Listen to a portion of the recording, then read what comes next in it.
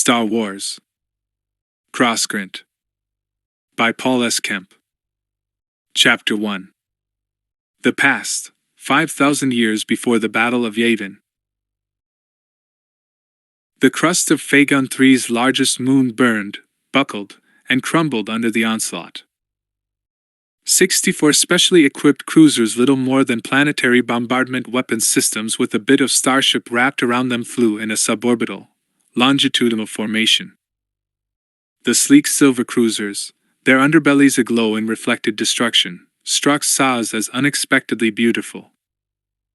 How strange that they could unleash annihilation in such warm, glorious colors. Plasma beams shrieked from the bow of each cruiser and slammed into the arboreal surface of the moon, shimmering green umbilicals that wrote words of ruin across the surface and saturated the world in fire and pain. Dust and a swirl of thick black smoke churned in the atmosphere as the cruisers methodically vaporized large swaths of the moon's surface. The bright light and black smoke of destruction filled Harbinger's view screen, drowning out the orange light of the system's star.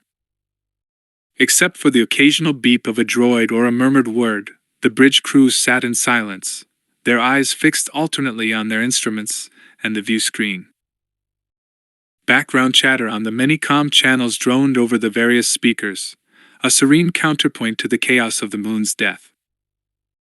Saz's keen olfactory sense caught a whiff of his human crew's sweat, spiced with the tang of adrenaline.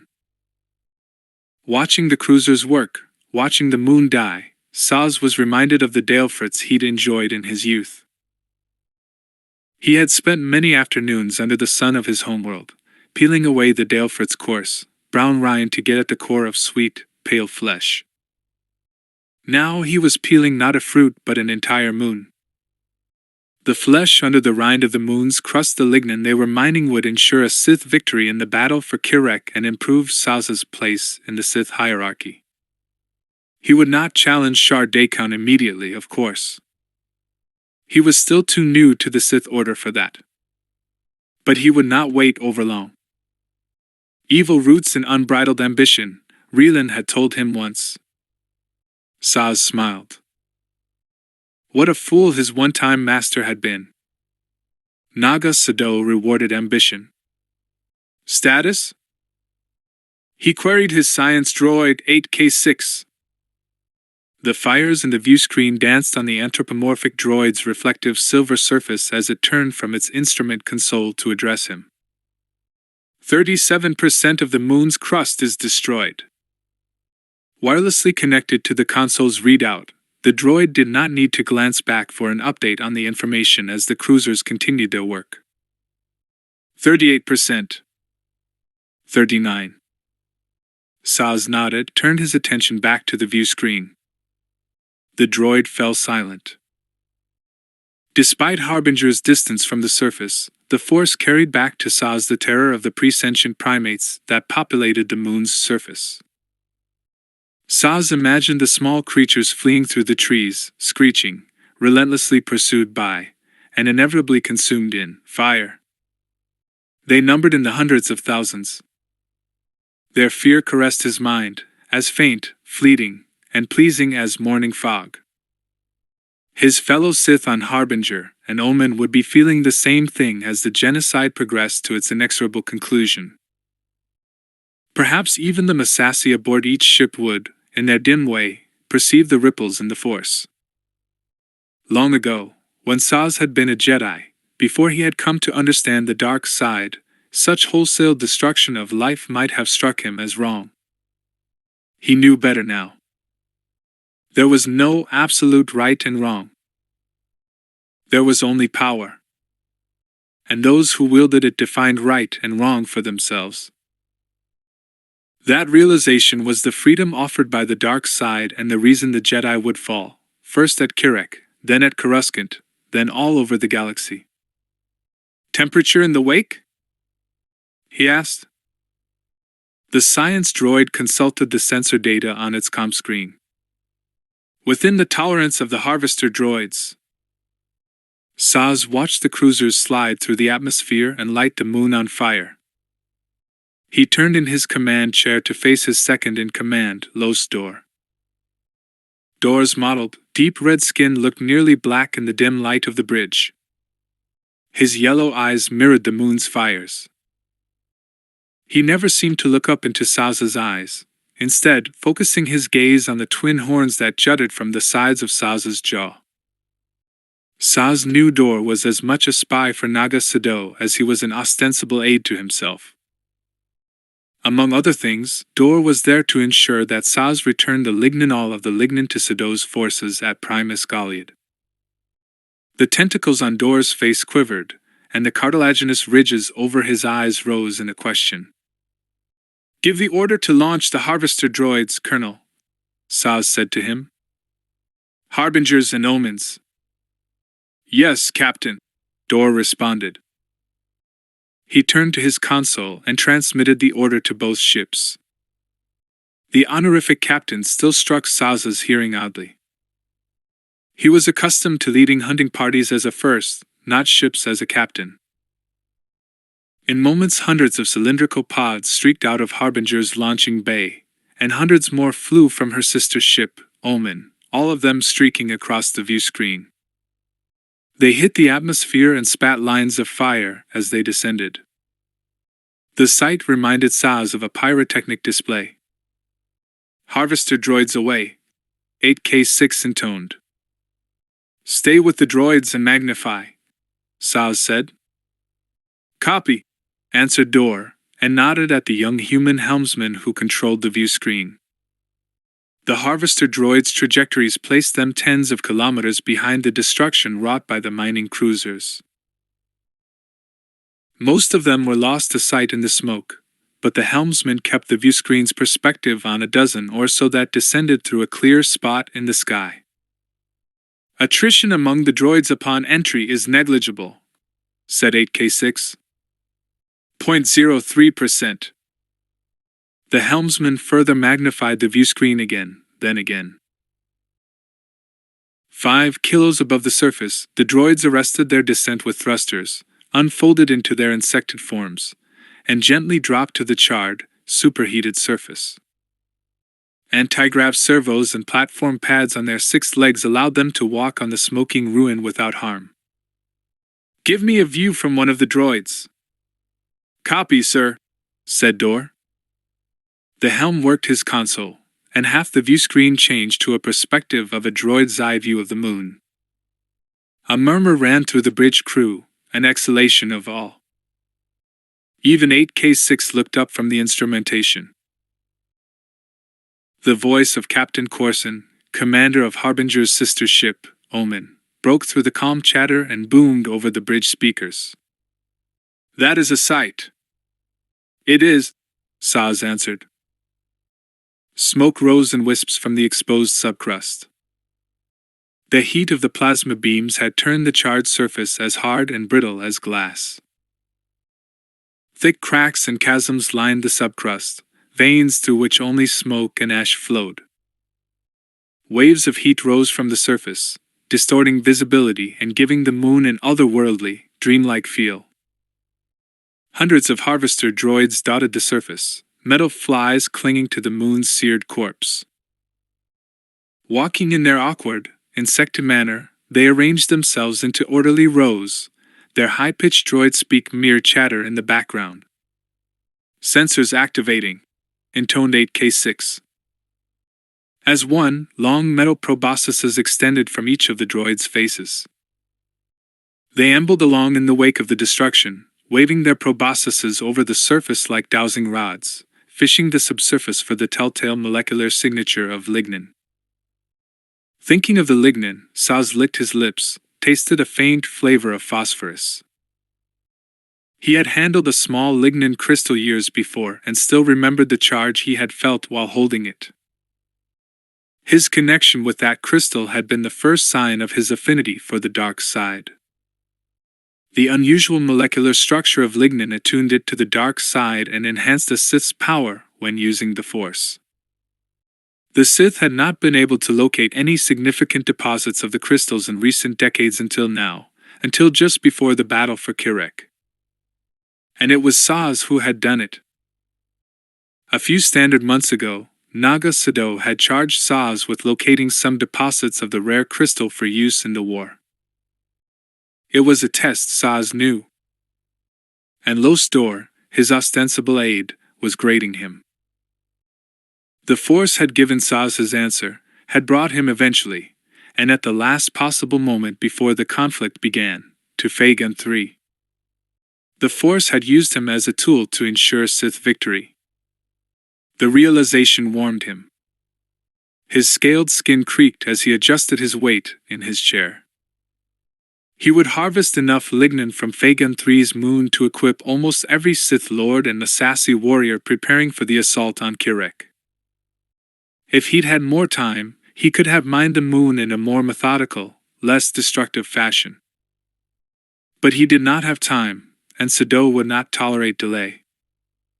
So Saz had created his own right and wrong, and the primates and other lifeforms on Fagan III's moon had died for it.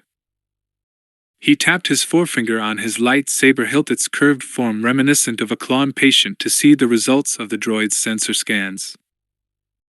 He leaned forward in his chair when an excited beep announced the first discovery of a lignin signature. Another joined it. Another.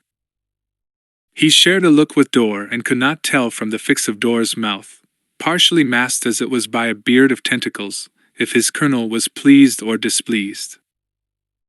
"There it is, Saz," said Corson from Omen. "We've done it." In truth, Saz had done it. Corson had been simply following his lead. "Yes. It appears to be a large deposit," said 8K6. More and more of the harvester droids chirped news of their discovery over the comm channel. "Perhaps more than we have time to acquire," said Dor.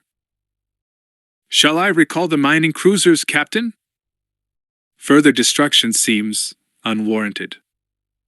Saz heard the question behind the question and shook his head. Dor would find no pity in Saz. "No.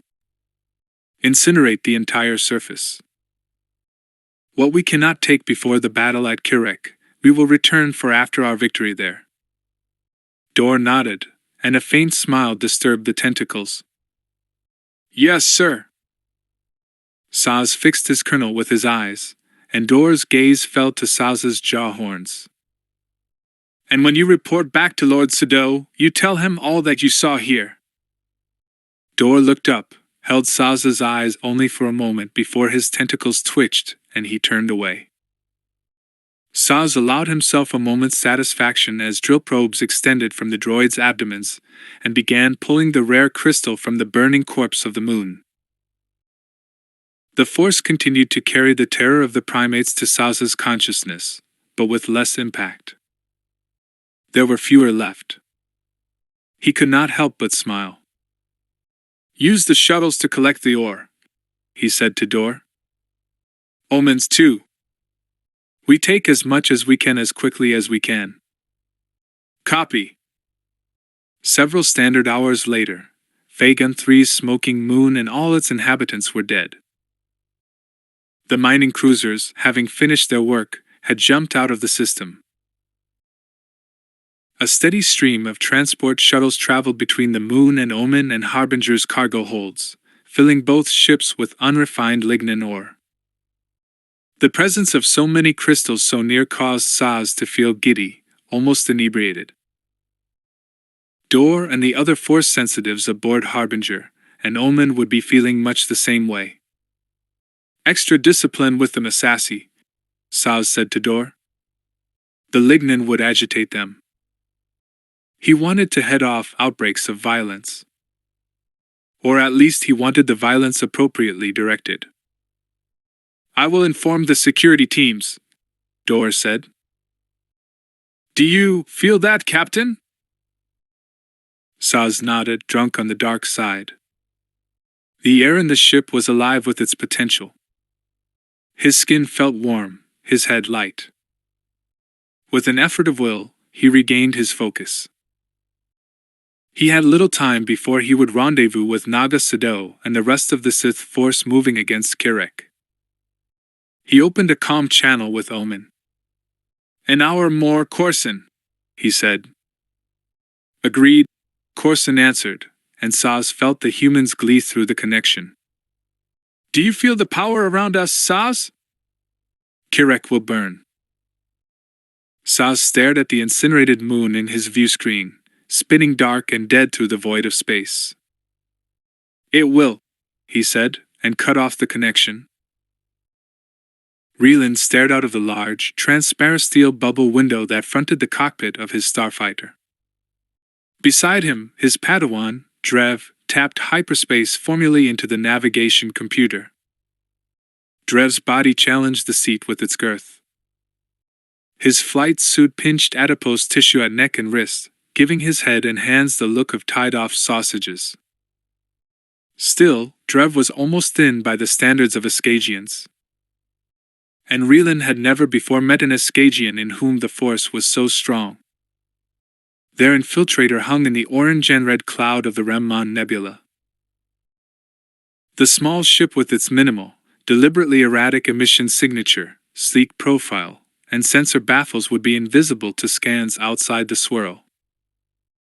Lines of yellow and orange light veined the superheated gas around them, like terrestrial lightning frozen in time. Reland watched the clouds slowly churn in the magnetic winds. He had been across half the galaxy since joining the Jedi, and the beauty it hid in its darkest corners amazed him still. He saw in that beauty the Force made manifest, a physical representation of the otherwise invisible power that served as the scaffolding of the universe. But the scaffolding was under threat. Sado and the Sith would corrupt it. Reland had seen the consequence of that corruption firsthand, when he had lost Saz to the dark side. He pushed the memory from his mind, the pain still too acute. The conflict between Jedi and Sith had reached a turning point.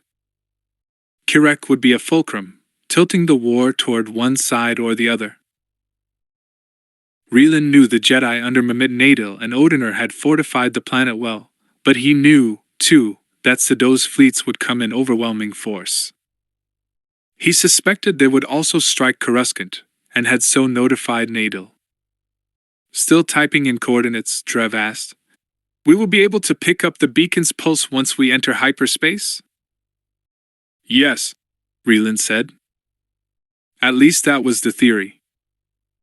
If they were right about the hyperspace lane Harbinger and Omen had taken, if Saz had not diverted his ship to another hyperspace lane, and if Harbinger and Omen remained near enough the hyperspace lane for the beacon's signal to reach them. And if the agents did not place the hyperspace beacon? Or if Saz located it and disabled it? Reland stared out at the nebula. "Peace, Drev. There are many ifs. Things are what they are." Matters had moved so rapidly of late that Reland had not had time to report back to his superiors as regularly as he should, just the occasional missive sent in a subspace burst as time and conditions allowed. He had picked up Saz's trail near Primus Galiad. There, he'd seen the armada of Sith forces marshalling for an assault. He'd seen Saz's ship leave the armada with a sister ship, Omen, falling in behind. After sending a short, subspace report back to the Order on Coruscant and Kirek, Reland had received orders to follow Saz and try to determine the Sith's purpose. He had learned little as Harbinger and Omen moved rapidly from one backrocket system to another, dispatching recon droids, scanning, then moving on. "He is searching for something," Reland said, more to himself than Drev. Drev chuckled, and his double chin shook. "Saz?" His conscience, no doubt. He seems to have misplaced it somewhere. Reland did not smile. The loss of Saz cut too sharply for jest. "I worry over your casual attitude toward matters of import. Many will die in this war."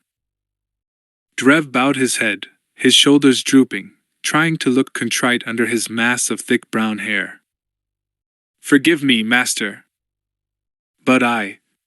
He paused, though his round face showed him struggling with a thought. "What is it?" Reelin asked. Drev did not look at him as he said, "I sometimes think you laugh too little. Among my people, the shamans of the Moon Lady teach that tragedy is the best time for mirth. Laugh even when you die, they say. There is joy to be found in almost everything. And there is also pain," Reelin said, thinking of Saz. "Are the coordinates ready?"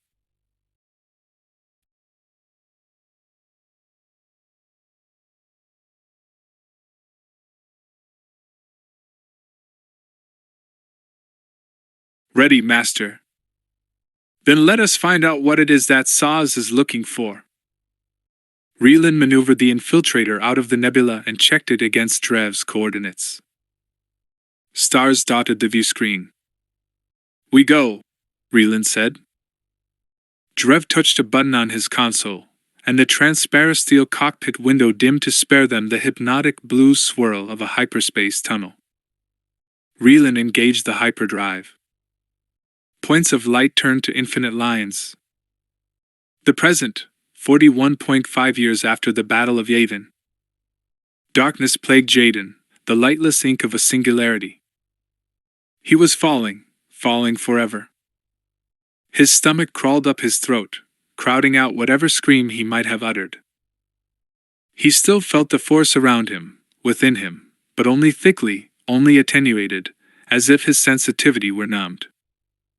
He hit unseen ground with a grunt and fell to all fours. Snow crunched under his palms and boots. Gusts of freezing wind rifled his robes to stab at his skin. Ice borne by the wind peppered his face and rimed his beard. He still could see nothing in the pitch. He stood, shaking, freezing. "Where is this place?" he called. The darkness was so deep he could not see his frozen breath. His voice sounded small in the void. "R6? No response. "R6? Odd, he thought, that the first thing he called for in an uncertain situation was his droid rather than a fellow Jedi. He reached for the familiar heft of his primary lightsaber, found its belt clip empty. He reached around to the small of his back for his secondary lightsaber, the crude but effective weapon he had built as a boy on Crosscurrent without any training in the Force, and found it gone, too. His blaster was not in his thigh holster. No glow rod in his utility pocket. He was cold, alone, unequipped, blind in the darkness. What had happened? He remembered nothing. Drawing his robes tightly about him to ward off the cold, he focused his hearing, but heard nothing over the wind except the gong of his heartbeat in his ears. With difficulty, he reached out with his Force sense through the fog of his benighted sensitivity, trying to feel the world around him indirectly. Through the dull operation of his expanded consciousness, he sensed something. There were others there with him, out in the darkness. Several others. He sharpened his concentration, and the tang of the dark side teased his perception Sith. But not quite Sith, not entirely, the dark side adulterated. He tried to ignore the familiar caress of the dark side's touch. He knew the line between light and dark was as narrow as a vibroblade edge. His master, Kyle Katarn, had taught him as much. Every Jedi walked that edge. Some understood the precipice under their feet, and some did not. And it was the latter who so often fell. But it was the former who so often suffered. Jaden frequently wished he had remained in ignorance, had stayed the boy on Coruscant for whom the Force had been magic. Summoned from the past, his master's words bounced around his brain. The Force is a tool, Jaden. Sometimes a weapon, sometimes a salve. Dark side, light side, these are distinctions of insignificant difference. Do not fall into the trap of classification. Sentience curses us with a desire to categorize and draw lines, to fear that after this be dragons. But that is illusion. After this is not dragons but more knowledge, deeper understanding. Be at peace with that. But Jaden never had been at peace with that. He feared he never would. Worse, he feared he never should. After completing his training, Jaden had done some research into unorthodox theories about the Force. He had come to think and fear that his master had been right. Show yourselves, he called into the darkness, and the howling wind devoured his words. He knew the Sith would have sensed his presence, the same as he had sensed theirs. They were all around him, closing fast. He felt vulnerable, with nothing at his back, unable to see. He sank into the Force and denied his fear. Finding his calm, he stood in a half-crouch, eyes closed, mind focused, his entire body a coiled spring. Even without his lightsaber, a dark side user would find him a formidable foe. Jaden, whispered a voice in his ear, a voice he'd heard before only on vidscreen surveillance. He spun, whirled, the power of the Force gathered in his hands for a telekinetic blast, and saw only darkness. Lamia. It had been Lamia's voice. Hadn't it? But Lamia was long dead. A hand clutched at his robe. Jaden, said another voice. Lassen's voice. He used the Force to augment a backward leap, flipping in midair, and landed on his feet 3 meters behind Lassen, a fellow Jedi Knight who should have been dead, who had died soon after the Ragnos crisis. Lassen's voice unmoored him from his calm, and Force lightning, blue and baleful, came unbidden and crackled on his fingertips. He saw nothing. The hairs on Jaden's neck rose. He stared at his hand, the blue discharge of his fingertips. With an effort of will, he quelled it. "JADEN KORR," said a voice to his left, Master Cam Salisser's voice, but Jaden felt not the comforting presence of another light side user, only the ominous energy of the dark side. He spun, but saw only darkness. "What you seek can be found in the black hole on Phos, Jaden," said Mara Jade Skywalker, and still Jaden saw nothing, no one. Mara Jade Skywalker was dead. "Who are you?" he called, and the wind answered with ice and screams. "Where am I?" He reached out again with his Force sense, trying to locate Lamia, Lassen, Salisser, and Skywalker, but found them gone. Again, he was alone in the darkness. He was always alone in darkness. It registered with him then. He was dreaming. The Force was speaking to him.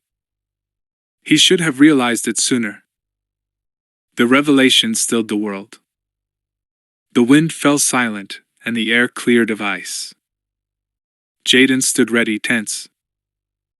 A distant, sourceless cry sounded, repeated itself, the rhythm regular, the tone mechanical. It could have been coming from the other side of the planet. "Help us! Help us! Help us!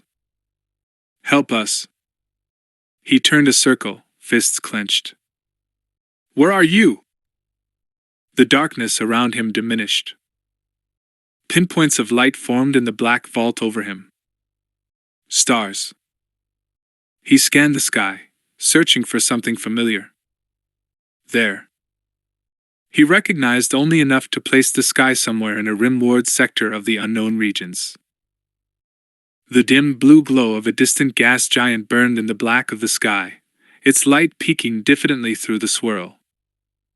Thick rings composed of particles of ice and rock belted the gas giant. He was on one of the gas giant's moons. His eyes adjusted more fully to the dimness, and he saw that he stood on a desolate, wind-racked plain of ice that extended as far as he could see. Snowdrifts as tall as buildings gave the terrain the appearance of a storm-racked ocean frozen in time. Cracks veined the exposed ice, the circulatory system of a stalled world. Chasms dotted the surface here and there like hungry mouths. Glaciers groaned in the distance, the rumbles of an angry world. He saw no sign of Lamia or Lost Sin or any of the other Sith imposters he had sensed. He saw no sign of life anywhere. His breath formed clouds before his face. His left fist clenched and unclenched reflexively over the void in his palm where his lightsaber should have been. Without warning, the sky exploded above him with a thunderous boom. A cloud of fire tore through the atmosphere, smearing the sky in smoke and flame. A shriek like stressed metal rolled over Jaden. Ice cracked and groaned on the surface. Jaden squinted up at the sky, still lit with the afterglow of the destruction, and watched a rain of glowing particulates fall, showering the moon in a hypnotic pattern of falling sparks. His force sense perceived them for what they were, the dark side reified. He disengaged his perception too slowly, and the impact of so much evil hit him like a punch in the face. He vomited down the front of his robes, fell to the frozen ground, and balled up on the frozen surface of the moon as the full weight of the dark side coated him in its essence. There was nowhere to hide, no shelter. It fell all around him, on him, saturated him. He woke, sweating and lightheaded, to the sound of speeder and swoop traffic outside his Coruscant apartment. The thump of his heartbeat rattled the bars of his rib cage. In his mind's eye, he still saw the shower of falling sparks, the rain of evil. He cleared his throat, and the sensors in the room, detecting his wakefulness, turned on dim room lights. "R6?" he said. No response. He sat up, alarmed. "R6?" The sound of shouts and screams outside his window caused him to leap from his bed. With a minor exercise of will, he pulled his primary lightsaber to his hand from the side table near his bed and activated it. The green blade pierced the dimness of his room. The black ball of Korriban filled Kel's view screen. Clouds seethed in its atmosphere, an angry churn. He settled Predator, a cloak-shaped fighter modified with a hyperspace sled and sensor-evading technology copied from a stolen StealthX, into low orbit. The roiling cloak of dark energy that shrouded the planet buffeted Predator, and the ship's metal creaked in the strain. Kel attuned his vision to fate and saw the hundreds of Dean Nosi fate lines. A Coruscanti academic had once translated the Anzadi term that intersected at Korriban, the planet like a bulbous black spider in a web of glowing potentialities. The past, present, and future lines of the galaxy's fate passed through the Sith Toonworld's inhabitants, threads of glowing green, orange, red, and blue that cut it into pieces. Space-time was pregnant with the possible, and the richness of the soup swelled Kel's hunger. He had first seen the Dean Nosi in childhood, after his first kill, and had followed them since. He thought himself unique among the Anzadi special called, but he could not be certain. Thinking of his first kill turned his mind to the food he kept in the cargo hold of Predator, but he quelled his body's impulse with the thought. His own Dean Nosi stretched out before him, the veins of his own fate, a network of silver lines reaching down through the transparent steel of the cockpit and into the dark swirl, down to the tombs of the Sith, to the secret places where the one Sith lurked. He had business with them, and they with him. The lines of their fates were intertwined. He punched the coded coordinates of his destination into the navicomp and engaged the autopilot. As Predator began its descent through the black atmosphere, he left the cockpit and went below decks to the cargo hold. He had half a standard hour before he would reach his destination, so he freed his body to feel hunger. Growing anticipation sharpened his appetite.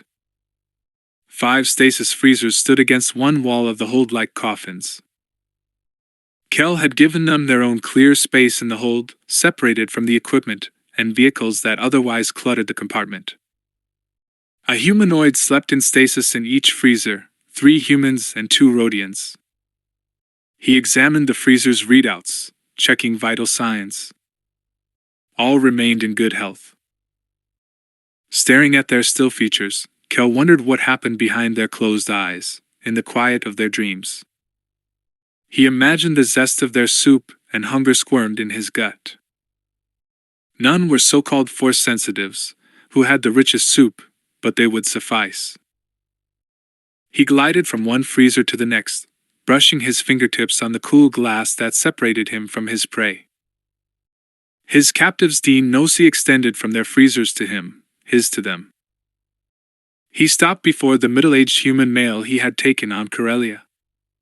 "You," he said, and watched his silver lines intertwine with the green lines of the Corellian. He activated the freezer's thaw cycle. The hiss of escaping gas screamed the human's end. Kel watched as the freezer's readout indicated a rising temperature, watched as color returned to the human's flesh. His hunger grew, and the feeders nesting in the sacs of his cheeks twitched. He needed his prey conscious, otherwise he could not transcend. He reached through the DUOLOGY that connected him to his meal. "Awaken," he softly projected. The human's eyes snapped open, pupils dilated, lids wide. Fear traveled through the mental connection, and Kel savored it. The freezer's readout showed a spiking heart rate, increasing respiration. The human opened his mouth to speak, but his motor functions, still sluggish from stasis, could produce only a muffled, groggy croak. Kel pressed the release button, and the freezer's cover slid open. "Be calm," he projected, and his command wormed its way into the human's mind, a prophylactic for the fear. But growing terror overpowered Kel's casual psychic hold. The human struggled against his mental bonds, finally found his voice. "Please! I have done nothing." Kel leaned forward, took the human's doughy face in his hands. The human shook his head but was no match for Kel's strength. "Please," the Corellian said. "Why are you doing this? Who are you? What are you?" Kel watched all of the human's DUOLOGY, all of his potential futures, coalesce into a single green line that intersected Kel's silver one, where it stopped. "I am a ghost," Kel answered, and opened the slits in his face. His feeders squirmed free of their sacs, wire-thin appendages that fed on the soup of the sentient. The human screamed, struggled, but Kel held him fast. "Be calm," Kel projected again, this time with force, and the human fell silent. The feeders wormed their way into the warm, moist tunnels of the Corellian's nostrils, and rooted upward. Anticipation caused Kel to drool. He stared into the human's wide, bloodshot eyes as the feeders penetrated tissue, pierced membranes, entered the skull cavity, and sank into the rich gray stew in the human's skull. A spasm racked the human's body. Tears pooled in his wide eyes and fell, glistening, down his cheeks. Blood dripped in thin lines from his nose. Kel grunted with satisfaction as he devoured potential futures, as the human's lines ended and Kel's continued. Kel's eyes rolled back in his head as his DUOLOGY lengthened, and he temporarily became one with the soup of fate. His consciousness deepened, expanded to the size of the galaxy, and he mentally sampled its potential. Time compressed. The arrangement of DUOLOGY across the universe looked less chaotic. He saw a hint of order. Revelation seemed just at the edge of his understanding, and he experienced a tingling shudder with each beat of his heart. "Show me," he thought. "Let me see." The moment passed as the human expired and Kel let him drop to the floor of the bay. Revelation retreated and he backed away from the corpse, gasping. He came back to himself, mere flesh, mere limited comprehension. He looked down at the cooling body at his feet, understanding that only in murder did he transcend. He retracted his feeders, slick with blood, mucus, and brains, and they sat quiescent in their sacs. Sighing, he collected the human's corpse, bore it to the airlock, and set the controls to eject it. Through the centuries, he had left such litter on hundreds of planets.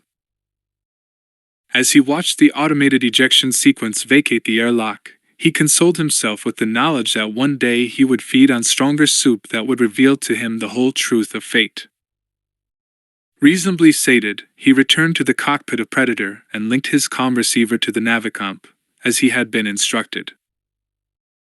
In moments, the autopilot indicator winked out, reminding Kel of the way the Corellian's eyes had winked out, how the human had transformed from sentience to meat in the span of a moment, and another force took control of Predator. Kel settled into his chair as the ship sped through the malaise of Corbin's atmosphere toward the dark side of the planet. A short time later, Predator set down in the midst of ancient structures.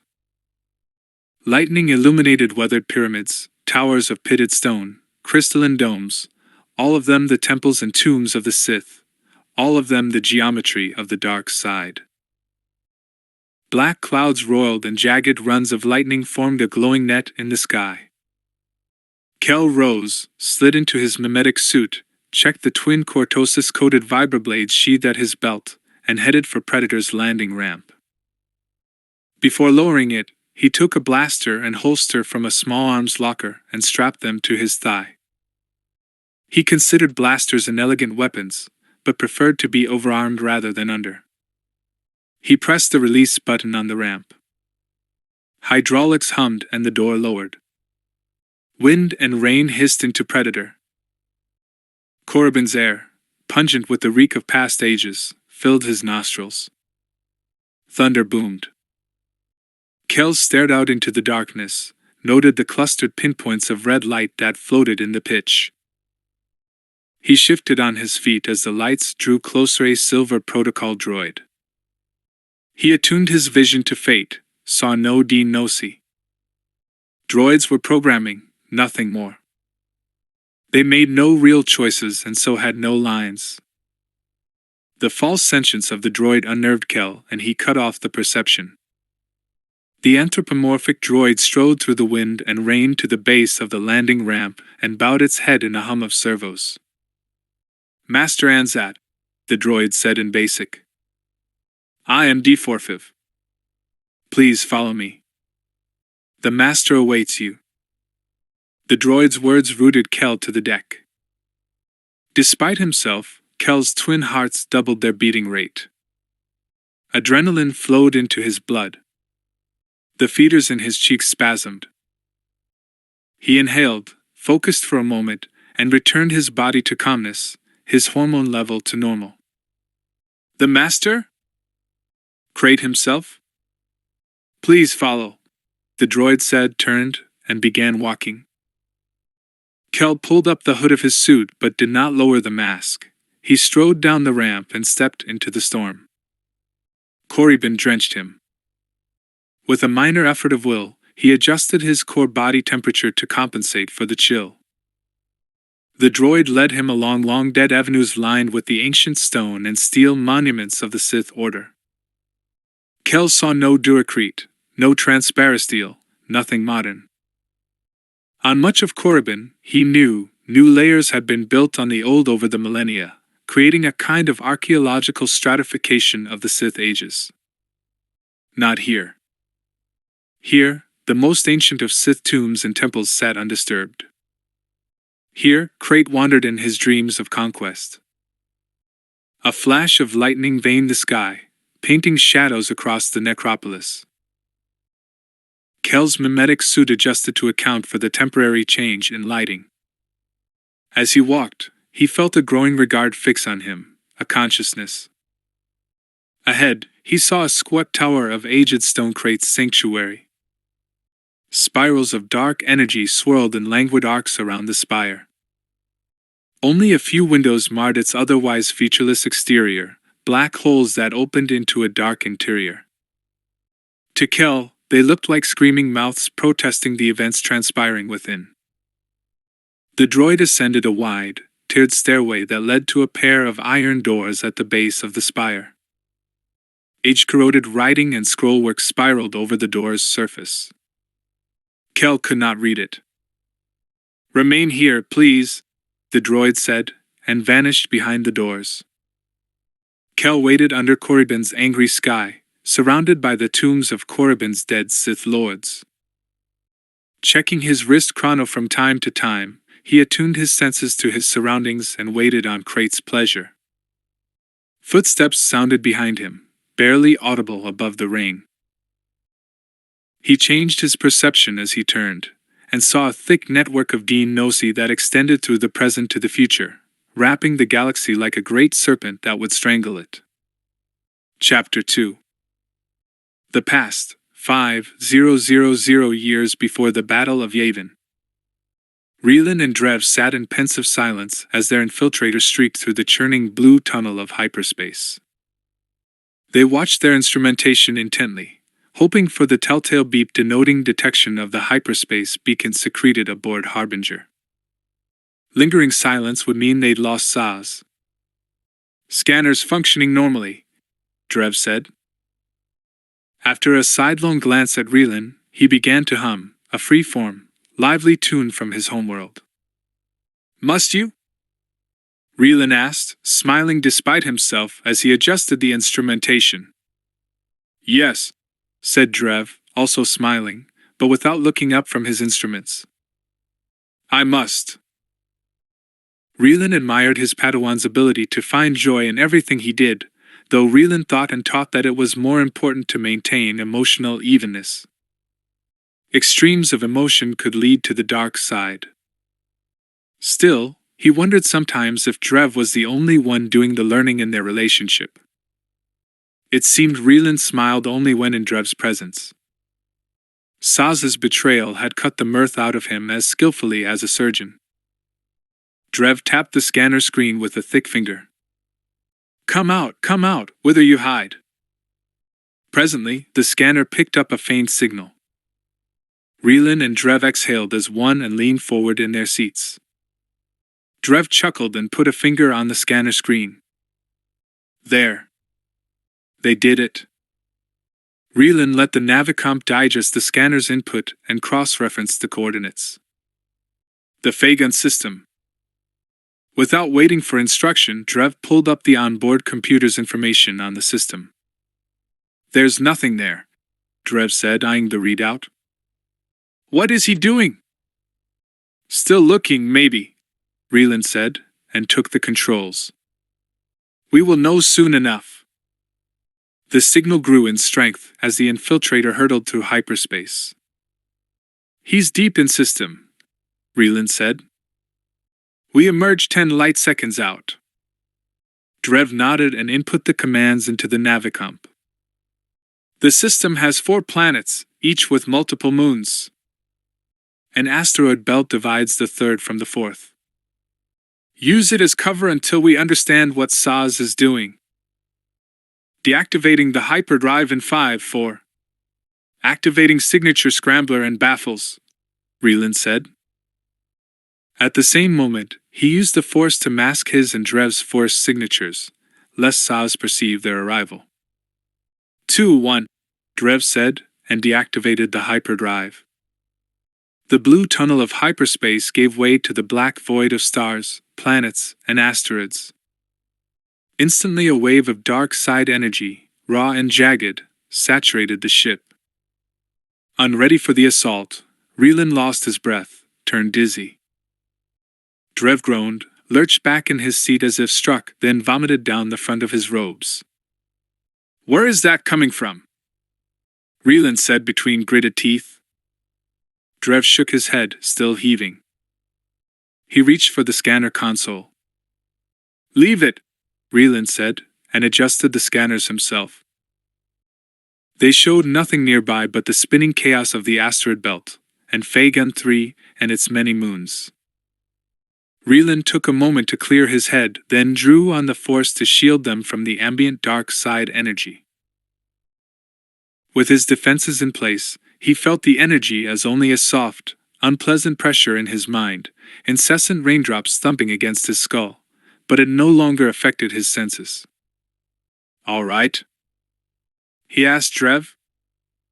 Drev cleared his throat, eyed his flight suit and robes in embarrassment. "I am all right." "Apologies, Master." Reelan waved away the apology. He had been unprepared, too. My meal tasted better the first time, Drev said, smiling, his cheeks bright red. Smelled better, too, Reland said, chuckling as he pored over the scanner's output. So, it's vomit that loses your sense of humor, Drev said. He stripped off his robe, balled it up, and retook his seat. He took a gulp of a flavored protein drink in a plastic pouch, swished it around his mouth. I will keep that in mind. Maybe scatological humor will amuse you also? Reland only half smiled. His mind was on their situation. What had they stumbled onto? He had never before experienced such a wash of pure dark side energy. Whatever Saz had been searching for, he must have found it in the Fagan system. Drev must have sensed his seriousness. What do you make of it? Drev asked. A dark side weapon? A Sith artifact, maybe? Reland shook his head. The energy was not intense, simply widespread. We will soon know. He engaged the ion drive and started to take them into the asteroid belt, but thought better of it. He took his hands from the controls. Take us in, Drev, he said. He felt his Padawan's eyes on him. Into the belt? Reland nodded. The infiltrator's sensor scrambler and the churn of the asteroid belt would foil any Sith scanners. Are you certain, Master? Still your mind, he said to his Padawan. Feel the Force, trust it. Drev was one of the best raw pilots in the Order. With time and training in the use of the Force, he would become one of the Jedi's finest. Take us in, Reland repeated. Drev stared out of the cockpit, at the ocean of whirling rocks. He paused for a long, calming breath, then took the controls and piloted the infiltrator into the asteroid belt. He accelerated without hesitation and the ship darted through the field of slowly spinning rock, diving, ascending, rolling. Pitted stones flashed on the view screen for a moment, vanished as Drev cruised under them, over them, around them. One of the infiltrator's wings caught an oblong asteroid and the ship lurched, started to spin. Master dash. Calm, Drev, Reland said, and his Padawan zagged out of the way of another asteroid as he righted the starfighter. Well done, Padawan, Reland said. Well done. A smile split Drev's face as he continued through the belt. Reland monitored the sensors. There is an asteroid on the edge of the belt, more than 10 kilometers in diameter, in a very slow spin.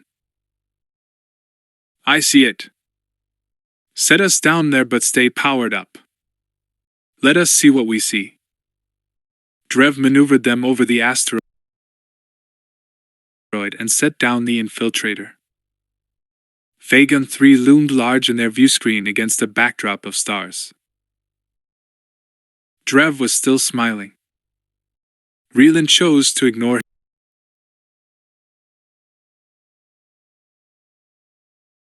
his Padawan's emotional high. Give me a heads-up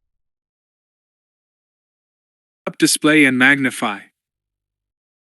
A HUD appeared off-center in the cockpit window. Drev input a few commands and magnified the image. Plumes of smoke spiraled from the charred surface of one of Fagon 3's small moons. Saz's dreadnought and its sister ship hung like carrion birds in low orbit over the moon's corpse. A steady stream of transports moved between the moon's surface and the belly-slung landing bays of the two Sith ships. Drev lost his smile as he worked the scanners. That is not how can dash. Master, that moon should be covered in vegetation. He looked up from his scan. And life. Reland felt his Padawan's anger over the destruction. He knew where anger led. The young man moved from joy to rage as if his emotions were on a pendulum. Stay focused on our task, Drev. The scope of the matter cannot affect your thinking. Do not let anger cloud your mind. Drev stared at him as if he were something appalling he'd found on the bottom of his boot. The matter? It is not a mere matter. They incinerated an entire moon. It is an atrocity. Raylan nodded. The word fits. But you are a Jedi. Master your emotions. Especially now. Especially now, Padawan. Drev stared at him a moment longer before turning back to the scanners. When he spoke, his voice was stiff. There are hundreds of mining droids on the moon. More to himself than Drev, Raylan said. Saz incinerated the crust, then loosed the mining droids. He focused his force sense on the transports and their cargo. Though he had been ready, the dark side backlash elicited a gasp and set him backward in his chair. It is the cargo. The cargo? What did he pull out of that moon? Raylan shook his head as he took the controls. I do not know. An ore of some kind, something attuned to the dark side. Raylan knew of such things. Whatever it is powerful.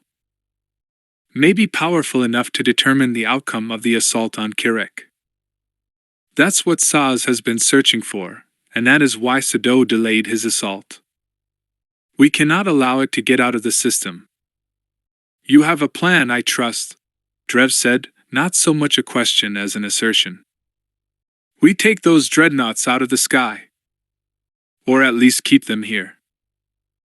Drev licked his lips, no doubt pondering the relative sizes of the infiltrator and the dreadnoughts, not unlike the relative difference between a blood fly and a rancor. How? Raylan lifted the infiltrator off the asteroid and flew it into open space. I'm going aboard. Saz and I should get reacquainted. He expected at least a chuckle from his Padawan, but Drev did not so much as smile. He stared out the viewscreen at the dead moon, at the Sith ships, his lips fixed in a hard line. Raylan put a hand on his Padawan's shoulder and unharnessed himself from his seat. You have the controls. The scrambler and baffles will not keep us invisible for long. I just need a little time.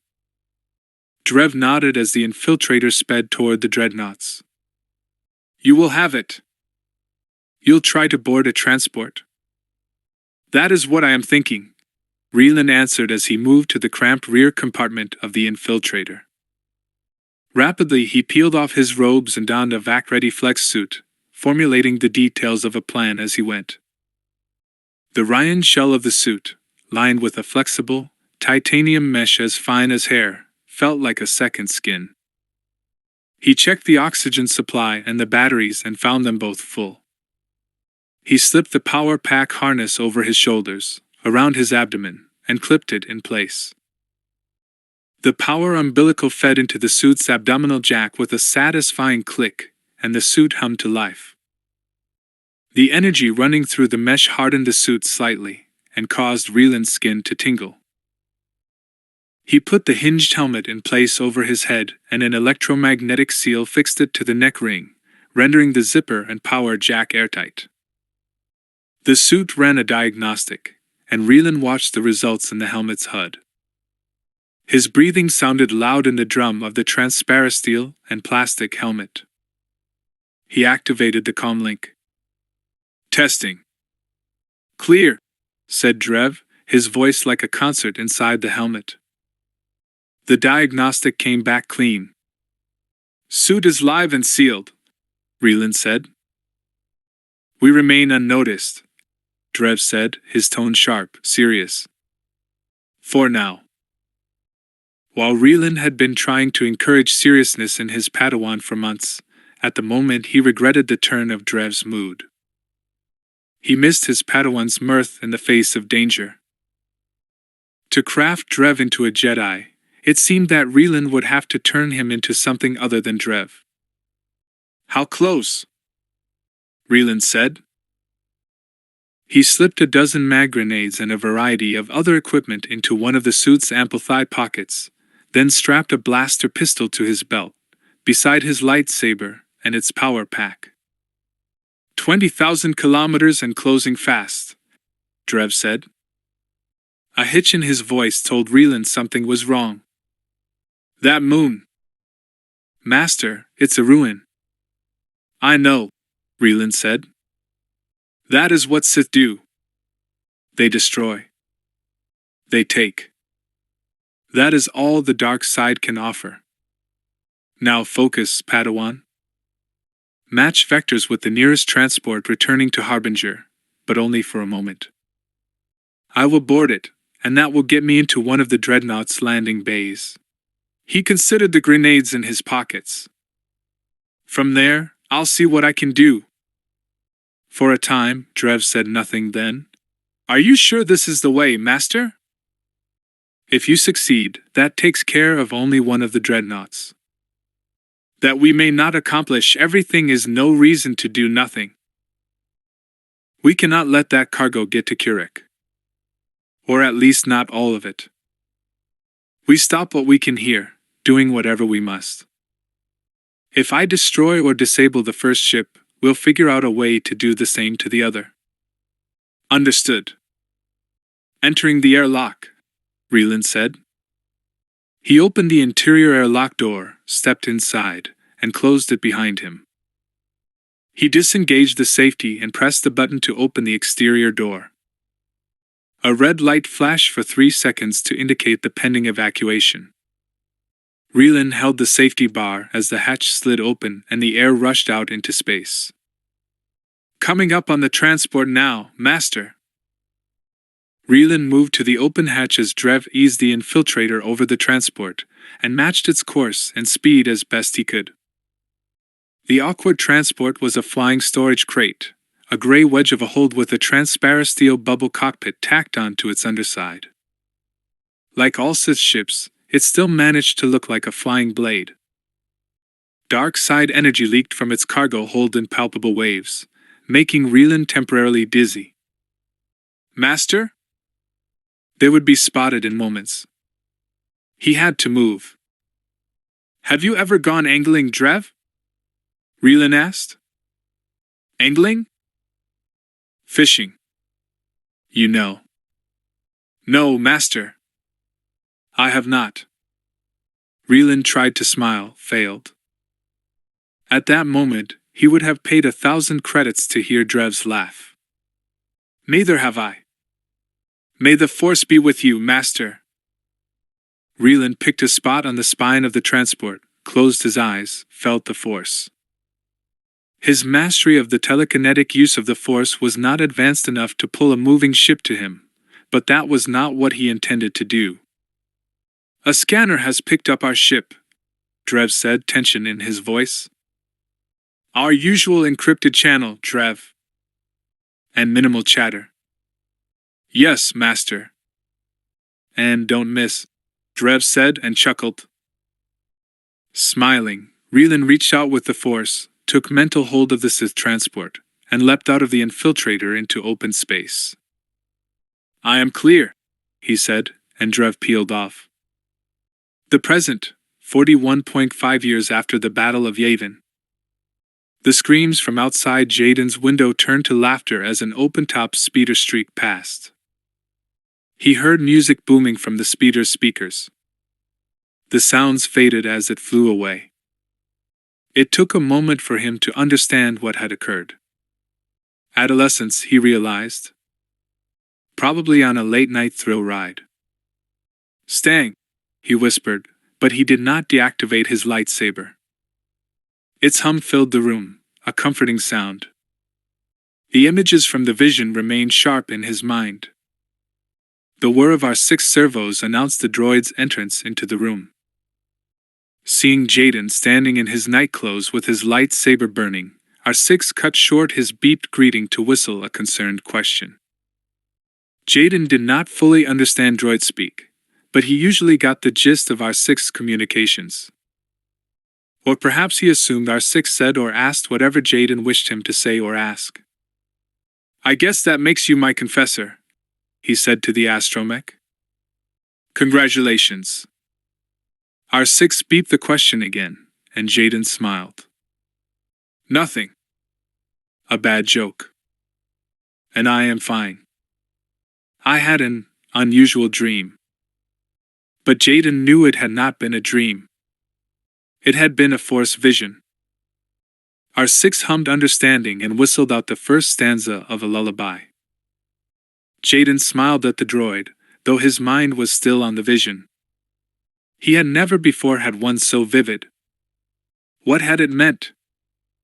Dead Jedi and Sith resurrected, an icy moon in the unknown regions, a reign of evil, and the repeated cry for help. He could not make sense of what he had seen, so he tried to recall what he had felt, the uncomfortably familiar touch of the dark side, his increasingly attenuated connection to the light side, and bridging the two, his master's words, "The Force is a tool, either light nor dark." How can that be? A tool? Nothing more than that? R6 beeped confusion. Jaden waved a hand distractedly. It cannot be, he said, answering his own question. The Force had been Jaden's moral compass for decades. Reducing it to a tool, mere potential, left him rudderless. He looked at his hand, the hand from which he had discharged Force lightning. There be dragons, he muttered, deactivating his lightsaber. R6 word a question. I am trying to discern the vision's meaning, but I am uncertain. He had been uncertain since the Battle of Centerpoint Station, though he had been struggling with doubt before that. His certainty had been one of the unrecorded casualties of the battle. He had done things he regretted. The Corellians had simply wanted their independence. In hindsight, Jaden saw the whole affair as a political matter unworthy of Jedi involvement. He had killed over politics. The Jedi Order had killed over politics. Where did that leave them as an order? How were they different from the Sith? Hadn't they used the light side to engage in morally questionable acts? And where did that leave Jaden?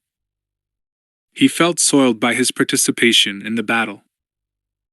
Once, we were guardians of the galaxy, he said to R6, and the droid stayed wisely silent. Now the Jedi seemed guardians of particular politicians. What principles did they stand for anymore? The Force is only a tool. He shook his head as he pulled on his robes. The Force had to be more than that. Otherwise, he had lived a lie for decades. His lightsaber was a tool. The Force was something more. It had to be. He feared the Jedi had come to think that because they used the light side of the Force, everything they did must therefore be good. Jaden saw that thinking as flawed, even dangerous. Since the battle for Centerpoint, he had isolated himself from the Order, from Valen, from Kyle. He felt purposeless and unwelcome. He thought his doubt must be plain to them all. He knew he would be transparent to the Masters. He had no one with whom he could share his thoughts. No one but you, he said to R6. His blaster and the small, one-handed hilt of his second lightsaber lay on his side table. He strapped on a holster, put the blaster to bed in it, and hooked his secondary saber to the clip at the small of his back. He did not know why he kept the old lightsaber, holding it close to him like a good luck charm. He supposed its blade was the purple tether that connected him to a simpler past. He had crafted the blade when the Force had been nothing to him but a word. He had possessed no wisdom, yet he had utilized the Force to build a blade. Didn't that mean that Kyle was right, that the Force was simply a tool, free-floating energy for anyone to use, no different from a loaded blaster? He shied away from the notion, because if it were true, then the light and dark side meant nothing in terms of moral and immoral, good and evil. I do not accept that, he said to R6.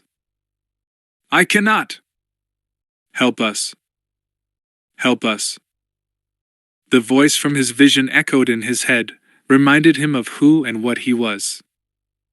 He had stood on a frozen, dark moon in the unknown regions, communed with dead Jedi while evil had rained down, and someone had called to him for help. He would help. He must. Moral clarity lived in aid to others. He grabbed it like a lifeline. What you seek can be found in the black hole on Fost. The words were nonsense. There was no black hole on Fost or anywhere near it. But he had to learn what the words meant, because that would allow him to find what he sought. R6, link with the HoloNet. The droid whistled acquiescence, extended a wireless antenna, and connected. Call up mapped or partially mapped sectors in the unknown regions, Jaden said. R6 projector showed three-dimensional images of various sectors in the air between the droid and Jaden. There were only a few. The information was woefully thin. Search for any charted system with a gas giant that appears blue to the human eye, ringed, with at least one frozen moon whose atmosphere would support a human. R6 processors whirred through the information he pulled from the HoloNet. Holographic planets appeared and disappeared so quickly in the space between them that Jaden soon felt dizzy. In a quarter hour, R6 had shuffled through a catalog of thousands of planets. None squared with Jaden's vision. Jaden was unsurprised. Most of the unknown regions were unmapped on Galactic Alliance star charts. The Chiss were out there. The remnants of the Yuuzhan Vong were out there. Who knew what else he would find in those uncharted systems? An answer, perhaps, he said. But first he had to form the question. First he had to articulate what he sought. He felt the thin edge of a blade under his feet, felt himself wobbling on it. He was off balance. R6 beeped a query. The Force had sent Jaden a vision, this he knew. He would follow it. Show me Fost, R6. The images of various systems in the unknown regions blinked out, gave way to a magnified image of a dusty world, one half in its sun's light, one half in darkness. He stared at the lines separating the two hemispheres. It looked as thin as thread, as thin as the edge of a blade. Info on Fost, he said, and R6 scrolled a readout of the planet in the air before Jaden's eyes. What little information existed was more than 3 decades old, and came from an Imperial survey team. Fost was the only world in the system occupied by sentients, though none was native, and its itinerant population wouldn't have filled a sports stadium on Coruscant. Its largest population center, Farpoint, had been built on the ruins of a crashed starship of unknown origin. Jaden imagined the place to be a haven for adventurers, criminals, and other undesirables who preferred to live at the edge of known space, all of them crowded into ad hoc shelters built on the bones of a derelict ship. But Fost was his only lead. If he credited the Force vision at all, and how could he not? He would have to follow it to his answer. Get the Z-95 ready and prepare a course to Fost, he said to the droid. He paused, then added, and do not file a flight plan with the order. R6 beeped a mildly alarmed tone.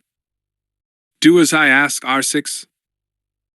The droid whirred agreement, and wheeled out of the room. Whatever the vision wished to teach him, it would teach to him. He did not want other Jedi involved, did not even want the Order to know where he'd gone. This was to be his lesson, and his alone. He would find what he sought, get his question answered for himself. Darth Wylock, Kel said as he turned. The honorific came with difficulty to his lips.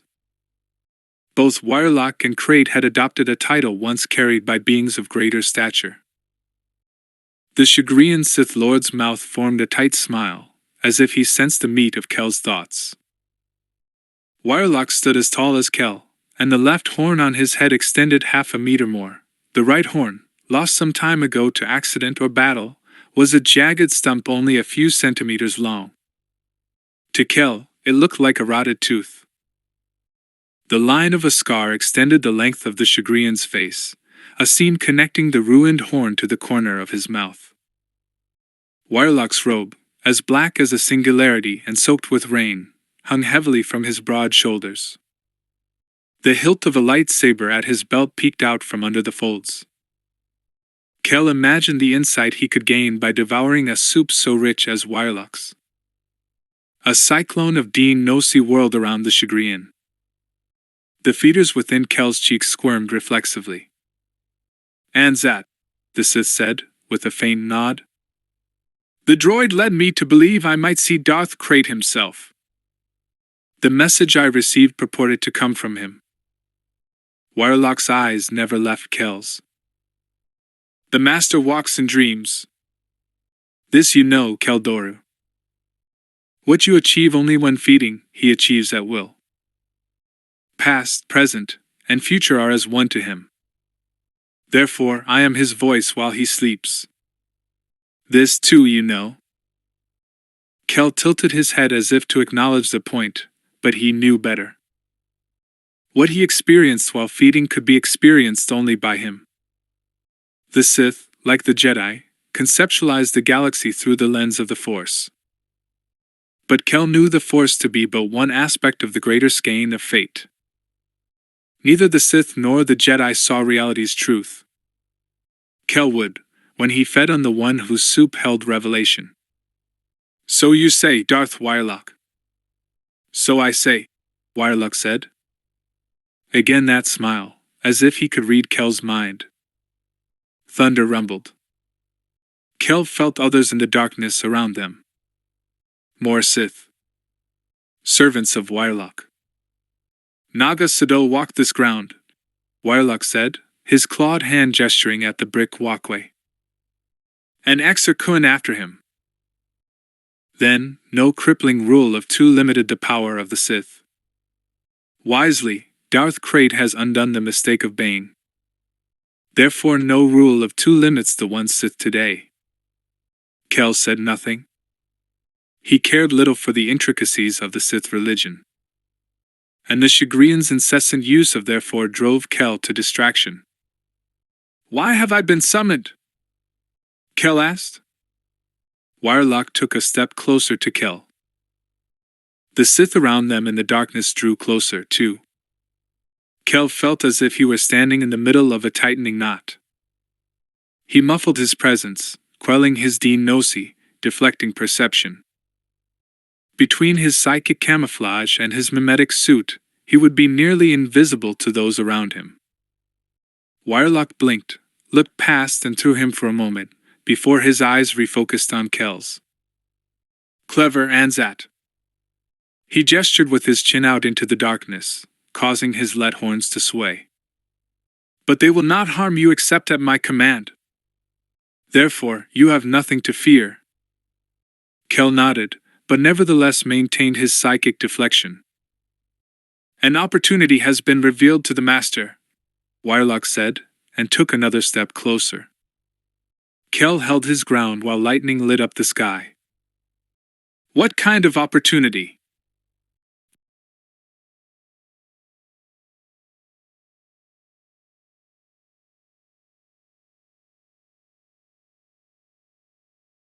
Concentration furrowed Wirelock's brow. Their DUOLOGY intertwined.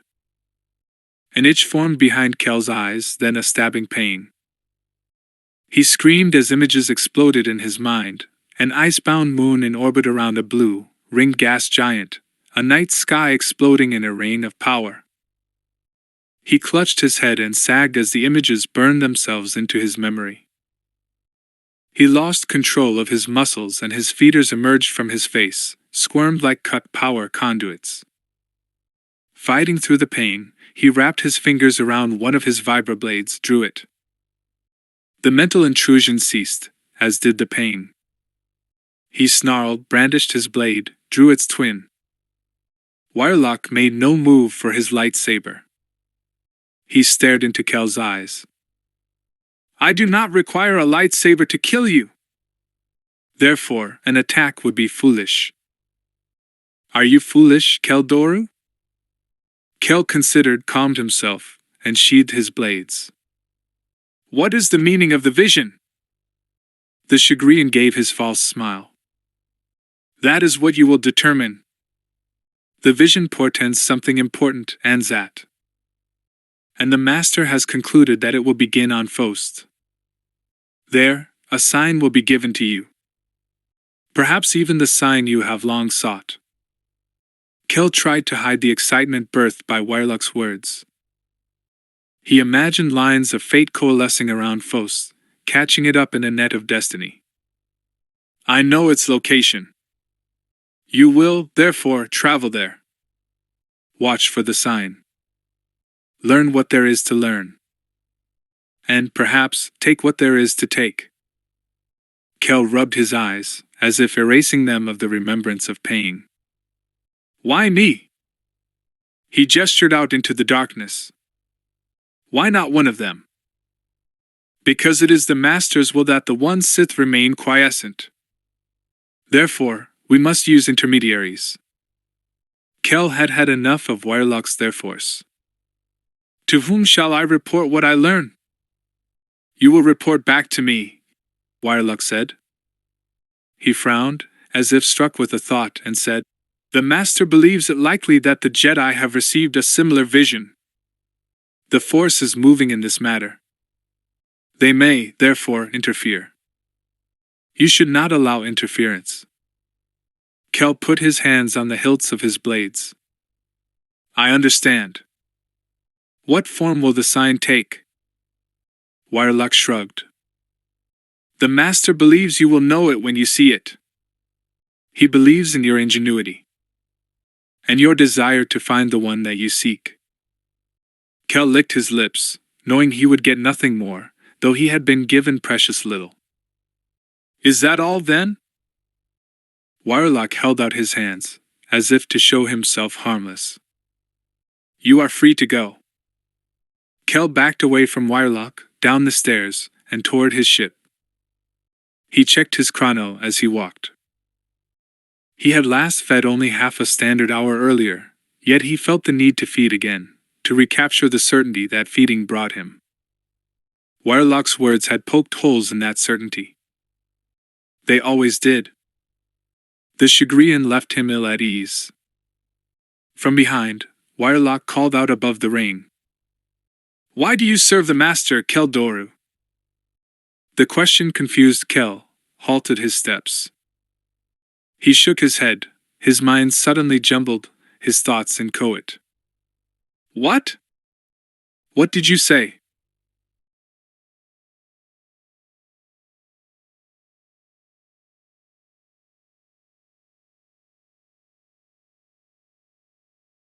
Then consider anew who sees reality's truths. You are not the only one who can shape perception. Thunder boomed, lightning ripped the sky. Kel shook his head to clear it, started to answer Wirelock, but saw that he had gone. His head felt muddled. A headache nested at the root of his skull. Out of habit, he checked his chrono again. He had lost a quarter of a standard hour since he'd last checked it moments ago. He had no idea how. Chapter 3.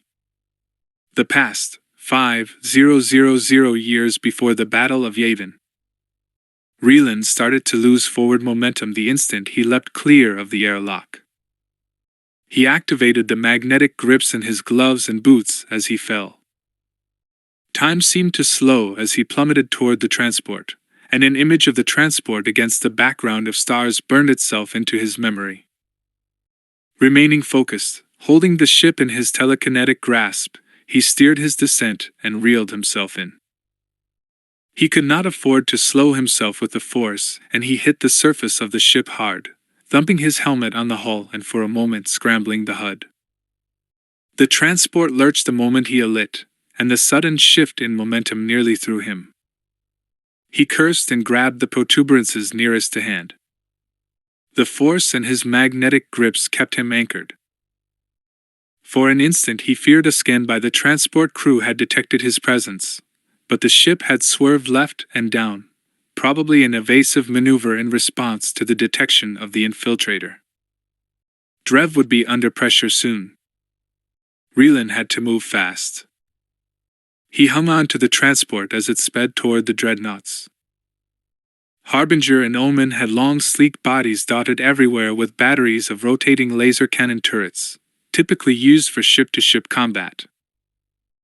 As he watched, the cannons rotated in the direction of the infiltrator, but they would have difficulty getting a fix on the small, stealth-equipped starfighter.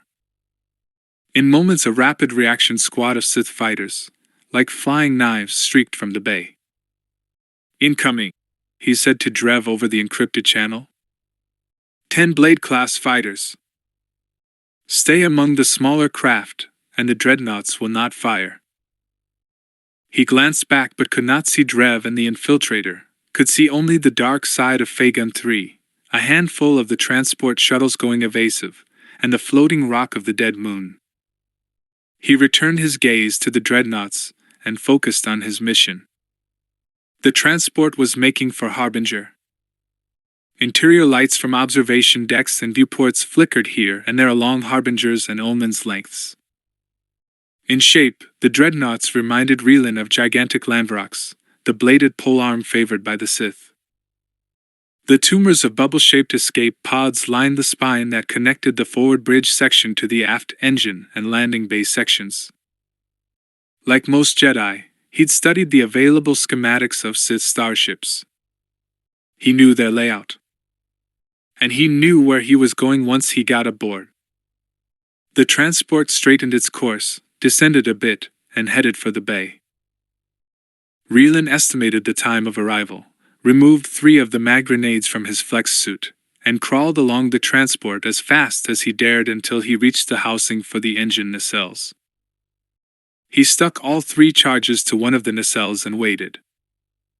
The moment the transport cleared the landing bay's shielding and started to slow, he activated them, put them on a 10-second timer, and began counting down in his head. 2 more blades sped past him and out of the ship. 10, 9. He worried for Drev. His Padawan was an extraordinary pilot, but the sky would be thick with Sith fighters. Relan would have to be fast. 8, 7. The activity in the landing bay gave it the appearance of an Eason hive. Pilots in full gear were carted in levs to their blades. Droids wheeled and walked here and there. Organics and machines unloaded open transports and loaded what looked like raw ore onto lev pallets. The sight of the ore, the greasy feel of it, made Relan queasy. He remembered a moment years before when he and Saz, then still a Jedi, had happened upon a crystal that enhanced a dark side user's connection to the Force. He shuffled through his memory until he recalled the name of the ore lignin. The feel of it was the same. It had to be the same material. He had never imagined there could be so much. A female voice on the loudspeaker announced commands. "Cargo Droid Team 4 to Landing Bay 163B. Relan reached out with the Force and felt the mines around him as the transport settled into a landing bay and powered down its engines. Autoclamps secured its skids and gases vented with a hiss. Relan discerned 10 or so beings nearby, none a Force user, all weak-minded. 5, 4. Using the Force, he entered their minds and erased himself from their perception. 3, 2. He leapt from the ship, hit the floor in a roll, found his feet, and ran. Augmenting his speed with the Force, he covered 100 meters in the tick of a chrono. 0. Behind him, the mag grenades blossomed into a cloud of flame and heat, and the secondary explosion from one or both of the transport's other engines rocked the landing bay. The concussion wave nearly knocked him from his feet. Shards of metal, chunks of flesh, screams, and sparkling motes of the transported or peppered the area. The presence of the ore in its naked form made his stomach churn, and he took care as best he could to touch none of the particulates. An alarm screeched and the crew near the wreckage scrambled for the firefighting gear. A medical droid wheeled past Reelan. "Firefighting team to main landing bay," announced the female voice. Ears ringing, Reelan hurried down a corridor in the direction of the hyperdrive chamber. He flipped back his helmet, letting it hang by the hinge at the rear of the suit's neck, and put the helmet's removable comm link in his ear.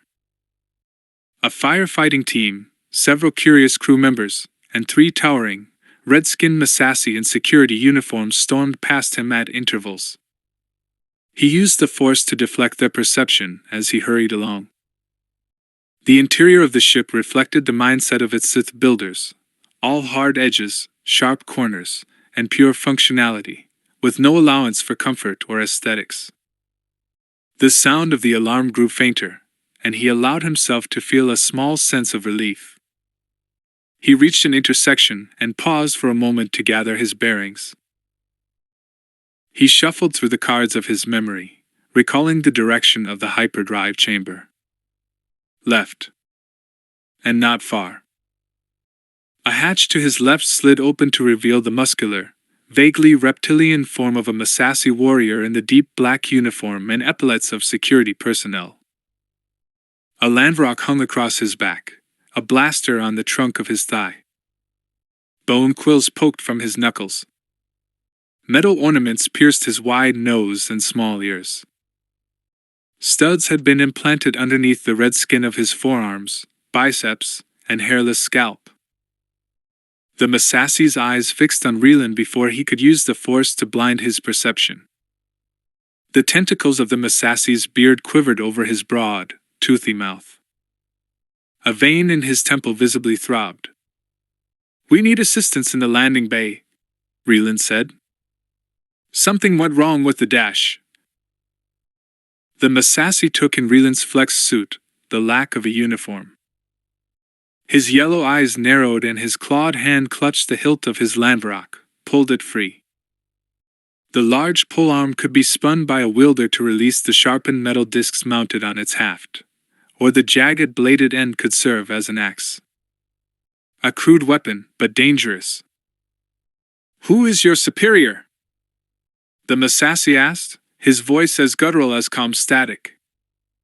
The Massassi put the point of the landrock on Reelan's chest and pushed him up against the wall. Reelan understood then how things would go. He looked up and down the corridor, saw no one. With his free hand, the Massassi pinched the comm link on his collar. "This is Drop On, Security Detail 5. I have a dash." "My superior is Mimit Nadil," Reelan said. "Go ahead, Drop On," said the voice from the comm link. But Reelan's words had creased the Massassi's forehead and his fingers released the comm link. "Marut who?" "I do not know that name." "He is a Jedi Master on Kirek." "A Jedi what?" "Say again, Drop On." "Your transmission fell off." "Say again." Reelan's words finally penetrated the Massassi's armor of incredulity, and his yellow eyes widened. He leaned into his landrock as his hand went for his blaster. Reelan projected a telekinetic blast from his palm, pushed the Massassi across the corridor, and slammed him against the wall. The impact summoned a gasp of pain and sent the blaster to the floor. The Massassi ignored it, growled, and lunged for Reelan with the landrock. Reelan ignited his lightsaber, and the green blade met red flesh, severing an arm on the crosscut, then the head on the backswing. The Massassi's corpse fell at Reelan's feet. "Report, Drop On," said the voice in the Massassi's comlink. Reelan saw no point in hiding the body. They would know he was aboard soon enough. Deactivating his lightsaber, he sprinted down the hall. He decided to risk a communication. "Drev? It's thick out here, Master." "But I'm holding." Reelan heard the tension in his Padawan's voice. The rumble of a near miss carried through the connection, along with Drev's grunt. "It's about to get thick in here, too," Reelan said, Not much longer. Rely on the Force, Drev. And hang on. Saz stalked the bridge, the susurrant rush of his robes loud in the quiet. None of his crew met his eyes. On the viewscreen, the Jedi infiltrator weaved and darted through space, upward of 12 blades in pursuit. Laser fire crisscrossed the screen, a net of glowing lines. Frustrated calm chatter from the blade pilots carried over the bridge speakers. Saz used the dark side to probe the infiltrator pilot's connection to the Force, and found him more of a potential than a fully realized Force user, though he was an extraordinarily intuitive pilot. He could not be alone. As Saz watched, blades came at the infiltrator from two sides and the bottom, a claw encirclement. "They have him now," muttered a junior officer. The Jedi cut hard to the left and engaged a booster, blasting one of the blades from space as he did so, and gained some separation from the rest. Soft curses sounded from the bridge. "He's heading for another transport," Dor observed. The infiltrator wheeled around and the transport pilot took evasive maneuvers, but it was far too little. The infiltrator's lasers spat energy. The transport and its ore turned to dust. Saz's anger grew. He could not afford to lose any of his ore. Out of habit, he tapped his forefinger on the point of one of his jaw horns. "Intensify scanning and system," Dor ordered the helm. "This Jedi cannot be alone.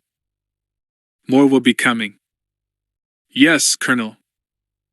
Saz ground his fangs as the infiltrator weaved out of another trap laid for him by the blades. He glared at the weapons officer, a human male with gray at his temples and concern in his eyes. "Can you get a lock?" "No, Captain. The ship has some kind of sensor scrambler. We could blanket an area and bring him down even without a lock, but he's too near our ships." Saz nodded. "Prepare a firing solution to provide a safe corridor for the transports. Transmit it to the Blade's navicomps to keep them clear." "Yes, Captain." Saz turned to Dor. "End planetside operations. Order every transport back to Harbinger and Omen. A firing corridor will be provided for them." "Yes, Captain," said Dor with a nod, and began transmitting the orders. "Firing solution ready, sir," said the weapons officer. "Fire," Saz said. Harbinger's laser cannons put a curtain of flames in space, dividing the infiltrator and blades from the transports. The transports took immediate advantage and sped for the landing bays. "As soon as the transports are aboard, recall the blades," Saz said to Dor. To his weapons officer, he said, "Then you blow him from space." "What?" Dor said, and the exclamation turned heads on the bridge. For a moment, Saz thought Dor to be questioning his order, but he soon saw otherwise. The colonel tilted his head into his earpiece.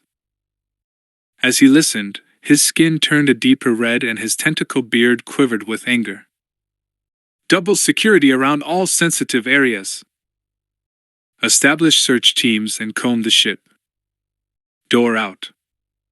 "What is it?" Saz asked. Dor's beard twitched as he leaned in close to Saz and spoke in a low tone. "The body of a security guard was found in the corridor off the landing bay. His arm and head were severed. It appears to have been the work of a lightsaber." Adrenaline fueled Saz's pheromones, increasing their odor. "A lightsaber," he muttered to himself. "Then the explosion in the bay was not an engine malfunction." "It appears not. We have a Jedi aboard." A murmur went through the bridge crew. The smell of their sweat sweetened with excitement. Dor tapped his palm on the hilt of the landrock he wore even on bridge duty. "If these Jedi are a vanguard for a larger force." Saz nodded. He could not take the chance. Sado would be displeased with a delay in the delivery of the lignin. To the helmsman, he said, "Move us out of the planet's gravity well and prepare the ship for hyperspace. Plot a route to Primus Goliad and jump as soon as all our ships are back aboard." To Dor, he said, "You have the bridge." Dor nodded. "Yes, sir." "What are you going to do?" Saz put his hand on the hilt of his lightsaber. "I am going to retrieve my mask and find our stowaway. A captured Jedi would make a nice gift to accompany the lignin for Master Sado." Reelan felt the mental fingers of his one-time Padawan and knew that the dead Masassi's body had been found. Saz was searching for him. Reelan resisted the impulse to lower his mental screen and reveal himself. He needed to accomplish his mission, not correct a past wrong. He hurried through the maze of corridors, using the Force on groups of 2 or 3 crew to remove himself from their perception. The crew of Harbinger was on alert, searching for him, and Reelan found it increasingly taxing to render himself hidden from them. Ahead, he heard the heavy tread of boots and the booming bass voices of several Masassi. From the sound of it, he put their numbers at 6 or 7. Given their alert status and attunement to the dark side, he would not be able to use the Force to hide from them. He checked one of the nearby hatches, found it locked, checked another, found that locked too. The voices drew closer. He could not make out their words. They were speaking their native language. He pulled an overrider electronic lockpick from his suit and attached it to the nearest door's control panel. Lights flashed as the equipment interfaced, and the overrider tried to find the door's open code. The Masassi were around the corner. Reelan would not get clear in time. He took his lightsaber in hand and ignited it. The Masassi fell silent. They must have heard him activate his lightsaber. The overrider flashed green and the door opened with a metallic hiss. Moving quickly, he detached the overrider and slid inside as the Masassi rounded the corner. A meeting room. A large table surrounded by chairs and dotted with 3 comp stations sat centermost. A vidscreen, powered down, took up one wall. Transparent steel windows made up the bulkhead, allowing a view of the system outside. He crouched with his ear to the door, listening to the voices of the Masassi. They sounded like they were right outside, separated from him only by a thin layer of metal, talking in hushed tones. He winced as his comm link activated and Drev spoke.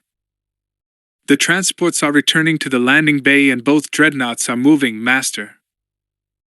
Reelan heard laser fire in the background of Drev's transmission, but his mind was on the Masassi in the corridor outside. "Stand by," he whispered. "Stand by." The voices outside went silent. Had they heard Drev? A human would not have been able to hear the comm link transmission, but Masassi had keener senses than humans. Reelan sat behind the door, lightsaber humming in his hand, the calm of the Force in his heart, waiting. Nothing. He glanced back out of the meeting room windows to see the background of stars shifting slightly as the ship moved away from Fagan 3 and its gravity well. "They are preparing to jump," he said to Drev. He had to get to the hyperdrive, and now. "Get off that ship, Master, or you'll go with them." "There is still time." He pushed the button to open the hatch. "I'm near the hyperdrive chamber and dash." He found himself staring at the uniformed chest of a Masassi security officer, who held his landrock in one hand. The bone spurs and studs under the Masassi's red flesh gave it a tumorous appearance. "Here!" The Masassi shouted down the hall. Roaring, he swung his landrock in a downstroke for Reelan's head, but Reelan sidestepped the blow and it slammed into the deck while Reelan drove his lightsaber through the Masassi's abdomen. The Masassi groaned, dropped his weapon. His clawed hands groped reflexively for Reelan's throat as he died. Shouts from down the hall told Relan the dead Masassy's comrades had heard his call. He took a thermal grenade from his flex suit, stepped out of the room, and tossed it down the corridor at the onrushing Masassy, each with a blaster and landrock bare.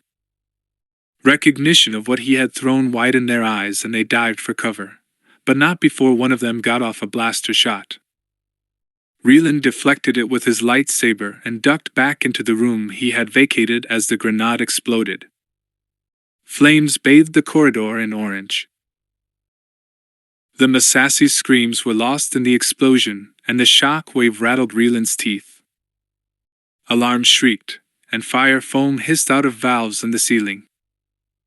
Relan heard shouts from the other direction and the stomp of many boots. The ship's entire security force would be coming. As would Saz.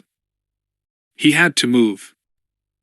He drew his blaster with his offhand and pelted down the hall, past the bodies of the Masassy, toward the hyperdrive chamber. The time for stealth was past. A pair of Masassy appeared in the hallway before him, both with blasters drawn.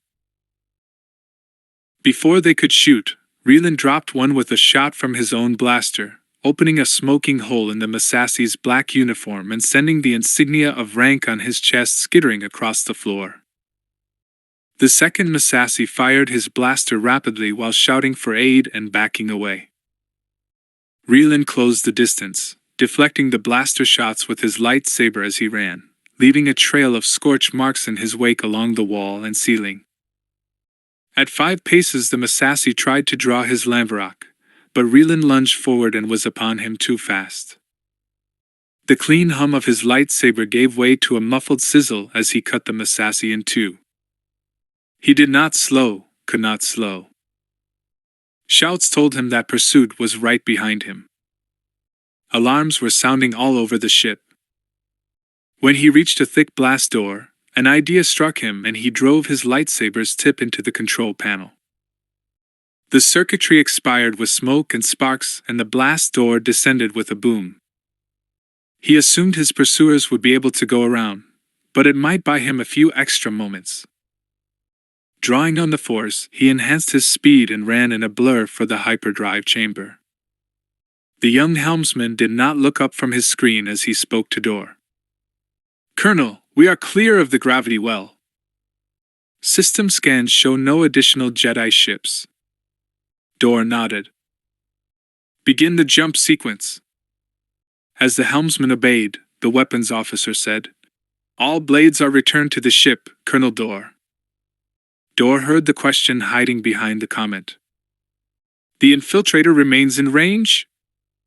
"Yes, Colonel." Dor stroked the tentacles of his beard. "You have until we jump to destroy it." The helm recited the jump sequence countdown. The weapons officer gave the order to the gun crews to fire at will. 8 Masassy warriors armed with blaster rifles and landvaraks loitered in the large open room adjacent to the hyperdrive chamber. The quills, lumps, and scars that scored their red flesh made them look deformed. Relan slowed only long enough to count their numbers and ensure there were no others. He did not bother to hide himself. They were too alert for that. They saw him, pointed, showed their teeth in a growl. 6 pulled their blaster rifles to their shoulders to fire while another spoke into his comm link, and the last headed for a wall-mounted alarm. Without breaking stride, Relan held up a hand, took telekinetic hold of the blaster rifles aimed at him, ripped them from the Masassy's hands, and flung them across the large chamber. One fired when it hit the deck, and the shot blew the booted foot from one of the Masassy. He fell to the floor, cursing in his language, the ruins of his ankle leaking black fluid. Relan fired his blaster, and put a fist-sized hole in the back of the skull of the Masassy about to push the wall alarm. Black blood and brain matter splattered the wall as the body slid to the floor. "Run," he said to the remaining Masassy. The 6 still standing grinned mouthfuls of sharp teeth, the teeth of predators, and drew their landvaraks, spun them with skill until they hummed. Relan knew what was coming next. He would have to take care that his suit did not get damaged. As one, the Massassi jerked back on their landrocks. A shower of the sharpened discs attached to the haft, each a few centimeters across, sprayed at Reelin. Ready for it, he used the force to augment an upward leap over the projectiles and reached almost all the way to the ceiling, 10 meters up. All but one of the discs flew harmlessly under him. The last scored his forearm, but it was little more than a scratch and did not seem to penetrate his suit. He landed in a crouch, lightsaber blazing. "I said run," the largest said. "We are 6 to your 1, Jedi. With more coming." Reelin tilted his head, holstered his blaster, and took his lightsaber in both hands. Through the large double doors behind the Massassi, Reelin heard the hyperdrive hum with pre-jump preparation. Pressure built on his eardrums. The hairs on his arms stood on end. He had no time to waste. "You will be fewer than 6 in a moment. Flee now. Final chance." They lost their smiles but not their fire, and charged him in a loose arc, roaring. He charged them in silence, focused, the force surging through his muscles. When he'd closed to 2 paces, he bounded over them, flipping in midair and decapitating one as he landed behind their line. By the time they spun to face him, he'd put his lightsaber through a second. Sidestepping the downward slash of a landrock from a third Massassi, he cut the metal weapon in half, ducked under a crosscut from another, and severed both legs of the nearest Massassi. He backflipped out of range, the screams of the dying loud in his ears. The large Massassi put his landrock in the skull of the other whose legs Reelin had severed, ending the screams, then all 3 remaining snarled and charged. Reelin threw his lightsaber at the first, impaling him through the neck. Surprise slowed the others a moment, and Reelin took advantage of the reprieve to use the force to pull his weapon back into his hands. They licked their fangs, bounced on their feet, and charged anew. He met their advance with his own, ducking, spinning, wheeling, slashing, killing. They could not match his speed, his skill, and within a 5 count, pieces of the Massassi and their weapons dotted the bloody deck. All were dead but the one wounded on the foot by the blaster. "You must gift me with death too, Jedi," the wounded Massassi snarled. "This," he gestured at his wounded foot. "I will be as a child." Reelin stared at him with contempt. He knew the Massassi had been bred as warriors, but their carelessness with their own lives sickened him. "We all live with ourselves. Not like this. Kill me. I demand it." The Massassi crawled toward a blaster rifle, leaving a line of smeared blood in his wake. "As you'll have it then," Reelin said, and put a blaster shot in his skull. Deactivating his lightsaber, still centered in the calm of the Force, he turned to the doors. Body and mind tingled with fatigue, but he endured. Behind the door, energy gathered around the hyperdrive. He could feel the change in the air. The dreadnoughts would jump soon. He would not be able to stop Omen, but at least he could stop Harbinger. He slipped the overrider over the control panel and hoped it would work quickly. Lights and beeps signified the beginning of the cryptographic holochess match. Reelin could do nothing but wait. Despite the urgency of the moment, he put his back to the door, sat cross-legged on the floor, stared out and over a chamber of dead Massassi, and held his calm. Several corridors opened into the chamber, and Reelin heard shouts down 2 of them. They were coming. The realization did nothing to disturb his calm. Taking comfort in his relationship to the Force, he held the hilt of his lightsaber in his hand, felt the coolness of its metal, studied its lines, recalled its making. A long beep signaled the overrider's victory. "Checkmate," Reelin said, standing. The hyperdrive chamber's doors parted. Dry, warm air swarmed out. The gathering energy in the chamber created extreme static electricity. Reeland's hair stood on end. Insects seemed to crawl over his flesh. His robes clung to him as if trying to prevent him from entering. The rectangular metal block of the hyperdrive hung in the center of the room from ceiling mounts, and a series of power conduits, as thick as Reeland's arm. A large, disc-shaped concavity in the floor yawned underneath it, the open mouth into which the drive fed its power. Circuitry crisscrossed the hyperdrive's face, the circulatory system of interstellar travel. A transparent steel window on the far side of the chamber opened onto an adjoining room.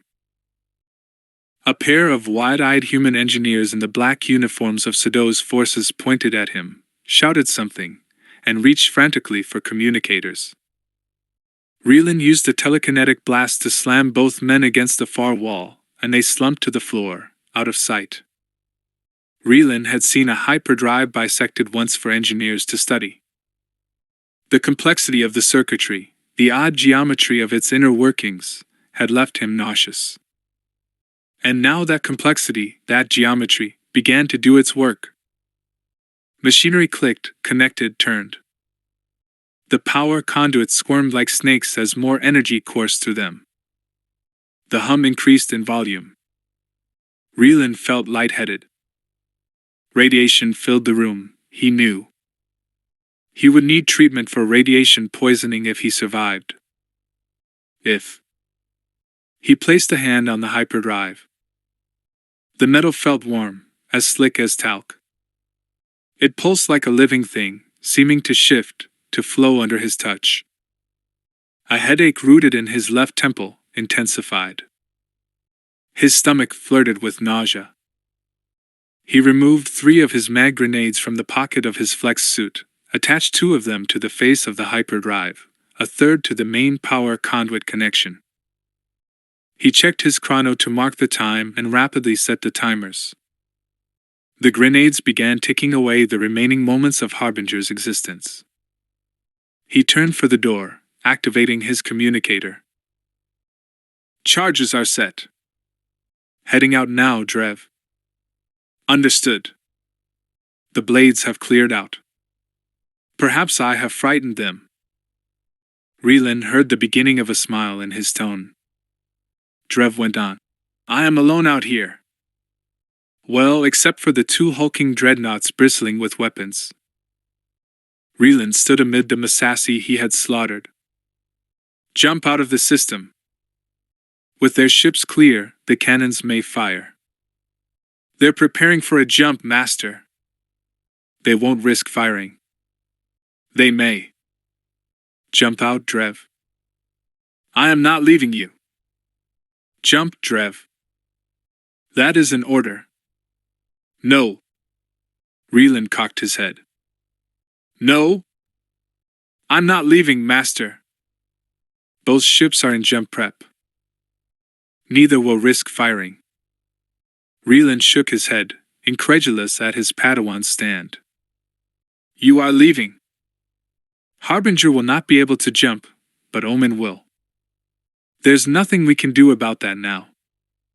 But we can warn Odiner and Mernit Nadal about the ore and what it can do.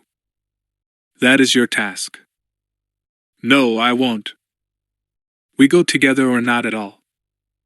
Reeland lost his calm for the first time since coming aboard the dreadnought. You will do it and do it now. That is a direct order. You're breaking up, Master. Blast it, Drev. You heard Dash. Understood, Master. I will get in close, scrape the surface of the ship. The laser cannons from Omen will not be able to engage me there, and for Harbinger it will be like using a club to swat a fly. Get to an escape pod and we'll dock. Out.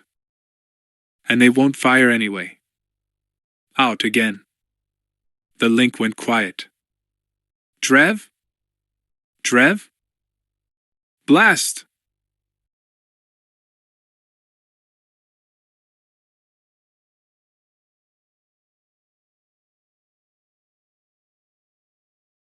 Blast! You have a way of losing your Padawans, said a coarse voice behind him, a voice that Ryland still heard in the quiet, solitary moments of his life when he had only his failures for company. Saz. The word came out a curse, and Ryland accompanied its pronunciation with the sizzling sound that came with activation of his lightsaber. The Sith entered from the same corridor Ryland had used. He wore the loose browns and blacks favored by dark side users. The red blade of his lightsaber filled the space between them. His scaly, reddish-brown skin was the color of blood. He strode among the scattered Nassasi parts that littered the bloody floor of the chamber, his eye ridge cocked, a sneer curling his lip over one of the small horns that jutted from the side of his jaw. His long hair, bound into a rope with bone circlets, hung to his waist. I should have known it was you on my ship. Who else but a Jedi? Who else but Ryland Drewer? I learned such things from you. He shook his head, poked a Massassi corpse with a toe. It seems long ago now. You destroyed every life form on that moon. You learned nothing from me. Saz laughed, the sound fat with contempt. I learned much from you, but it was not what you sought to teach. You should not have come here, Ryland. But then you always were the fool. There are many things I should not have done. Saz's eyes narrowed at that. Shouts carried from 3 of the corridors that opened onto the chamber. Ryland said, Your servants will arrive soon. Saz raised a clawed hand and the blast doors closed, one after another, blocking the corridors from which Ryland had heard the sounds of pursuit. This is between us, and is long overdue. Do you agree? They approached each other, circled at 4 paces, lightsabers blazing. Saz was the taller between them, the physically stronger, but Ryland was faster. I do. Ryland's chrono continued its countdown. 33 seconds. I have missed your company from time to time, Saz said, and Ryland heard sincerity in the words. You have chosen a lonely path, Saz. It is never too late to turn away. Saz smiled around his horns, an expression that did not reach his eyes, and the hollowness of the expression reminded Ryland of the gulf between the natures of his first Padawan and his second. You have chosen the lonely path. The Jedi teach denial of self. That is their weakness. No sentient can long abide that. The Sith embrace the self, and therein lies their strength. You understand so little, Ryland said. The Jedi teach the interdependence of life. The understanding that all is connected. A flash of anger animated Saz's eyes, and he spit at Ryland's feet. A lie. You tried to steal what is best in me, to make me as empty as you. Ryland sneered, but Saz bored deeper.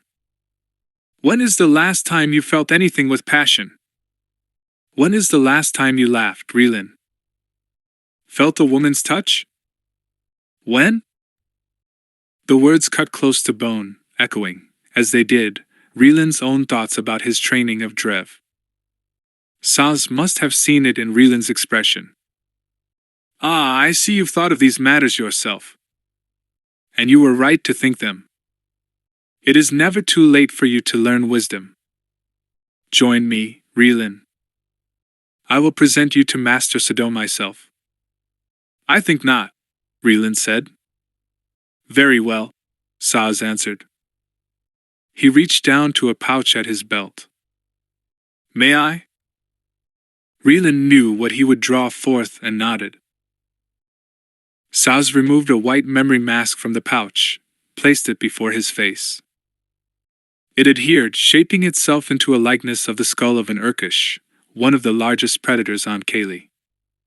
You used to wear a mask of real bone, Ryland said. I reserve that now for only special prey, Saz said and attacked. The present, 41.5 years after the Battle of Yavin. Jaden's ship emerged from hyperspace, and the Navicomp automatically removed the tint of his cockpit window while R6 confirmed coordinates. Jaden checked the readout.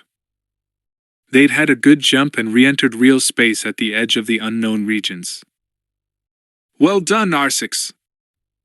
Ahead, Faust spun through space, night side facing out. He saw only an old WeatherSat and ComSat in orbit. Like many planets so far out on the rim, Faust had no orbital dock and processing station, no planetary defenses, no sign of Galactic Alliance bureaucracy at all. The population of Faust was on its own. He felt a sudden, overwhelming impulse to throw away everything and start anew on some wild, independent backworld like Faust, free of rules and obligations. But he had enough self-awareness to recognize the feeling for what it was, a desire to run away from his old life, not a desire to run to a new one. He engaged the ion engines on his customized Z95 and sped around the planet, outpacing its spin, chasing the day, until he saw the system star crest the horizon line. "Put us in geosynchronous orbit R6, he said, and the droid complied. Jaden stared out the cockpit's window as the planet rotated into day. Light filled his cockpit and washed over the planet's surface by increments, unveiling a quilt of clouds floating over the red, orange, and tan of vast deserts, the blue smear of an ocean, the spine of a mountain range that ran the length of the main continent. To Jaden, it was like watching the slow reveal of a masterful work of art, a sculpture of land and water, wondrous in its lonely, whirling trek through the emptiness of space.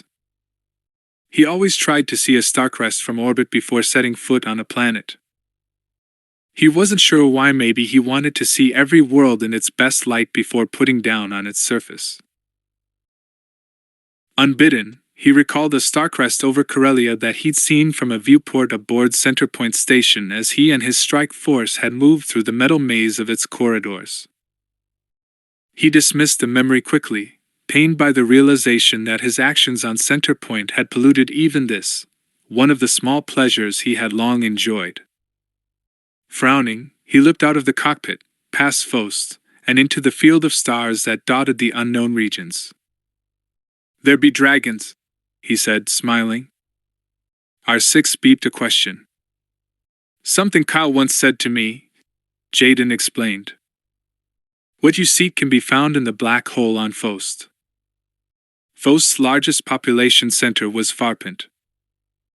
He would start there, keep an ear to ground, and try to figure out how something could start in the lightlessness of a black hole.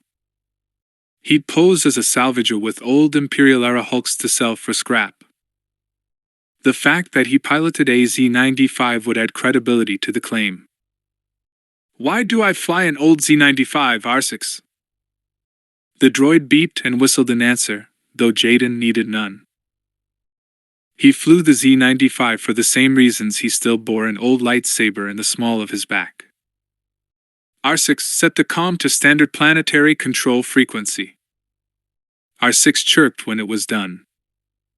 "Farpoint control, this is Far Wanderer, requesting permission to land."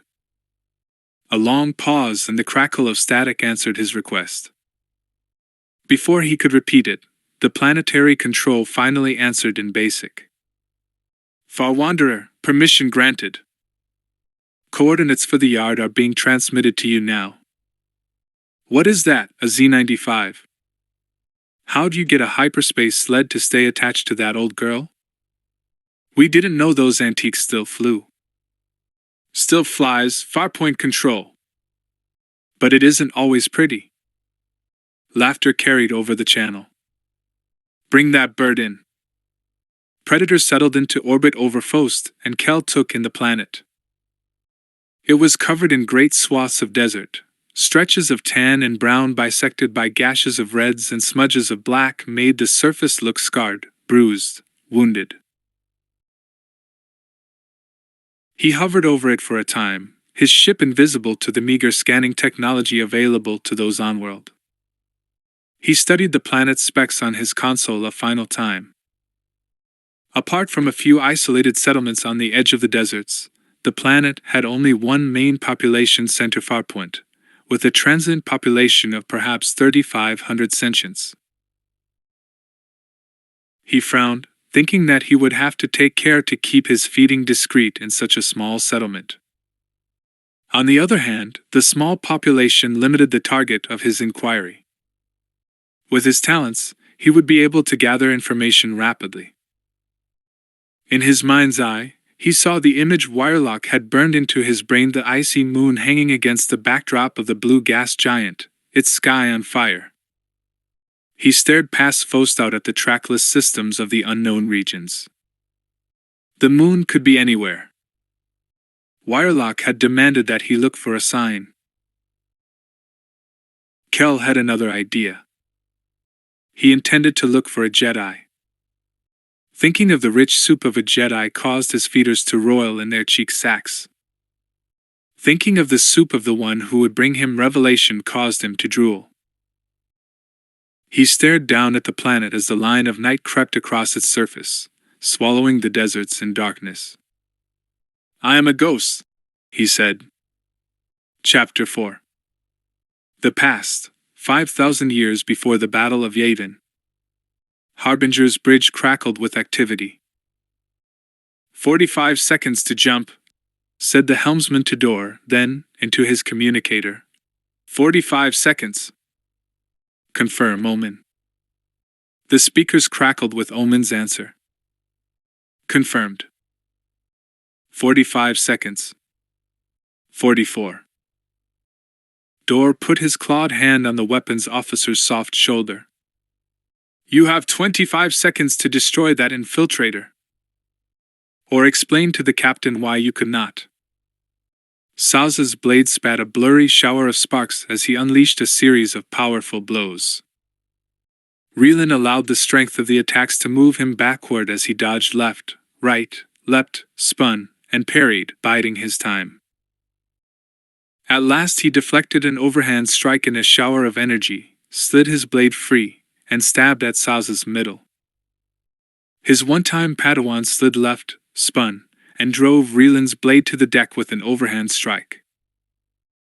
Saz threw a reverse elbow with his off arm, augmented with strength from the force, but Relan anticipated the blow, parried with his forearm, lurched his blade free, and drove a force-augmented kick into Saz's midsection. The impact lifted Saz from his feet and drove him 15 paces across the room, though he flipped in flight and landed on his feet in a crouch. "Your skill with a lightsaber remains wanting," Relan said, advancing. "You rely on strength over technique." Anger tensed Saz's body, darkened his visible skin from crimson to deep red. "It is well, then, that I've learned other methods." Blue force lightning gathered on the black claws of his fingertips, crackled a dire promise. Before Relan could respond, Saz gestured and the energy cut a jagged path across the room.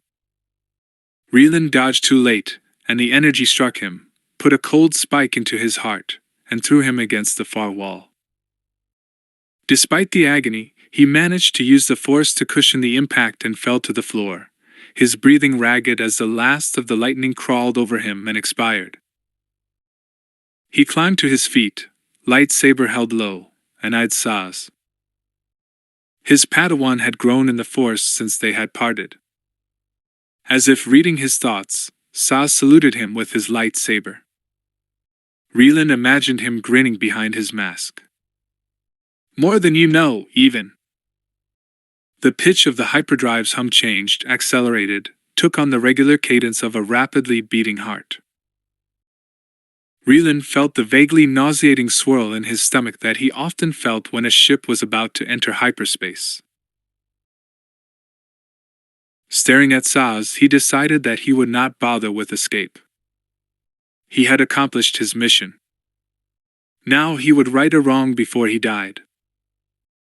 He fell into the Force, let its energy course through his body, enhance his reflexes, his strength, his endurance.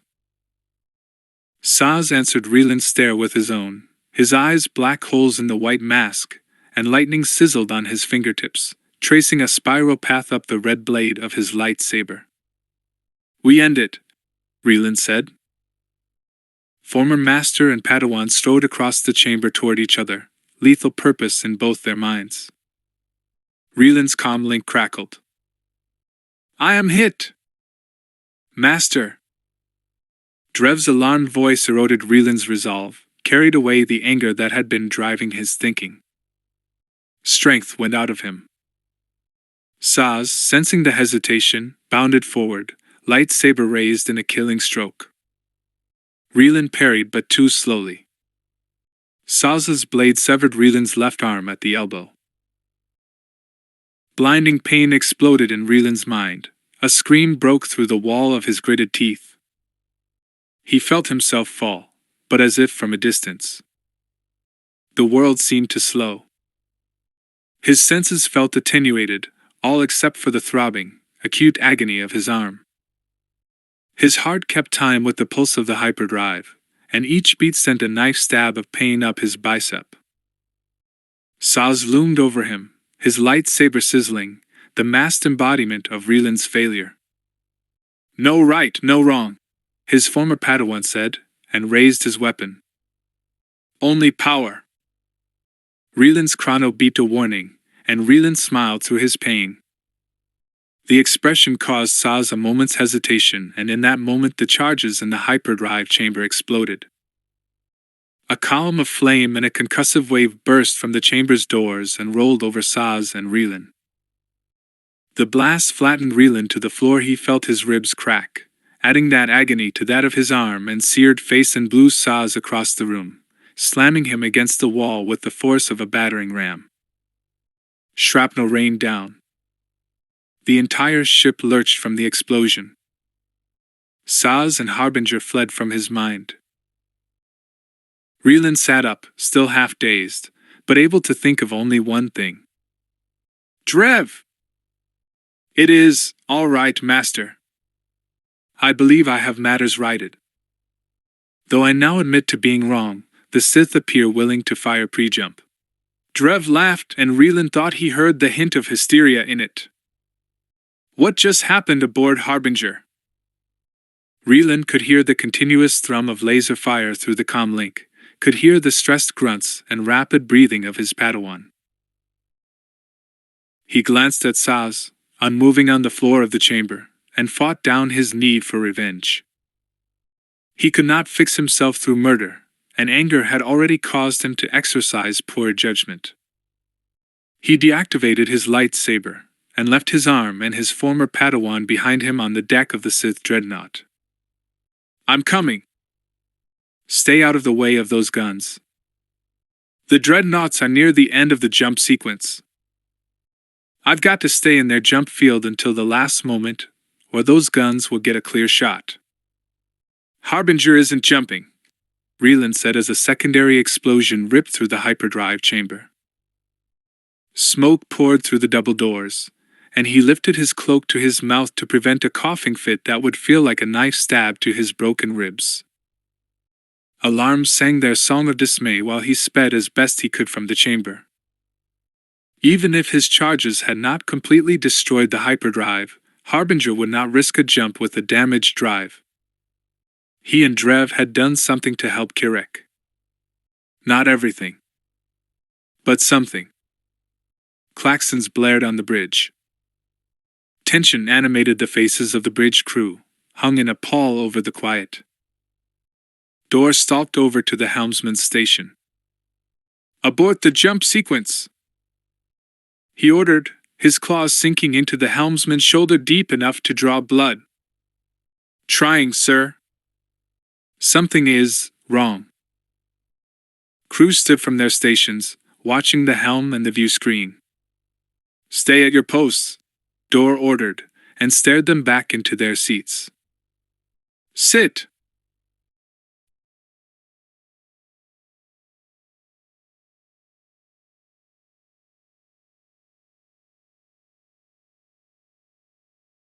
Harbinger could not jump with a damaged drive. The ship would be torn apart. Not responsive, sir, the helmsman said, and Dor heard panic creeping into his voice. Emergency shutdown then, Dor ordered, and disliked the tension in his own voice. The helmsman worked his console, then slammed a fist on the readout. Not responsive. Jumping in 23 seconds. Get the engineers down there, Dorr said. I've tried, the communications officer said. No one is responding. A security team is in Corridor 3G, outside the hyperdrive antechamber, but they report that the blast doors are closed and sealed. Have them go around, and quickly, Dorr said, and the comm officer repeated his order. The ship lurched as another explosion rocked the rear section. The distinct bass hum of the activating drive, more felt than heard, vibrated Dorr's bones. He turned to the bridge security officer, a Massassi a head taller than Dorr and with as much metal under his flesh as he had bone. Get a team to the hyperdrive with explosives and blow the power linkages. Now. The security officer nodded and sped off the bridge, barking orders into his comlink, but Dorr knew nothing could be done in time. They were going into hyperspace, on fire and with a damaged drive. He sagged into the command seat as the helmsman counted down the seconds remaining to them all. 19. 18. Captain Corson's voice from Oman cut through the silence. We are getting out readings from your jump field. Dorr stared at the view screen and saw the bulk of Oman beside them. The Jedi infiltrator did a flyby of Harbinger's bridge, twisting and turning through a shower of laser fire, smoke streaming from one of its damaged engines. Dorr cursed the Jedi and the infiltrator, cursed the blasted Jedi on board who had done a half job on the hyperdrive so that they would all die in hyperspace. You shoot that ship out of the sky, Dorr snapped at the weapons officer. And you do not stop shooting until I countermand the order. If we're to die, so is that Jedi. Sir? The jump dash. Do it! The weapons officer nodded and the sky around Harbinger lit up with intensified laser fire. Sections 10, 11, and 12 on D-deck have fires, said someone. Dispatching fire teams. Dorr waved a hand in acknowledgement. It mattered little. Captain Saz, did you receive my last transmission? Corson asked. 12. 11.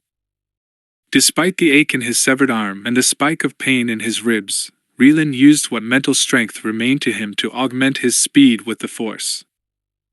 His emotions swirled, fear for Drev, anger at Saz, disappointment with himself.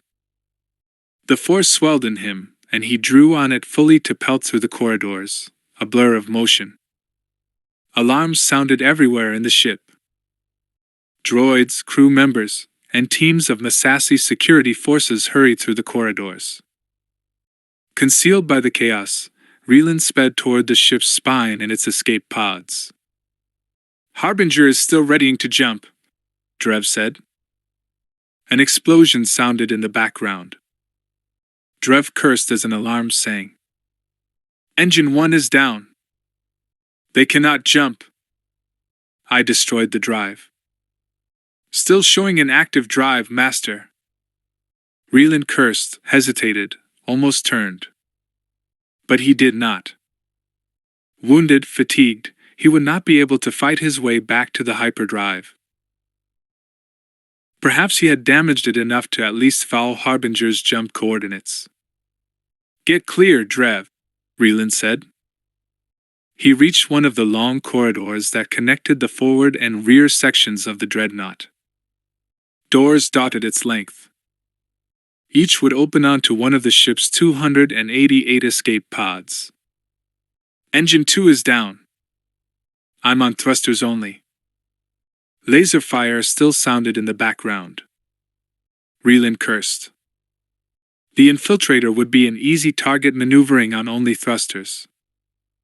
Get out of that ship. I'll pick you up in a pod. I am not in a suit, Master, Drev said, coughing. And you know how long it takes me to put one on. Reland didn't know. Drev's Iskagian frame made donning a flex suit a lengthy process. He imagined the cockpit filling with smoke, imagined losing another Padawan. Reland moved to the nearest escape pod docking door and cut his way through it with his lightsaber, nearly short-circuiting the weapon's power pack in the process, and piled into the cramped interior of the pod. He did not bother with the instrumentation or pause to strap himself into one of the 4 seats. Instead, he simply found the emergency release button and struck it. The pod exploded away from the dreadnought, throwing Reland against the wall. Wounded arm and shattered ribs protested the impact, but Reland endured.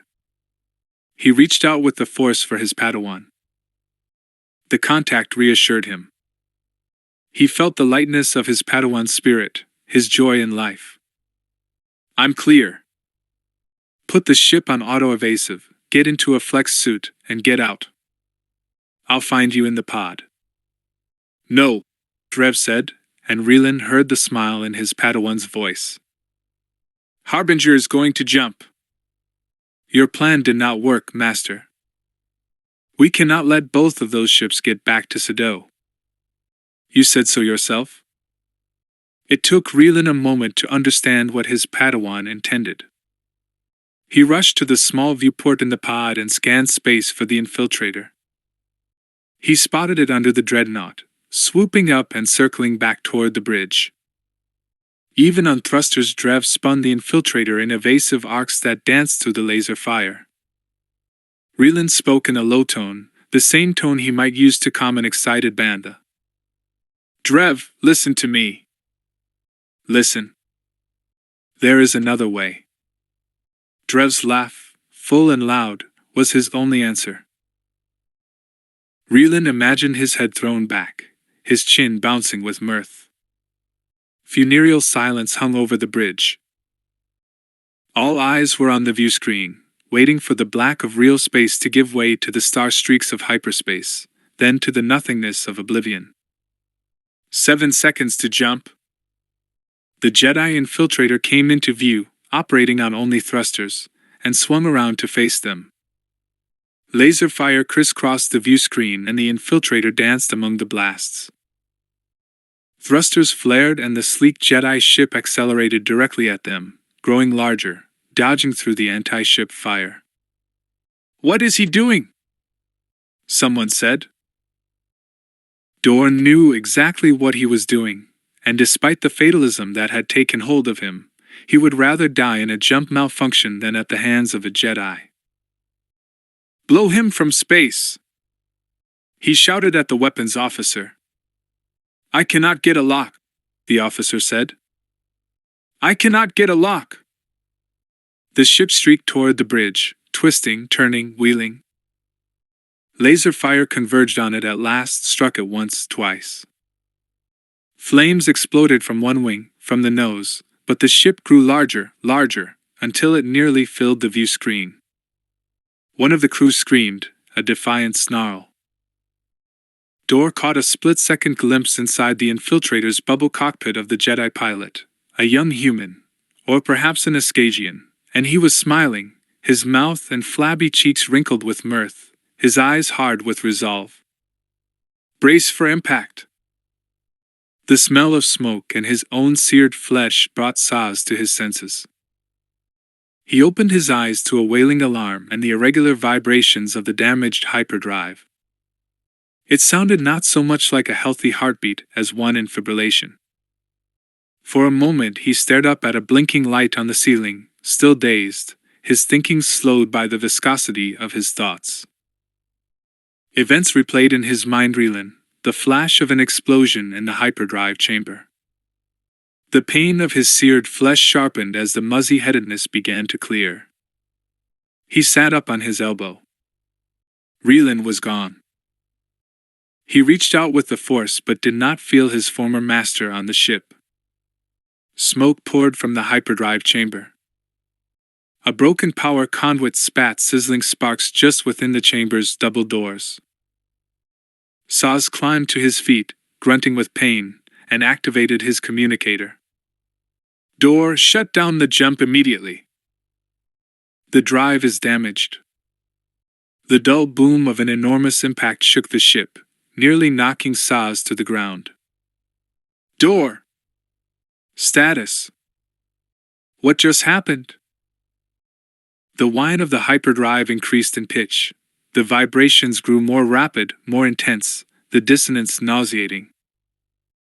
Saz felt the vibrations under his skin, deep in his bones. Harbinger was going to jump with a damaged drive. If they even made it into hyperspace, the ship would be torn apart. He limped to the hyperdrive chamber, dodging the power conduit, trying to raise Door as he did. Abort the jump! Door! Reland saw the tongue of fire reach out from Harbinger's bridge and lick the black of space. It held there for a moment, frozen, then shrank to nothingness, as did his hope. He stared dumbfounded, the pain in his body forgotten in the wash of pain in his spirit. His Padawan's laughter, even as Drev had died, lingered in his memory, replayed again and again. He stared out the viewport of the escape pod at the thick black smoke pouring from the scar of the ruined bridge, as if he could will time to reverse itself. But the smoke continued to pour forth and his Padawan was still dead. Bodies floated free in space, the corpses fixed forever by the vacuum into contortions of pain and expressions of surprise. Reland felt as if he'd been hollowed out, as if he'd become a whole, as scarred as Harbinger by Drev's death. And moment by moment, anger seeped into the hole and began to fill it. Anger at himself, at Drev, at Saz and all of the Sith. He felt like Harbinger's floating dead, frozen forever in pain. He knew it was dangerous to give play to such feelings, but they felt too close, too real, to deny. You laugh too little, he said, and tears fell. He suspected he would never laugh again. Despite the danger, he had to see the damage up close, to bear witness to his Padawan's grave, to remember. He seized the pod's controls and piloted in close to examine the destruction. Drev had opened a hole in the dreadnought, a screaming mouth with jagged pieces of charred metal for teeth.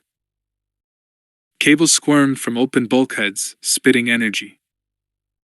Metal glowed red-hot here and there, but dimly, losing its battle against space to retain heat. He saw nothing recognizable as the infiltrator. The ship had been vaporized by the impact. So, too, had Drev. Secondary explosions tore through the front section of the ship, and it began to glide to starboard, toward Omen. Reland imagined the dreadnoughts smashing into each other, burning like twin comets, and almost smiled. That, too, was an event to which he would bear witness. The lignin from either ship would get to Kirek, and Drev's death would not be in vain. Goodbye, Saz. But Reland realized quickly that either one was aborting its jump sequence. He saw his danger, then cursed and turned the escape pod about. More explosions boomed in the distance, their force communicated to Saz through ominous vibrations in the hull. The ship lurched hard, turned abruptly. The gravitic stabilizers did not compensate fully for the sudden movement, and the ship's momentum sent Saz scrambling. Another alarm sounded and a mechanical female voice proclaimed, "Proximity alert. Danger. Proximity alert." Saz ran to a viewport, and the scene outside the ship pulled his mouth open. Harbinger had listed to starboard and was accelerating toward Omen. Saz cursed as the Harbinger's sister ship grew larger. "Move your ship, Corson!" He imagined the two crews scrambling to avoid impact. Both were near the end of a jump sequence, and the ion engines were offline. Omen did start to move at last, but Saz could see that it was too late. He gripped the viewport's frame so tightly that his claws scored the metal. The dreadnoughts were on slightly different planes, but the bottom of Harbinger's force section scraped the top of Omen's aft engine section. The scale of the collision gave it an unexpected slowness that looked almost graceful. Harbinger bucked as the two enormous masses fought for positional dominance. Metal strained, screamed, buckled, the sound like the rumbles of angry gods. More explosions boomed. Pillars of flame erupted here and there from the mixed metal of the collision, garlands of orange heat decorating the void of space. Explosive decompressions echoed along Harbinger's length, along omens. Here and there, bodies were blown from vented compartments and floated free in space. And through it all, Harbinger's hyperdrive continued to gather energy. "Jump sequence initiated," said the same mechanical voice that had announced the collision. Saz turned from the viewport and saw that the air in the hyperspace chamber was distorted by the storm of loose energy. Waves of power pulsed from the chamber. "No!" he shouted, but the mechanical voice was implacable. "Hyperdrive activated." Reland turned the engines to full, tried to accelerate away from Harbinger in time. A quiet, steady beep was the only alarm on the minimally equipped pod, and Reland's heartbeat outpaced it 2-1. He had not cleared enough distance before Harbinger jumped. The pod jerked to a halt, throwing Reland forward. It was stuck in the dreadnought's wake, pulled along in its energy draft. Though he suspected it was futile, he redirected more power to the engines. They whined, fought against the pull, but failed. He slammed himself into a seat and snapped on a restraining harness, fumbling with the latch. Black turned blue, and the churn of his stomach told him that Harbinger had entered hyperspace and dragged the pod along behind it. He could tell immediately that something was wrong, that the hyperspace tunnel was unstable. The pod began to spin, then flip over, again and again, careering wildly, a cork caught in a river's rapids. Gritting his teeth, Reland tried to keep his bearings, but he could get no frame of reference.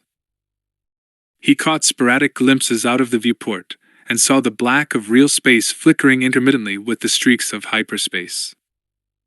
They were stuck in a bad jump. If he could not get out of it. The escape pod was not built to withstand hyperspace unattached to a mother craft, and its gravitic compensators could not adequately handle the velocity. They did their best, but Reland was flattened against his seat, his blood flow affected. He was moving in and out of consciousness, and tried to use the force to keep himself sensate. The pod shook as it spun, creaked. He would not have long before the integrity of the pod failed, and it decompressed.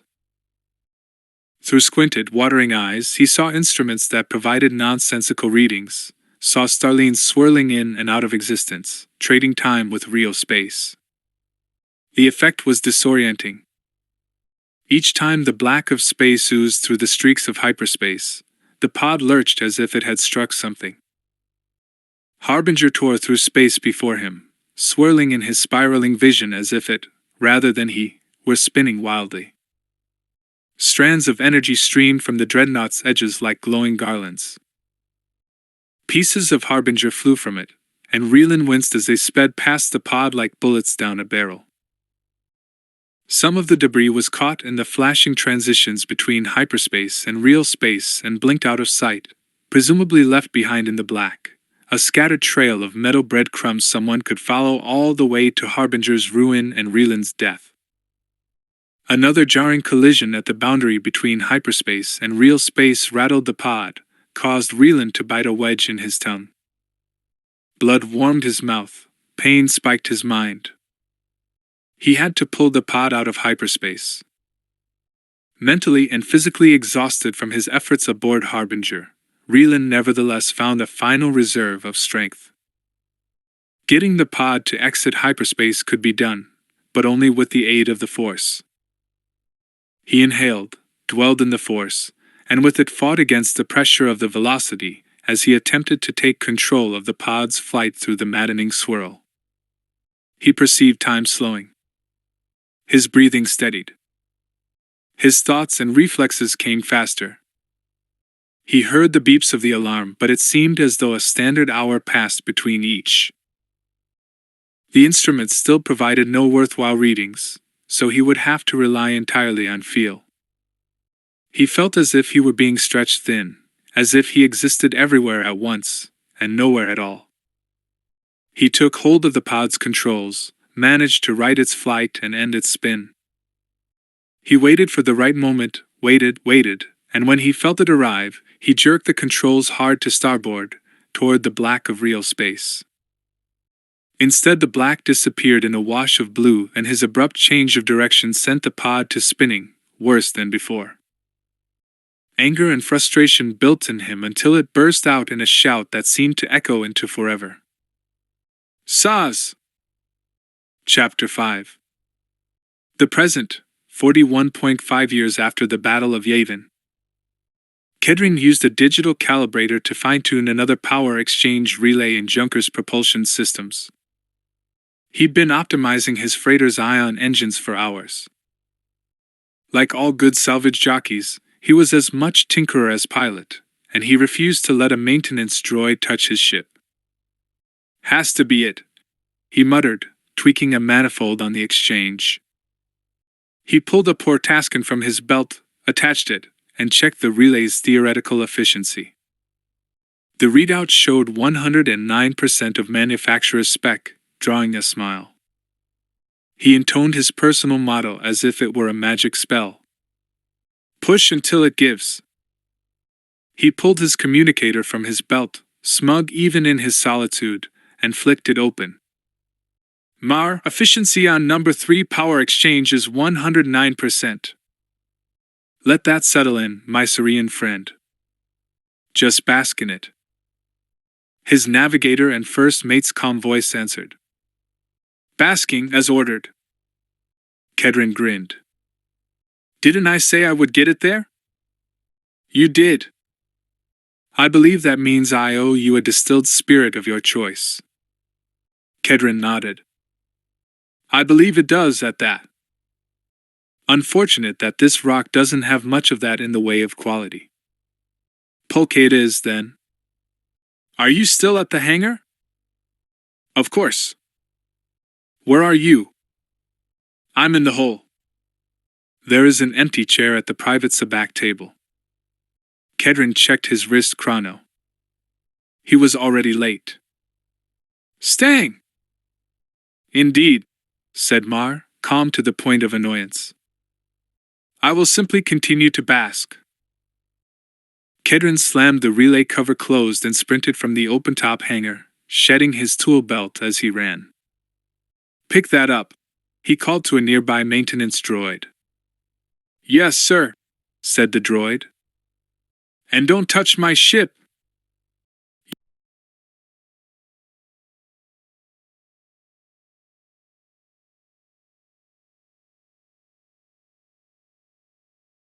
I'm coming now, he said into his communicator. Tell her to hold the first hand. Mar's voice remained unperturbed. I will see what I can do to delay the start of the game. Rigas is here. And there appears to be some interest in our recent discovery. That halted Kedrin before his searing swoop bike. He squinted in Fo's sun. The signal, you mean? How did that leak to anyone? If memory serves, and I am certain it does, the leak originated in your consumption of several jiggers of spiced pulque combined with a desire to impress a trio of Zeltran dancing girls. I believe it worked. Kedrin ran a hand over his cheeks, rough with 3 days' growth of whiskers. 3? Zeltrans? Really? He thought of their smooth red skin and curves, his own average appearance. Were they drunk too? That seems probable. Kedrin saddled up on his swoop and started it. The engine growled like a feral rancor. He had forgotten his helmet. No matter. You still basking?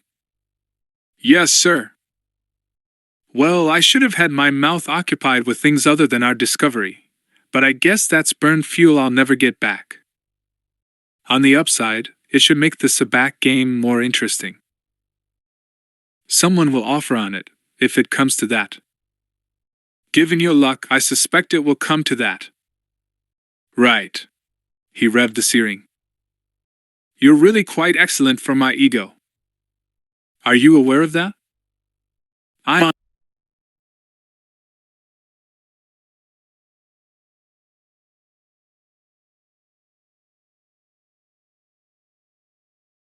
en route. Please try not to collide with anything. Kedron pocketed the communicator and covered his mouth and nose in a scarf against the dust. He angled upward to 50 meters of altitude and loosened the reins on the engine.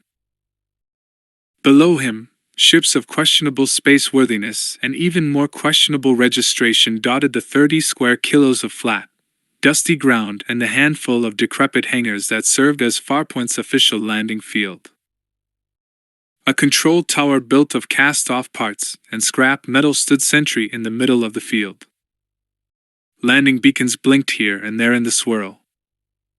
A sonic boom rolled over Kedron's ears, indicating a ship entering atmosphere. A few speeder bikes and another swoop darted through the sky over the field at lower altitudes than Kedron. Treaded cargo droids unloaded goods from an old freighter, and crews and dungarees worked at their ship's engines and landing gear. Other than Junker, not a single vessel on the field was less than 2 decades old. Expensive technology trickled out to the fringe of the galaxy only after it had been replaced by something newer and became affordable on the secondary market. Once clear of the field, Kedron ducked low behind the swoop's windscreen and gave the searing its head. He squinted into the spray of dust and wind and sped for Farpoint, glinting 10 kilos in the distance, and looking not so much like a town as a junkyard. The rusting, broken remains of a decades-old Star Cruiser formed the core of the town. The cruiser had crashed on Foast sometime before the Yuuzhan Vong War, and no one knew what had happened to the crew. No one even knew the make of the ship, not anymore, though it must have been big. The wreckage had created a debris field 8 kilometers long. Kedron thought it likely that it had been a wayward Chiss ship, but if so, the Chiss had never come back to recover it. Over time, the rusting hulk had accreted a community of scoundrels around it, almost as though it had its own gravity that pulled only at criminals and rogues, or just those for whom the galactic core meant not luxury but overcrowded cities and too many laws. Over the decades, Farpointers had torn apart, added to, and remade the ruins of the cruiser so many times over that only the more or less intact bridge section remained recognizable as something that had once flown, though now it was a warren of cantinas, brothels, and drug dens, not a command center for a starship. Of course, the vice dens of the one-time bridge were the command center of Farpoint, and that was about all that needed to be said. Viewing the rickety, slipshod sprawl of Farpoint from altitude always reminded Kedron of the first time he had seen it. He'd been a deckhand on a cargo freighter running medicines into the unknown regions, and Farpoint had reminded him so much of the ruins of outbound flight in the Redoubt that he had been unable to breathe. In that moment, he knew he'd found a home. Only a few clear memories of his time in the Redoubt remained to him. He had drunk most of them away in the years after his rescue. But he did remember the way the planetoid had looked as he'd been shuttled away on the transport, the rusted, ruined remains of outbound flight as stark against the stone as exposed bone. He remembered the anger the survivors had harbored against the New Republic and the Jedi. He had not shared it, despite the stories of K'Baoth's betrayal. He'd soon grown up, put life on the Redoubt behind him, and ridden ships from the Empire of the Hand to the Galactic Core. He had resided for a time on Coruscant and Corellia, but he had called only the Redoubt and Farpoint home, the first out of necessity, the second out of grudging affection. Everywhere else he'd been, hundreds of planets and scores of systems, had been nothing but way stops. Rats always find a hole, he figured. And Farpoint, it turned out, was his hole. Above him, the setting sun turned the ambient mineral dust in Faust's atmosphere into bands of orange, yellow, and red that bisected the sky, a rainbow that wrapped around the world. Kedron wondered how long it would be before the planet's natural beauty, not only the sunsets, but also the gashed canyons and sheer cliffs that bordered the great desert, turned it from a back rocket launching point to the unknown regions and into a tourist destination. He tried to imagine tourists and respectable citizens of the Galactic Alliance mingling with the rogues and scoundrels who skulked in Farpoint's ruins. The thought made him laugh out loud. He decreased altitude and speed, the roar of the swoop growing throatier as he hit the outskirts of the town. Ramshackle buildings made from cast-off materials leaned like drunks against the more sturdy structures built from the crashed starship's bones. The large reptiles native to the planet's desert Sankaraxes pulled carts and wagons through the packed dirt streets, snarling in their harnesses, side by side with ancient landspeeders and even a few wheeled vehicles. Kedron weaved his way through the street traffic, leaving a trail of curses in various languages in his wake until he reached the black hole, his cantina of choice. Corrugated shipping containers, welded together like a child's building toy, made up the bulk of the whole. Smoke, discordant yerk music, laughter, and conversation leaked out of the rough-cut holes that served as windows. He spotted Mars Park's speeder bike, put the steering beside it, powered it down, activated its anti-theft security, and hopped off onto the packed dirt road, avoiding the inevitable mines of Ankarax dung. A trio of Zabrak lingered on the street outside the hole, the horns jutting from their heads as irregular in size and formation as Farpoint's buildings. They chatted in their rapid, coarse language, each with a tin cup of pulque from the hole's stills in their hand. Kedron knew them by appearance but not name. He nodded and they returned the gesture. A hulking Hauk sat on a crate outside the hole's door. A light blaster cannon that looked old enough to have served in the Yuuzhan Vong War, normally a crew-served weapon, hung across his scarred chest, suspended by a strap of Ankarax leather. Kedron fail, the Hauk said in Basic, his voice as deep as a canyon, and pulled open the metal slab that served as a door. Borgaz, Kedron returned. He stopped before the door, noticing the new words painted over old ones in an uncertain hand. Not even light escapes the hole. He puzzled over it for a moment, frowning. What is that supposed to mean? Milson calls it marketing. A catchphrase. A catchphrase? Borgaz wobbled his head from side to side, the Hauk equivalent of a human shrug. Milson owned and operated the hole and was always trying this or that gimmick he picked up from watching vids from the core. Shaking his head, Kedron entered the hole.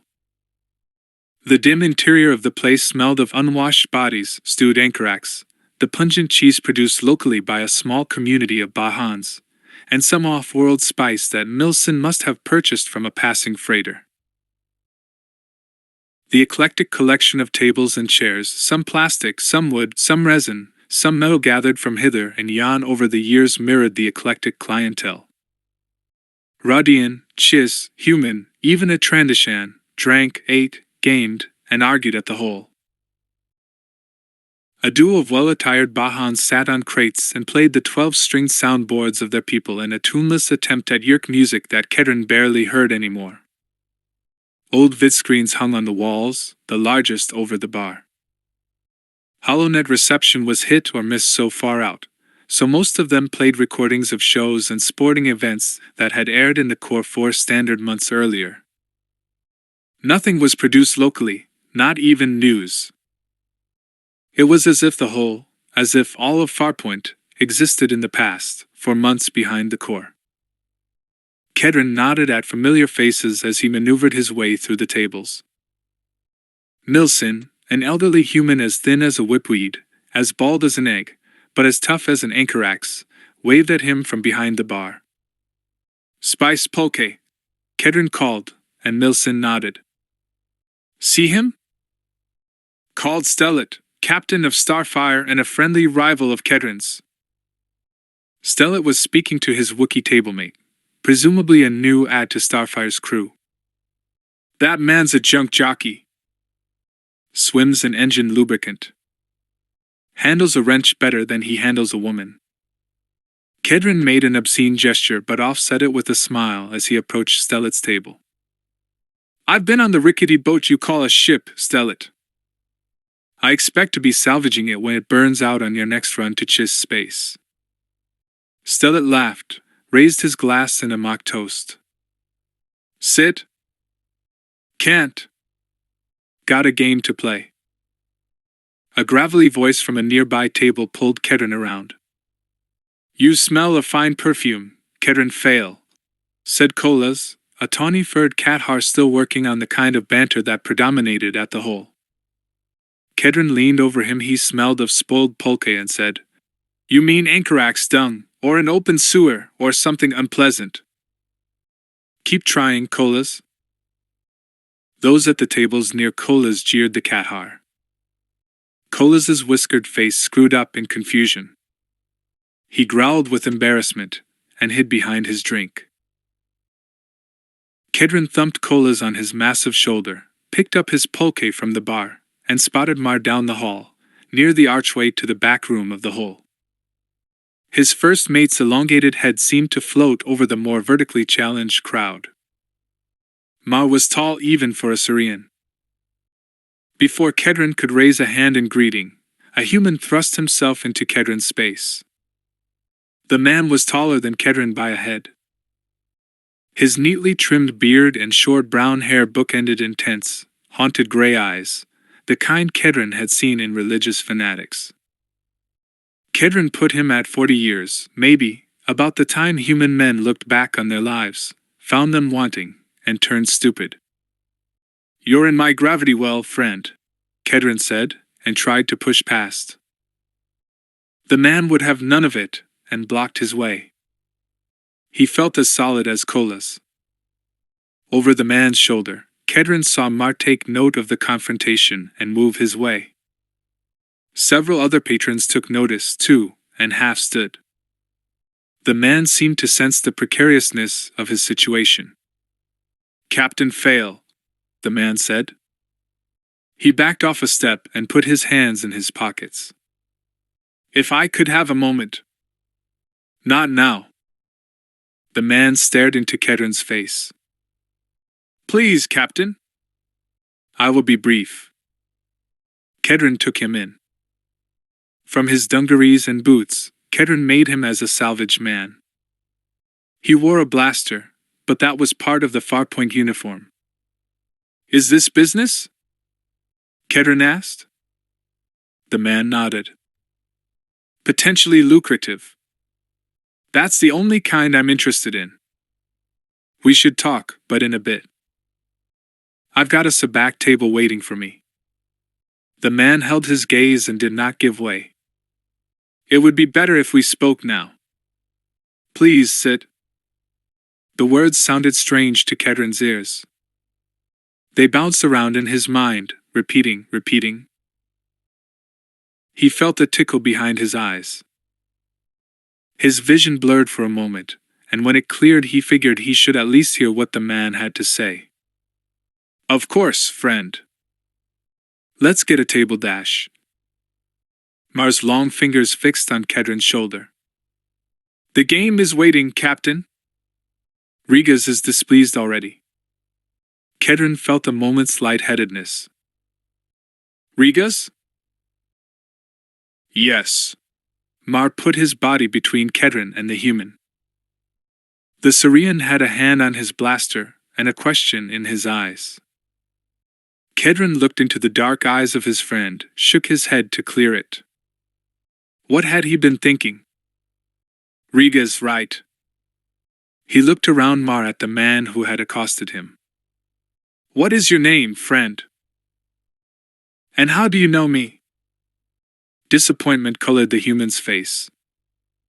I know of you. And you'll be interested in what I have to say, Captain. No doubt. After the game, though. Captain Dash. He said after. Mar interrupted. What did you say your name was? Kedron asked. JADEN KORR. Kor here says he has a business proposition, Mar. Kor did not even look at the Syrian. We are always looking for business, Mar said.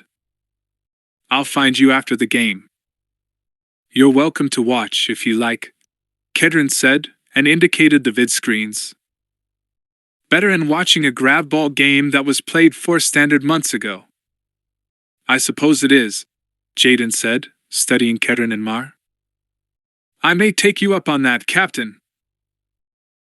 Sitting in the corner of the hole near the Bahan musicians, Kel watched the bearded human confront Kedron fail, and he knew almost immediately that he had found his Jedi. He imagined the sharp tang of the Jedi's soup, licked his lips, and stood. For 2 standard weeks he had prowled unnoticed among Farpoint's streets, cantinas, and gambling dens. He had fed off the stored sentience in Predator's hold while gathering information about Farpoint, its people, the comings and goings of ships, always with an eye towards spotting a Jedi. He had found nothing. Until now.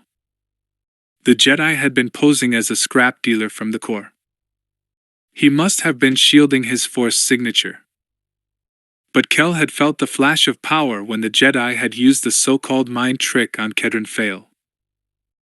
Therefore Kel smiled at the echo of Wirelock's syntax. The Jedi clearly had urgent business with Fail. And that information allowed Kel to put together the puzzle of Krait's vision, to see Wirelock's sign. And perhaps his own. He had heard the gossip that Junker had happened upon a promising salvage opportunity, of course, but such stories were not uncommon in Farpoint. He had thought there was little to distinguish it from any others. But now he suspected otherwise, because the Jedi must have thought it different from the others. And that meant that Kel had found his sign. He would get his answer when he determined where the salvage opportunity was located. He would have wagered much that it was on the icebound moon in orbit around a blue, ringed gas giant, the image of which Wirelock had impressed on Kel's mind. Kel imagined lines crossing, knotting together, the warp and weft of fate's skein meeting in the corrugated confines of the black hole and leading outward into the unknown regions and Kel's destiny. Over the Bothan's music, over the hum of conversation, laughter, and vid screens, Kel had heard the Jedi say his name to Kedron Fail. JADEN KORR. The name sent a thrill through him. He savored the syllables, the sounds and incantation that would summon him to revelation. JADEN KORR, he whispered. The Bahan musicians built their song to a climax, staring at and past Kel without seeing him. Kel allowed his perception to see faint lines as the Bahan music died. The room became a net of glowing tethers, but Kel had eyes only for the tendrils of red and green that spiraled around the gray-eyed Jedi. He wound through the crowd, almost invisible to those in the hole. Perhaps someone saw him for a moment, but he flickered in and out of perception with such smoothness that they probably registered him only out of the corner of an eye, as a fleeting shadow. Or a ghost. A table erupted in shouts as someone scored in the grab ball game, blaring on one of the vid screens. Kor stood in place, arms crossed, staring after Kedron Fail, motionless and placid amid the frenetic activity of dancing girls, servers, and patrons in the hole. Kel fell in with the activity. His features roiled in his cheeks as he closed on Kor. He could not take his eyes from the back of Kor's head, could not pry his thoughts from the imagined taste of the Jedi's soup, the sharp, creamy flavor implied by the power that flashed when the Jedi had used his mind trick. Kel's appetites were driving him, he realized, making him incautious. He recognized this, but he recognized, too, that if revelation were ever to be his, it would come through the soup of a Force user. Perhaps this Force user, he thought. He glided behind Kor, near enough to touch him, and stopped there. His features twitched. The effort to keep himself shielded even from a passive Force user strained him. His Dean Nosy tangled themselves with Kor's, squirming, silver, green, and red serpents wrestling for dominance. The sounds and smells of the cantina fell away, leaving him and Korr alone in the swirling potentiality of fate, the roiling mix of their Nosi. Kel leaned forward, inhaled the air around Korr. Korr cocked his head, turned. Unready for the sudden spotlight of the Jedi's force-enhanced awareness, Kel's perception screens failed him. Thinking quickly, he clutched at the Jedi's coat and stumbled into him as if drunk, the collision of their flesh echoing the collision of their fates. "Pardon," Kel said in basic, and tried to stagger past. He bumped a waitress carrying a wooden tray laden with glasses of pulque, but she did not even break stride. The Jedi took Kel by the bicep, held him in place. Kel's left hand fell to the hilt of one of his vibroblades. "Are you all right?" Korr asked. Kel looked up and met the Jedi's deep-set gray eyes, underlined by dark circles, and saw the stress and longing written in the broken capillaries of his conjunctiva. For a moment he could not speak. He knew he had met a kindred spirit, that he and JADEN KORR sought the same thing, revelation. And Kel knew that he would find it when he fed on the Jedi's soup. "I am fine," Kel said with an affected slur. "Thank you." The Jedi let him go. Kel weaved to an unoccupied table with a view of the sabacc table and slid into a seat. He felt the weight of the Jedi's regard on the back of his head. It diminished only when Korr walked past him and into the back room to watch Fail play sabacc. Kel waited a few moments, then followed him in. Clutching him by the arm, Mar steered Kedron toward the sabacc table the same way he might a bulky speeder. "You are 19 minutes and 9 standard seconds tardy," Mar said. "You cannot just say late. You have to say tardy? 19 minutes and 14 standard seconds, tardy. Why are you worried?" "You do not approve of my gambling anyway." The Syrian shrugged. "I would disapprove less if you did not lose so often." Kedron smiled half-heartedly. He still felt discomfited from his encounter with JADEN KORR. He looked over his shoulder and saw that JADEN was staring at him, his deep-set eyes in shadow. "You remember that time we carried those Sacred Way pilgrims to Huguntu so they could see the monument built there by their founder?" Kedron said to Mar. "You remember how they looked when they got there and there was no monument?"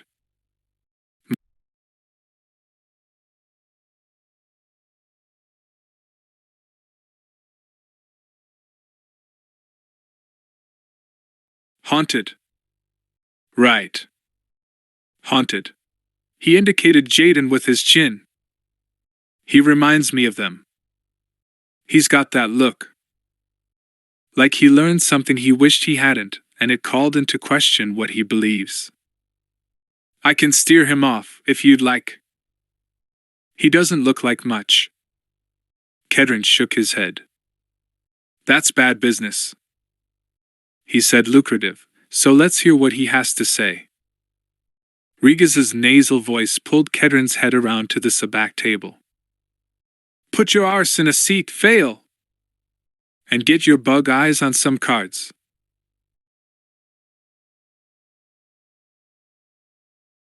Kedron preferred to think that his lazy eye allowed him to see the world askew, from a different angle than most. "I believe he did." "Huh," Kedron said. He fixed false mirth to his face and turned to the table. Regaz's bald head, already dampened with sweat, glistened in the overhead lights. He smiled through his paunchy jowls, and his overweight body slouched in his seat. A glass of straight tequila sat before him on the table, as clear as water.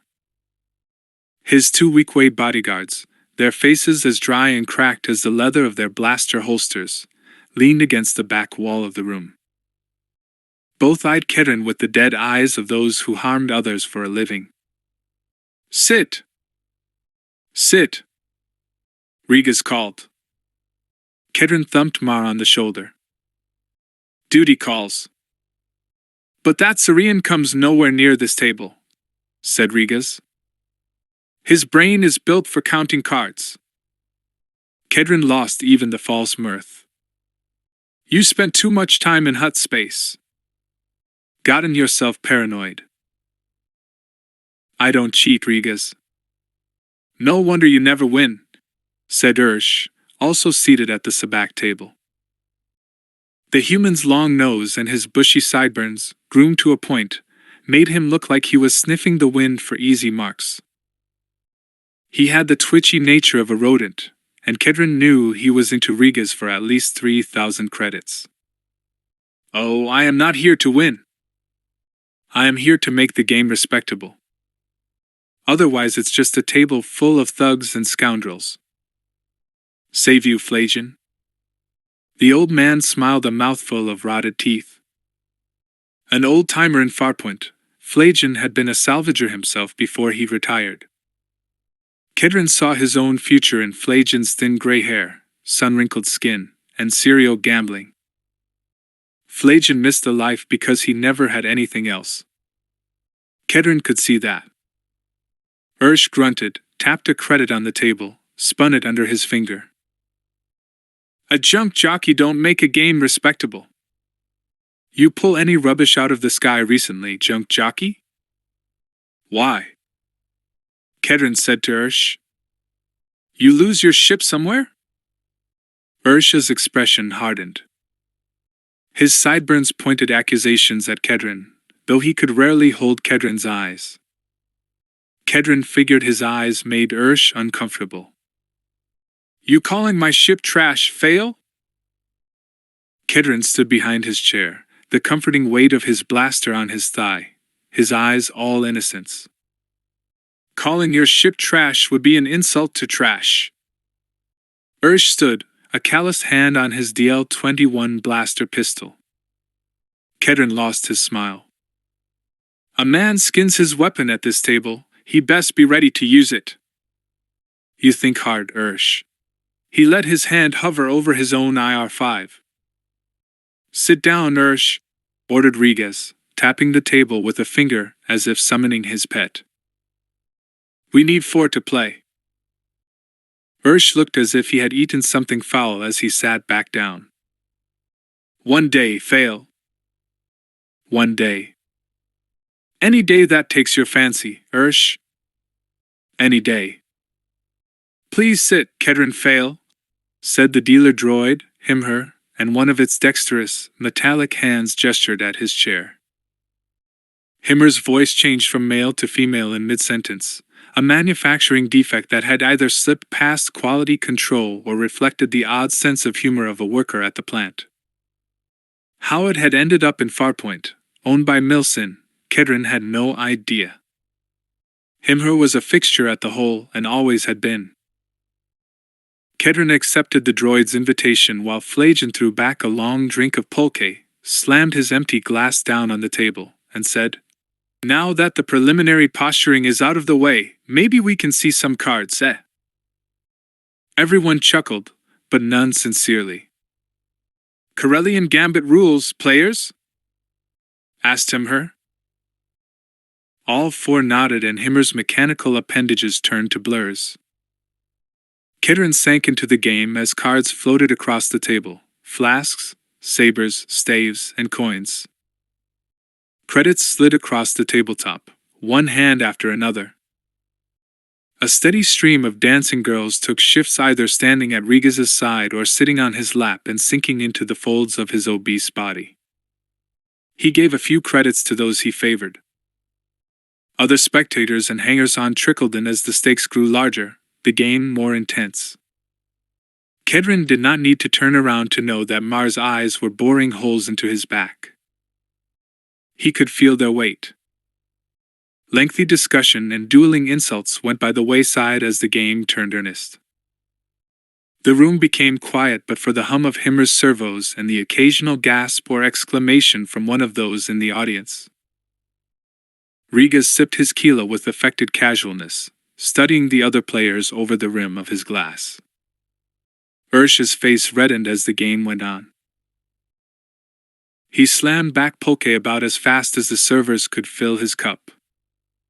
Kedron barely touched his own drink, His sobriety was not rewarded. Over the next 4 standard hours, Kedron's cards fell about as well as they usually did. He watched as bad luck and bad play eroded his pile of credits while growing Regaz's into a mountain. He kept his rising irritation from his face, but the clench of his jaw made it hard to separate his upper teeth from his lower. A headache nested in his left temple and he could not shake it. He played to push things, not to win, but it annoyed him to lose to Regaz. "Refill me, will you, dear?" Regaz said to the haggard-looking blonde dancing girl perched on his lap. He jingled his ice and wore a smug smile that Kedron would have preferred to wipe off with a power sander. "Me too," said Ursh, and the dancer snorted with contempt. "Hey!"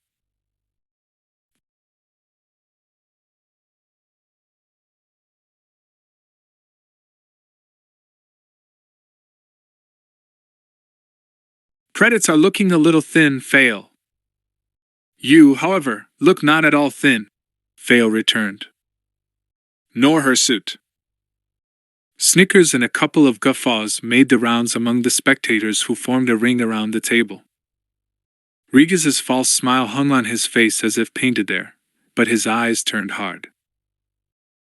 As if summoned forward by his anger, Regaz's pair of weak-weight bodyguards left their perch along the back of the wall and slunk through the crowd until they stood at its edge. "You play about as usual," Regaz said. Kedron shrugged. "Some beings are born lucky. Some are born pretty. Never both. I suppose that makes you lucky."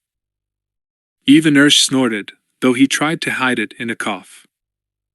"The bet is to Regaz," Himher said, its voice changing to female when it said Regaz. "All in, Himher," Regaz said, pushing his sea of credits into the center of the table and staring at Fail the while. "Regaz Vance is all in," the droid said, and an excited susurration went through the spectators. Ursh grunted, folded his cards in disgust. "Out." Flajan looked first at his cards, then at Regaz, then at Kedron. "It seems this is between you two." "Good enough." "Out." "You are short, Kedron Fail," said Himher, studying Kedron's remaining credits. "Please produce 642 credits, obtain credit in that amount, or cede the hand." The crowd murmured. Kedron stared at his credits as if he could cause them to breed and multiply through force of will, all the while seething over ceding anything to Regaz. "Mar," he called over his shoulder. He stared at Regaz, daring the fat clown to object to Mar's presence at the table. Regaz made a dismissive gesture, a king granting an indulgence, and eased back in his chair. The Saurian appeared beside Kedron, his face composed. "Don't say a criffing word about losing," he said, and Mar's mouth stayed closed. "What do we have?" "What we have is sitting in front of you," Mar answered. Kedron nodded. He had figured as much.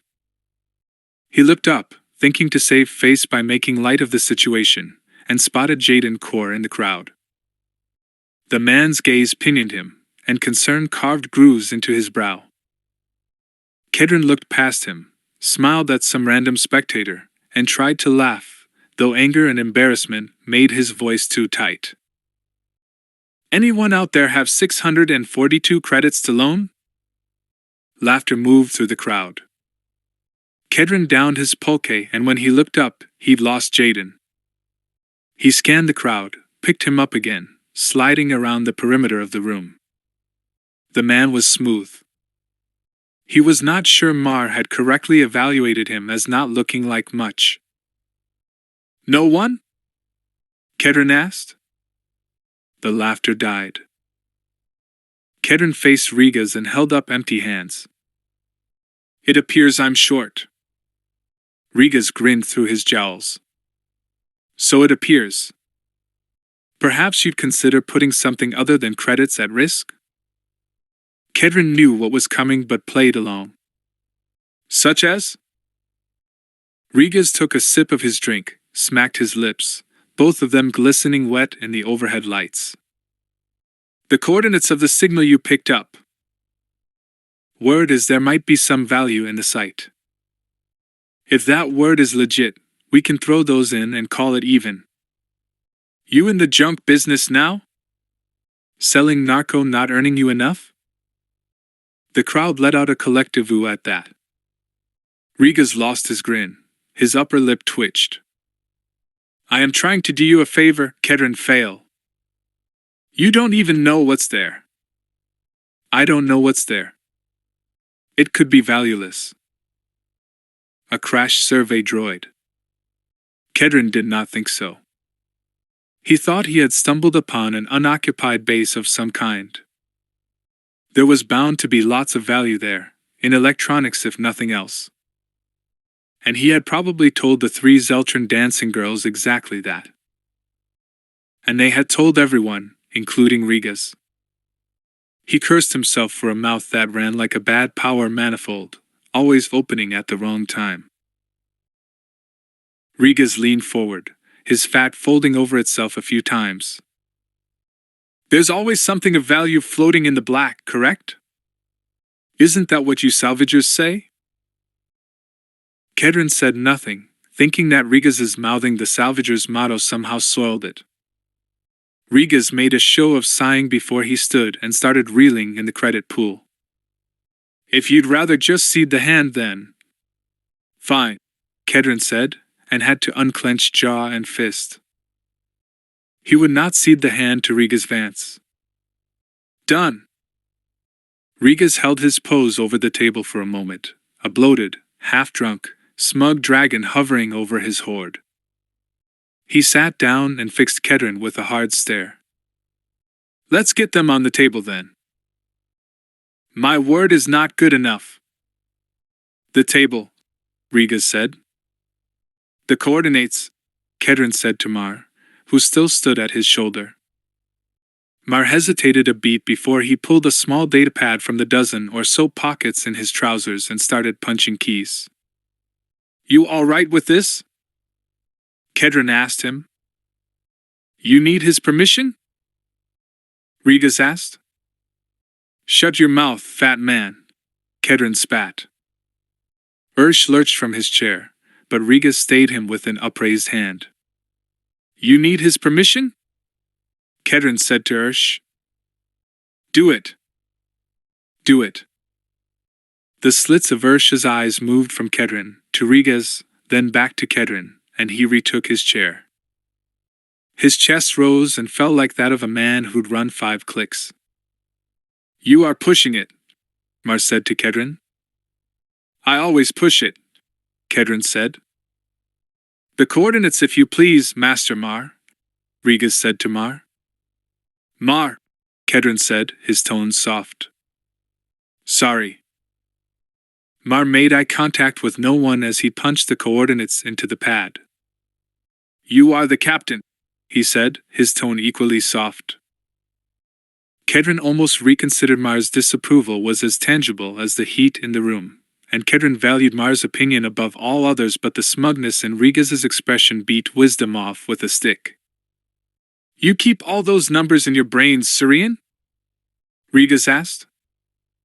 Mar stared at him from under the cliff of his brow, but said nothing. The Surian removed the storage crystal from the datapad and placed it in the center of the table. It caught the light, flickered like a diamond. Good luck, Mar said to Kedron, and withdrew into the crowd. Kedron felt his absence. Mar's presence offered Kedron something he could not quite articulate, something solid, something certain. Word of the wager and brewing confrontation must have spread through the whole. A few dozen spectators crowded the room, elbowing out space and craning necks. Give me fake coordinates, Rigas said, and well, you know. Kedron looked past Rigas to his weak-way bodyguards. JADEN KORR, now standing behind Rigas's bodyguards, stared back at him and slowly shook his head. Kedron ignored him. Like I said, I don't cheat, Rigas. Not ever. I take my losses when that's how the cards fall. So you do. Riga sipped his Kila. Deal him her. An accord over the wager has been reached, said the droid, and dealt. Kedron studied his hand, his heart racing. He was not so much concerned about losing the coordinates to Rigas as about simply losing to Rigas in front of a roomful of people. His first 4 cards included the Master and brought him to 19. A mediocre hand. He stared across the table at Rigas, trying to read his cards in the set of his lips. Nothing. He dared not call at 19. Kedron fail? Asked him her. He discarded his 2 high cards and decided to shoot low. Himher skimmed 2 cards across the table. Kedron eyed them balance, and the evil one, and it took a few moments for their value to register. He did the math in his head again and again. -23. Rigas, Himher said. Call it, Rigas said, and sat back in his seat. Kedron tried to answer Rigas' smugness with his own. He savored the moment, flipped his cards. -23. Gasps and applause broke out in the crowd. Only a positive 23 could beat him. Rigas' face fell. He stared at Kedron's cards a moment, his neck blotchy, before flipping his own. 23. To the right side of 0. More applause. What? Kedron asked, staring at the cards, too stunned to say anything worthwhile. What? Ursh's laughter was like a wood rasp on Kedron's nerves. Flajan just shook his head and started counting his remaining credits. The hand goes to Rigas, Himher said, and the room erupted into cheers, boos, and applause, all of which swallowed Kedron's curses. Rigas waited for the hubbub to quiet before collecting his winnings. Kedron's mind raced. By the time the sausages of Rigas' fingers had pulled over his hoard, Kedron had his angle. To Rigas he said, I guess it'll take you a few days to hire a salvage crew and get them off to the site. I guess it will, Rigas said. You need work? From you?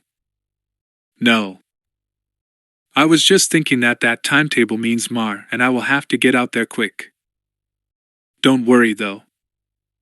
I'll leave you enough to at least pay for the fuel you burn getting there. The room went completely silent. Rigas stared at him, face red, body tense.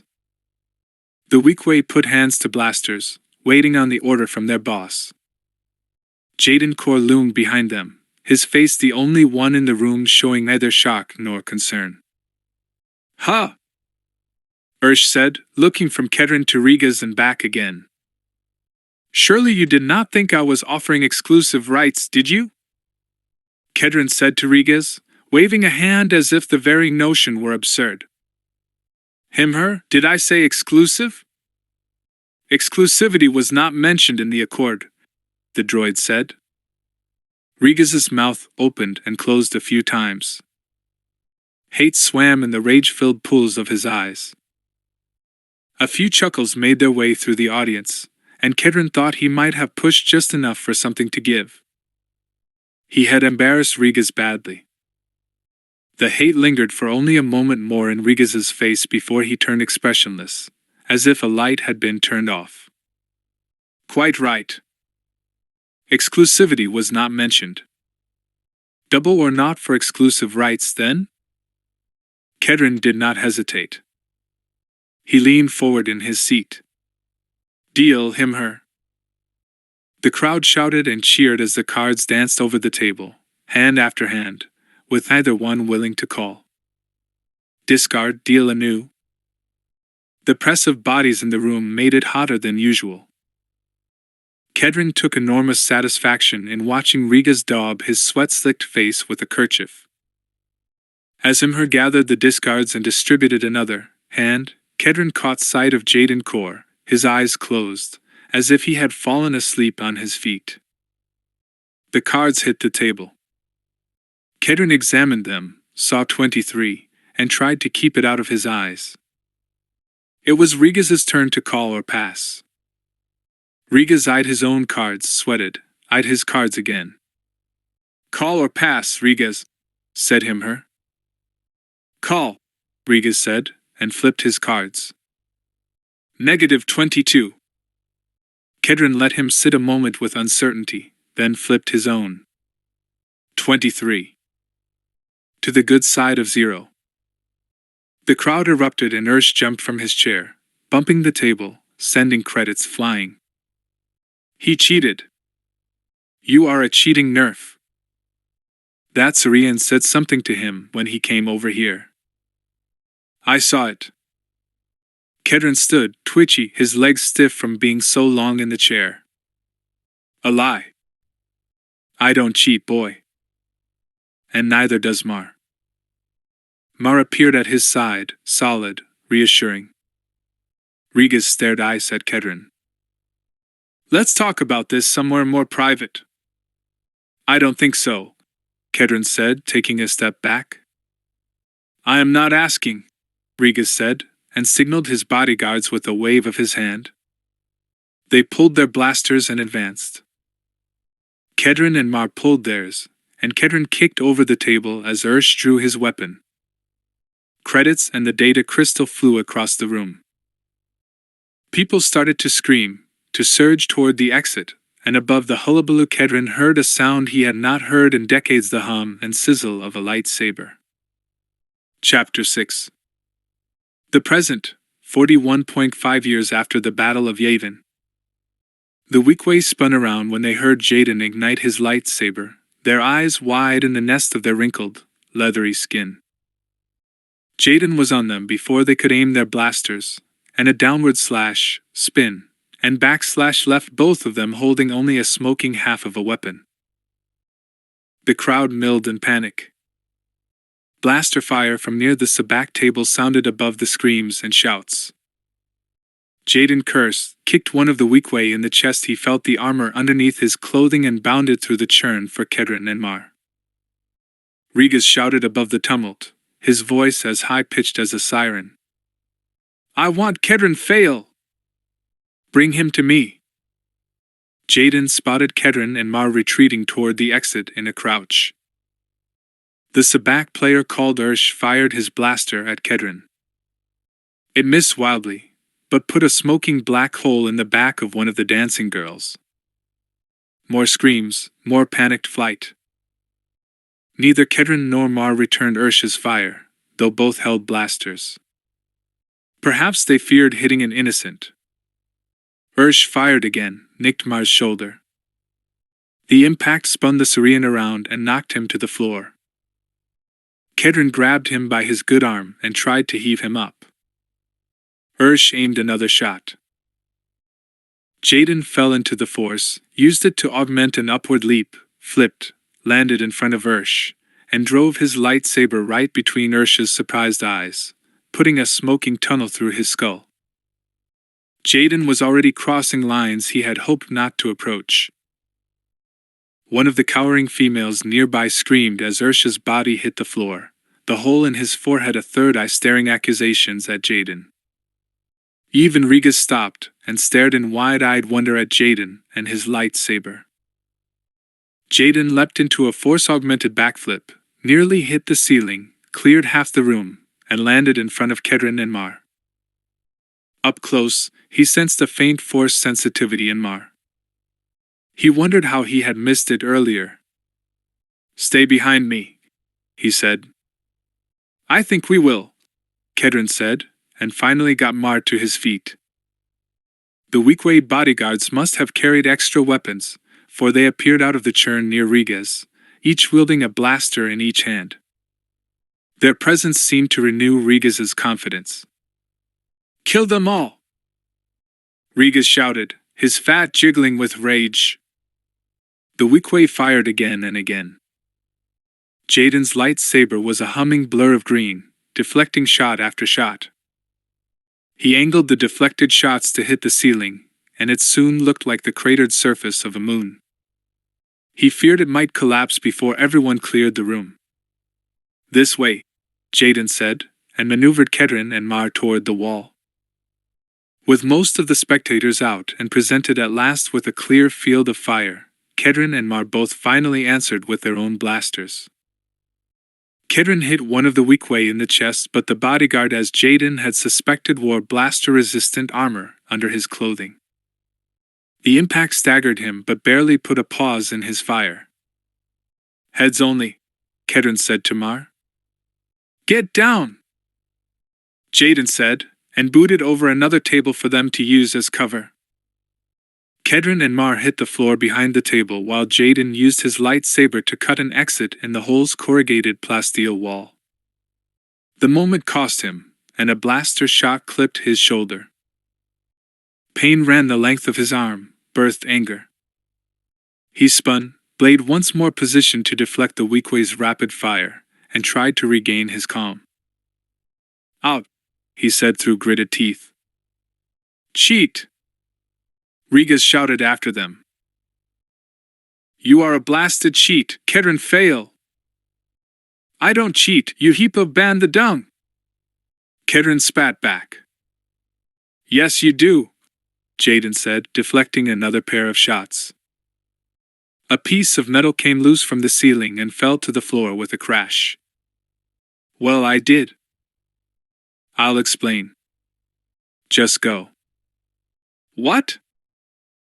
Kedren said, his good eye fixed on Jaden, his lazy eye staring through the hole Jaden had cut in the wall.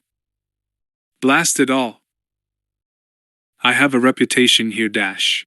Blaster fire sizzled into the wall and cut short his words.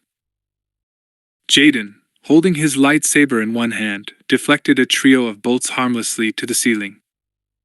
Go, Captain, he said.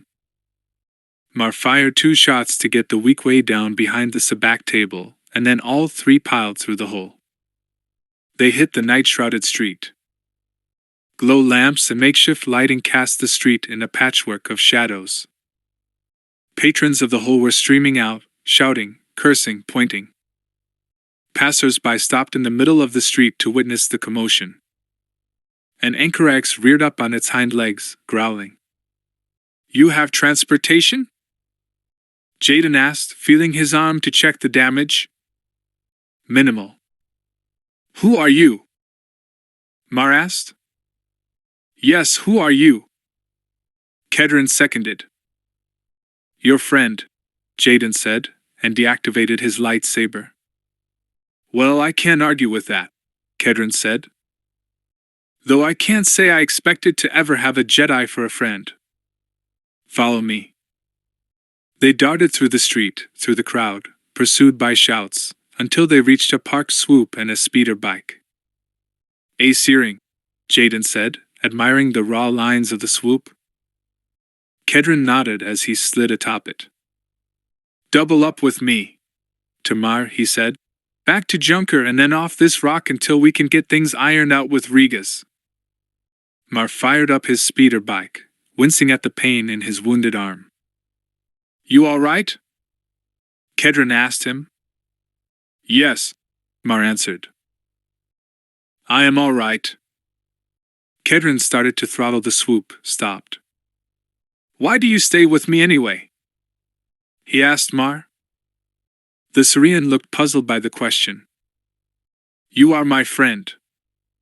Kedren stared at him a moment, seemingly at a loss. Jaden felt as if he had witnessed something private. He wondered if Mar knew he was force-sensitive. I am that, Kedren said at last. He gathered himself and said over his shoulder to Jaden. Meantime, whatever business you're offering, it looks like we'll take it. Shouts from the crowd sounded above the hum of the swoop's engine. There! There they are. The Weequay burst out of the crowd, brandishing their blasters, searching the darkness for Kedren, Jaden, and Mar. Time to go, Kedren said, and Jaden grabbed the handrails as the searing blazed into the sky. A couple of half-hearted blaster shots followed them into the air, but soon they had left Farpoint and the black hole far behind. Did you see Flagian get out? Kedren shouted to Mar. Who? The Syrian asked. Flasian. Mar frowned. I do not know. I think so. Kedron nodded and drove. Only Jaden heard him say, I hope so. Kel had slid against the wall as the violence emptied the room. Screaming and shouting beings of all sorts had fled to the common area, then into the street. In the midst of the chaos, he watched Kor, Kedron fail, and the Syrian flee through a hole in the wall, watched Rigas, the fat human, order his weak-way bodyguards after them. When it was over, Rigas stood alone in the center of the suddenly quiet room, the king of so much flotsam, surrounded by toppled chairs and tables, scattered credits, spilled drinks, and 4 corpses, 3 of them still smoking from blaster fire. Kel watched Rigas waddle to the body of the player at the sabacc table whom JADEN KORR had killed. Rigas stood over the corpse, toed it with his slippered foot, and shook his head. His breathing sounded like wine through a leaky window. Get me a drink! He shouted over his shoulder to no one in particular. No response. The common room was empty. Rigas cursed. From outside, Kel could hear the report of more blaster fire, a few scattered shouts. He presumed JADEN KORR and the crew of Junker had escaped. No matter. Kel would be able to follow them. Their destination remained in the sabacc room. He would catch up to them later. He had seen the mesh of their lines, seen it intertwine with his own. He knew their fates were as one. At the moment, he was hungry. Proximity to the Jedi had sharpened his appetite. And since he would soon be leaving Fost, he could feed more freely. The ghost need not be so circumspect. Rigas grunted, huffed, and slowly managed to lower himself to all 4s. Still wheezing, he began scrabbling among the debris on the floor, no doubt looking for the data crystal that the tumult had sent flying. Blocking Rigas's perception, Kel slid in behind him, following him as he sifted through credits and the grime of the hole's floor. Where is it? Rigas whispered between gasps. Where is it? He threw aside credits, ice, glasses, until at last he hit upon what he sought and held it aloft as it were a trophy. The clear data crystal shimmered in the light of the overheads. Got you! With another series of grunts and wheezes, Rigas put his feet under his girth and rose. Now for some Kila, he said. Kel stepped around to stand before him and let his perceptual screens drop. Rigas's eyes fixed on Kel widened. His mouth opened. Kel held a finger to his lips for silence while their DUOLOGY danced in the space between them. Be still and silent, Kel projected. Rigas sagged, his brow wrinkled in a question, but he did as he was instructed. Kel took the data crystal from Rigas's slack fingers, placed it in the pocket of his jacket. He felt Rigas resisting the shackles of Kel's command, but only weakly. Kel smiled, took Rigas by the shoulders, stared into his eyes, and freed his feeders. Rigas's mental resistance intensified. He struggled against Kel's grasp, opened his mouth as if to scream, but managed nothing more than a stifled gasp. The feeders squirmed up Rigas's nostrils, burst through tissue and into the brain beyond.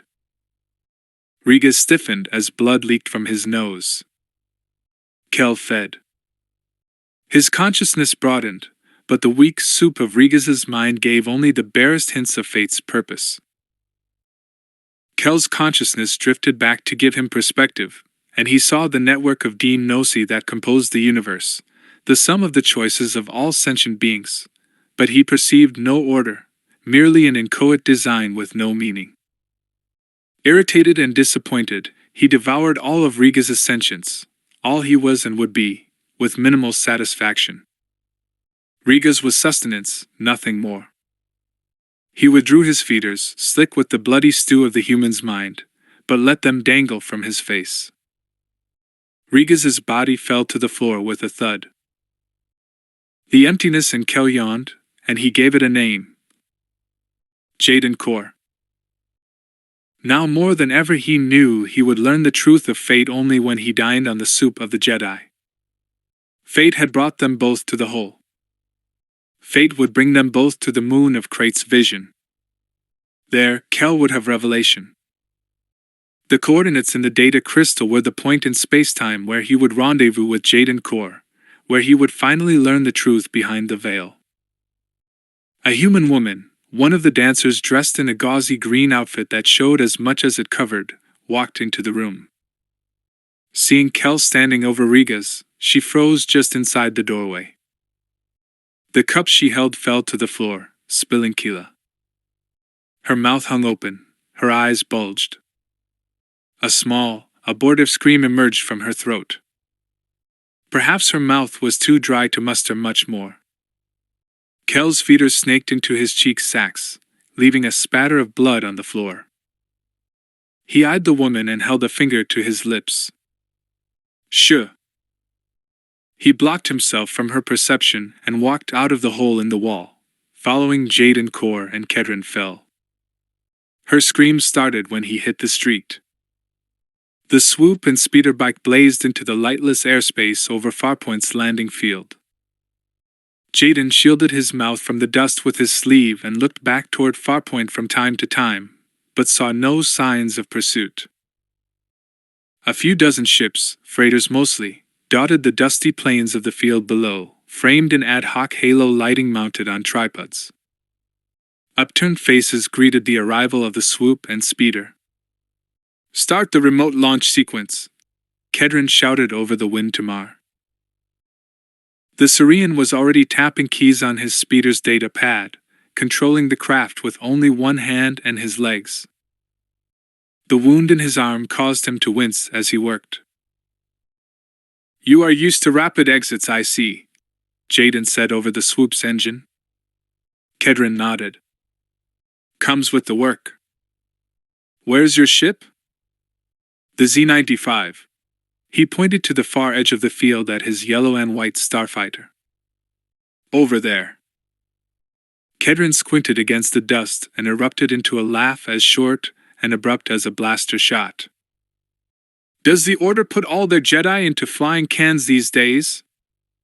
That thing's an antique even out here." JADEN smiled. "It's a bit more than it looks." "I hope so," Kedron said. "Because it looks like something I'd have trouble selling for scrap." He angled the swoop for it.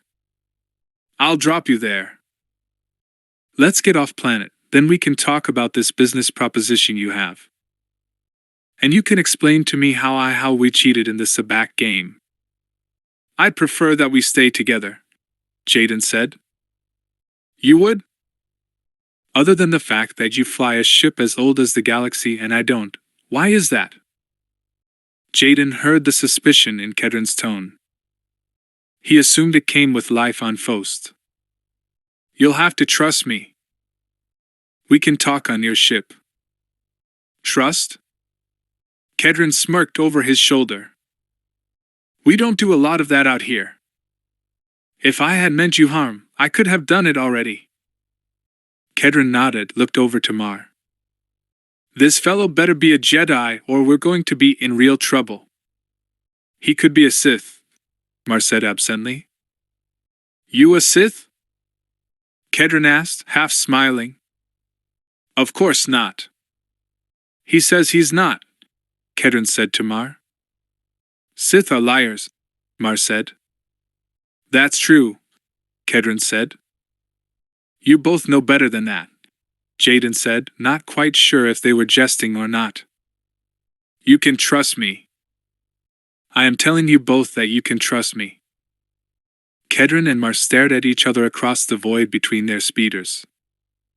Finally the Surian shrugged. "I trust Mar's instincts," said Kedron. "So you're in luck. But I'm captain on Junker, even when a Jedi is along for the ride." "Understood?" "Understood. I have an astromech that you could dash." I do not allow droids on my ship. The statement took Jaden aback. Never?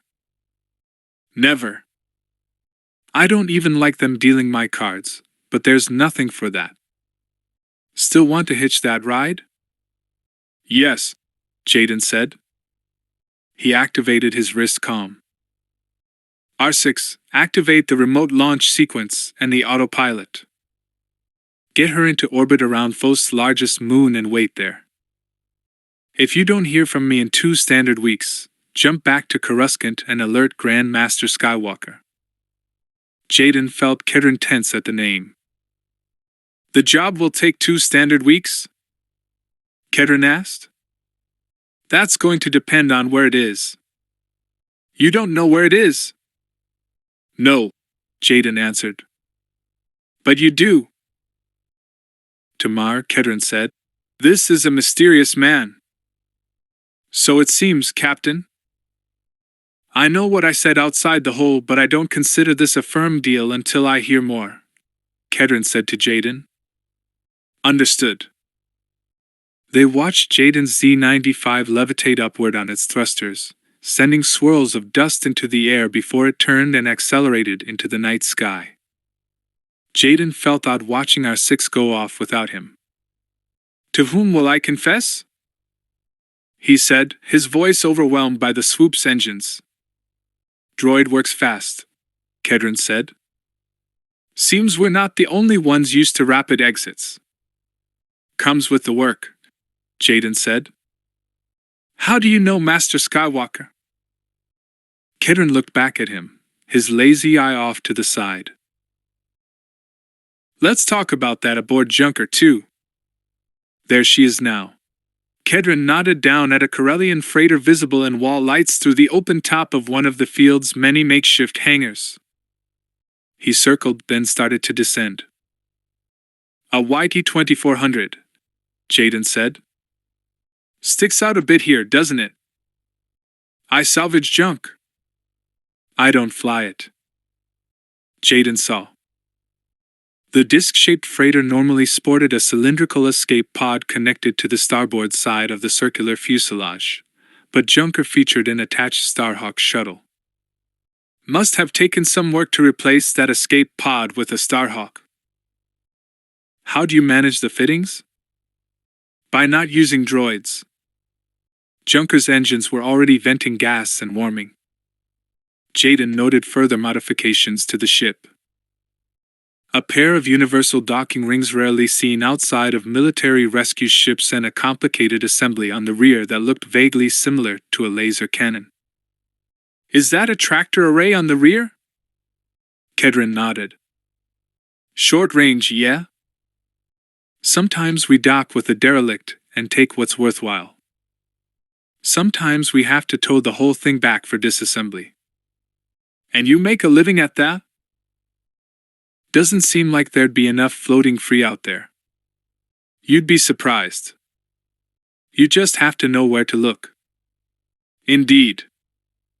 They descended through the open top of the hangar and sat down beside Junker. Kedron and Mar bounded off their speeders. How are we doing, Mar? Kedron asked the Syrian. Thrusters are already hot. We lift off in 25 minutes, Captain. Get to the cockpit and finalize the launch sequence. Then we see to that arm. Jaden, help me get these speeders aboard. He stopped. Wait, did you catch a shot back in the hole, too? Trivial, Jaden said, showing the wound. Kedron examined it with a practiced eye while Mar hurried into Junker. Looks a little more than trivial. But if you say so. Kedron and Jaden muscled the speeders up the landing ramp and into Junker's hold. Jaden's arm screamed every time he flexed his biceps, but he bore it. Hurts, yeah? Kedron asked. Jaden tilted his head to acknowledge as much. We'll see to it when we get aboard. A blaster wound, even a graze, is nothing to take lightly. I've had blaster wounds before. Yeah, me too. That's how I know they're not to be taken lightly. Kedron chewed his lip, as if gathering his thoughts. You asked how I knew Luke Skywalker. Hearing the Grand Master's first name rather than his title sounded incongruous to Jaden. He had not heard anyone other than the Grand Master's close friends and family refer to him as Luke in many years. My parents were children on outbound flight. They survived the crash in the Redoubt. I was born there, 35 standard years after the crash, give or take. The admission surprised Jaden. He imagined there were few survivors still alive. He was not sure what to say. He did the math in his head. You were an adolescent when Grand Master Skywalker and Mara Jade Skywalker rescued you. I was. Kedron's expression softened, and he leaned against his swoop. Mara was kind to me, to all of us. I was saddened when the vids reported her death. Jaden flashed on his vision, the sound of Mara's voice in his ear on the windswept surface of the frozen moon. As was I. Your parents? Kedron's expression turned blank, but Jaden saw the pain beneath it. They died there, before we were rescued. I'm sorry. Kedron waved a hand to shoo away the memory. Long time ago. Since then, I've been doing a little of this, a little of that, but I'm mostly settled on salvage these days. The roar of swoops flying over the hangar drew their eye, and both pulled blasters. Jaden's free hand went to the hilt of his lightsaber. The running lights from half a dozen swoops and speeders buzzed past, blotting out the stars. Regas's thugs? Jaden asked. Could be. Let's get these aboard and get out of here, Kedron said. Junker's hold was packed to the crossbeams with storage containers, raw materials, unusable pieces of electronics and vehicles, and 2 land speeders. Over there, Kedron said, nodding at an open space in the hold. Once they had the speeders in the hold and secured, Kedron lifted the landing ramp. You used the Force to effect that final sabak hand?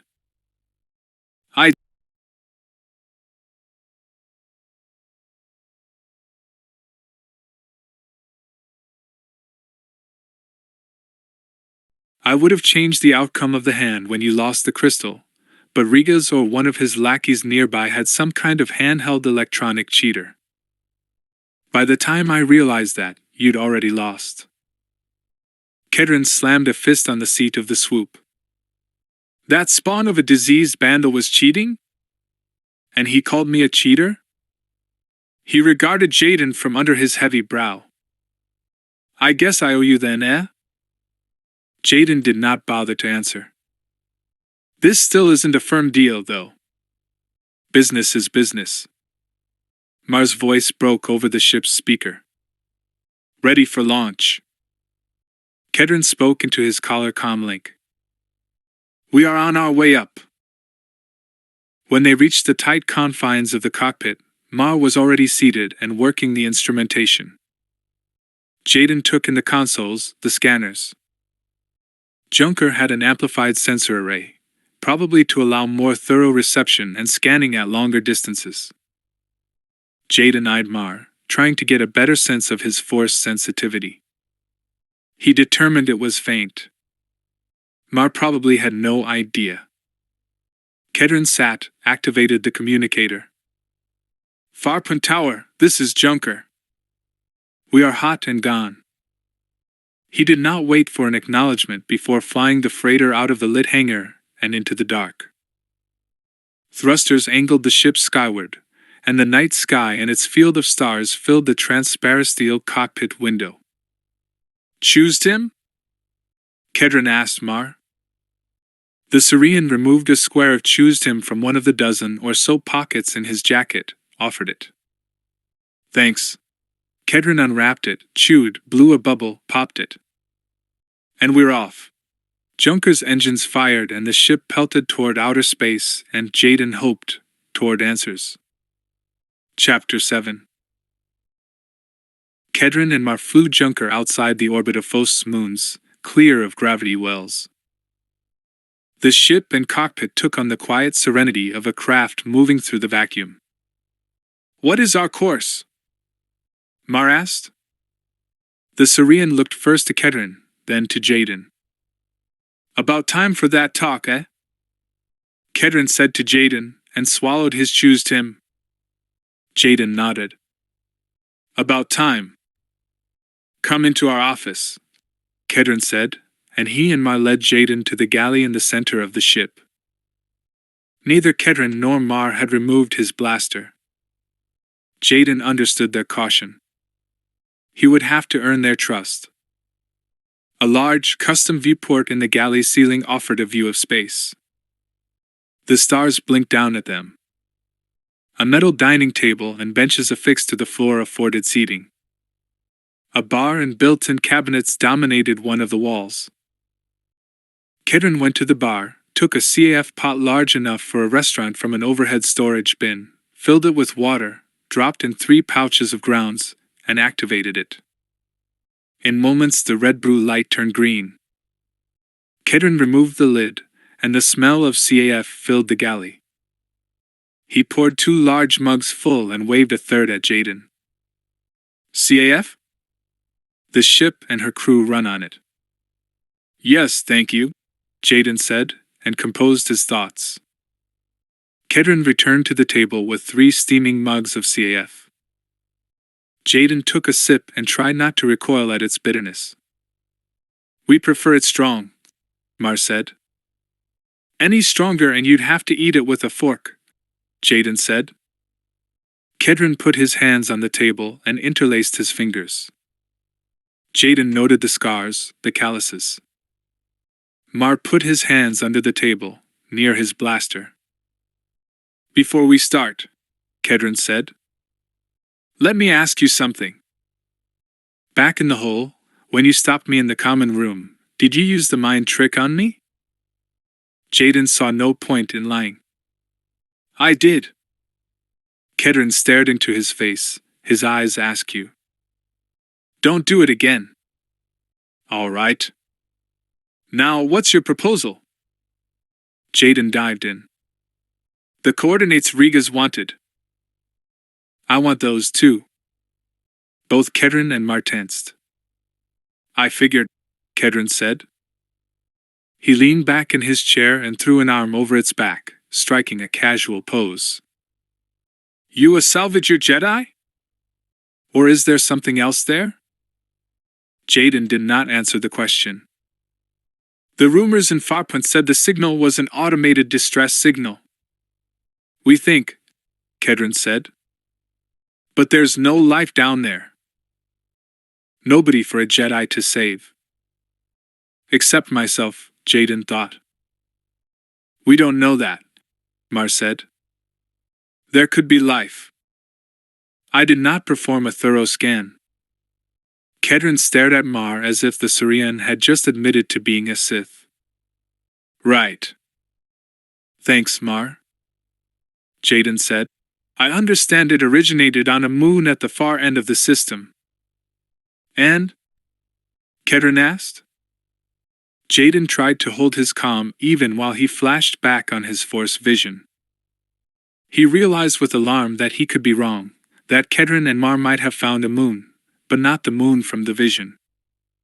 He tried to read their faces as he said, "It's a frozen moon orbiting a blue, ringed gas giant." Kedron and Mar shared a glance. "You have been there?" Mar said. Jaden exhaled, relieved. "No. But I've seen it." "What?" Kedron asked. "Tell me about it," Jaden said. "What drew your attention to it? How'd you pick up the signal?" Mar took a long draw on his CAF cup.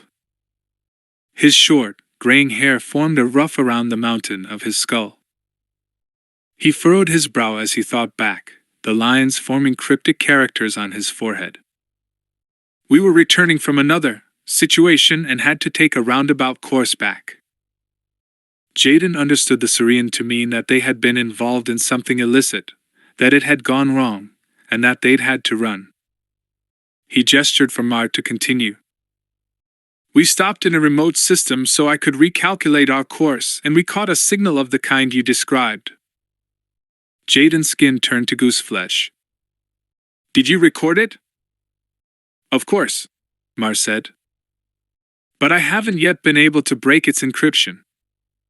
Kedron drained his cup, set it down on the table. Let's slow down here.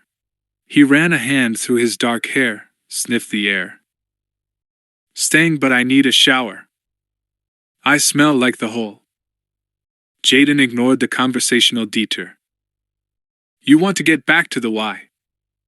No, Kedron said. I want to get to the how much. That'll tell me what I need to know about the why. Jaden cleared his throat, studied his hands, finally said, I can offer you 2,000 credits now and another 7,000 after I confirm the moon is what I'm after, and we return. 2,000 credits up front? Kedron leaned back in his chair, the hint of derision in the curl of his lip. Mar? 2,000 credits would barely cover operating costs. Barely covers operating costs, Kedron echoed. Jaden, in no mood for haggling, leaned forward in his chair. I do not have time for this, Captain. Much may depend on this. For whom? Jaden stared into Kedron's tanned, lined face. For me. Kedron held his gaze for a time. Didn't I say he had those eyes, Mar? You did. And doesn't he? He does. What eyes? Jaden asked, but Kedron ignored him. How do you suppose he'll look when he and his haunted eyes get out in the deep black and what he's looking for out there ain't there, after all? Not good, Captain? Not good. That's right. Why don't you leave that to me? Jaden said, fighting back irritation. Kedron stood. Because you are sitting in my galley in my ship. He walked over to Bar, refilled his CAF. Mar? Yes, please, the Syrian said. Kedron returned to the table with the pot, refilled Mar's cup, even topped off Jaden's. I think this is where we part ways, JADEN KORR. This smells like some Jedi grand scheme, and I've seen what comes of those. Jaden understood the oblique reference to outbound flight. Jaden had seen what came of Jedi grand schemes, too. Centerpoint and everyone on it exploded in a Jedi grand scheme. That's not really how we work, Mar added, and Jaden detected the hint of an apology in the Syrian's tone. Even after what Master Skywalker did for you? Kedron stiffened, his fingers wide around the handle of his CAF pot. Still standing, he said, I owe Luke and Mara Skywalker. Not the Jedi Order. Jaden felt his plans crumbling. His own fists clenched. He saw Mar tense and took a moment to calm himself. I don't want the salvage. I just need to see it. Mar's eyes formed a question. Why? Kedron said, That sounds a bit more personal than you've let on. Jaden offered the truth. No one in the Order knows I am here. This may have consequences for the Order, but this isn't about that. Kedron slid into his seat, and his tone softened. Explain, please. Jaden took a drink of CAF, savoring the bitterness. I had a vision. Given me by the Force. He noticed Mar staring intently at him with his blue eyes and wondered if Mar had experienced his own visions. Jaden went on. I saw in that vision what I believe now more than ever to be your moon. Kedron smiled, shook his head. I knew it was something like that. Those eyes. And? Mar asked. You saw it in what context? What drew you all the way out here? Jaden licked his lips. The vision involved symbolism that wouldn't make much sense to you. He sighed. Listen, I am asking you to trust me. I am not interested in salvage or taking anything that's there. I just need to stand on it, see it, understand what it means. The silence sat heavy between them. The stars streamed past in the viewport above. Thoughts turned behind Kedron's and Mar's eyes. Jaden could do nothing but wait for them to render their verdict. He would not take the coordinates by force or contrivance. He had already taken a life warranted, he thought, but he had no intention of pushing matters further.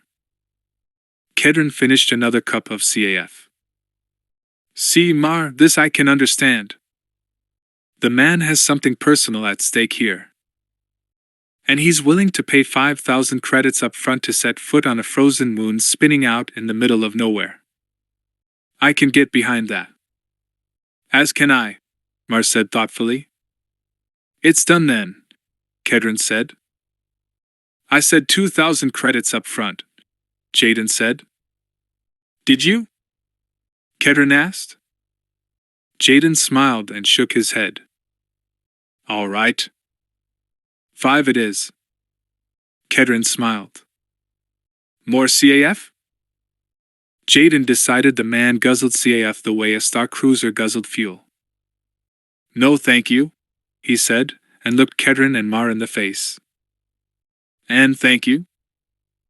Mar will plot the course, Kedron said, extending his hand. We'll leave immediately. Done deal? Jaden shook his hand. Done. And Captain? Kedron raised his eyebrows, waiting. I look at you and I see the same eyes you see in me. So what is it you're looking for? Kedron smiled, but Jaden saw that it was forced. Nah, that's just my floater, Jedi. He pointed at his lazy eye. Helps me see the angles. Me, I'm just a junk jockey flying the black. I'm happy with that. Of course you are, Jaden said, but he knew better.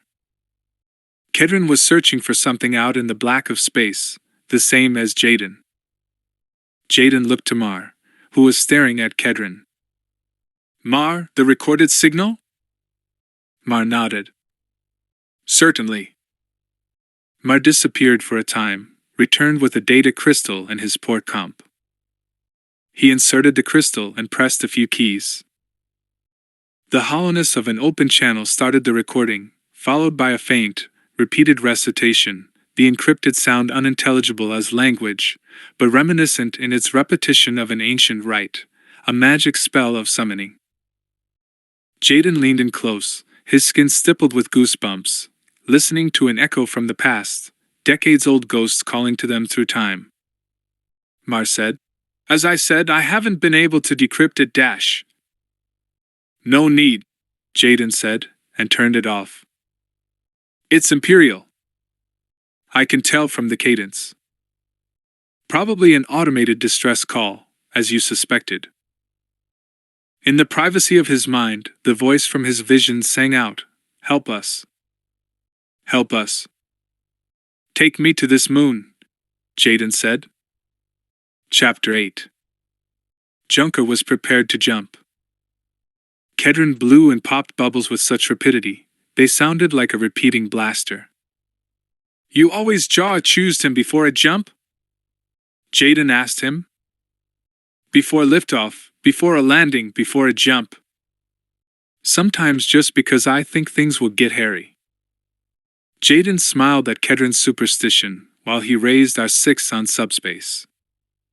The astromecha's questioning beep answered his hail. Jaden stared out into the black of the deep system as he spoke and made his last confession to his droid. 2 standard weeks, R6, then returned to Crosscurrent. Tell Grand Master Skywalker that I was doing what I thought I must. Do you understand? Kedron and Mar pretended not to hear as R6 beeped acquiescence. Clear to jump, Mar said. Kedron swallowed his chews-tim. Do the math and let's turn her loose. The Saurian tapped keys on the navicomp so quickly that Jaden could barely follow.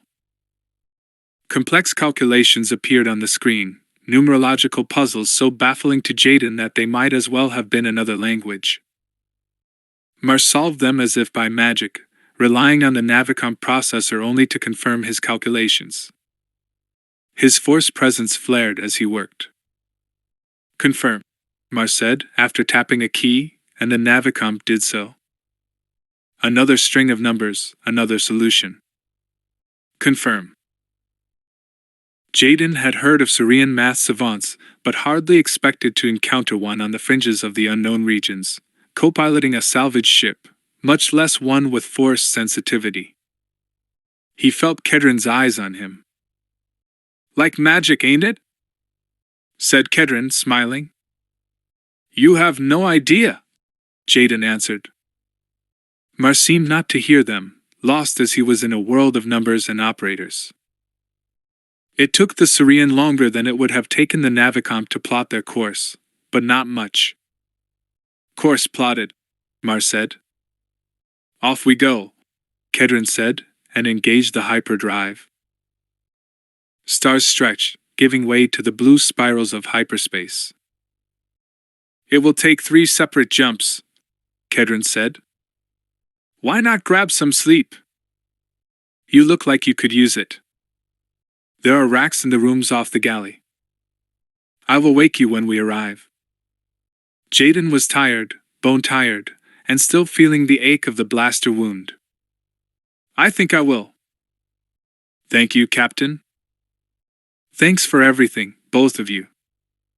No need for thanks, Kedron said, and winked his lazy eye. Just be sure to pay me on time. Jaden picked his way through the ship, memorizing the layout, a habit of his. Found a rack in a room off the galley, and lay down. He stared up at the metal of the low ceiling, shadowed in the dim light, wondering what he would find when he reached the moon. Help us. Help us. In time the exhaustion won out and he fell asleep. Kel piloted Predator into the night sky and out of the atmosphere over Fost.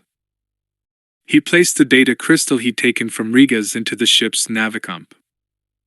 Using the data from Junker stored on the crystal, it began plotting a course. He studied the coordinates but did not recognize the system. It appeared at least 3 jumps away, deep into the unknown regions. The ship's comp had little data on the region. Unsurprising. He would simply have to improvise as the situation demanded.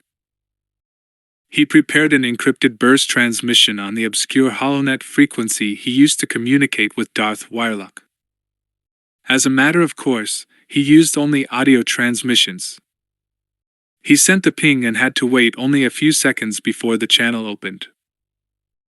It was as though it were waiting for him. I have encountered a single Jedi and have obtained a copy of the coordinates for the moon we discussed.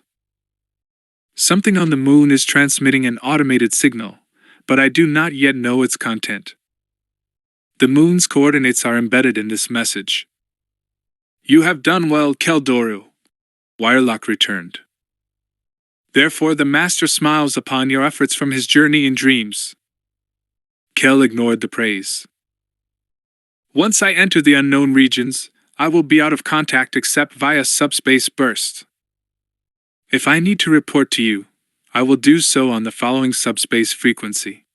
He tapped in the frequency and sent it. Received. Name the Jedi you have encountered. JADEN KORR.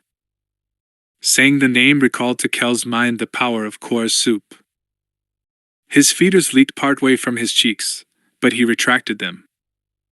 We know of him. He was apprenticed to Katarn and is, therefore, dangerous. I want him, Kel said. The channel hung open for a time, the silence a chasm. Kel imagined Wirelock somehow communing with Crate. You believe his mind holds the truth that you seek. The words were not a question. Our lines are intertwined. I have seen it. As have we, said Wirelock, and Kel heard a smile in the Chagrian's tone. In him you will find your truth. He is, therefore, yours to do with as you will. Goodbye, Keldoru. Kel closed the channel, activated his sensor cloak, and started his jump sequence. Only afterward did he think it odd that Darth Wirelock had not ordered him to report back on what he found on the moon. No doubt Wirelock assumed Kel would do so of his own accord. The hyperdrive activated and he watched stars turn to lines, implying the grid of Nosi that undergirded the universe. He would understand the truth of the grid when he fed on JADEN KORR. The past, 5,000 years before the Battle of Yavin. The Miz jumped tore at Harbinger's superstructure, clawed at the durasteel. The scream of stressed metal turned the maddening, flickering tunnel of hyperspace and real space into a shouting throat without end. The ship was flying down the gullet of the universe. Harbinger bucked from side to side, shook as pieces of it flew free of the front section and slammed into the trailing end. Escape pods tore free from their berths and hurtled into oblivion. Saz barely heard the alarms. He held on to the bulkhead, watching the dismemberment of his ship. Panicked, distorted chatter carried through his comm link, voices of the dead from beyond the grave. He seized at the force to find calm and took comfort in its power. As it filled him, his perception sharpened. He felt the terror in some members of his crew, the fearful resolve in others. He wondered, in passing, what might have happened to Omen. Had Reelan sabotaged its hyperdrive as well? In any event, the collision of the two dreadnoughts would surely have disrupted Omen's jump. Sensation tickled the back of his skull. Realization lingered at the edge of his consciousness. He became aware that the air felt charged, pregnant with potential. At first he attributed it to the twisting of space-time occurring as a result of the misjump, but then he recognized its true source. The lignin. Despite Sado's prohibition against using the ore, Saz did not hesitate, not for a moment. The lignin offered salvation. He attuned himself to the potential offered by the ore, immediately felt it augment his relationship to the Force, sharpen it. The emotional rush felt similar to the flood of feeling he'd experienced after his first kill. But the increased power was not enough. He could sense that. He was only drawing from its emanations, its penumbra. He needed to be closer to it to utilize it fully. He took a final look out the viewport at the chaos outside, then turned and sped through Harbinger's corridors, down its lifts, through its hatches. Time was his enemy. Harbinger was dying. Along his route he passed crew members working frantically at their stations. "The bridge is gone, Captain!" Someone shouted, but Saz paid the words no heed. "A third of the landing bay was damaged in the collision, sir." A protocol droid appeared before him, tottering on the shifting floor. "Captain, it appears something has gone wrong with the hyperspace jump." "I believe that dash." Saz blew past the droid, sending it clattering against the wall and to the floor. Before he reached the cargo hold, the ship began to shake violently, its solidity responding to some destructive vibratory frequency created by the velocity and the jump error. He had only moments. With his lignin-enhanced perception, he felt the rising tide of terror sweep through the crew.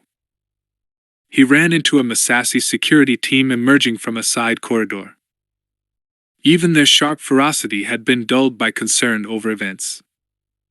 Still, they recognized him and bowed their heads as the ship shook under their feet. "Accompany me to the cargo bay. Quickly!" Bred and trained to obey, the hulking Massassi asked no questions. They ran before him, their boots thunderous on the deck, landrocks bare, gravelly voices shouting. "Out of the way! Captain coming through! Out of the way!" Crew hugged the walls as the Massassi and Saz stormed past. Many fell in behind them. By the time Saz descended the lift, and reached the double doors that opened onto the cargo hold, he had more than a score of his crew trailing in his wake: engineers, security personnel, even a few blade pilots still in flight gear. The cargo bay doors did not respond to his open code, so the Massassi pried them open with their clawed hands and landrocks. Power blew out of the hold, enough to cause Saz to rock on his feet. "Sir?" asked one of the Massassi, wide-eyed too, from the ambient dark side energies. The ship lurched, throwing many of the crew against the wall. As one they uttered an alarmed moan. Saz squeezed through the open doors into the vastness of the cargo hold. Loading droids dotted the deck, several stuck on their sides, wheels and treads spinning helplessly. The stacks of storage containers lay in disordered piles like the ruins of some lost city. He did not need a droid or crew member to point him to the containers containing the lignin. It drew him like a lodestone drew iron shavings. With each step he took closer to the ore, his mind and spirit opened further until he could not contain a laugh. It was as though he had been drawing power from a nearly exhausted well, and now drew it from an ocean. He was vaguely aware of his crew trailing after him as he followed the power back to its source, to the stack of rectangular storage containers that held mounds of the ore. He felt giddy, rapturous from its effects. He drew on the power the ore offered, filled himself with it, sank ever more deeply into the force. Power coursed through him. His crew backed away, eyes wide all except the Massassi, who fell to one knee and bowed their heads. The ship screamed outrage at the stresses of the misjump. With a minor exercise of will, Saz used his enhanced telekinetic power to throw open several of the storage containers holding the lignin. Or spilled out onto the deck, bounced around. Power spilled out into the air, collected around Saz. He reached deeper until he was nested fully in the force, alight with the lignin's power. An impact jarred the ship.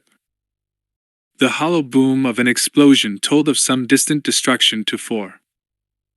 The buck of the ship sent 3 of the shipping containers skidding along the deck toward him, toward the crew.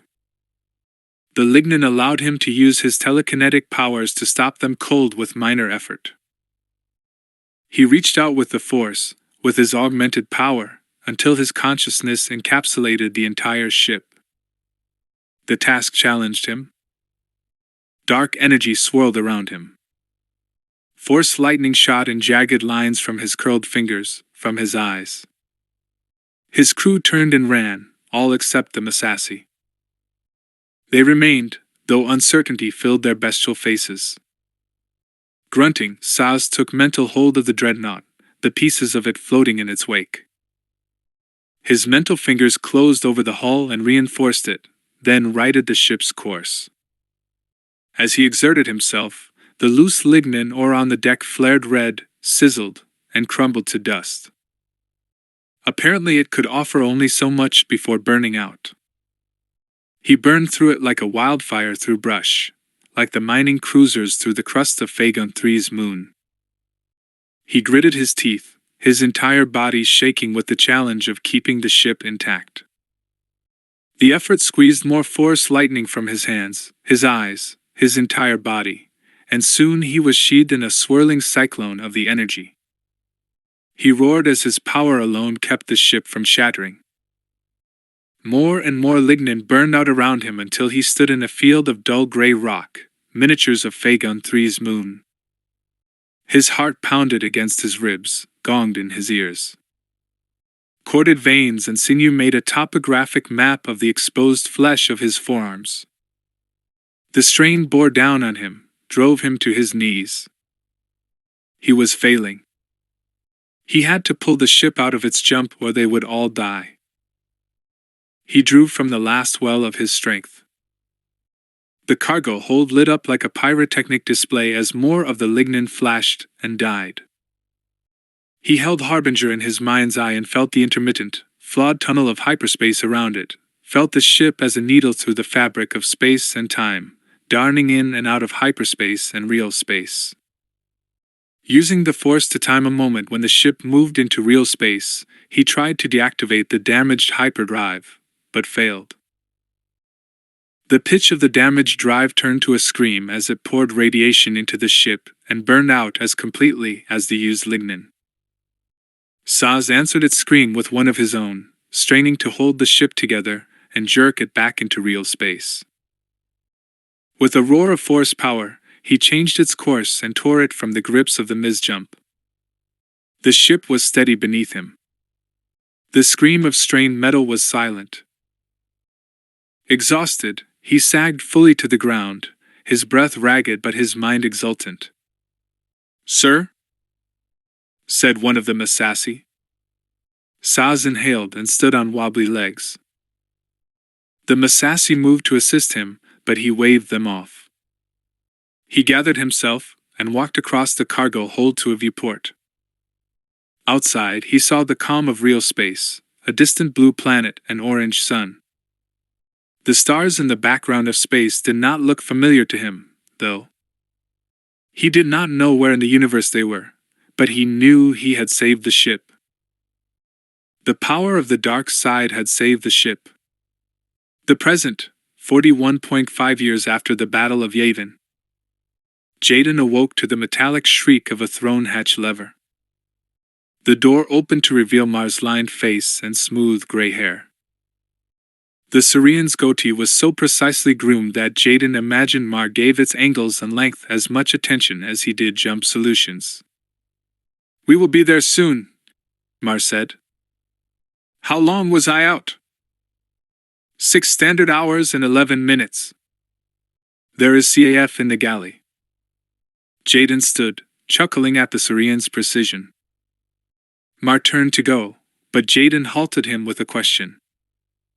"How did you and Kedron meet, Mar?" "With your gifts, it seems as if you might have done something else." "My gifts?"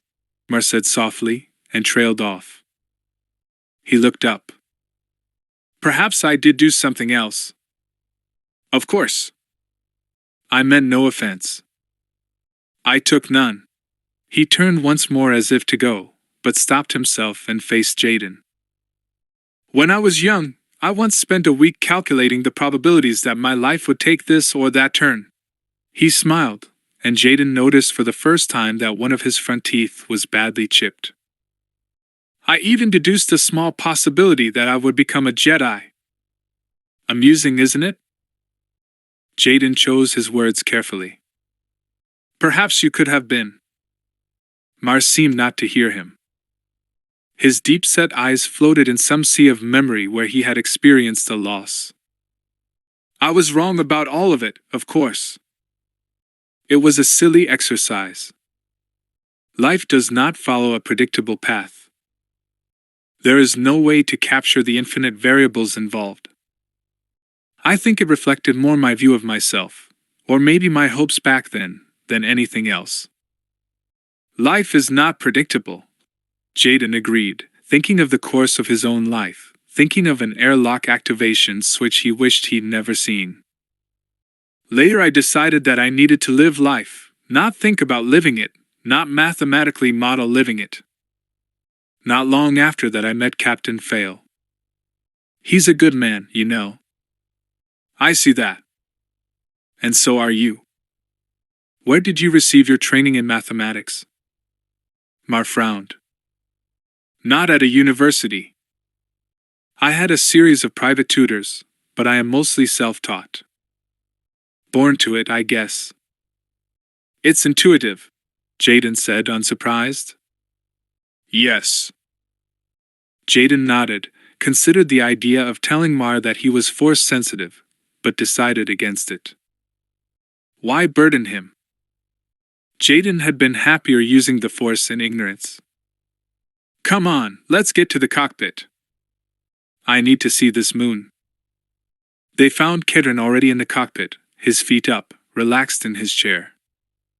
He nodded at the cerulean swirl visible through the window. "Beautiful, isn't it?" "I've heard it can drive you mad to stare at it. I've been doing it for years, though." "That may not support the claim you suppose it does," Mar said, smiling, and took his seat. Kedron grinned. 6 years I've put up with this, Jaden. 6 years? 6 standard years, 4 months, and 19 days, Mar corrected. You see? Kedron said to Jaden, and Jaden could not help but smile. The camaraderie between the two was infectious. Long ago Jaden had felt similarly in the company of his fellow Jedi, but those feelings had vanished.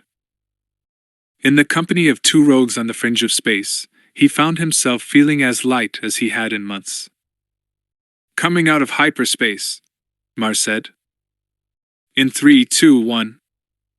Disengaging, Kedron said, and disengaged the hyperdrive. Blue gave way to black. Stars appeared in the dark blanket of space. The day's side of a blue gas giant filled half the viewport. Clouds of gas swirled in its atmosphere, echoing the swirl of hyperspace. A midnight blue oval, a storm hundreds of kilometers wide, stared out of the planet's equatorial region, an eye that would bear witness to Jaden's fate. Thick, churning rings of ice and rock, the largest ring system Jaden had ever seen, whirled around the planet at an angle 15 degrees off the equator. Nothing on the scanners, Mar said. We're alone. No way Regas gets someone out here this fast, Kedron said. We're on the chrono, though. Jaden tried to speak, found his throat dry, tried again. The moon? Coming around now, Mar said, and they watched an icy moon, as pale and translucent as an opal, come into view, under the scrutiny of the planet's dark eye. Seeing it stole Jaden's breath. He stared in silence for a time before he finally managed. That is it. Mar, put it on the speakers. Put what on the speakers? Kedron asked, but Mar understood. The Syrian flicked a few switches, tapped a few keys, and the repeating signal of the Imperial distress call fell over the cockpit, not a recording but the real thing, as faint and regular as an infant's heartbeat. Help us. Help us. You all right? Kedron asked Jaden, taking him by the arm. It's just a distress beacon, right? It was more than that to Jaden. I need to get down to the surface of the moon. What is down there? Mar asked. I do not know, Jaden said. I only know that I am supposed to find it. Kedron and Mar shared a look before Kedron shrugged. We'll take Flotsam, Kedron said, Jaden assuming he meant the attached Starhawk. I'm not landing Junker down there. We'll need to break out the Envirosuit's dash, Mar said.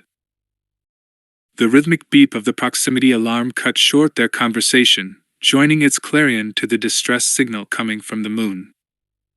Mar spun in his seat to the scanner console. Kedron leaned over his shoulder. What do we have? Mar bent over the sensor screen, his brow lined with concern. Unknown, but coming in fast. Very fast. From where? From out of the system, Mar said. Harbinger was still moving under its own power, blazing through the star system at full speed but no longer lost in the nether region between hyperspace and real space. It was damaged but reparable. Pleased, Saz turned and found himself facing not only the Massassi but also many of those of the crew who had fled when he had drawn on the Lignin. As one, they stood to attention and saluted. Saz returned the gesture and activated his communicator to the channel that would carry his voice across the entire ship. This is the captain. All members of the Night Watch bridge crew assemble on the secondary bridge. He assumed Lo's door, and his bridge crew had died when Harbinger had lost its primary bridge. He needed to figure out where the ship was, then figure out how to get his wounded dreadnought, and its remaining, or to Primus Gallioid. Without warning, the pod ceased shaking and reeling, his equilibrium still off, struggled to right the spinning craft. A planet flashed in and out of the viewport, a blue gas giant with thick, busy rings of rock and ice, and a large, ice-covered moon that hung against the black of space like a shimmering gemstone. Reland did not recognize the planet or the system. Gripping the controls with his remaining hand, wincing at the pain in his ribs, he activated the reverse thrusters to slow the pod and gradually righted it. Using the pod's rudimentary sensor array, he scanned the area around him. He picked up Harbinger, apparently intact and slowing, and another ship near the moon. He did not recognize its signature and turned the pod so that he could see it out of the viewport. "Who are you?" he murmured. He'd never seen a ship like it, disc-shaped, with an attached boat off the starboard side and what looked like some kind of docking rings aft. He wondered where in the universe the jump had stranded him. Wheeling the pod around, he brought Harbinger into view and almost collided with the dreadnought. The Sith's ship filled the viewport as it passed under the pod, the charred scar of its destroyed bridge the hole into which Drev had fallen, into which Reland had poured his rage. He stared at the ship a long while, the need for revenge afire in his gut. He knew Harbinger would be blind until Saz got a secondary bridge up and running, so he had a short window of time to operate out of view. He would get back aboard, finish what he had started. He owed Drev that much. But he could not do it with a damaged escape pod. It would never survive the jolt through the deflectors. His mind made up, he turned and accelerated toward the unknown ship, hoping the pod's small size would allow it to get lost in Harbinger's sensor shadow as he approached. He came at the ship from aft, somewhat below its ecliptic plane, and piloted for the docking ring. At best he would get an awkward mating with the pod's universal docking port, but he hoped he could make it last long enough to board the ship. He secured the helmet on his flex suit, oriented the pod, and piloted it toward the ring.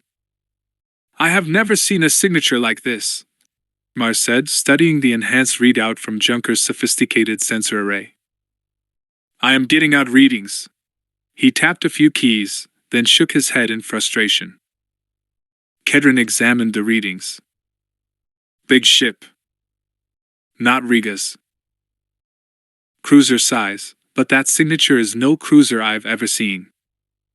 Look at that. One of yours?" he asked Jaden. Jaden moved to the scope, looked over Mar's shoulder, and studied the ship's erratic signature. "No. And it's not Chis or Yuzenvom. What is Dash?" Sudden nausea cut off Jaden's words, made his stomach squirm. Mar put 2 fingers to his left temple and winced with pain. "You all right?" Kedron asked Jaden. "You look a little green." "Here, sit." Jaden nodded, took the seat Kedron offered. He realized he was sweating. He felt a tingle in his fingertips, the beginning of a discharge of force lightning. He fought it down, putting the hand in his pocket as if it were a proclamation of his guilt. "Mar, you all right?" Kedron asked. "I am fine," Mar said, but squinted as if at a bright light. Kedron tapped the scanner screen. "What are you doing in my sky, big girl? Especially right here, right now?" Mar shook his head as if to clear it, inhaled. "No hails. Getting closer, Captain? Keep us clear of it, Mar. Get us on the other side of the moon if you have to." "Copy. Have they pinged us?"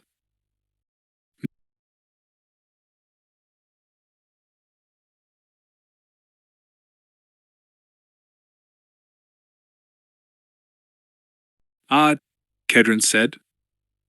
"Perhaps not," Mar said. "The ship is showing a lot of damage.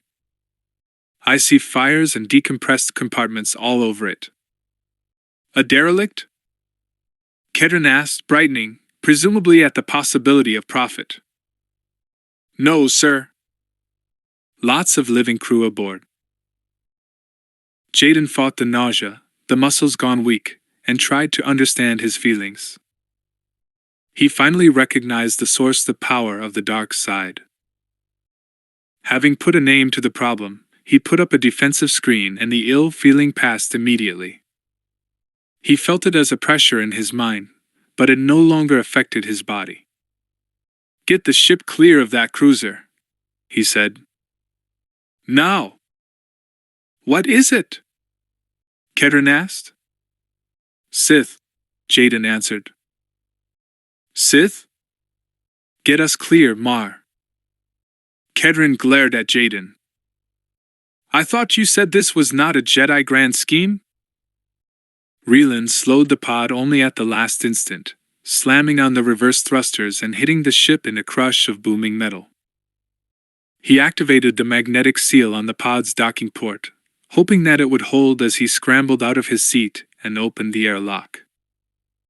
He had a tiny leak in the seal between ships. He could hear its hiss, but not see it. But he had some time before the pod would be depressurized and out of oxygen. He left the pod's inner airlock doors open to increase the amount of oxygen in the linkage. His damaged flex suit would not protect him from a vacuum. Saza's lightsaber had taken off both arm and suit below his left elbow, but it still functioned enough that it would maintain his body temperature for a time. He double-checked his gear, his lightsaber, a few more mag grenades, his overrider, and his blaster. Good enough. He knelt before the other ship's emergency external airlock control panel. The writing used an odd, stylized version of the galactic standard alphabet, but he could make it out and attached his overrider to it. He had to strip the overrider's tines and improvise a connection because the panel's architecture was non-standard. He activated it and waited, willing the red light to turn green. He figured he'd blow the inner doors with his remaining grenades. "I had no idea," Jaden protested. Mar started to bring Junker around when it shook with an impact, knocking Kedron to his rump and slamming Mar's head against the console. Alarm sounded. "What was that?" Jaden asked. "Unknown," Mar said, dabbing at a bleeding gash in his forehead and tapping keys. "Something hit us," Kedron said. "Debris maybe," Mar said. "Not debris," Jaden said, and activated his lightsaber. "What are you doing?" Kedron said, backing away from the green line of Jaden's saber. A second alarm rang out. Mar spun in his seat. "Something has attached to the port docking ring. Someone is trying to board us." "Stang!" Kedron cursed and drew his blaster. Chapter 9. Kedron and Jaden sprinted through the ship's corridors, Kedron leading, alarms blaring along the way. Mar's voice sounded over Kedron's comlink. "They are docked and have overridden the external doors. They are in the airlock." "The cruiser?" "Now at a full stop. It still has not scanned us as far as I can tell." Jaden imagined the tiny freighter facing the huge cruiser across the void of space, a lava flea staring down a rancor. "Keep me updated," Kedron said. They sped through the cargo hold, down a hall, and into a side compartment. Jaden could see the black of space through the occasional viewport. Ahead, he saw the twin hexagonal pressure doors that opened onto the airlock and the docking rings. Both remained closed. The green light above the far door indicated a successful dock. Jaden put a hand up to slow Kedron. He pressed his cheek against the nearest viewport and tried to get a look at the ship docked on the ring, but the angle provided poor visibility. The docked ship looked tiny, a small sphere like an escape pod, but no make that Jaden recognized. To Kedron, he said, "Probably best you keep your distance, Dash." An explosion blew the inner airlock door from its fittings and knocked Kedron and Jaden to the ground. The impact of the falling door sent vibrations through the deck. Smoke filled the corridor, the sizzle of exposed, severed wiring. Jaden's ears rang, but he still heard the dull clarion of the alarm, and through it, the hum of an activated lightsaber. Adrenaline allowed him to climb to his feet, groggy, his lightsaber in hand. Beside him, Kedron did the same, blaster in his fist, his other hand on the bulkhead for balance. Mar's voice crackled over Kedron's comlink. "What was that?" "Kedron?" A human male in silver armor bounded through the breached doors, a green-knot Sith red lightsaber glowing in his fist. Oddly, a cable attached the hilt of the lightsaber to a power pack on his belt. His left arm was a stump below the elbow, the suit not armor black and frayed at the joint, as if it had been recently cut. Kedron did not hesitate, and fired a series of blaster shots. The intruder's lightsaber turned from line to blurred circle as he weaved a defense that deflected each shot into the bulkheads. "Stay back," Jaden said to Kedron. He augmented his speed with the Force and rushed forward, feinting high and stabbing low. Parrying the low stab as he sidestepped, the intruder spun into a reverse strike at Jaden's head. Jaden interposed his blade, met the man's hard eyes through the transparent steel of his helmet, and put a force-augmented kick into his abdomen. The impact slammed the intruder into the wall, elicited a wince and a grunt of pain.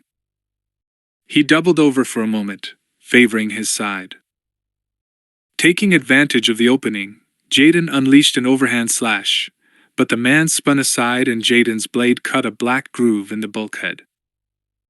Jaden backflipped high into the air to avoid the intruder's reverse backslash and landed on the other side of the corridor, 3 meters away, trapping the intruder between Jaden on the one side and Kedron on the other. Jaden could not quite place the man's fighting style. He had seen nothing like it before. Kedron, now with another clear shot, leveled his blaster to fire, but the intruder, his eyes on Jaden all the while, gestured with the stump of his left arm and the weapon flew from Kedron's hand and skittered along the floor until it reached the man's feet. Jaden and the man stared at each other, eyes narrow, blades held before them. The intruder's breath came hard, and his hunched posture indicated that Jaden's kick had done lasting damage to his ribs. His eyes moved alternately between Jaden's face and his blade. Surprisingly, Jaden felt no additional pressure against his mind from the dark side. He would have expected a more acute thrust in the presence of a Sith. Kedron smashed the glass on an emergency tool bin and removed a hand sledge and axe. Jaden gave him credit for courage if not sense. The intruder held his ground, breathing heavily, favoring his side. Seconds passed and no one moved to attack. "How's this going to go, then?" Kedron said, hefting hammer and axe. The rhythm of the alarm kept time with Jaden's heartbeat, his breath. He felt the man testing his Force presence, as Jaden did the same to him. Instead of the bitter tang of a Sith, he felt the kindred nature of an advanced light side user, perhaps polluted a bit by anger, but definitely a light side user. No doubt the intruder felt something similar from Jaden, though Jaden knew it was doubt, and not anger that infected him. "Who are you?" Jaden and the man asked simultaneously. Both lowered their blades, puzzled looks in their eyes. The man touched a button on the control pad on his chest and threw back his helmet. Long black hair streaked with gray contrasted markedly with pallid skin. Dark circles under his eyes tried to bridge the hues of hair and skin. "You are a Jedi," Jaden said, the words only half question. "As are you," the man said, his voice a thickly accented dialect. "Now it's a party," Kedron said, lowering the hammer and axe. Jaden deactivated his saber. "Did Grand Master Skywalker send you?" Perhaps our six had contacted the Order without Jaden's orders. "I know no Grand Master Skywalker." The man glanced around the ship. "Where am I? What system?" "I do not know this make of ship and you both speak oddly." "We speak oddly?" Kedron said. You do not know the name of Grand Master Skywalker? Jaden asked, incredulous. I have been away from Coruscant and the Order for some time, on a mission for Master Nadal. Master who? The name bounced around in Jaden's mind, seeking purchase in his memory. He felt as if he should have known it. There is no time for this, the man said. My name is Reelan Drewer. I need to get back aboard Harbinger. Kedron stepped forward. Back aboard? That damaged cruiser, you mean? Sith Dreadnought, Reelan said, nodding. I tried to bring it down with my Padawan and managed only to damage its hyperdrive.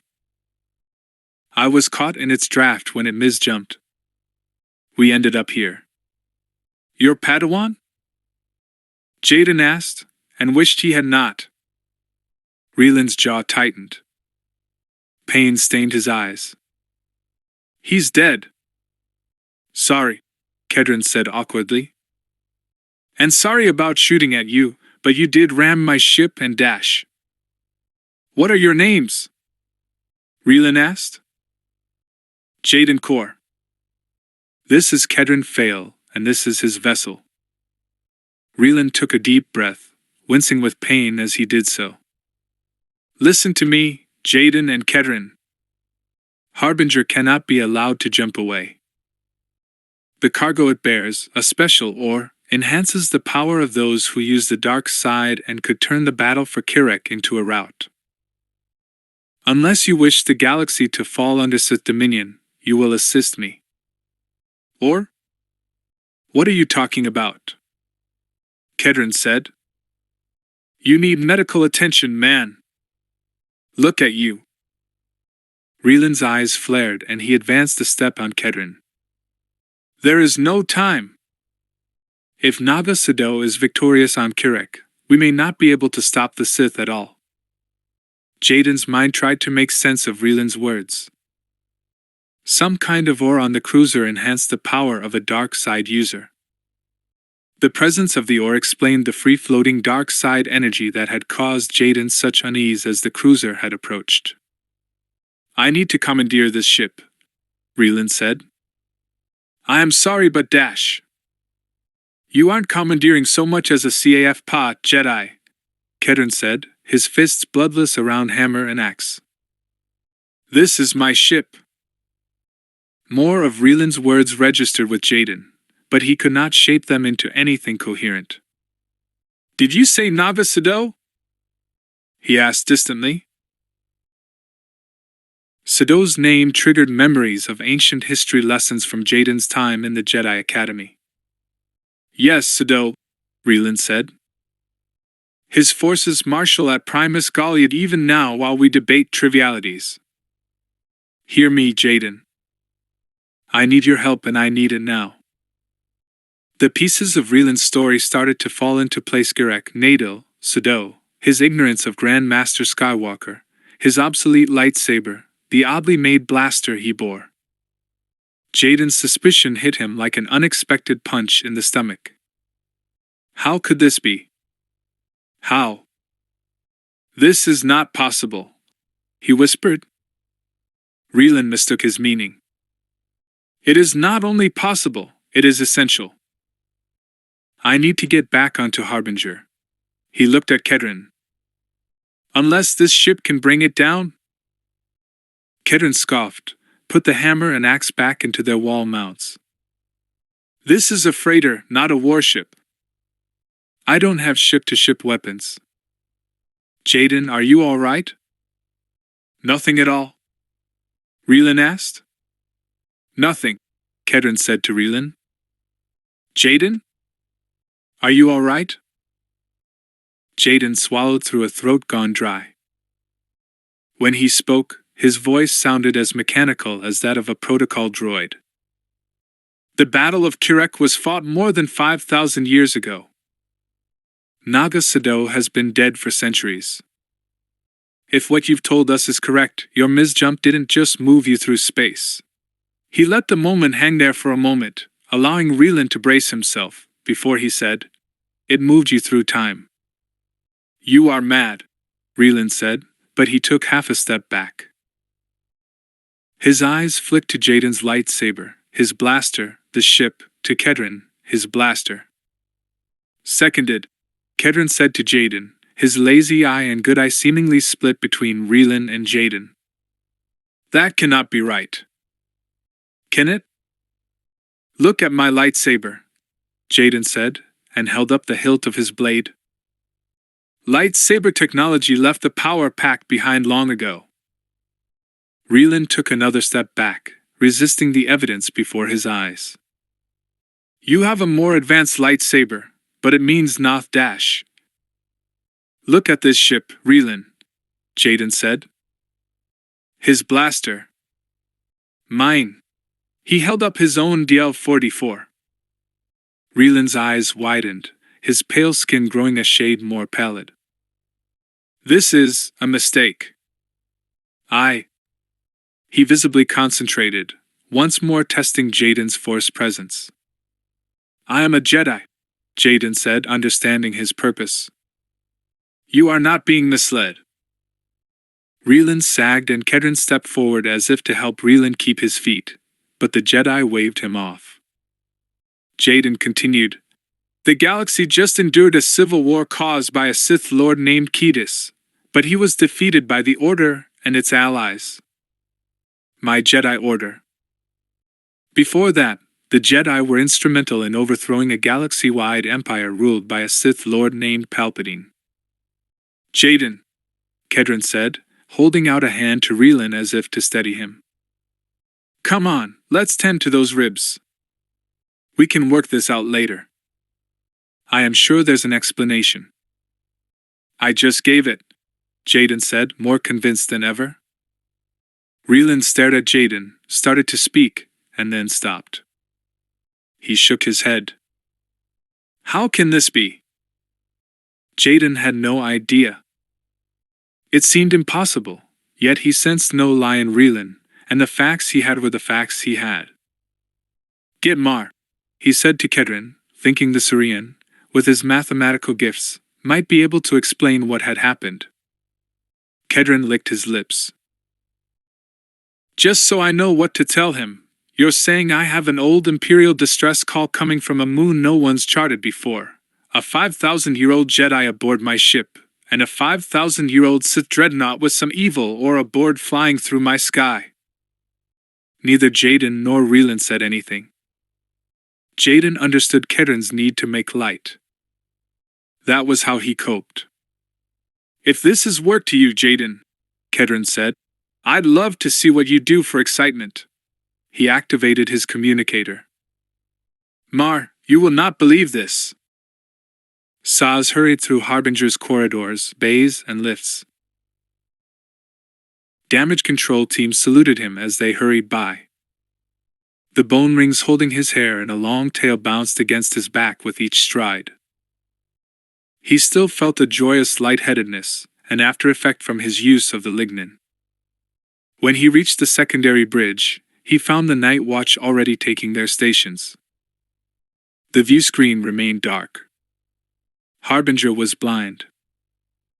All of them, males and females, human and non-human, stood and raised a fist in a salute. They smelled of stale fear. Captain on the bridge, said Lieutenant Lurd, standing at attention and sticking out his barrel chest. As you were, Saz said to the crew, and they returned to work. You are Acting Executive Officer Colonel Lurd. Thank you, sir, said the human. Status? Most of our instrumentation is down, so I've ordered a full stop, Lurd said. Repair teams are trying to repair blown bulkheads. The primary bridge has been sealed off. Get our instrumentation operational and get a scan underway. I want to know where we are. And get the view screen up. Copy, sir, the human answered. Someone activated the bridge's communications system. Static crackled for a moment, then the damage reports started pouring in. Saz noted them absently, but his mind was on Reland. He recalled the mirth in Reeland's eyes in the moment before the charges on the hyperdrive had blown. The recollection summoned anger. He put a finger to the tip of the horn jutting from his jaw, pressed until the finger bled, and he had his anger controlled. His one-time master had probably escaped before the jump, though Saz figured it was possible that he could still be aboard. Saz reached out with the force and tried to feel Reeland's presence, but picked up nothing. Of course, he knew Reeland could mask his presence when he wished. Saz tapped his bleeding finger against his jaw horn. Lurd watched him, frozen, as if hypnotized by the motion. "Colonel Lurd?" Lurd came back to himself. "Sir?" "Have security perform a room-by-room sweep of the ship. We may still have a Jedi aboard." "Yes, sir."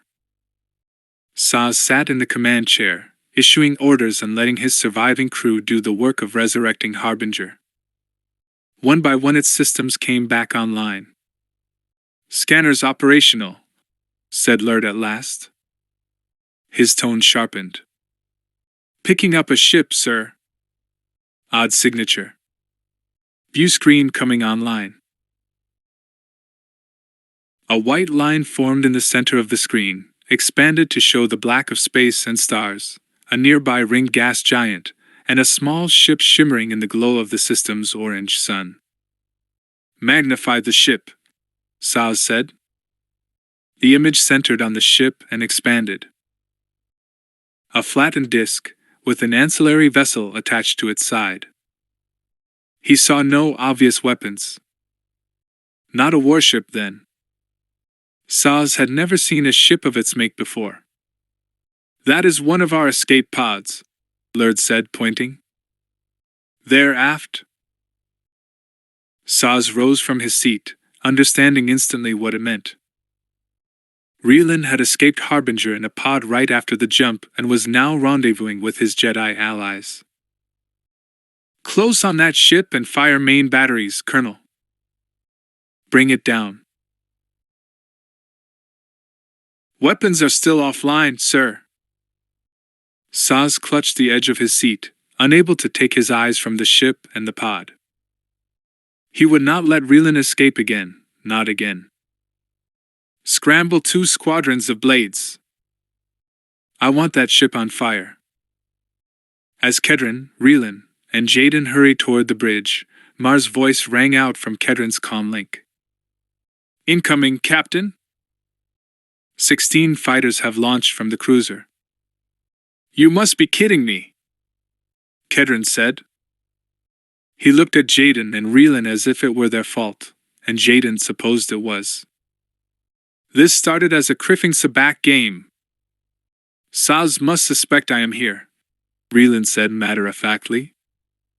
"Then leave," Kedron said, but recovered himself almost instantly. "I do not mean that." "Sorry. I've no love for Sith.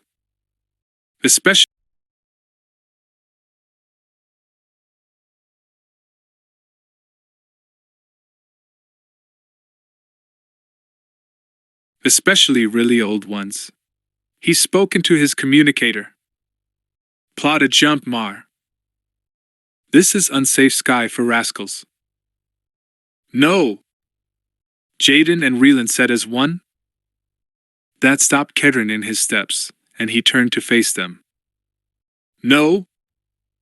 I have to get down to that moon, Kedron," Jaden said. "And I need to stop Harbinger," Reeland said. Kedron looked at them as if they were crazed. "You heard 16, yes?"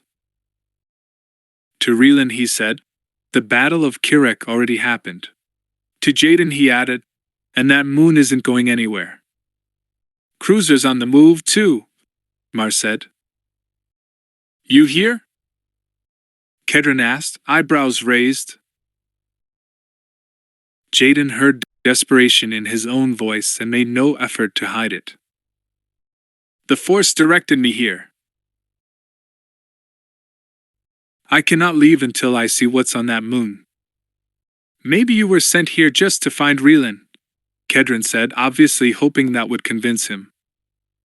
Maybe you've both already done what you're supposed to do. Jaden shook his head. Relan joined him. This is incidental, Jaden said. Incidental? Kedron responded. That's what you call this. You are both madmen. Worse than fanatics. Those haunted eyes. He shook his head, paced a few steps, snapped into his comlink. Mar, can we outrun them without jumping? Outrun them to where, Captain?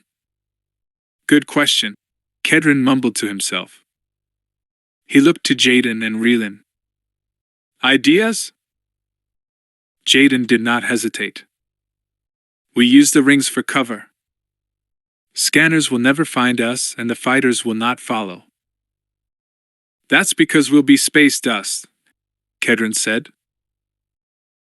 Last time I tried, I wasn't able to walk between raindrops. So unless you can dash.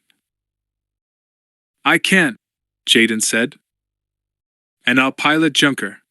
Seeing Kedron's hesitation, he said, I can do it, Captain. Force piloting? Relan asked, one eyebrow raised. Jaden nodded. Staying, man, Kedron said, shifting on his feet. Staying. Still closing, Mar said, his voice somehow staying placid. Orders, Captain? Sitting still seems unwise. You think? Kedron snapped. He stared at Jaden. Finally,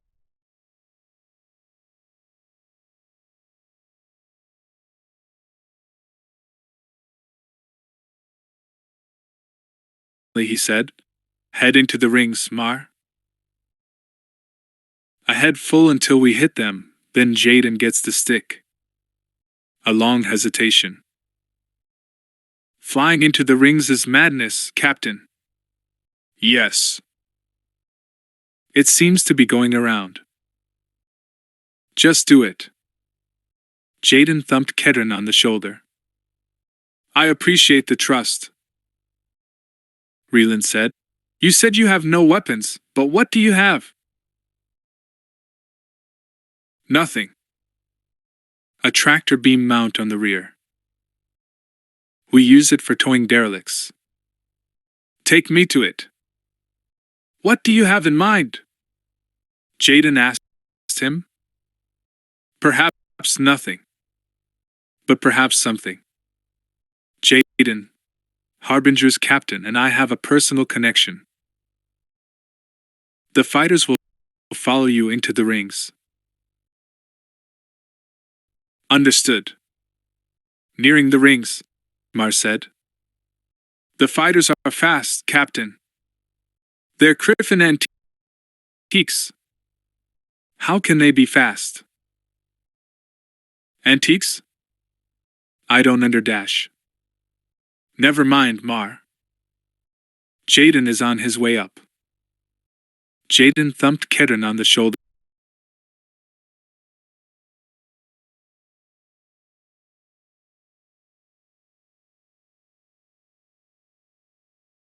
Jaden thumped Kedron on the shoulder again. I'll be sure to get a piece of Mar's choose, Tim. Get two. The blades poured out of Harbinger's belly and swooped into view on the view screen, streaking toward the Jedi ship. The ship turned, its engines flared blue, and it accelerated toward the gas giant's rings. Where is he running to? The rings? Lurd asked. There's not much room to fly in there. Saz watched the blades bear down on the ship. If he goes into the rings, order the blades to pursue. I want that ship destroyed. He will try to jump if we allow him to clear the planet's gravity well. The blades are not to allow that. Lurd did not hesitate. Yes, sir. Saz turned to 8L6, the replacement science droid. I want a course back to Primus Goliad as soon as possible. And I want a subspace transmission on the ship-to-ship frequency. See if you can raise Omen. He doubted he was anywhere near Omen, but he needed to confirm. Captain, I am getting very odd readings, said 8L6. Saz leaned forward in his chair. Specify. Astronavigation is unconnected to Harbinger's base chrono. The words pulled Saz away from his chair to 8L6's side. He made sure Lurd was occupied before continuing the conversation. How can that be? Unknown, but standard astronavigational markers are not where they should be given the time. Saz studied the readings for himself. Everything was out of place. Something fouled the ship's chrono. Double-check it. I ran several diagnostics before bringing this to your attention. The chrono is functioning correctly. A nervous tingle moved up Saz's spine. Then you have mislocated us in space. Astronavigation was damaged. I have located our new position with 99.99% confidence. I know where we are. The implication of the words hung in the space between them, unmarked on 8L6's expressionless face.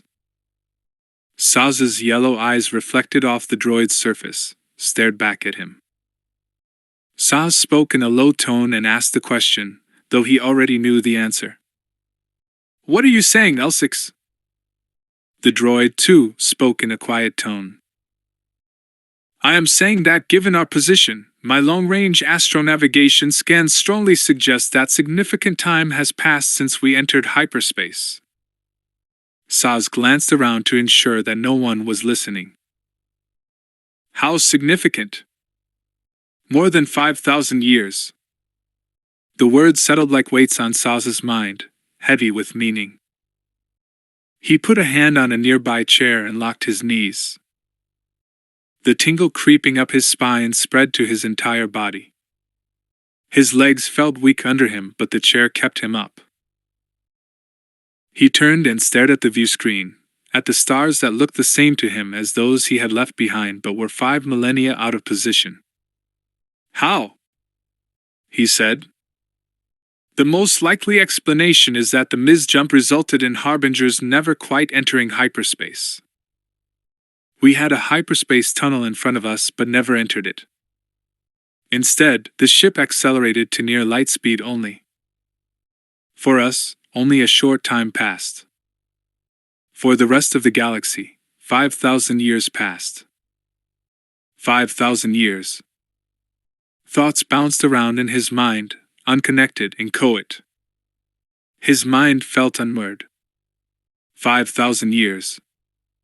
He struggled to focus, to analyze the situation, but he knew nothing. He had no information with which to perform an analysis. He had no knowledge of the state of the galaxy. What of the Sith Empire? The war with the Jedi? His homeworld? It occurred to him that he and his crew were artifacts, living fossils heaved from the strata of a misjump. Anything could have happened in 5,000 years. The droid said nothing, merely cocked its head as if intrigued by Saz's reaction. Saz's connection to the Force began to ground him.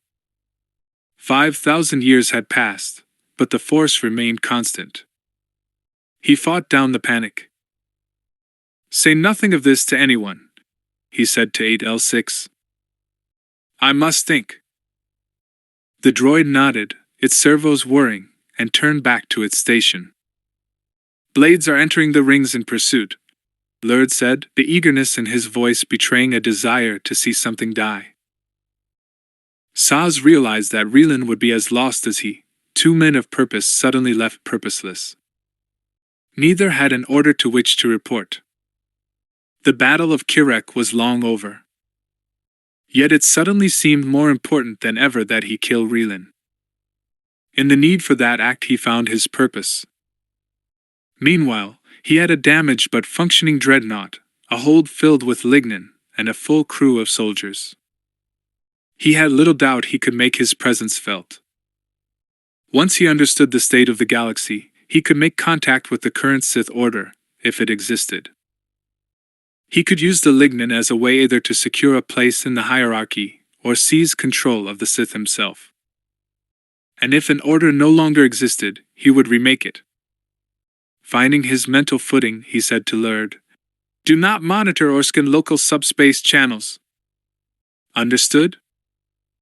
Lurd looked puzzled but acknowledged the order. Saz did not want local comm chatter, should there be any, to prematurely indicate to the crew what had happened to Harbinger. He turned his eyes back to the view screen, watching his blades hunt his former master through a storm of stone and ice. He wondered, in passing, who else was aboard the ship with which Relan had docked. Not other Jedi, surely.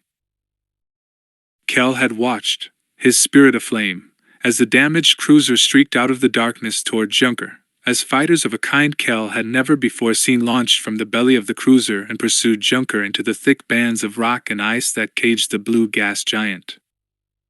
"Lines intersect and grow tangled here," he said. His heart was racing. He needed only to unknot them and revelation awaited. This he knew. And he knew JADEN KORR to be the key. He used the nose cam to take pictures of Junker, of the cruiser, of the fighters, and stored them in a holocrystal. He watched Junker dart toward the rings, watched the sleek fighters follow. He did not fear that JADEN would die in the rings. JADEN's destiny was to die while Kel fed on his soup. He scanned all frequencies until he picked up the signal from the moon that had started it all, the signal that would, in the end, summon Kel to the altar of understanding. He amplified it, let the heartbeat of its repeating cadence fill the cockpit. Having performed services for the Empire decades earlier, he recognized the signal as Imperial in origin. Predator possessed an advanced decryption package, and Kel loosed it upon the message. In moments he had it decrypted. "Extreme danger," said a female voice. "Do not approach." "Extreme danger. Do not approach." Pelting through Junker's corridors, Kedron led Relan to the tractor beam control compartment at the rear of the ship. A small, rectangular viewport provided a view outside the ship. They could see the fighters from Harbinger gaining on them, narrow slivers of black and silver metal hurtling through space toward Junker with ill intent. Kedron noted the laser cannons mounted on each wing. The cruiser loomed behind the fighters, huge and dark. "Lose the escape pod, Mar," Kedron ordered over his comm link. "I don't want JADEN flying my girl with a sack on her back." "Copy that," said Mar. Seconds later they saw Relan's escape pod spinning through space in Junker's wake. One of the blades fired its wing-mounted laser cannons, and green lines turned the pod into flame and scrap. "Stang, those things are fast," said Kedron. "Blades are flying cannons," Relan said. "They have low-powered deflectors. One hit is all it takes." "TIE fighters," Kedron said. "Sith designs are the same no matter the time." "Do you have deflectors?" Relan asked, strapping himself in at the console. "Didn't I already say that this is a salvage ship?" Kedron said, watching the blades grow larger. "I have nothing that can even slow that kind of firepower." Relan examined the controls. "Can the tractor beam be aimed with any precision?" "Aimed, yes." Kedron showed the Jedi the scan and lock display, the fire controls. "But precision?" "I use it for towing." "It's not a weapon."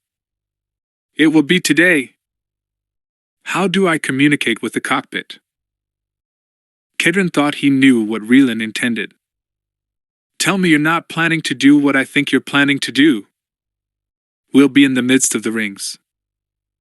The mass shifts alone dash. If they follow us into the thick of the rings, we'll need to try something."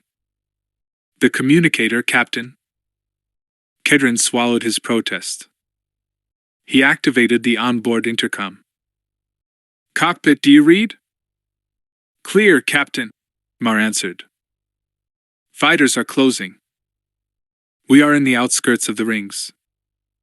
In his mind's eye, Kedron imagined the rings around the gas giant. Taken together, they were a storm of enormous size 5 kilometers thick, more than 1,000 kilometers wide, and riddled with chunks of rock and ice that varied in size from pieces less than a meter to mammoth hulks 150 meters in diameter.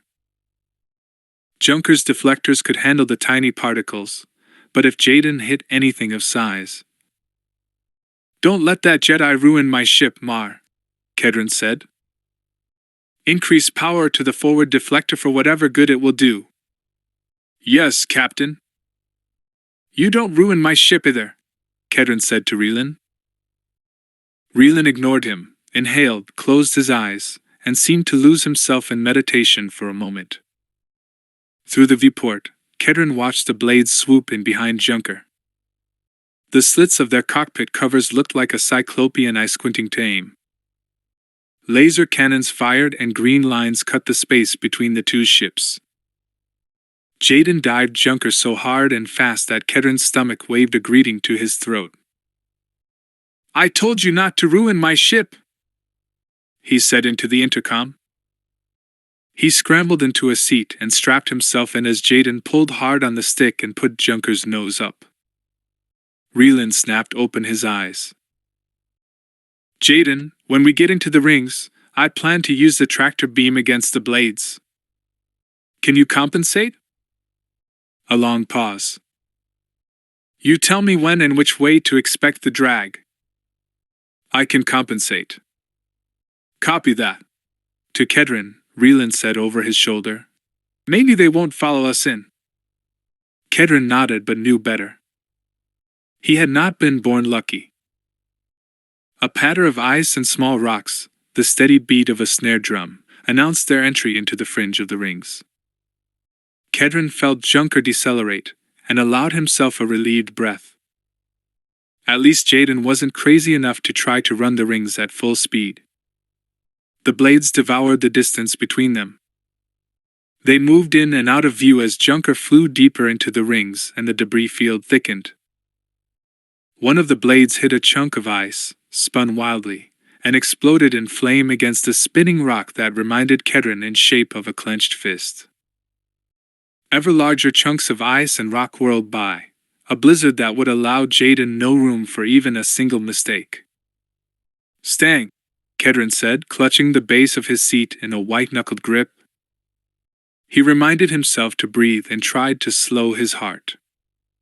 Getting thick now, Mar said. Stop stating the obvious. Kedron shouted, but forgot to activate the intercom. It was just as well. As if to make Mar's point, another of the blades struck a chunk of rock and exploded into a shower of flaming metal. Ready yourselves, Jaden said, and Junker began to spin. Jaden dwelled in the comforting warmth of the Force. He barely saw the swirl of ice and rock whirling through the space before Junker. He felt each rock, each bit of ice, large or small, as if it were an extension of his body. All were connected to one another, and he was connected to them. He abided in the cohesiveness of the universe, the ship an extension of his will. Action preceded conscious thought. His hands were a blur on the console. Junker dived, climbed, spun, wheeled, and careered through the empty spaces between ice and rock. The patter of particles against the cockpit viewport sounded like applause. Laser fire cut glowing lines along their port side and Jaden turned starboard, dived, then burst out from the bottom of rings and into open space. For a moment he caught the glimpse of the frozen moon of his vision, a pearl against the black of space, before he veered hard right and lost sight of it. Laser fire once more turned the sky green, crisscrossed the space before them, cut the darkness aft and starboard. Jaden put Junker into a spiraling roll as he nosed the ship back up through the rings. Mar, his voice tight, spoke into the intercom. "What do you see back there?" "Two are down," Kedron said, his voice as sharp as a vibrablade's edge. "The rest are in pursuit. These jocks are good." Jaden knew. Several of them were force-sensitive. But they were not as good as he was. The ship's internal compensators could not keep up with Junker's rapid shifts, and the G's pasted Kedron to his seat. His vision clouded now and again when blood rushed too quickly to his head, or too quickly out of it. Jaden had Junker wheeling so wildly through space that Kedron feared for the ship's integrity, never mind the rocks. "Hold together, girl. Hold together." The blades appeared and disappeared in the viewport, flickering in and out of sight like a faulty image on one of the hull's vidscreens. Rocks and bits of ice large and small moved in and out of his field of vision with dizzying speed. The rapidly changing visual field made Kedron nauseous. Before him, Reelan seemed as impassive as stone. "Ever gone angling?" Reelan said softly to no one. His hand gripped the tractor beam controls. Junker spun and veered hard to starboard. Kedron tried not to think about the stress the vessel would endure between Jaden's piloting and Reelan's use of the tractor beam. "Engaging the tractor beam, Jaden," Reelan said. "Drag on starboard." He aimed the tractor beam at a large planetoid in the rings. Junker lurched hard and slowed as the beam tethered it to the chunk of rock. Junker's momentum pulled the rock out of its orbit, and Reelan held it for only a fraction of a second before cutting it loose. Junker lurched hard the other way, but Jaden somehow compensated, and the rock, now spinning, crashed into another large rock, then another, and the leading blades, unready for the sudden movement of the planetoids, wheeled out of the way too late. Two more vanished in a spray of metal and flames. "Another two down," Kedron said into the intercom, his voice cracking. Laser fire split the sky, exploding a large rock to Junker's aft, spraying the ship with particulates. More laser fire lit up the sky. Jaden wheeled down, spun, pulled up hard. Reelan aimed the tractor beam again, latched on to one of the blades themselves. Junker lost velocity from the drag and the other blades gained. "Port," Reelan said to Jaden, and used the beam to follow the blade's trajectory. With no room for error, the fighter hit a rock and broke into two flaming bits, one of which spun into another blade, sending it into a rock. The rest of the blades, swooping and diving in and out of the field of rock and ice, fired. Jaden nosed up, but one of the beams hit Junker along the port side, shaking the entire ship. The lights flickered and an alarm rang. "I cannot keep this up for much longer," Jaden said over the intercom. Kedron could hear the stress in his voice. Kedron agreed. It was only a matter of time before they caught a laser. He spoke loud enough to be heard on the intercom. "Jaden, can you get us out of the fighter's sight line for a moment?" Jaden did not hesitate. "Yes." "What are you going to do?" Reelan asked. "I am going to space what's in my hold. It'll hit a rock, explode, maybe fool the fighters if we can stay out of their sight. They can't scan us in here. We make them think we're dead, then lay low.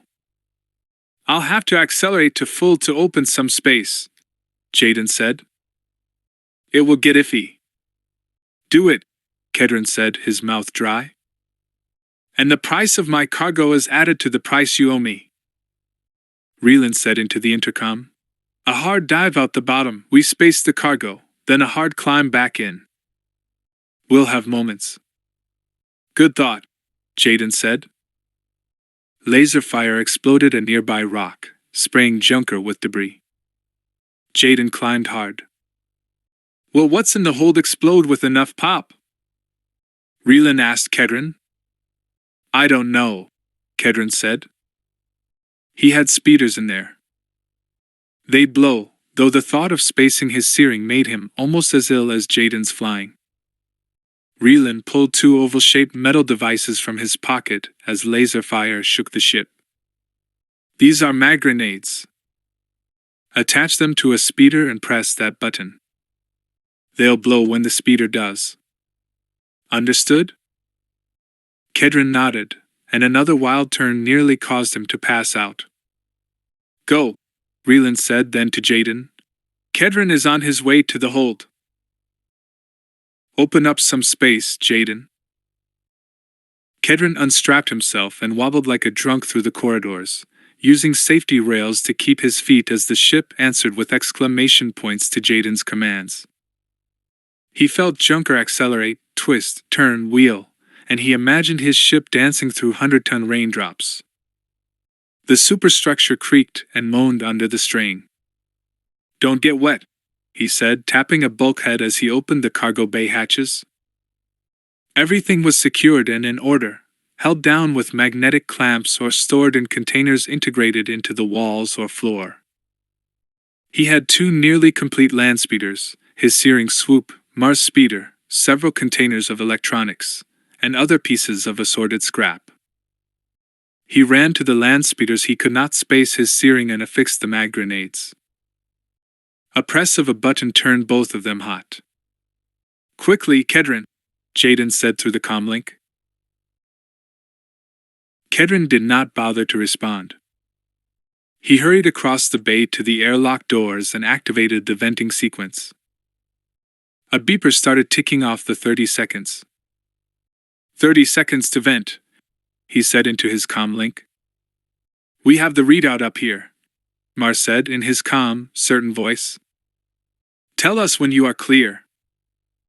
Kedron ran back to the speeders, lost his footing, scrambled to his feet, heart racing, and decoupled them from their magnetic mounts. For good measure, he opened one of the storage containers that held scrap electronics. Too late he realized that if the speeder bumped hard against something else in the bay, it might trigger the grenades while they were still in the ship. He started to go back, but Mars' voice halted him. 10 seconds to venting. Stang, he cursed.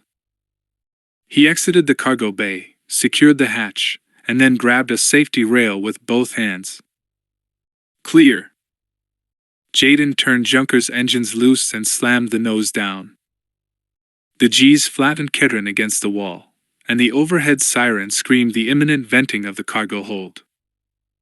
He imagined the speeders skidding across the bay floor, live grenades attached to them. You've lost them for the moment, Relan said over the intercom. Venting, said Mars' voice. Kedron stood and stared through the transparent steel viewport in the hatch doors as the airlock opened and months of work, including the speeders, flew out into the void of space.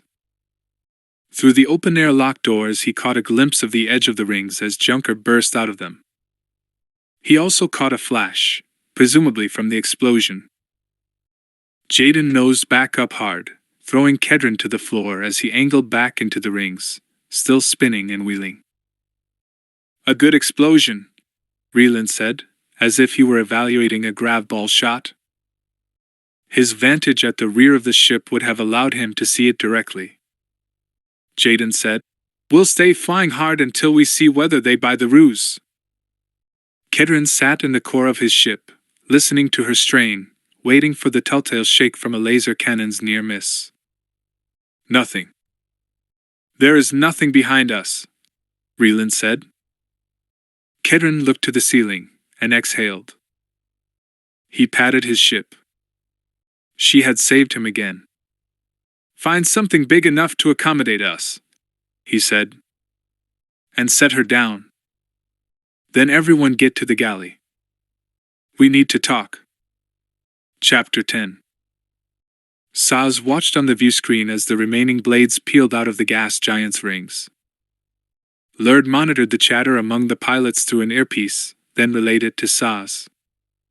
The target has been destroyed, Captain, Lurd said, his round face flush with the news. Collided with rocks in the rings. We lost 6 blades in the pursuit. Saz nodded, surprised to find himself so unmoved by Reelin's death. He supposed whatever attachment he might have had with Reelin had been eroded by time and lost long ago. He reached out his consciousness for his master, trying to recall the feelings he'd had when he'd realized that Reelin had been a bored harbinger. He felt nothing, only emptiness, a hole. He was alone now, 5,000 years in the future. His one-time master had died a fool. Saz regretted the loss of the blades, particularly since he would not be able to replace them, but he needed to end matters with Reelin. Put us in orbit around the planet's moon. I will be in my quarters. When repairs are completed, should the helm plot a course to Primus Galiad? Lurd asked. Saz heard 8L6 servos whereas he stood and looked at the captain. No, Saz said. Plans have changed. Kedrin tried to slow his still racing heart as Jaden set Junker down in a deep, sheltered declivity on one of the large asteroids in the rings. His equilibrium was still off from the wild flight, and he swayed as he stood. After confirming that the cargo hold's airlock had resealed and repressurized, he opened the hatch to check on his searing. Still there, along with Mars' speeder bike. Good. Kedrin loved that swoop. By the time he reached the galley, Reelin was already there, sitting at the central table. Sweat glistened on his face, and his eyes looked like glassy, distant pools sunk in the deep pits of his sockets. His breathing came fast, like that of a rabid animal. You are sick, Kedrin said. Reelin looked up, squinting at Kedrin. Yes. Radiation. Kedrin tried to look sympathetic. I have nothing aboard, but we can do something for it back on Fost. He left a maybe behind his teeth, seeing no reason to further burden the Jedi over Farpoint's limited medical facilities. Reelin stared at him for a long moment. Thank you. And the ribs? The arm? Reelin looked at his stump. I am all right. Kedrin could see otherwise but did not push. He held up a CAF cup and changed the subject. CAF? It's a bitter, caffeinated beverage served hot. Tea? Sure, Kedrin said, and prepped some tea for the Jedi. It was old, something he'd picked up on a whim months ago, but it was tea. Jaden and Mar entered, either talking. Jaden looked drawn behind his beard. Sweat dampened the fringe of his brown hair. Mar, of course, looked like Mar solid, calm, as certain as an equation. Kedrin wondered how the Saurian managed such balance. I will take some of that CAF, Mar said, staring at Reelin with unabashed curiosity. Jaden explained, matters to me. I'll take some too, said Jaden. His voice had the sound of a man who had not slept in a few days. Take a seat, please, Kedrin said to them both, his tone more formal than he intended. Mar looked a question at him as he crossed the room, but Kedrin, still composing his thoughts, ignored it. He spiked his CAF with a jigger of pulque, then poured CAF for Jaden and Mar, joined it on a tray with Reelin's tea, and took it to the table. Nice flying, he said to Jaden. It was, Reelin said, wincing in answer to one pain or another. Well done, Jaden. Thank you, Jaden said. He seemed to notice Reelin's physical condition for the first time. Are you all right? He asked, the question as loaded as a charged blaster. Reelin sat up straight, cleared his throat, and it turned into a soft cough. I am fine. Kedrin distributed the drinks. He's not all right. He's sick. Radiation. And the arm and ribs. I know all that, Jaden said, his eyes still on Reelin. That's not what I mean. Kedron realized that the Jedi were having a conversation at some level invisible to him. I am fine, Raylan repeated, but he glanced away. Jaden sipped his CAF and looked unconvinced. To Raylan, Mar said, assuming both ships got to near light speed, you would have traveled a long way for 5,000 years to pass relatively. Kedron knew Mar must have been discomfited to use words like near and a long way. Yes, Raylan agreed. He looked at Mar. My name is Raylan. Mar.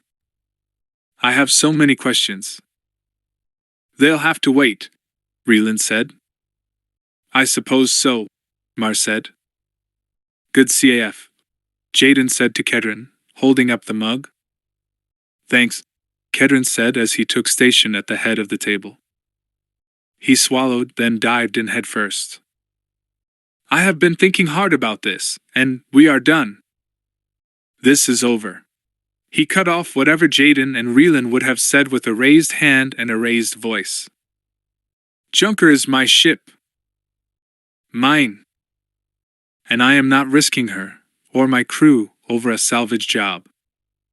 This is more than that, Raylan said, his glassy eyes fixed like glow lamps on Kedron. You know that already, Captain, Jaden said. Kedron gave no ground. I know it is to you too. To me, this is just another job, and it's gotten too hairy. Do you know why I don't have weapons on Junker, Raylan? Because I run. He wagged a finger between himself and Mar. We run. I am a salvager. This is a salvage ship. He realized that he was breathing heavily, that his tone was overly sharp. He took a moment to control himself. Between the calmness of the Jedi and the placidity of Mar, he felt like he was the only one who grasped the danger they had been in. Jaden started to speak, but Kedron pointed a finger at him as if it were loaded. And don't you even consider trying that mind trick nonsense on me again. Jaden half smiled, put his hands on the table, and interlaced his fingers. He studied them as if they were of interest, then looked up at Kedron. You were going to take me down to the moon. We had a deal, Kedron. That hit Kedron where he lived. He did not renege on deals. I know. But... Jaden continued in his infuriatingly calm voice. But our agreement aside, I want you to step back and consider what has happened here. You and Mar discovered a distress beacon on a back-rocket moon in the unknown regions. Chance, Kedron said, but Jaden continued. I received a force vision of that same moon. In it, voices pleaded with me for help. His voice intensified a degree. For help, Captain. You received a force vision? Raylan asked. Did you see anything that suggested my presence or harbingers? Jaden had eyes only for Kedron as he drove home his point. We meet under extraordinary circumstances in Farpunt, then journey here, and at almost the exact moment of our arrival an ancient Sith ship appears. Raylan piled on. And that ship bears an extremely dangerous cargo. Kedron's response was knee-jerk defensiveness. So you say. So I say? Raylan said, heat leaking into his tone. Jaden held a hand up. Please, Raylan. Kedron shook his head. Look, this was supposed to be a simple job. Instead it's something bigger, Jaden said. I was going to say complicated, Kedron said. But if it is about something bigger, then that makes it a Jedi concern. Not mine. Not ours. Right, Mar? Mar drummed his long fingers on the table, taking it all in. He gave a non-committal grunt that Kedron liked not at all. No, this isn't just a Jedi concern, Jaden said. It concerns you too. Consider all the things I mentioned, the synchronicity of them. It is not chance that we are here together at this moment. It could be chance, Kedron said half-heartedly, but he did not believe his own words. Mar could put a probability to it, had he a mind. No, I am not doing this. Reland slammed his fist on the table with the suddenness of a lightning strike, startling them all. CAF and T jumped over cup brims. You are a stubborn fool, Kedron fail. Kedron could handle anger more easily than Jaden's inexorable reasonableness. Better a live fool than a dead fanatic, which is the course you've charted for yourself. You've got radiation poisoning, broken ribs, a severed arm. You haven't even paused long enough for treatment. You haven't even asked for some pharma for the pain or Bacta to help the healing. Reland rose to his feet, anger in his eyes. Kedron's mouth went dry, but he held his ground and made certain nothing on him shook. I do not stop for treatment because I will not shirk doing what needs to be done, even if it causes me pain. You cannot always run, Kedron. Kedron stared into Reland's haggard face, saw there a deeper pain than that of his wounds. He wilted under its weight, sighed, sat. You spilled your tea, he said quietly. Silence took the head chair for a time, everyone letting time deflate the tension. Reland sat too, his anger at Kedron seemingly dispelled as fast as it had appeared. Mar is force sensitive, Jaden said. Did you know that? Did either of you? Kedron spilled some of his own CAF. What? How do you know that? Mar said, and Kedron thought he did not sound overly surprised. I can sense it. Reland can as well, I am sure. Reland nodded absently, mostly lost in the depths of his teacup. Jaden looked to Mar. I apologize for springing this on you. I thought I would tell you after we returned to Fost. If I mentioned it at all. What does that even mean, force sensitive? Kedron asked. It means he has an intuitive connection to the force, Jaden said. Were he younger, it would mean he was trainable.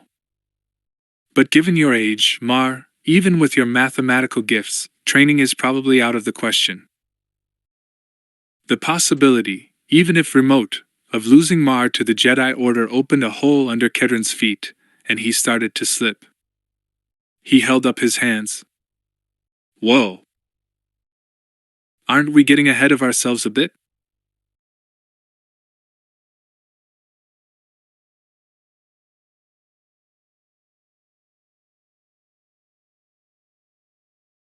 Why did you tell me this now? Because I want all of us to realize that the Force brought you to that signal. You may not have known it, but that is what happened. You selected the route back to Fost, didn't you? Didn't you? He's the navigator, Kedron said. I chose the course, Mar acknowledged. Jaden nodded, obviously unsurprised.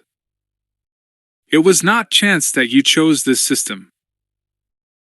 The Force is moving through you, through all of us. Not through me, Kedron said before he could wall the words off behind his teeth. He knew they sounded petulant. He felt the odd man out on his own ship. Jaden put a hand on Kedron's shoulder, and that only made it worse. The Force touches all of us. Look at us. Look. Kedron did, and had to admit that it would have taken an odd coincidence to bring all of them together, at that place, at that time. Mar, staring at his hands, said, I do not wish any training. Jaden did not seem surprised. Understood. I simply wanted you to see what is happening here. I want all of us to see it. Jaden is right, Reland said. Kedron tried to get his head around events, but could not. He faced the fact that perhaps Jaden was, in fact, right. Could he simply run as he usually did? Time is our enemy, Reland said. Kedron, please. Kedron downed the last of his CAF, pleased to find the final sip heavy with bitterness from the pulque. He was almost to the point of surrender. What are you asking us to do? Help us accomplish what needs to be accomplished, Jaden said. I need to get down to the surface of the moon. There is someone down there who needs help. Kedron fired the last of his ammo. And if you go down there and there's nothing? Have you considered that? I've seen that happen before. Jaden shook his head, a bit too fast, a bit too forcefully. That won't happen. Something is transmitting that signal. Jaden dash, Kedron began. Reland cut him off. I cannot go down to the moon. Kedron set down his CAF cup and stared across the table. No, you want to get aboard the cruiser. You said that. It remains crazy even when repeated often. Antique or not, that ship packs more firepower in its shuttles than we do on all of Junker. Reland, Jaden said. I don't think dash. Reland held up his stump, perhaps forgetting that it had no upraised hand attached. You seemed surprised when I mentioned lignin earlier. He swirled his cup. Were you? Yes, Jaden said. And that tells me that you have never before heard of it or its power. Yet Kedron mentioned Sith, so I know they still exist in this time. Putting the lignin in their hands would be dangerous, yes? Jaden nodded. It would if it does what you say. Reland's voice frosted. You felt it. Do you doubt what I say too? No, Jaden admitted. But... Reland ignored him, continued. And Saz, the captain of Harbinger, should he figure out what has happened, may try to do exactly that, take it to the Sith. Or he may hoard it for himself. But he is very dangerous in either case. I need to destroy either the lignin or the ship. And if he leaves this system, we may never get another chance. I do not have much time. Harbinger's hyperdrive is damaged. The whole ship is reeling from the misjump. This is the moment. Kedron thought he could see Jaden bend under some weight known only to him. The Jedi very much wanted to go down to the moon's surface. When his expression fell, Kedron knew that Jaden, too, had just surrendered. You are right, Jaden said. The ore is the greater concern. I am being influenced by personal concerns. The moon can wait. I will accompany you aboard Harbinger. Reland stared into his teacup. No. Unless you can suppress your force presence altogether, you are unwelcome. Saz will detect you easily. You could screen me. Your presence is too strong, Jaden, Reland said. Masking it from Saz would be difficult and an inefficient use of my power. Listening to their exchange, Kedron perceived two men trying to give the other an excuse to do what he wished, all while purporting to want its opposite. Heed your own words, Reland said to Jaden. The Force called you to the moon, and that is where you should go. Look to your feelings. I don't trust my feelings. The admission seemed to take Reland aback. You cannot accompany me, Jaden. This is for me to do. My force presence is not strong, Mars said, his words surprising everyone. I could accompany you. For a long moment, no one said anything. Kedron was too stunned to speak. Finally, he said, Why would you do that? Mar sighed over his CAF, shrugged, tilted his head, finally found words. I told Jaden how I once calculated the probability that my life would go this way or that. Do you remember me telling you the same thing? Kedron nodded. Do you know why I did that? It was not just the math. I wanted to confirm that my life would mean something, that I would do something important. But then, other things got in the way. Mar, Kedron said. I do not regret a moment. You are my great friend. But is salvage all I want to have left behind me? This is a chance to do something meaningful. I concur with Jaden that something other than chance brought us to this moment. It is more likely that you'd win at Sabak than all of this to happen by chance.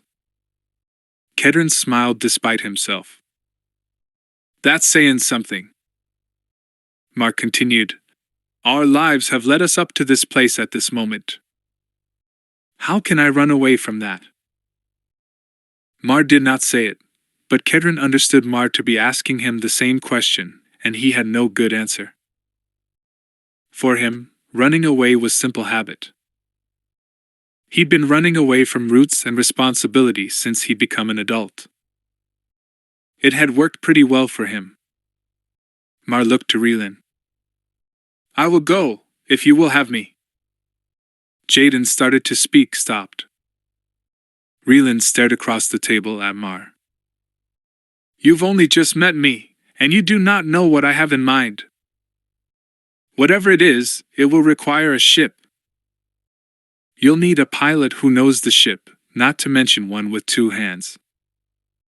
Reelin tilted his head to acknowledge the point. The lignin will affect you more strongly up close. You've felt some unease since Harbinger appeared? Mar nodded. A headache, mostly. The feelings will be more acute when you are near its source. For you, too, Jaden said to Reelin. Mar's brow was smooth, his eyes untroubled. Even so. You're certain? Reelin asked. Too certain, I'd say, Kedron said. Yes, said Mar, eyeing first Reelin, then Kedron. I am certain. Very well, Reelin said. Kedron shook his head, finished off his CAF. We are all crazy on this boat. I need another CAF. Anyone else? Everyone nodded. Drinks all around then, Kedron said and started to rise. I will get it, Captain, said Mar. The Syrian rose, placing his hand on Kedron's shoulder as he passed, the small gesture a reminder of the years they had been friends. Let's talk specifics, Kedron said to the Jedi. What are your plans? Reelin gestured for Jaden to go first. I fly down to the moon. Find what I am supposed to find. Alone?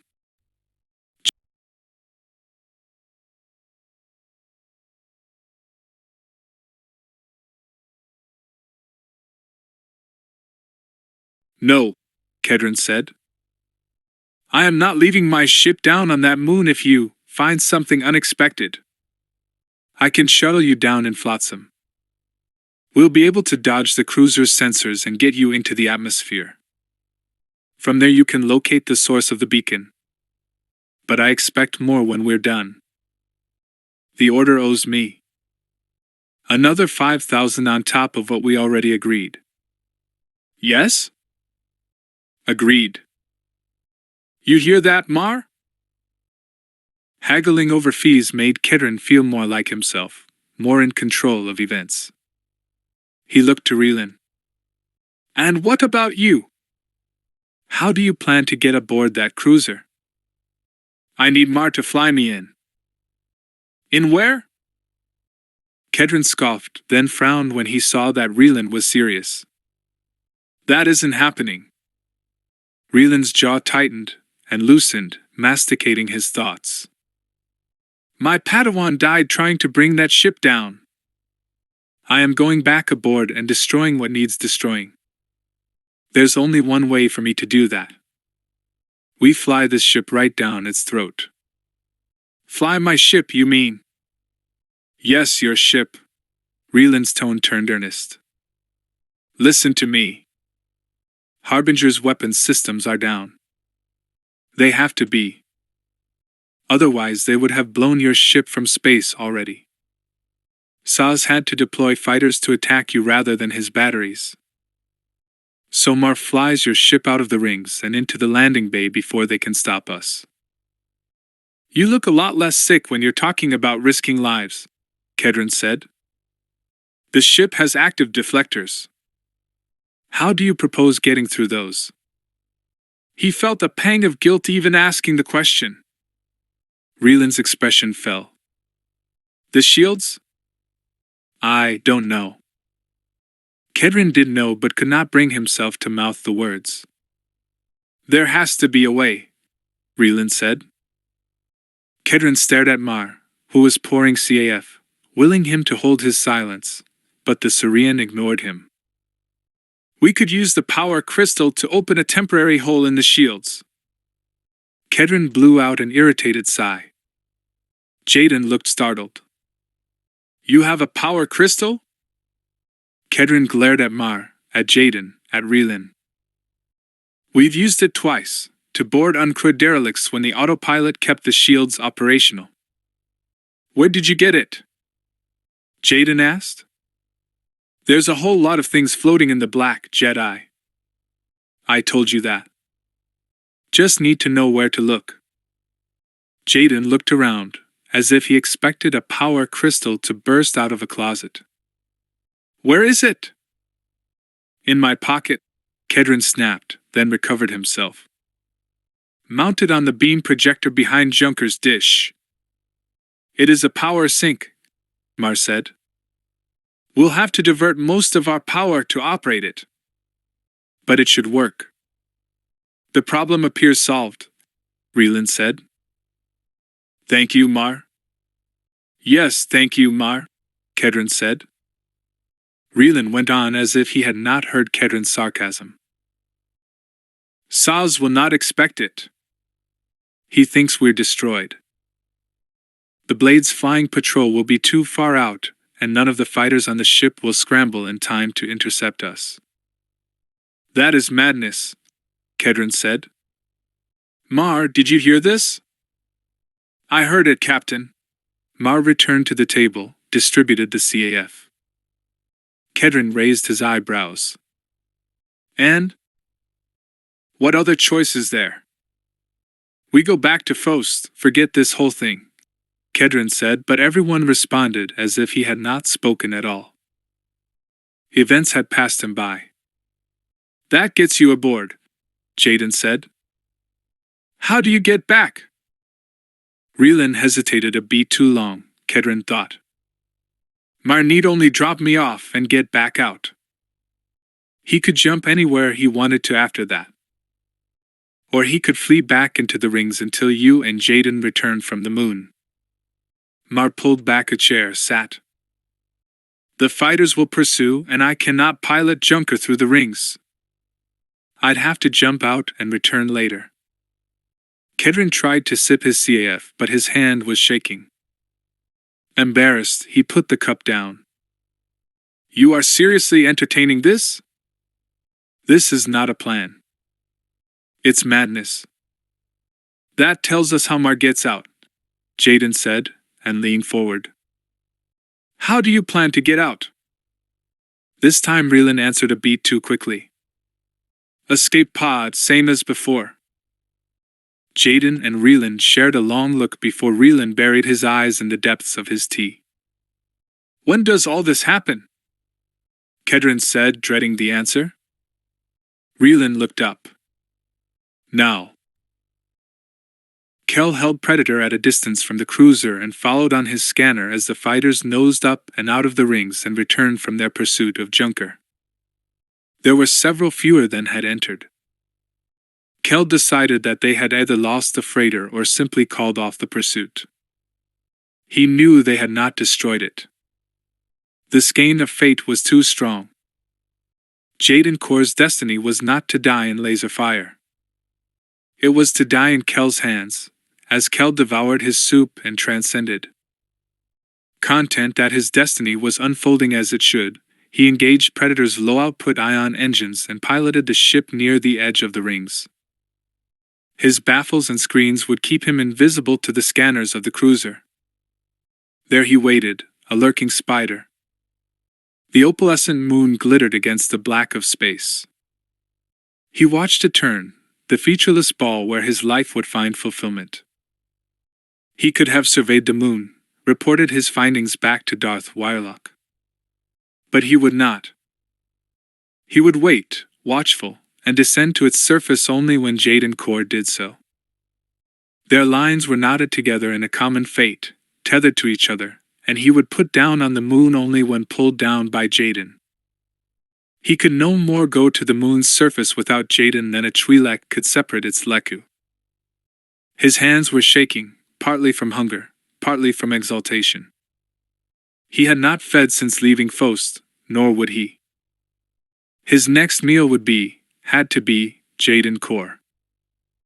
He powered down Predator but for the scanners, life support, and the speaker, which played the Imperial beacon, the sound that had summoned all of them to this one place, at this one time, and waited. "I will prep Junker," Mar said, and rose to leave. Kedron put his hands on the table, pushed himself up as if he weighed 1,000 kilos. "And I will do something else. Staying, I cannot believe I agreed to this." The two Jedi said nothing, and he turned to go. When he stood in the hatch leading out, Kedron glanced back and said to Raylan and JADEN, "Listen, when we get back to Fost, we gamble, all of us together." "Yes?" "As reckless as you two are, I might actually win some credits. As long as JADEN doesn't cheat." "You have credits in your time, Raylan?" "Yes, of course." "Then you've got something I can win. You play Sabacc?" "I don't know it." "I will teach you." Apparently thinking better before his exit, he returned to the food locker, poured and drank a final jigger of pulque. "I'll get flotsam prepped. Then I will pray." JADEN smiled him on his way. After Kedron had gone, Raylan, too, rose, but JADEN halted him with a word. "Stay." Raylan eased back into his chair, grimacing at the pain in his ribs. But JADEN knew that physical pain was not driving him. He waited until he was sure Kedron would not return. Before JADEN spoke, Raylan said, "You do not need to say it." But JADEN did. "Anger is pouring off you. I feel it more strongly than I do the effect of the lignin. Saz must pay. My Padawan Dash. You will lose yourself, Raylan. And you cannot do that. You have made yourself steward of Mar on this mission." Raylan's lip curled in a snarl. "He understands the risk. And it was your words that encouraged him to do something meaningful." JADEN heard the contempt in Raylan's tone, and knew the man was nearly gone. Yet he could not deny Raylan's accusation. "You bring him back with you. Understood? I want your word."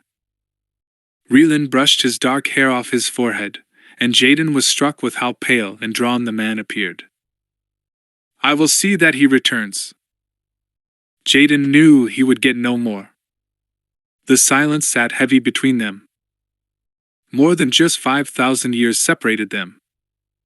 "What did you do, JADEN?" Raylan asked at last.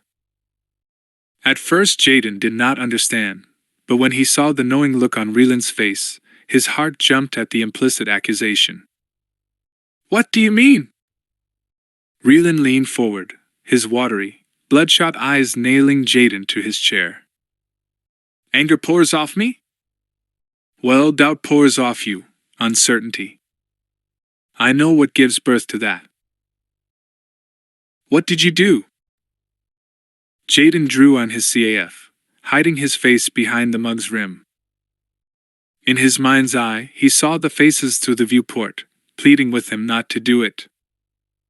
Reland smiled, though he managed to make it look unpleasant. Something that shattered your image of yourself, yes? Jaden set down his cup and confessed. Yes. Reland chuckled, the first genuine mirth Jaden had heard from him. The Jedi have not changed in 5,000 years. Our expectation of ourselves always exceeds the reality. I have no wisdom for you, Jaden. He stood, extended a hand. Good luck. I need to figure out a way to get my lightsaber charged. Jaden stood, took his hand, a bit puzzled by Reland's parting words. He considered offering Reland the lightsaber he had crafted as a boy on Crosscurrent, since it required no power pack. But he knew Reland would not accept it. Ma will be able to help, I'm sure, Jaden said. I am sure, Reland said. Before he exited the galley, Jaden said to his back, May the Force be with you, Reland. Reland did not slow. Kedron found Mar in Junker's cockpit, checking its instrumentation, testing systems. Kedron hesitated in the doorway, thinking of all the flights he and Mar had sat beside each other in the cramped space while Junker hurtled through the black. The ship had carried them through some dangerous times. He cleared his throat. Mar glanced over his shoulder but did not turn to face him. She ready? Kedron asked. Indeed, Mar said. The damage was minimal, and she weathered the strain on the engines remarkably well. Probably due to your fine-tuning. Kedron recognized the praise as a gesture of reconciliation. He put a hand on the wall, felt the cool durasteel of his ship under his hand, and offered his own gesture. Been a while since she's flown without both of us sitting up here. Indeed, Mar said more softly.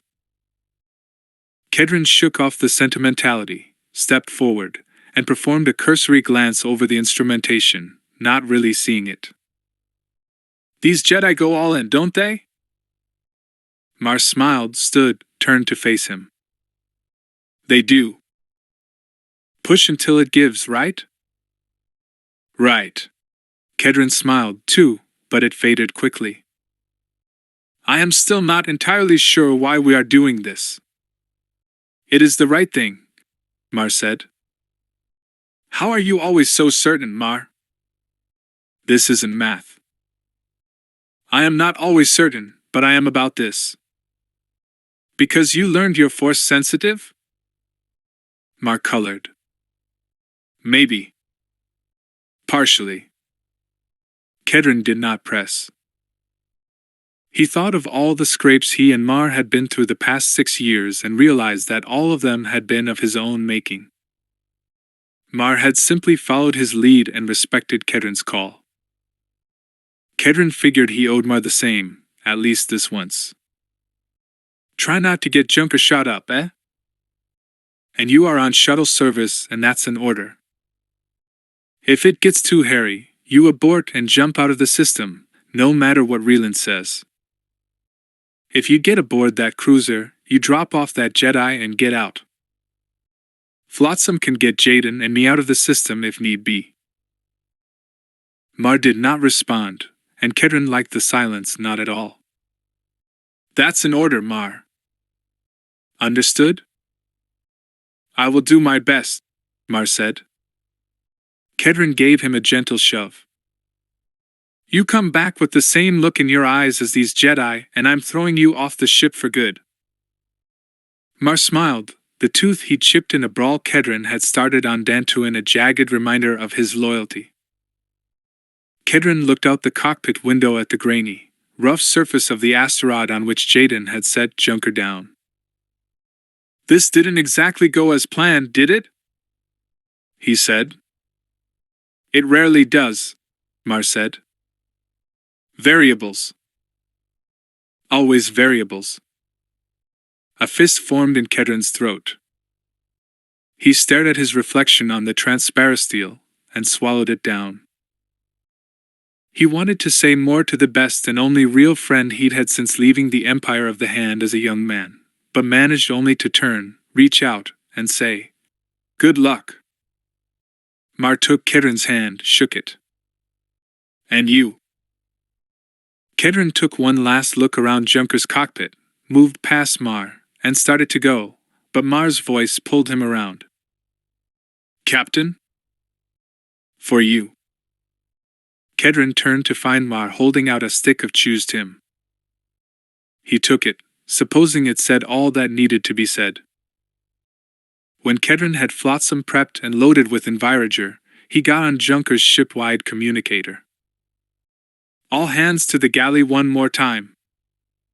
Attendance is mandatory." He took a roundabout way to the galley, walking Junker's corridors, cognizant of the fact that it, and Mar, might not return from Harbinger's landing bay. If they made it to the landing bay, he knew he was getting sentimental, knew, too, that he could not afford to do so. He was the captain and as such had certain obligations.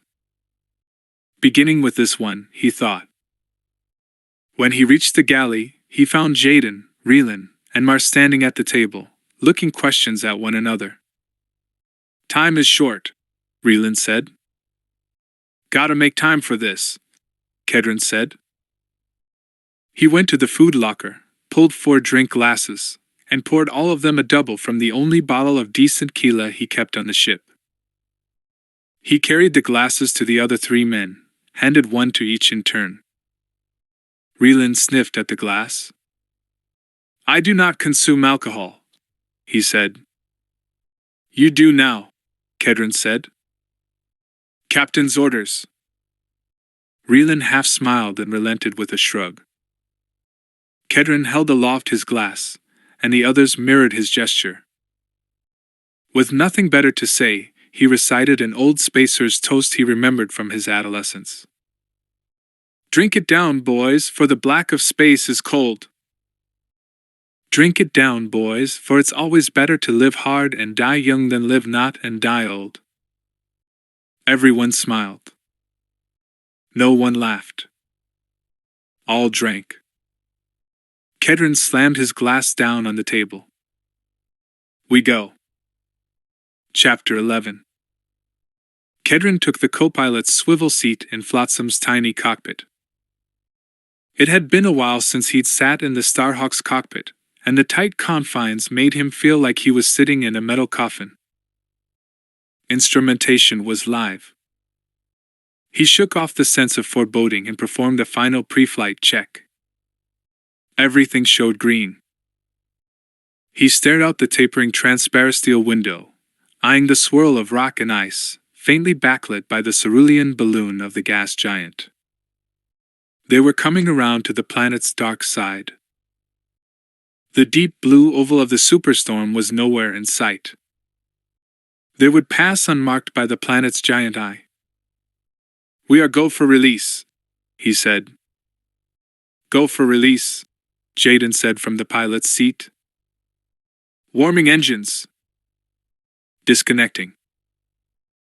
The modified couplings released with a series of deep clicks and Flotsam floated free of Junker, just another piece of debris floating in the gas giant's belt of ice and rock. Repulsors carried them safely away from Junker and the asteroid. Kedren felt a moment of intense vertigo as they moved off, and he knew it had nothing to do with motion sickness. Jaden must have noticed his feelings. "When is the last time you sat in the cockpit of something other than Junker?" "Been a while," Kedren acknowledged. Usually Mar flew Flotsam, if it proved necessary on a job. "Mar will take good care of her." "Of course he will," Jaden said. He activated the comm and raised Junker. "We are clear." "Copy that," said Reelan. "You are clear." Hearing Reelan's disembodied voice struck Kedren oddly, made him experience the same sense of disconnectedness he sometimes did while watching time-lagged events on the vidscreens in the hull. Except in Reeland's case the lag was 5,000 years rather than only a few months. It was as if Reeland had already happened, as if he were a foregone conclusion that Kedron could only watch but not affect. He cleared his mind, his throat, tasted the afterburn of Keela in his phlegm. Do you find it odd that Reeland asked nothing of the current state of the galaxy? I'd be as curious as a spider monkey. Jaden fiddled with the instruments, and Kedron imagined him putting a filter around his thoughts. I am not surprised, no. No? He knows he is going to die, Jaden said, his tone matter-of-fact. Whether he succeeds or not, he is dead. The radiation will kill him. Kedron's voice was not matter-of-fact. What about Mar? He reached for the comm, not sure what he would say, but Jaden's hand closed over his. Reeland will ensure Mar's safety as best he can. He is a Jedi. Jedi. Kedron spat the word as if he were trying to rid himself of a foul taste. He recalled stories of Kbaeth's betrayal of outbound flight, and feelings he had not known he possessed bubbled up from his gut and slipped between his lips. You Jedi think you know right from wrong, always making life and death decisions for others. How can you be so certain about it? These are lives, people. I am certain of nothing, Jaden said, and Kedron heard a surprising resignation in the Jedi's tone. Kedron's anger floated away with the rocks and ice. Why are you really here, Jaden? I mean, why really? The vision, yes, but it's more than that. Jaden licked his lips, stared out the cockpit glass, then finally turned in his seat to face Kedron. You really want to know? Kedron sensed that Jaden wanted him to really want to know. He nodded. Jaden stared straight at him, no evasion, and spoke in a tone as flat as a droid's.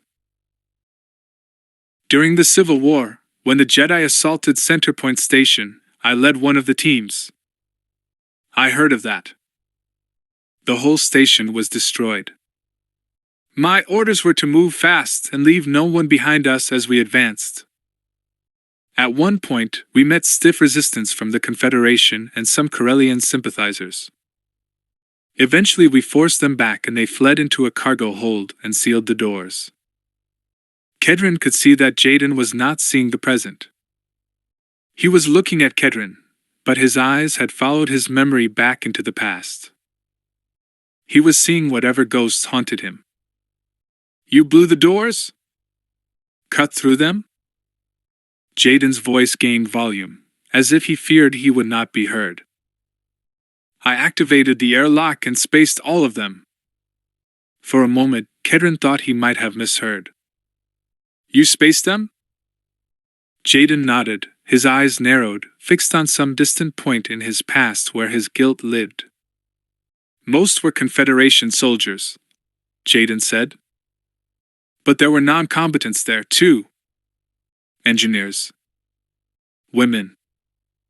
But I could not take the time to dig them out or negotiate a surrender. Leave none behind me. Those were my orders. From a fellow Jedi. I followed them. Kedron watched Jaden's jaw and fist clench and unclench, his tracheal lump rise and fall in his throat like a heartbeat. Stang, Kedron said, the word pathetically unsuited to the job of articulating the mix of emotions he felt. Jaden's eyes refocused on the present. So, Kedron, when it comes to knowing right from wrong, I do not profess to knowing anything. Not anymore. Kedron searched his mind for some words that might offer solace. It was war, Jaden. People die in war. What difference does it make if it's by blaster, lightsaber, or the vacuum? Jaden inhaled deeply and looked past Kedron. It makes a difference. Kedron thought about that. Finally he nodded. I suppose it does. Jaden wore a pained, self-conscious smile behind his beard. You have sins you want to confess, Captain? Now seems to be the time. Something about this cockpit, maybe.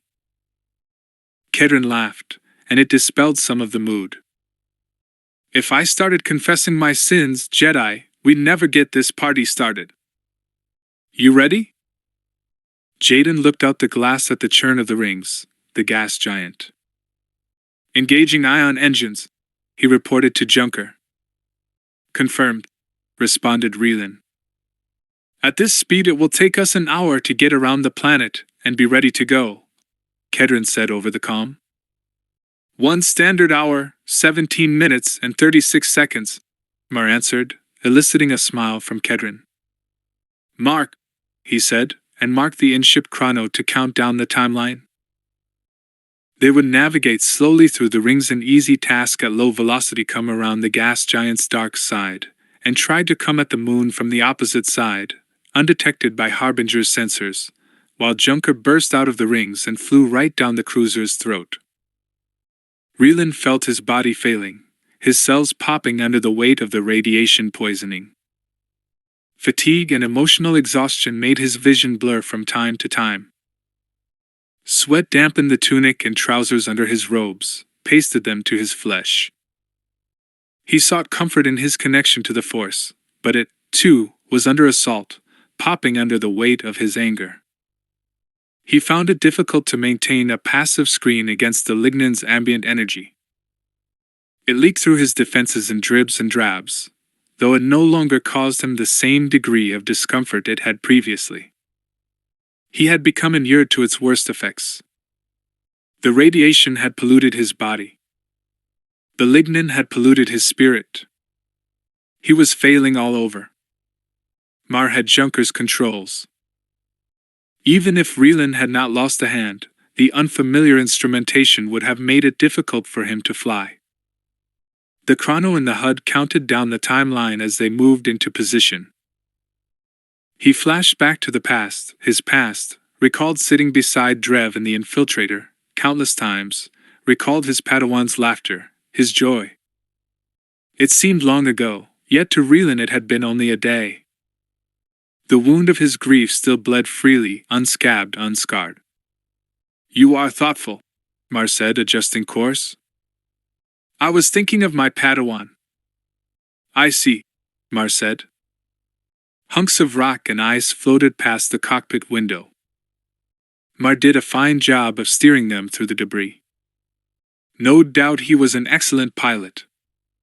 Just like Drev. Before our assault on Harbinger, Drev piloted our ship through an asteroid belt not unlike this. At speed? Yes, using the Force. Reelan remembered Drev's smile and tried to answer it with one of his own, but he simply could not summon it. His lips twisted into something he imagined looked more like a bared snarl than a smile. He must have been an extraordinary pilot, Mar said. I have never seen anything like what JADEN KORR did with Junker. You must have been an exemplary teacher.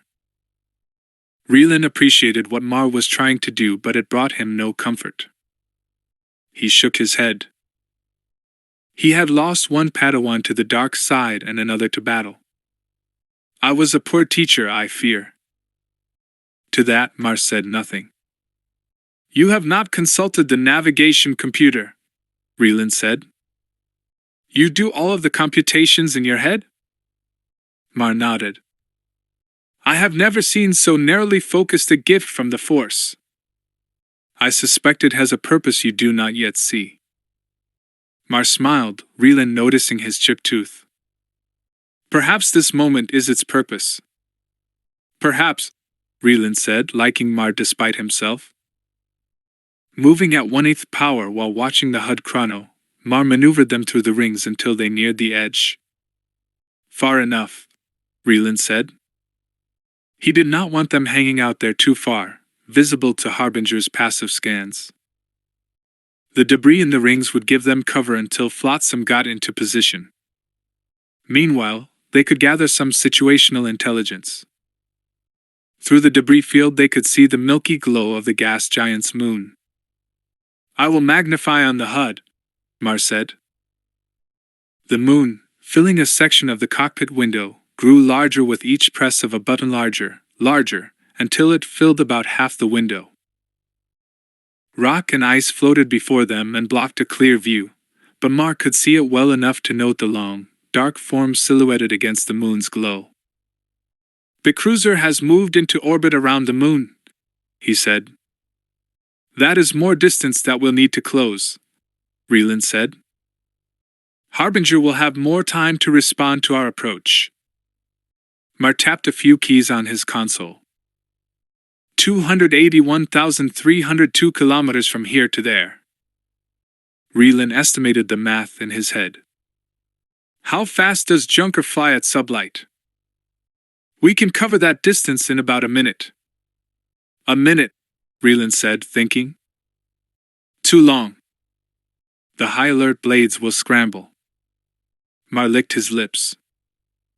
"Alternatively, we can attempt to jump right under Harbinger." Reland's thoughts collided with Mar's suggestion. "Jump? We are still in the planet's gravity well, as is Harbinger. And there's the moon's well, too. We are at the outside of the gas giant's well, and the moon's is weak. I can account for all of that in such a short jump." He paused, cocked his head. "Maybe." "Maybe?" Reland looked at the HUD. Debris from the rings blocked the moon and Harbinger from view. "You are talking about using the hyperdrive to jump between a planet and its moon. A second in hyperspace, maybe less. I do not see an alternative. Do you?" Reland did not. "I have never heard of this being done." "Nor I," said Mar. "But maybe now we see the actual purpose to which my talent is to be put." Reland decided that he would have to trust in Mar's gift, have to trust in the Force. Hypocrisy stabbed at him. "Do it," he said. He looked at the chrono, counting down the time. "You have less than an hour to get the calculations done." Mar leaned forward in his seat and started to turn off the magnified HUD display. Junker had shifted some, and he could once more see the moon and Harbinger. "Leave it up," Reland said. As Mar began his work, Reland sat in his seat and gazed at Saz's ship, letting memories put a spark to the kindling of his anger. Staring at the dreadnought, he recalled the black scar of twisted metal, all that remained of its primary bridge, all that remained of Drev. The pain in his ribs and arm faded in the flames from the pain in his heart. The ambient energy from the lignin stoked his quiet rage, and he let the flames grow, heedless of what they were consuming. He magnified the HUD further, growing Harbinger in his sight as anger grew in his core. And the alchemy of that anger transformed the pain of loss into the power of hate. He held it in and gave no outward sign of his feelings, though he thought he must soon burst. "Hurry, Mar," he said, his voice choked by the emotional turmoil within him. Mar said nothing, simply continued his calculations. Even with his mathematical gifts, he relied heavily on assistance from the navigation computer. Reland could not follow all of the formulae, but he could see that Mar was making remarkable progress.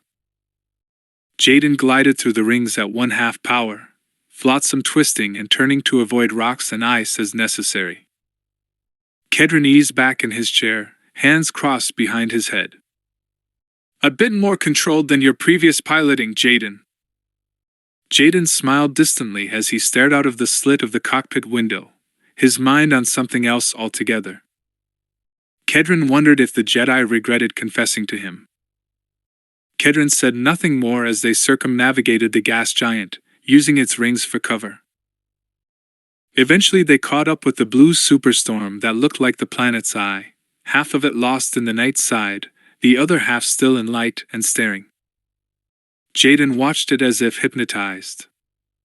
"You all right?" Kedron asked, concerned that Jaden might drift flotsam into a rock. "Fine," Jaden said, his voice soft. They planned to come around the gas giant and put the moon more or less between them and Harbinger, hoping that their small size would allow them to hide in the moon's scanner signature. A HUD in the cockpit window showed the countdown. If all went as planned, Flotsam and Junker would break from the rings at the same time. Kedron took out the choose Mar had given him, ripped it in half. He held a piece out. "Jaden?" "Yes, thanks." "Hold it until we actually go," Kedron said. Jaden nodded. Together they watched the chrono and waited.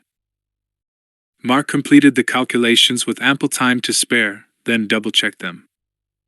"I am confident in these calculations," the Syrian said.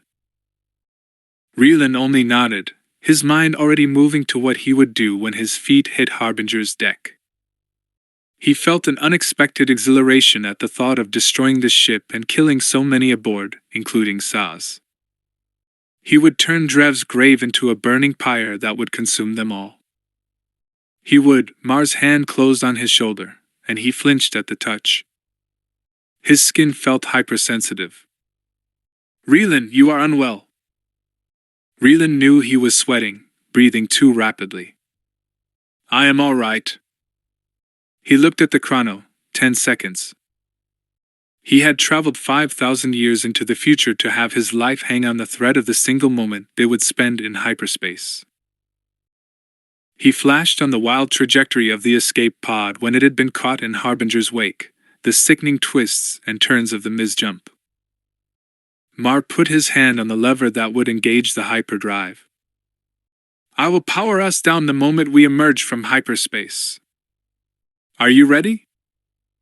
Reelan took a deep breath, feeling it against his broken ribs. "Yes." They stared at the chrono as it counted down the final seconds. "Prepare yourself for the lignin," Reelan said. Mar engaged the hyperdrive. Kedron and Jaden popped the choose-tim in their mouths as Jaden took Flotsam out to the edge of the rings. Open space beckoned before them, the moon bifurcated by the sun's light. Kedron dared not scan for Harbinger lest the cruiser's passive scans pick up the probe. Both of them watched the HUD chrono roll to 0. "Mark," Kedron said. Jaden accelerated to full and blazed through space for the moon. Kel lurked in the black between the moon and the gas giant's rings. He had positioned Predator as best he could to ensure that his scanners would pick up any ship exiting the rings in the direction of the moon. Predator's cockpit had grown cold, but Kel modified his metabolism to maintain a comfortable body temperature. He sat in the darkness of his cockpit, staring into the void of space, wondering at its hidden meanings, seeking the truth of its many lines. His mind drifted on clouds of memory. He thought of the other Anzadi he had met through the centuries. They did not see the Dean Nosi. One had thought Kel mad. In return, Kel had slowly consumed his soup for a standard month, keeping him alive until the very end. Kel was not mad. He was blessed, unique, chosen to see the truth of existence as written in the lines of the universe's fate. And soon he would have its cipher. When he heard his sensor console beep to indicate a contact, he knew it was JADEN KORR. He knew, too, where Jaden was going and that he would kill him there. He examined the scan signature of the small craft darting out of the rings. A Starhawk, moving fast, heading for the dark side of the moon. Not Junker, but its attached shuttle. Where was Junker? Kel pushed the thought from his mind, waited a 10 count to give the Starhawk a nice lead, then brought Predator back online and fell in behind it. The Imperial beacon indicated danger on the planet's surface, but given the age of the beacon and the extreme environmental conditions of the moon, Kel expected to find nothing but ice-choked ruins. Still, he would prepare for any eventuality, as always. Reelan did not blink but felt as though he had. His visual senses registered only a blue afterimage rather than a hyperspace tunnel.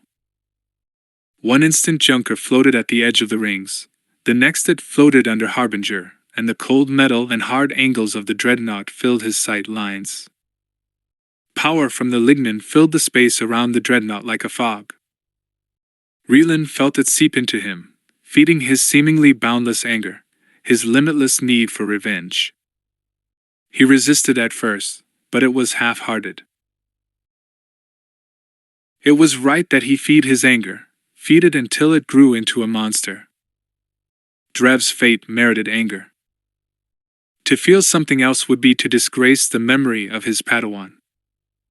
Do you feel it, Mar?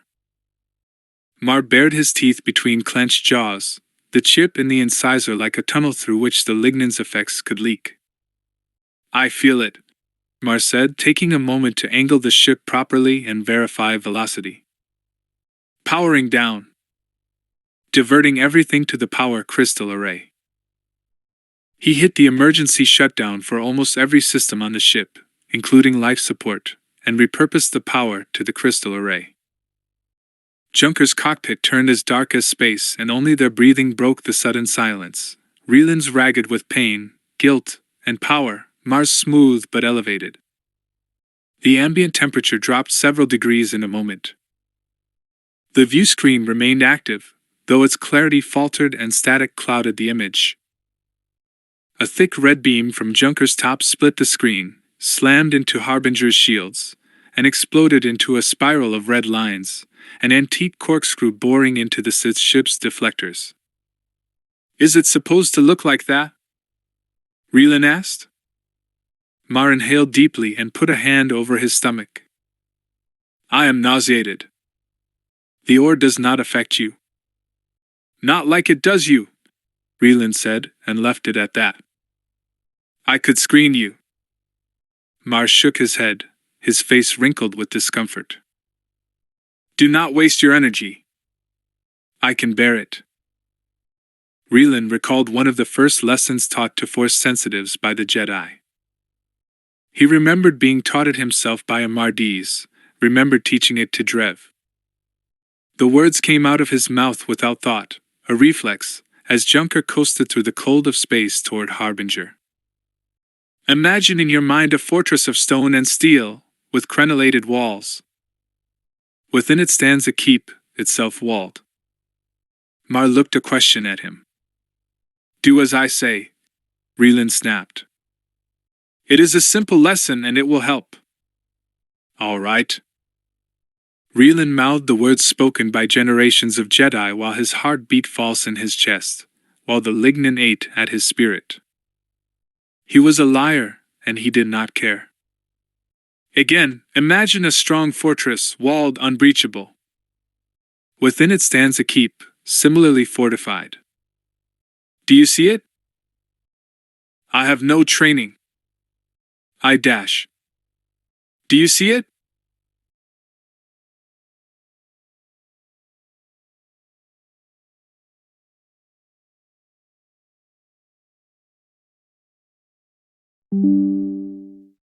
You are the keep, Mar.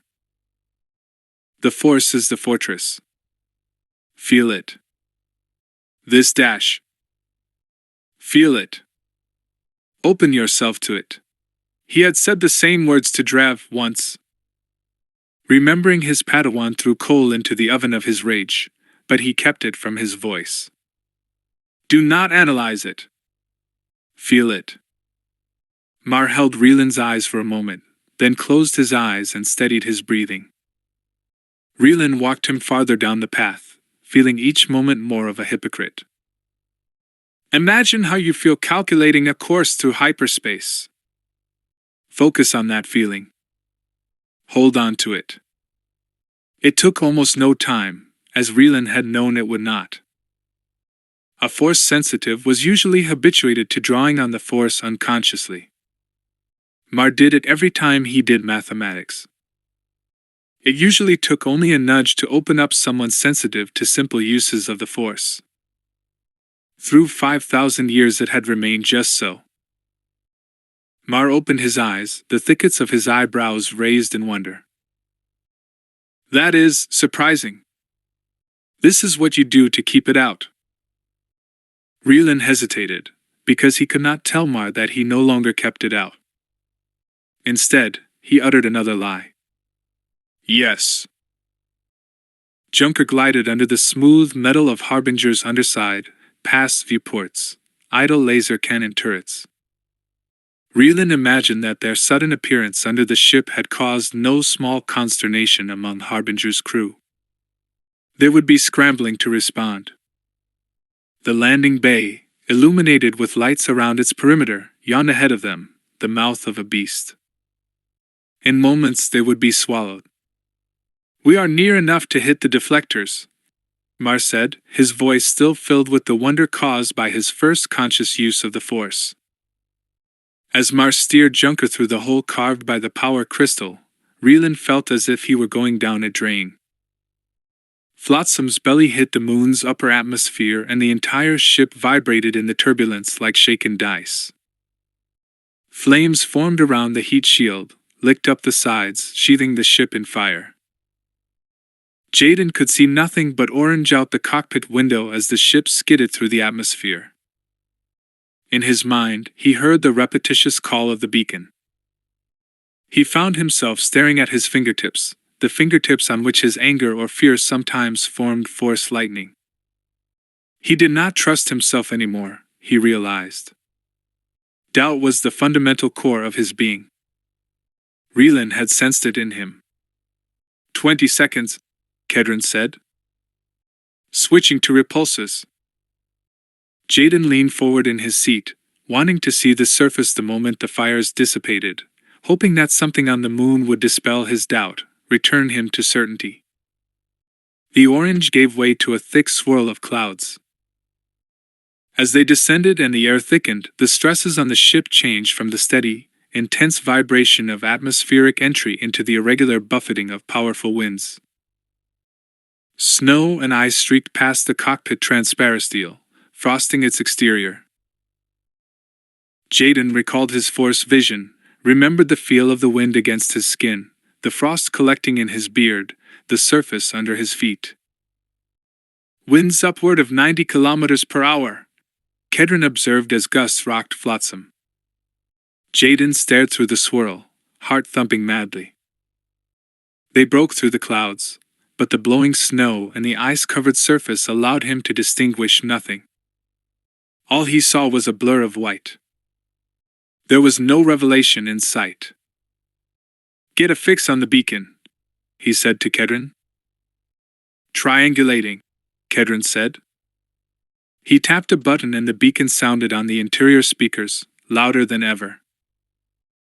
Jaden leveled Flotsam off at 150 meters and slowed its speed. Topographic scans showed vast, frozen plateaus, oceans of ice, bordered by enormous mountains. "Got it," Kedron said, and the words put a flutter in Jaden's stomach. "South-southwest, a quarter hour out. Near the moon's equator." When Kedron had linked the location of the signal to the navicomp, Jaden adjusted course accordingly. He realized that he was sweating. He accelerated to full in-atmosphere speed, and Flotsam cut like a knife through the wind, ice, and snow. "Like following breadcrumbs," Kedron said, nodding at the speaker through which the beacon's call carried. Jaden nodded. The hairs on the nape of his neck stood on end. He felt as if he were being watched. Before he could trace the source of the feeling, Kedron asked, "What do you hope to find here, Jaden?" Jaden did not hesitate. An answer. He needed one. He could not continue as he had. He ran a sensor scan to ensure they were not being followed. Nothing. Kedron stared blankly out of the cockpit. "What is the question?" Jaden smiled, thinking how close the words cut to his own thoughts. When Jaden did not answer, Kedron said, "I hope Mar and Reelan are all right." "The Force is with them both," Jaden said. Kedron nodded, absently reading the topographic scans, meteorological reports, atmospheric readouts. "Trace elements in the atmosphere suggest volcanic activity here," he said. Jaden imagined hot spots on the surface of the planet where heat and magma leaked up to turn ice into bathing water. He imagined, too, that the oceans under the ice could be thronged with life. Air is frigid but breathable, Kedron said. We'll still need envirosuits, though. Jaden only partially heard Kedron. The Navicomp showed them closing on the coordinates from which the distress signal originated. He leaned forward in his seat, straining to see through the weather. He could not breathe when it emerged from the static of the weather like a lost city. Kedron squinted, staring through the cockpit transparisteel. What is that? Junker coasted, dark and cold, through the hole made by the power crystal. Reland stared into the tunnel of the landing bay, remembering the last time he had entered it, 5,000 years ago, riding the back of a shuttlecraft. Then, he'd had a comlink connection to Drev. Now he would enter it alone, unconnected to anyone, centered not in a sense of duty but in a sense of rage.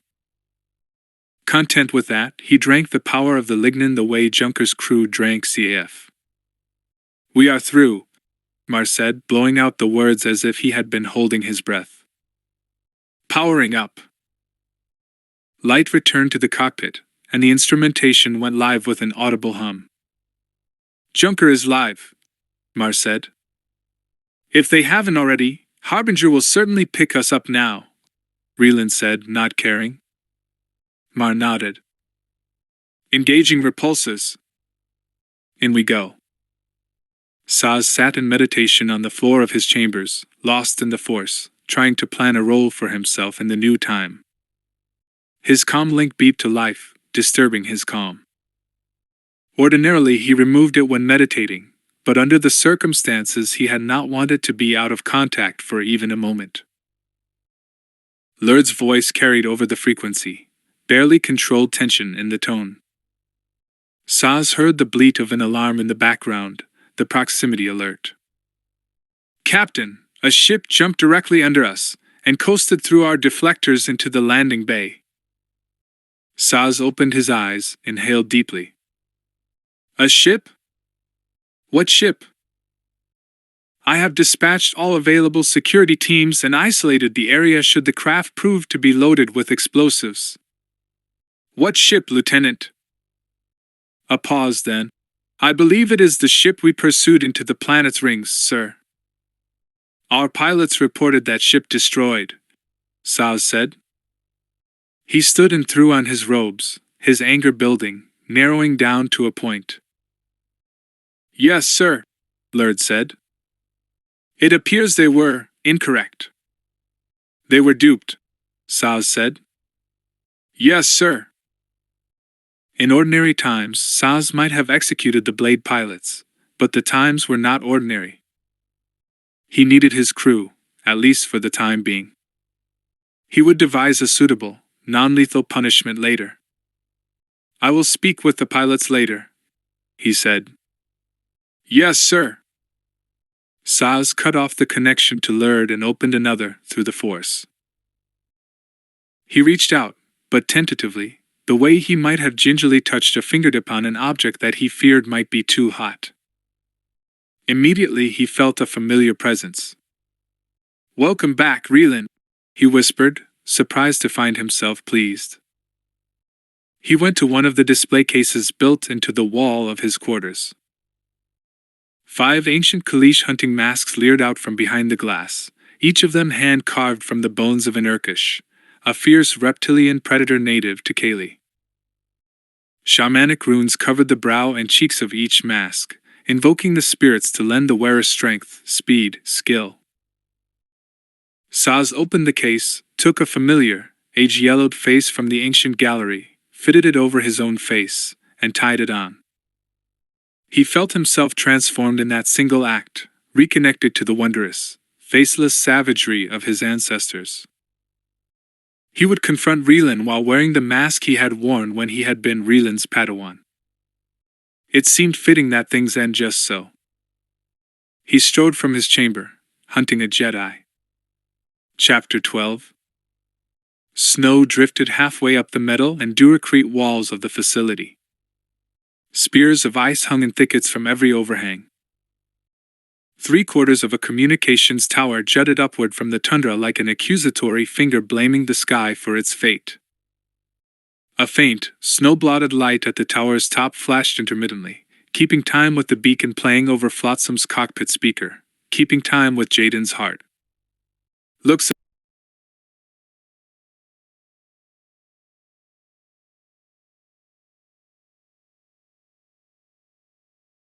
abandoned, Kedron said. Jaden came back to himself, swallowed and a mouth gone dry. Yes. Definitely looks old enough to be Imperial, Kedron said. Jaden forced a nod, though a sense of Vu gripped his gut. For an instant he lived in the dream space between his Force vision and his real senses, and he was suddenly unsure that he wanted to set foot on the moon. Fighting down the doubt, he reached out through the Force, expecting to feel the bitter recoil of contact with the Sith from his vision. Nothing.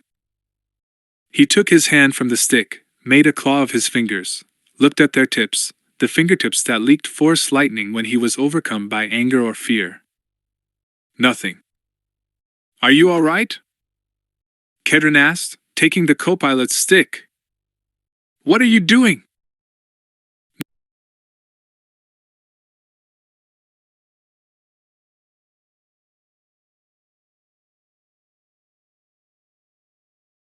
Nothing. I am fine. Maybe a flyover before we set down, Kedron said. He did not release the stick and seemed pleased to be in control of the ship. Agreed, Jaden said. Kedron decreased altitude and speed, flying low over the complex. With many of the buildings having lost their battle to the snow, Jaden found it difficult to make out the contours of the complex. Small mounds suggested tertiary structures, though it was hard to tell. Could be a shield generator, he said, pointing at a dome-shaped mound of snow. You would know better than me, Kedron said. The central building, a rectangular, single-story mass of ice-rimmed metal, looked like any number of facilities Jaden had seen before. The structure could have been anything from a hazardous materials storage depot to a training complex. That looks like an entrance, Kedron said, pointing at a shadowed portico on one side of the central facility. Can't see if there's a hatch. Kedron fiddled with the instrumentation, tweaking his scanner. There is still power in the main complex, though not much of it. Life support is online but barely. Some kind of backup or emergency power probably. Good construction to last this long. Yes, Jaden said absently, looking at the blowing snow, remembering the ghostly touches of Lost Sin, Mara, Kamsalisser. The beacon still played over the cockpit speakers, their pleading voices. Help us. Help us. If life support is functioning, someone could still be alive in there. Unlikely, Kedron said. It's been decades. Can we turn that off, Jaden? Jaden? Jaden killed the sound of the beacon. They completed their flyover, having learned little. Well? Kedron said, and looked across the cockpit at Jaden, one eye on him, one eye off on some distant point. Having second thoughts?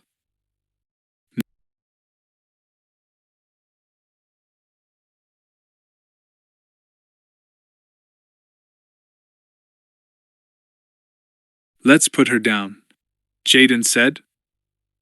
He knew he would not find his answer sitting in Flotsam's cockpit.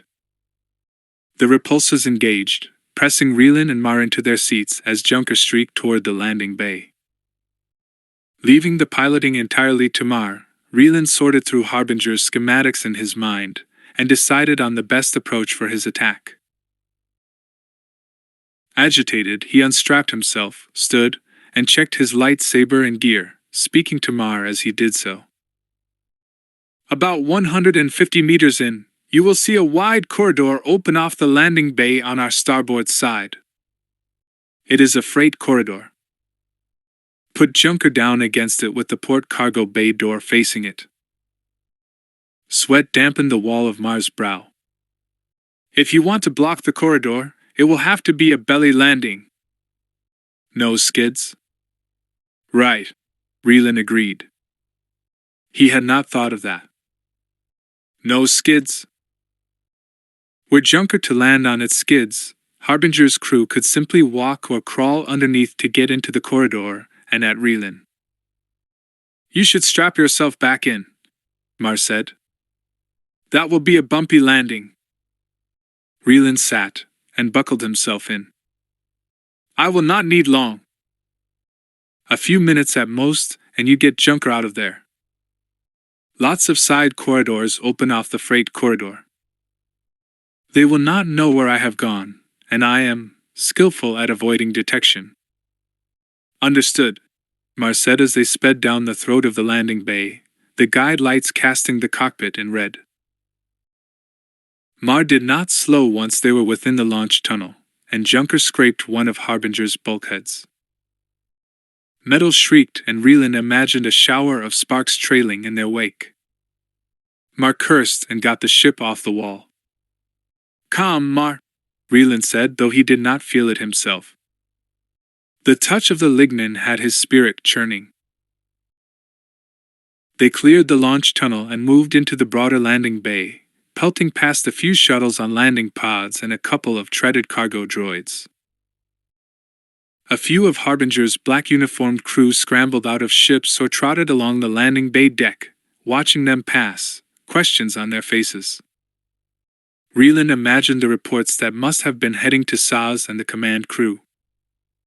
It's enormous in here, Mar said, eyeing the whole scene with a look of faint wonder, perhaps realizing that he was flying in the landing bay of a ship that had fought in a war 5,000 years previous.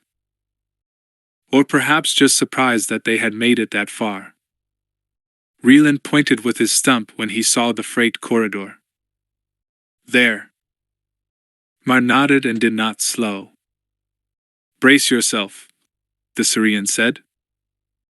3 droids were unloading cargo from a lev pallet. Mar slammed into them, crushing all 3, while spinning Junker on its repulsors and slamming its port side against the freight corridor opening. The impact rattled Relan's teeth. Junker protested with a groan of stressed metal. Relan protested with a grunt of pain. It felt as if someone had stuck a knife in his ribs. Are you all right? Mar asked, unstrapping himself. Relan caught his breath, unbuckled his safety straps, rose, and thumped Mar on the shoulder. Yes. Well done. Mar activated the security system right away. Metal shields slid over every viewport, Junker closing its eyes. That will protect the ship from small arms fire. But she is still vulnerable to more powerful weapons. I should not leave her here long. I do not think they will try to blow her up on their own landing deck, at least not before they surround her with a makeshift blast wall. We could have loaded her with explosives for all they know. No, I think droids build a blast wall while a security team tries to gain entry. As if to make Relan's point, blaster fire barked from outside the ship, dull, harmless thumps against the bulkheads. None of which will stop some fool pilots from taking shots at the ship, Relan said. We must hurry. He turned to go, but Mar's hand pulled him back around. The Syrian did not make eye contact. How often do Syrians fall to the dark side? In your time, I mean? Relan understood the origin of the question. The touch of the lignin, and Mar's conscious use of the Force, had brought him face to face with the 2 poles of potential. Relan remembered that feeling himself from his early days in the Order, the feeling that he stood on a very thin line, and that he might step over it at any moment. The dark side can reach anyone, Relan said, pained by the truth of the words. Mar considered, nodded, released Relan's arm. Thank you, he said. For showing me what you showed me. Rielan was touched, but kept his feelings to himself. I need to go, Mar. Now. Rielan and Mar sprinted through Junker's corridors, Mar leading, until they reached the port cargo bay. The bay felt cavernous, as empty as Mar had seen it in years. His speeder bike, Kedron's searing swoop, and a few sealed shipping containers were all that remained. They had spaced everything else. They hurried across the bay, their boots beating staccato on the metal floor, until they stood before the cargo door. Mar put his finger on the red button that would lower the door and looked to Rielan. He could see that the Jedi was not well. Sweat glistened on his pale skin, pasting his black hair to his scalp. His breathing was labored, pained, like that of a wounded animal. His deep sunken eyes looked clear, though, lit by some inner resolve, and that heartened Mar. Ready? Mar asked. Rielan inhaled and bounced on the balls of his feet, staring at the cargo bay door as if he could burn holes into it with his eyes. He ignited his lightsaber, the green blade humming in the quiet of the bay. Open it! Mar hit the button and the bay door started to descend. The wail of Harbinger's alarm carried through the opening. 5 minutes and go, Rielan said without looking at Mar. Before the door got halfway down, blaster fire from the freight corridor sizzled into the bulkheads, scorching the metal. Mar threw himself against the wall, out of the line of fire. Rielan did not so much as move while the door continued its trek. More blaster fire poured through the opening. Rielan deflected 2 shots with his lightsaber, almost casually sending the bolts into Junker's bulkheads. Looking straight ahead, Rielan started to speak, stopped, then started again, his lips barely moving. May the Force be with you, Mar. Mar heard sadness in Rielan's words, saw tears pooling in the Jedi's eyes. Rielan, Mar began, but before he could say more the bay door opened fully and Rielan bounded out into a hail of blaster fire. The glowing line of his lightsaber transformed into a figure 8 by the speed of his defense. He roared like a rancor as he sped down the corridor. Blaster fire forced Mar back against the wall, and he lost line of sight to the corridor. He heard Rielan's shouts answered by throaty growls, heard enough blaster fire to know that Rielan was facing a large number of enemies. Blasts carried through the cargo bay and blackened the storage containers. A lull in the fire allowed Mar a moment to peek out and down the corridor. A pair of bodies, large, red-skinned humanoids in black uniforms, lay in a pool of blood 8 meters down the corridor, both decapitated. One of the heads faced Mar, yellow eyes still open, a fleshy beard of finger-length appendages partially concealing a fanged mouth. Mar had never seen such creatures before. Rielan sheltered in a crouch in one of the many doorways that lined the hall, maybe 15 meters from Junker's gangway. More of the red-skinned humanoids, all of them armed with large blaster pistols, crouched at intervals in the other doorways and alcoves that dotted the length of the corridor.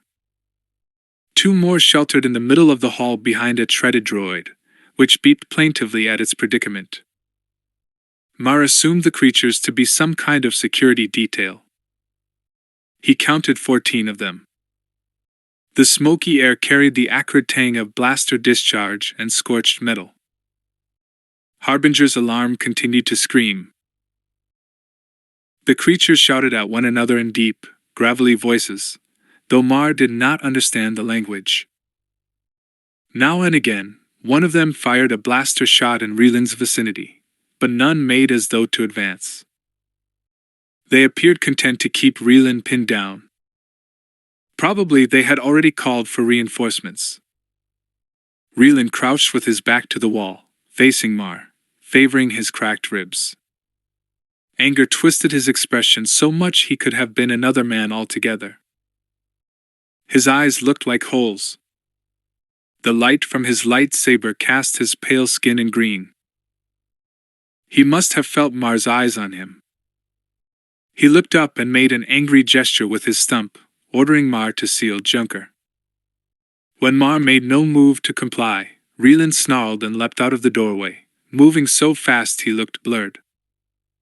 His lightsaber weaved an oblong shield of light around him. The security detail opened up in full and blaster shots filled the corridor. Reland spun like a top, deflecting the shots with rapidity but no control. Blasts slammed into the ceiling, into overhead lights, sending a rain of glass to the floor, into the cargo bay, close enough to Mar's face that he felt the heat of its passage. Reland closed on the nearest pair of the red-skinned humanoids, gesturing with his stump as he neared them. The creatures' blasters flew from their hands and they backed off a step, eyes wide, fumbling with the huge metal polearms on their backs. Before they could bring them to bear, Reland redirected the blaster fire from their fellows at them and blew holes in both their chests, spattering the bulkheads with their black blood. Reland ducked into the alcove where the two dead creatures had sheltered, using their corpses as partial cover. Mar saw him in profile, the pained grimace on his face, the angry set of his jaw. A blaster had winged his arm with the severed hand, though it appeared a minor wound. Scorch marks ringed the frayed holes in Reland's robes and shirt. Blaster fire pinned him to the wall. He was moving too slowly, Mar knew. He should already have been gone. They had not expected so much resistance right away. Harbinger's crew knew where he was, where Junker was, and more of them would marshal here to stop him. Reland looked back at Mar, and again gestured angrily for him to seal the ship. "Close it!" Reland shouted. Blaster fire forced him to press himself against the wall.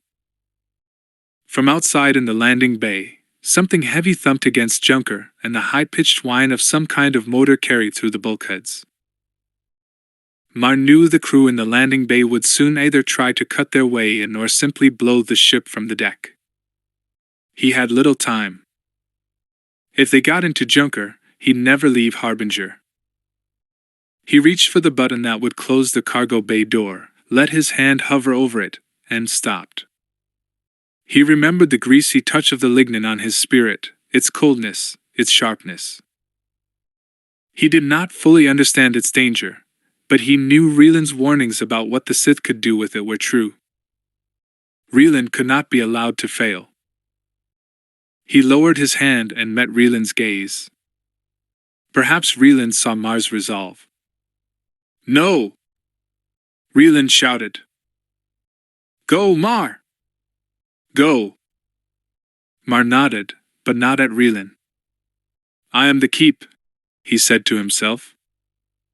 Pulses of blaster fire slammed into the bulkheads near Reland, turning the metal black and warm. Anger, frustration, and pain warred for predominance in Reland. Every breath made his side feel as if he were being stabbed. He was moving far too slowly, he knew. More Masasi would be coming. Saz would be coming. He had underestimated their ability to respond. A shout of rage crept up his throat, but he held it in, pulled it close, used it to focus his mind. The force flowed strongly through him, but he was unable to use it to reduce his fatigue or replenish his spirit or body. His power, heightened by the lignin, answered only to his anger, only to his hate. With it, he could only destroy and kill, not heal. He knew what that meant but no longer cared. He had left what he once was 5,000 years in the past. Now he was something different, someone else. He wanted only to destroy and kill, to avenge Drev's death, to redeem the two great failures of his life in a conflagration of fire and blood. His grief had metamorphosed into hate, and the change pleased him. But first he needed to get out of the corridor and deeper into the ship. He'd inhaled as best he could and readied himself to move when a roar from Junker's cargo bay drowned out the sound of blaster fire. For a moment he could not place the origin of the sound, but then it occurred to him it was an engine. Flotsam set down 20 meters from the large central structure. The craft's landing threw up a cloud of snow. Jaden unstrapped himself from his seat. Kedren did the same. "You needn't come, Kedren." Kedren smiled, his floating eye staring out the cockpit viewport, his other on Jaden's face. "That's as true a statement as you've uttered, Jedi. But I think I'll come along anyway." He winked his lazy eye. "There might be something here worth salvaging." Jaden smiled, grateful for the companionship. "Let's gear up, then." Both donned environment suits, sealed the helmets, tested the comlinks, and opened the starboard side exit. The frozen air and snow of an icy world blew in and dusted the floor at their feet. The envirosuits blunted the force of the cold, but Jaden's skin still goose-pimpled. He stood at the top of the ramp, staring out at the drifts and the swirling snow. Kedren's voice sounded in his helmet. "Jaden? Let's move. Even with the suits, we don't want to be out in this any longer than necessary." But Jaden needed to feel the air, taste it. He deactivated the seal on his helmet, and it disconnected with a slight hiss. Kedren took him by the arm. "What are you doing?" "I need to do this, Kedren." "Why?" Jaden lifted an answer, but Kedren let him go, muttering about eyes and cursing randomly.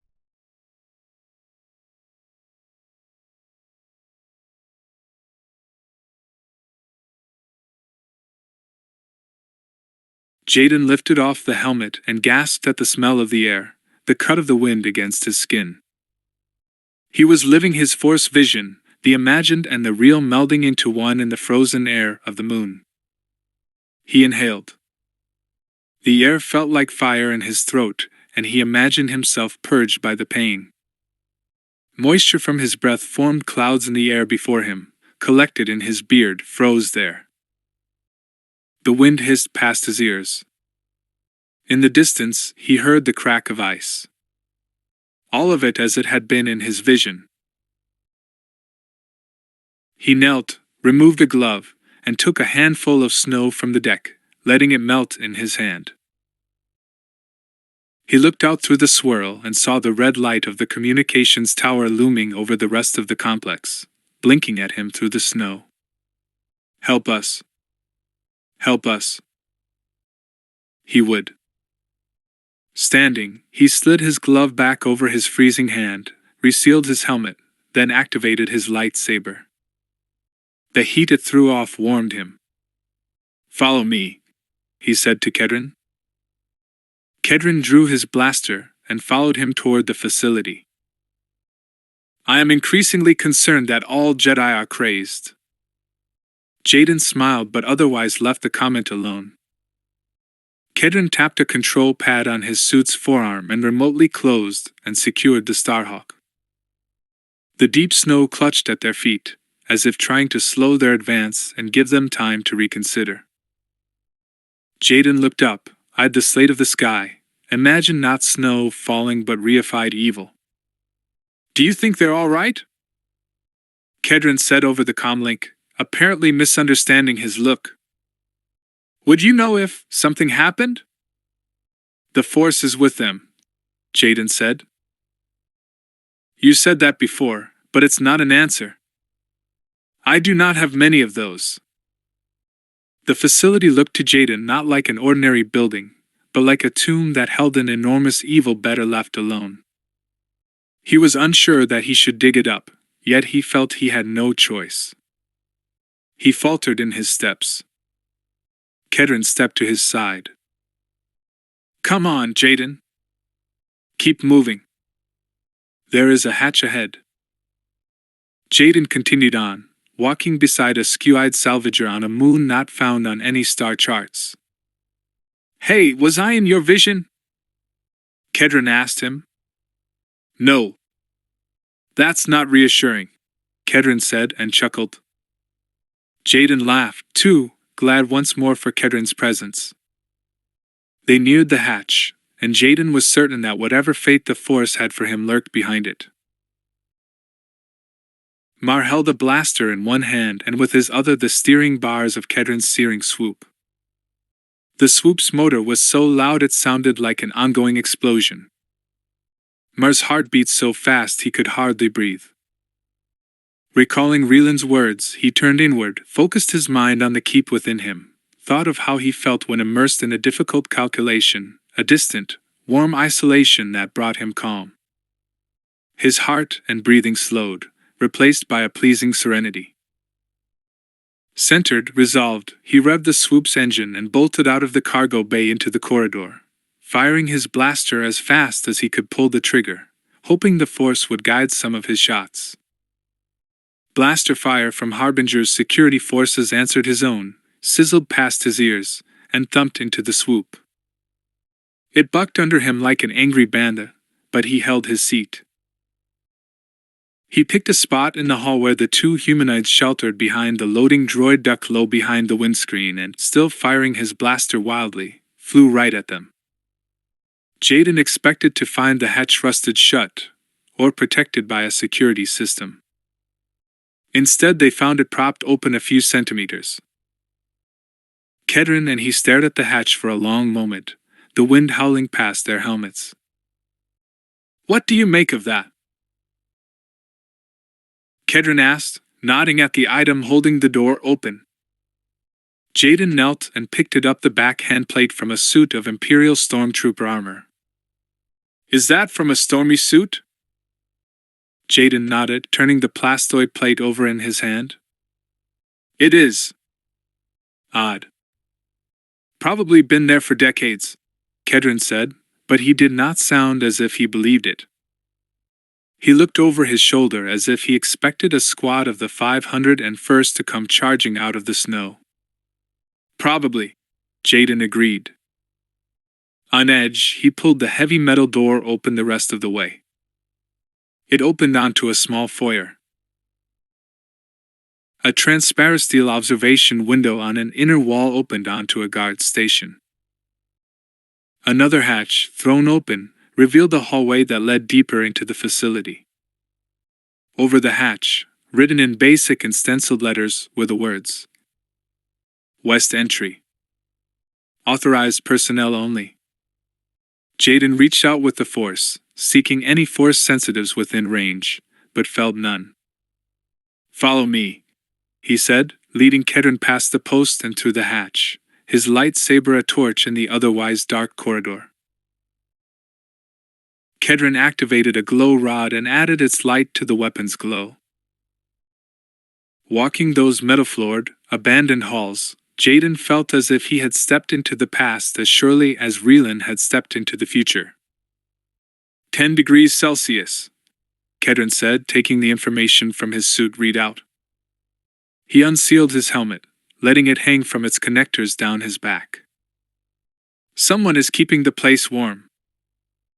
Jaden unsealed his own helmet, his breath steaming in the air. They walked on, their feet moving through the detritus of a rapid retreat, scrap electronics, flimsoplast, the ink long faded, stray data crystals, oddly, a hairbrush. Kedron cleared his throat, a nervous sound. "What do you suppose happened here?" Jaden shook his head. They moved through hall after hall, room after room, and everywhere it was the same debris littered the floor in the silent, cool air. They found nothing to indicate the facility's purpose. In time they came to a series of small, sparely furnished personal quarters where clothing still hung in closets, where beds remained unmade. The whole facility felt to Jaden like a doll's house in which a child had lost interest and just left off in mid-play. He examined the clothing and shoes in the closets. In addition to ordinary clothing, he found a neatly pressed Imperial uniform and several lab coats. The label sewn onto the coats best read Dr. Black. "Thrawnara uniform," Jaden said, noting the cut of the cuffs, the rank insignia. Imperial Medical Corps. Medical Corps? Kedron said, his breathing a bit too rapid. A bioweapons research lab, you think? I did not think to skin for an aerosolized bioweapon. You had no reason to, Jaden said. And what's done is done. If there was something in the air, we'd be suffering effects already. I feel fine. You? Fine. Then I think we're all right. Maybe we should put our helmets back on. We're all right. Kedron seemed to accept that, and the two of them searched the chest of drawers, the side table. Jaden felt awkward pawing through another's personal effects, but saw no other choice. He rifled through toiletries, a reading light, a gift set of novels on data crystals inset into an elaborate box. Eventually Kedron pulled a personal vidlog from the back of one of the drawers. Here, he said in an excited tone. He tapped at the buttons, soft at first, then harder. Not functional. With some time, Mar could probably recover the data. Leave it, Jaden said. He started to move on when something struck him and halted him in his steps. He looked around the room to confirm his thought, then spoke it aloud. There are no pictures. No what? No pictures, no holograms, no vids. Of friends, family. Look around. Kedron turned a circle, his eyes askew. You're right. Maybe they took them with them? Maybe, Jaden said, but thought not. They seemed to have left in a hurry, abandoning all manner of personal effects. They would have left at least some pictures or holograms.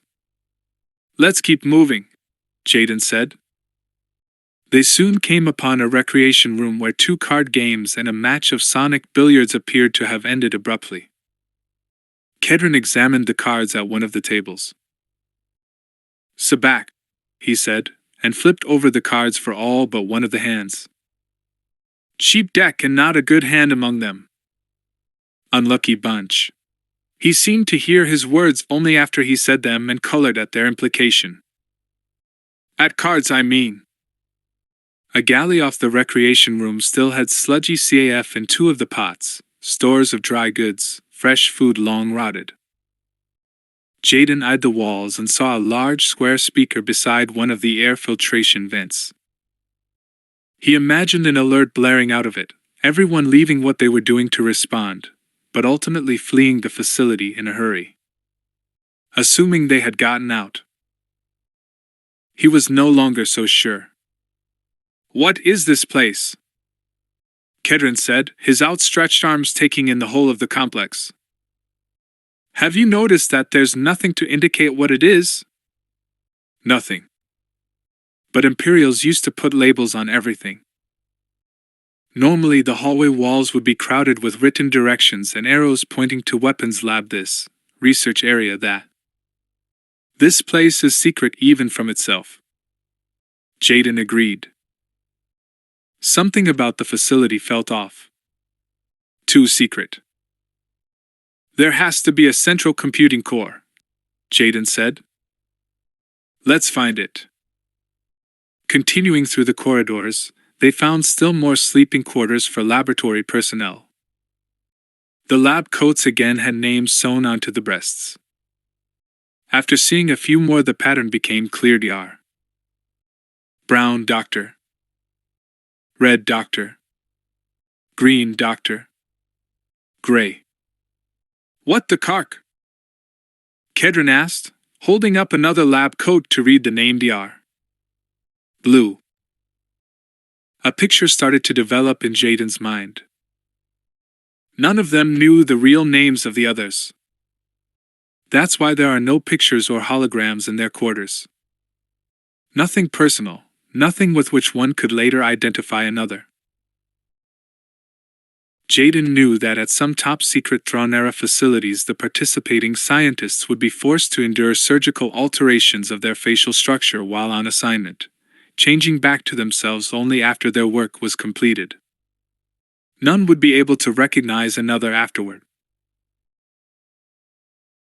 He wondered if that had happened in the facility, and if so, why. And no instructions on the walls, Kedron said. Visitors knew nothing. Probably the doctors had the facility's map imprinted into their memory. He licked his lips nervously and stared at Jaden for a long moment, even his lazy eye fixed straight ahead. I think we should leave, Jaden. There is something wrong here. Jaden agreed, but he could not leave, not yet. I cannot, Kedron. But you are not obliged to remain. Jaden saw shame and resolve battle in Kedron's expression. His fingers opened and closed reflexively over the handle of his blaster. His lazy eye floated off for a time before returning to fix on Jaden's face. I said I was with you and I'm with you. Blast it, if Mark can fly into Harbinger with Reelin, I can walk some abandoned halls with you. Thank you, Jaden said, moved by Kedron's loyalty. What do you think they were working on here? Something high priority. Top secret.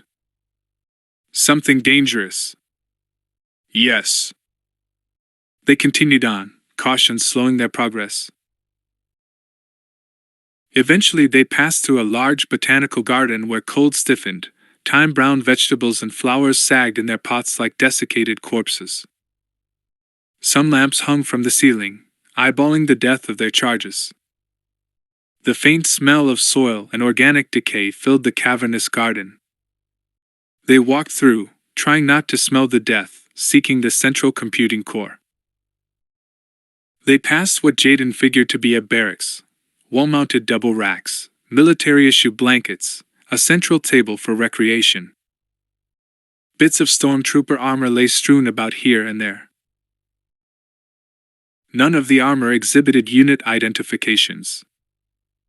Jaden imagined the troopers had been elite soldiers plucked from various units to serve as security in the facility. They would have been mind-wiped after leaving the facility, he imagined. A weapons locker adjacent to the barracks had only empty racks save for a lonely Blasteki 11 on one of the rungs, a heavy blaster commonly used by stormtroopers. Jaden and Kedron left it alone. They passed through more corridors, more rooms, but Jaden barely saw them. He wanted to reach the central computing core. He would find an answer there, if anywhere, to the question of the facility's purpose. Look at this, Kedron said, nodding at the walls. Jaden came back to himself, and saw what had caught Kedron's eye. Scorch marks on the walls, lots of them, even a few on the ceiling. Kedron ran his gloved fingers over them. Blaster fire, Jaden said. Looks like quite a battle, Kedron said. He turned about, examining the walls, floor, ceiling. There were marks everywhere. Some wild shots taken here. Desperation fire. Yes, Jaden said. Let's keep moving. The signs of a pitched battle grew more pronounced as they continued deeper into the complex. More scorch marks from blasters, entire suits of stormtrooper armor cast in pieces across the floor with holes in the chest or helmets. No bodies, Kedron said, towing an empty breastplate. Pieces look scattered, as if by an animal. He crouched on his haunches and studied a breastplate. He picked it up, put his finger through a narrow hole that showed only the smallest scorch ring around the entry. Look at this. What kind of blaster makes that neat of an entry wound? That is not a blaster hole, Jaden said. It's from a lightsaber. Mar's appearance on the swoop drew some of the Masassy's fire. Blaster shots tore smoking holes in the speeder, but Mar drove straight at them, blazing past Reelin, the swoop's engine changing pitch and sputtering from the blaster damage. Amazement did not paralyze Reelin. He augmented his speed with the Force and charged out from cover. The nearest pair of Massassi, aiming at Mar's back as he passed them by, never saw the Jedi coming. Relan decapitated both of them with a spinning crosscut before they turned around. The swoop's engine screamed and Relan turned in time to see Mar roll off its side a moment before it slammed into the loader droid and exploded. Fire, smoke, and a hail of metal parts showered the corridor. The blast wave blew Relan against the wall. Flames engulfed the speeder, droid, and the two Massassi who had sheltered behind it. They staggered down the hall, screaming and burning, making it only 3 strides before their legs gave out and they fell face down to the deck. One of the loader droid's arms protruded from the flaming amalgam of plastic and metal, waving in slow motion as if in farewell. The stink of burned flesh, blaster discharge, and melted plastic filled the hall. The unexpectedness of the explosion froze the action for a moment. Even the Massassi's blasters went temporarily silent. Mar lay in the center of the hall, a dazed look on his face. The moment passed, violence re-erupted. The Massassi near Mar recovered first and trained their blasters on him. But before they could fire, Relan drew on the power he had gained from the lignin to target a force blast, a telekinetic burst of concussive force on the two of them. His raised hand and a violent impulse drove a focused blast into their throats, and visibly crushed both of their tracheas. They fell to the floor, clutching at their ruined windpipes. One discharged his blaster into the ceiling as he went down. "Cover, Mar!" Relan shouted in a hard, sharp voice that did not sound like his own. He realized only then that he was smiling. He was outside himself, someone else. Mar, his face blackened, bleeding from the nose, heeded Relan's words and scooted against the wall, firing at anything that moved. He hit one Massassi down the hall in the face, another in the leg, then went fully prone in a nearby doorway while blaster fire soaked the air around him. Relan stepped into the center of the hallway, near the ruins of the swoop and loader droid, his lightsaber blazing, his spirit on fire from the lignin, his rage the fuel of the conflagration. He laughed aloud, embracing the full power running through his body, drawing on the sea of energy available to him. The Massassi focused their fire on him, but he deflected it almost casually. Walking down the hall, repelling blaster shots as he went, he moved methodically through the ranks of the security team, crushing throats and shattering chests as he went. The last surviving Massassi threw down his blaster, pulled his landrock from the scabbard on his back, snarled, and charged. Relan took mental hold of the Massassi's throat and drove him to his knees, gasping, 2 paces away. Relan stared into his yellow eyes, took in the bared fangs dripping saliva, the piercings of steel and bone that disfigured the Massassi's face, the map of veins in his straining arms and neck. He drove his lightsaber into the Massassi's chest, and the body fell face down at his feet. Around Relan, Harbinger's alarm wailed, the loader droid offered distorted, slurred beeps, and the few stubborn Massassi gasped away the moments that remained to them. In the privacy of his mind, Relan heard Drev's laughter and the irresistible call of his own rage. The weight of what he had done, and how he had done it, what he had become, settled on him. He stood up straight and bore it. He deactivated his lightsaber, and Mar's hand closed over his shoulder. "We should go," the Syrian said. "Now. More will be coming. You lead." Mar's touch grounded him. His legs went weak and he sagged, but thought of Drev and did not fall. Turning to face Mar, he saw the blood leaking from the Syrian's nose. Mar seemed not to notice it. A contusion was purpling on his right cheek. "Thank you," Relan said to Mar. "My injuries have slowed me." Mar gestured at the corpses. "What kind of creatures are these?" Masashi, Relan answered absently. Warriors bred by Sith alchemy from original Sith stock. Mar nodded. Something similar occurred with clones in a recent war in this time. He knelt over one of the dead Masashi and took its blaster, testing its heft in his hand. Seemingly satisfied, he slid it into his thigh holster, keeping his own blaster drawn. I do not have much of a charge left in mine, he explained. Overhead, the alarm continued its wail. Mar tried to push Relan along. You lead. Relan stood his ground, shook his head. No, Mar. Go back. I know what you will say, but I can help you. He tried again to nudge Relan forward. There is little time. You are sick, Relan. You cannot make it alone. Relan was sick, but not only in the way Mar meant. And he had to do it alone. I have lost 2 Padawans already, Mar. One to darkness and another to fire. I will not be responsible for anyone else. Mar stood up straight. It is my choice to make. Relan's temper flared and he poked a finger into the Syrian's chest. It is not. You are to return to Junker and get off this ship. Now. Mar looked as if Relan had struck him. His expression fell. But what you taught me in the ship about the Force. I did not. I felt the power of the lignin. I know this ship needs to be destroyed.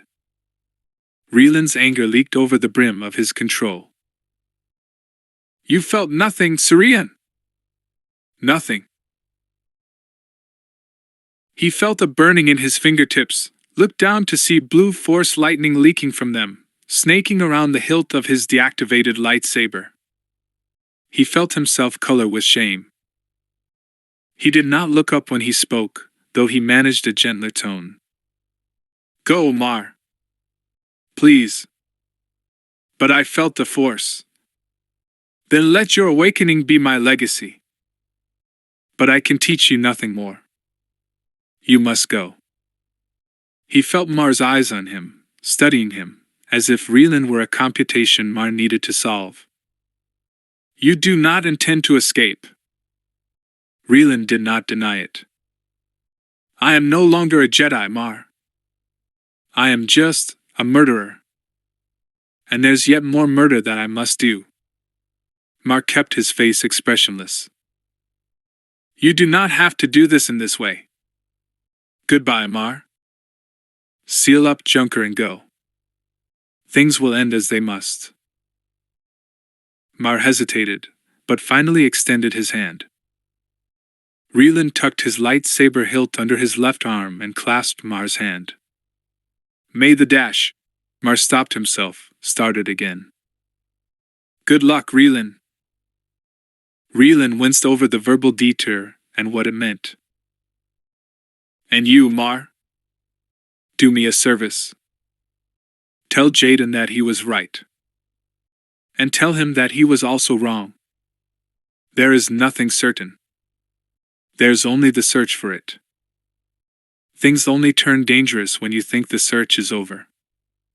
He will know what I mean. I will tell him, Mar said. Relan allowed himself that maybe those words, too, could be his legacy. Without another word, he turned from Mar and headed down a side corridor. The moment he had his back to Mar, the moment that shame no longer reigned in rage, he embraced fully what he had become. Kel trailed the Starhawk by 50 kilometers, well out of visual range given the snowstorm. And the Starhawk scanners would never pierce Predator's sensor baffles. Jaden's ship showed up clearly on Predator scanners, though, and Kel traced its flight as it closed on the source of the Imperial beacon. He knew when they reached it, for the Starhawk slowed, circled. Kel kept Predator as a distance, waiting for Jaden to set down. He did not have to wait long. He delayed a quarter hour before piloting Predator in the direction of Jaden's ship, but stayed high enough to make visual detection difficult. Below, he saw a building complex, its walls gripped in ice, the spike of the communications tower blinking red through the storm. He snapped photos with his ship's nose cam, intending to send them to Wireluck via subspace when he got back into outer space. Despite the beacon's warning, he expected little danger from anything or anyone other than Jaden. He supposed there could be some leftover and still functioning automated security apparatus, but he could not imagine anything organic surviving for long on the moon. He set Predator down a kilometer away from the Starhawk and hurried to the hold. The stasis chambers stood empty. He had fed on all his stored meat, but they piqued his hunger for Jaden. His feeders twisted in his cheek sacks. He donned his mimetic suit and activated it, holstered his blaster, sheathed his vibroblades. He threw a thick envirosuit over the hull and climbed into his covered speeder. Wind buffeted the cargo bay the moment he opened the door. The speeder rocked on its repulsor lifts. Snow and ice blew in, dusting the windscreen. Kel activated Predator's security system as he drove the speeder out of the bay. Gliding over the frozen landscape, he downloaded the Starhawk's location from Predator's computer and accelerated to full speed, chasing fate. He stopped the speeder 50 meters from Jaden's landing site, threw up the hood of his weather cloak, and climbed out. The wind and cold rifled his cloak, wormed under his insulation, and stabbed at his skin.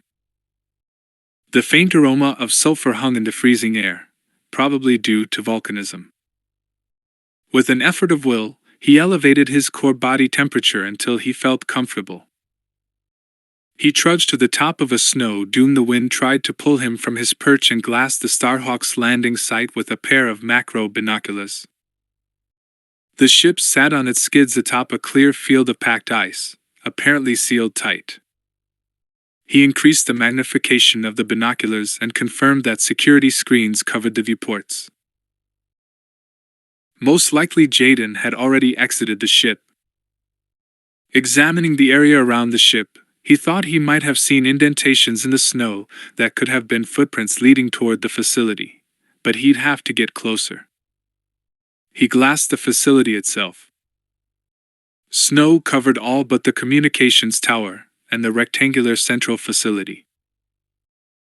He noted the single-story steel andurecrete construction, the lack of windows, the sealed hatches for doors.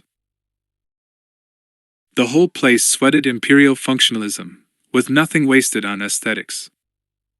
Probably a research facility of some kind, Kel supposed. He imagined a lower level or two below ground. An experiment gone awry would explain the beacon's message. Walking sideways down the dune, he returned to the speeder and used its onboard scanners to check the complex for radiation. His body could endure radiation exposure that would kill most other sentients, but he saw no reason in taking chances. Detecting nothing dangerous, he drove the speeder up to the Starhawk. He stripped off his envirosuit, exposing the mimetic suit, and pulled up its hood and mask. As he disembarked the speeder, he upped his core temperature still more. The mimetic suit turned him white, even mined a tumble of blowing snow. Drawing his blaster, he walked the area around the ship until he found the footprints. They were so deep that the wind and snow had not yet effaced them. 2 pairs of boots dug a chain of little pits in the snow in the direction of a large entry hatch in the main complex. Jaden was not alone.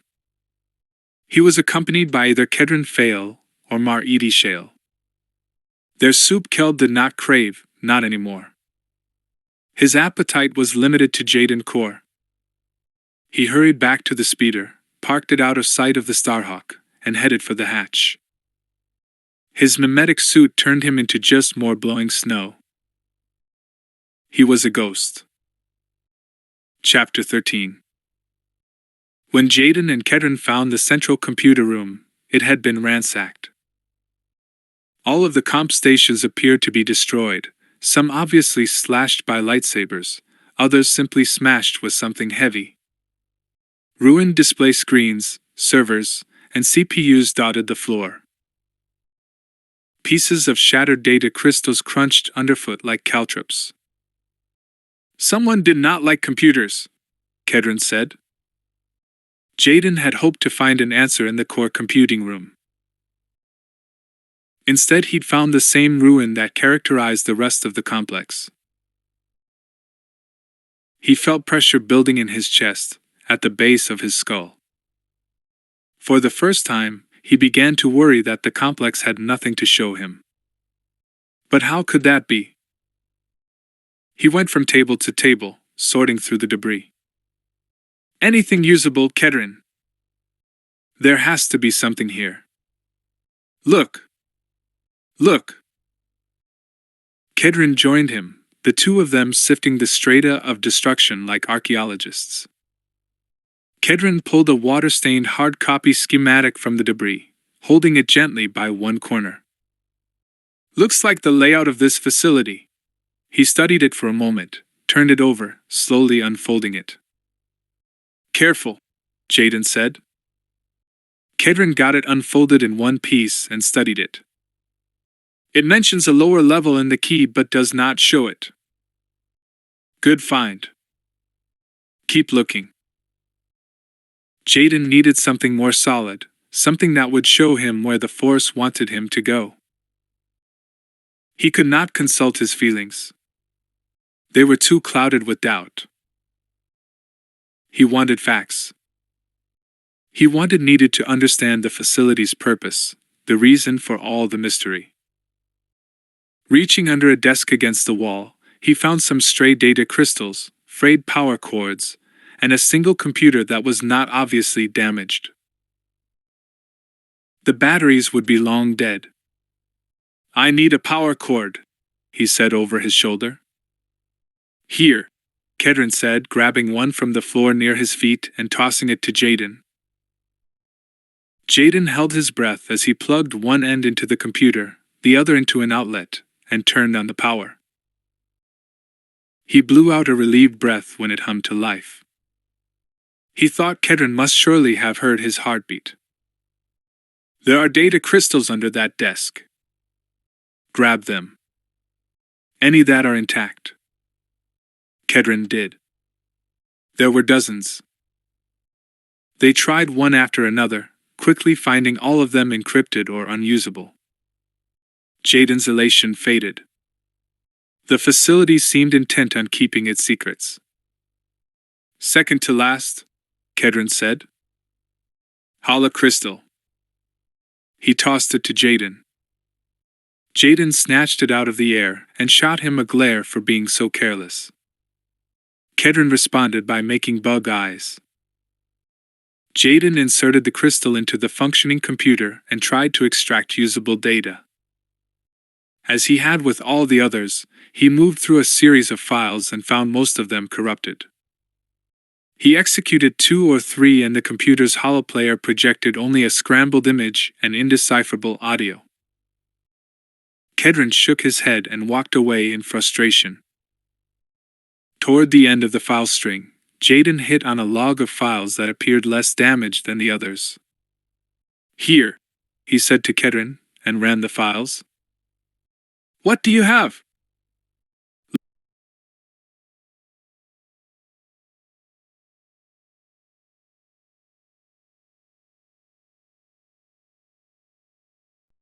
The computer holo projector lit up, and a shaky hologram materialized before them. Doctor. Black, they could read the name on his lab coat. Paunchy, graying human with a receding hairline and eyes set too close together, spoke without much inflection. Of us will keep a log. This is mine. Experiment log. Day 1. Doctor.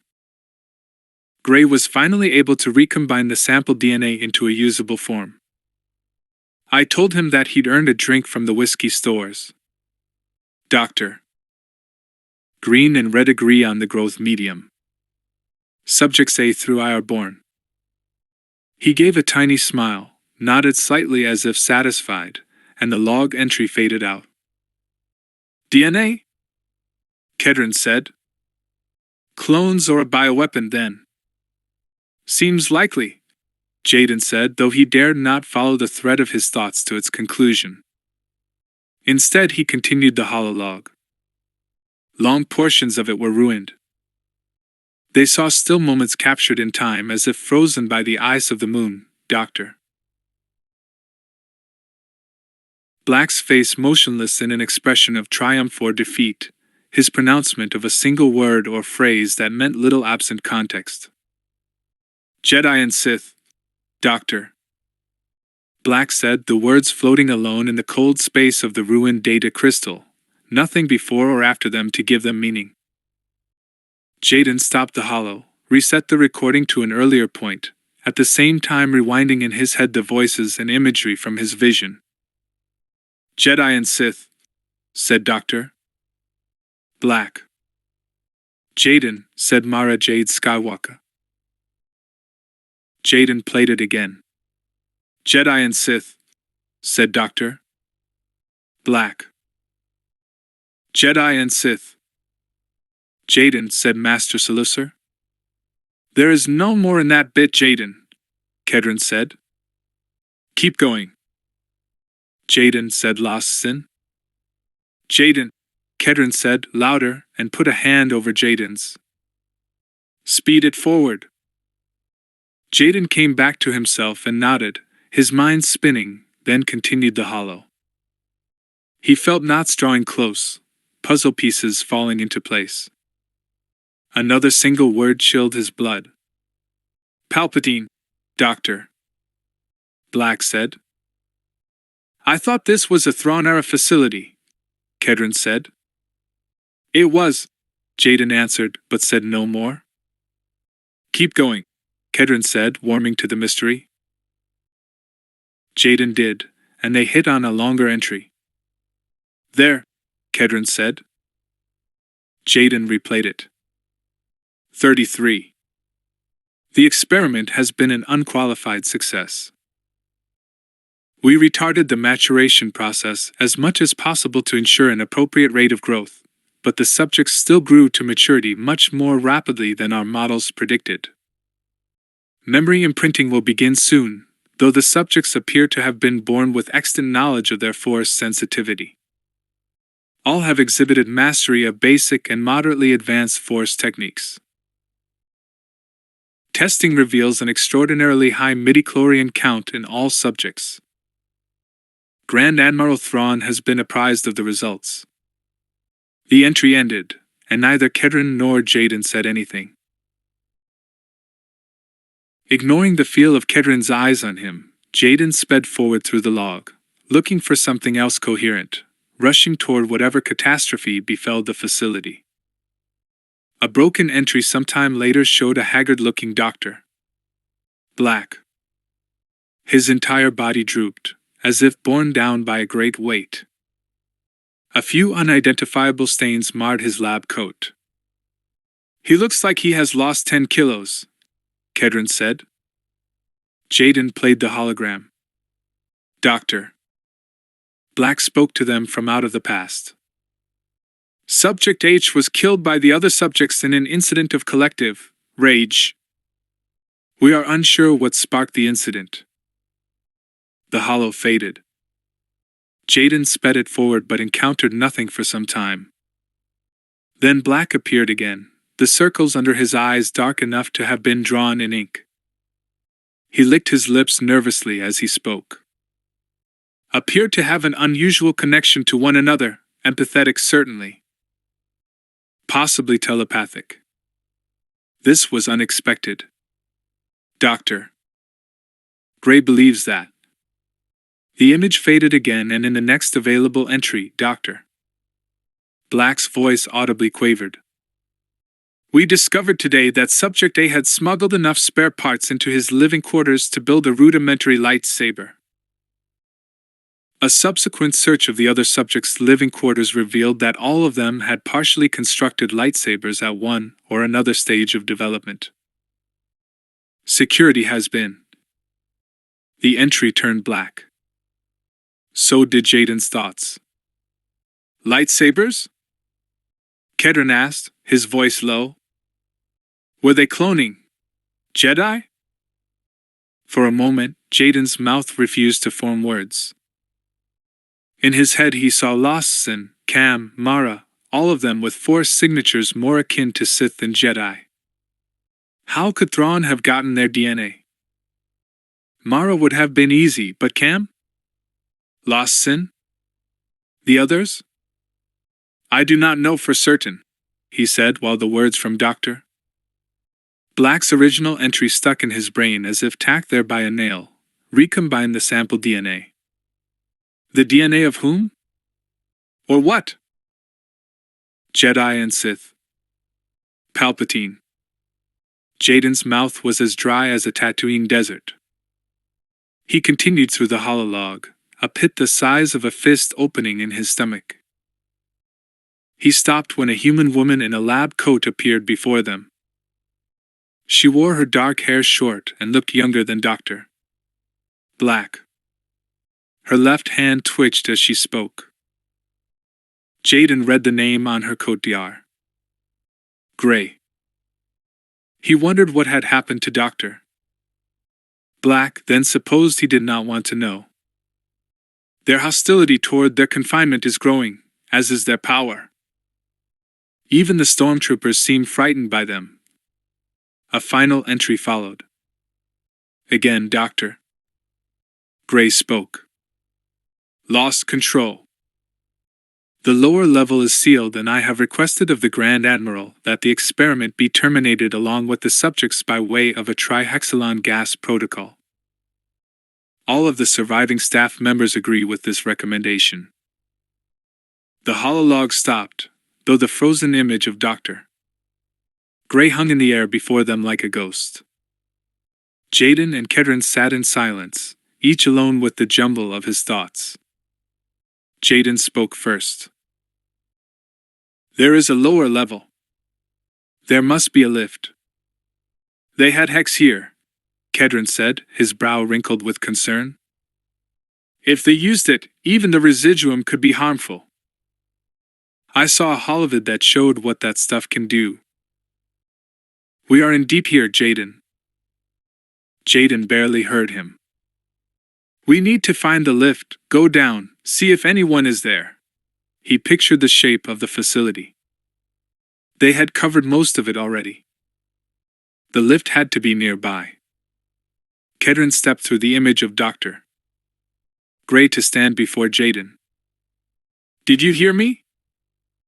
Did you hear the hololog? They had prisoners here. Subjects, Kedron said. Clones. Lab rats. They were confined against their will.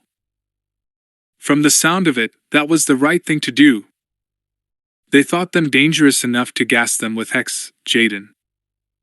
Jaden fixed Kedron with a 1,000-kilometer stare. I need to go down.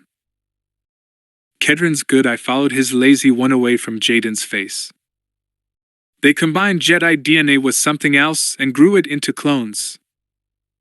Dangerous clones.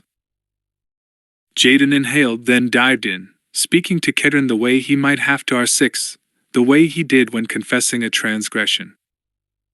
I suspect they recombined the DNA of Jedi with the DNA of Sith. Kedron's lazy eye floated in its socket, fixing on nothing, as if it did not want to see. Why would they do that? Being a Jedi or a Sith is a choice, isn't it? It's not biology. Jaden shook his head. We didn't know all there is to know about how biology meshes with Force use.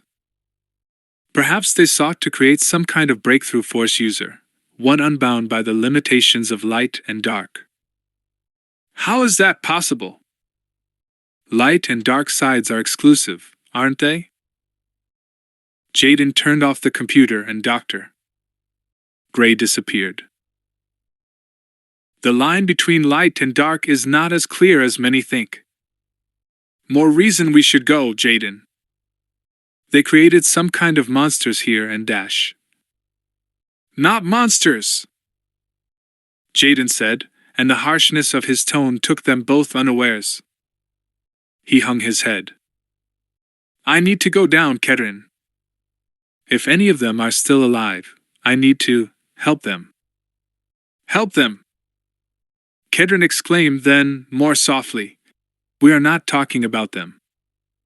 And you and I both know it. Jaden, you made a mistake on center point. An understandable one. Fine. Don't make another one here. It's time to go. I cannot! Kedrin continued, his words like hammer blows.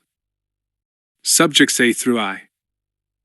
One is dead for certain, but that leaves up to 8 clones that could still be alive. I have seen what you can do, but you are one man. 8, Jaden. And we have reason to suspect they will be hostile. I know all that. You are asking me to risk my life so you can save your conscience. I did not know things would turn out this way, Kedrin, Jaden said and meant it. Go back to Flotsam and wait for me there.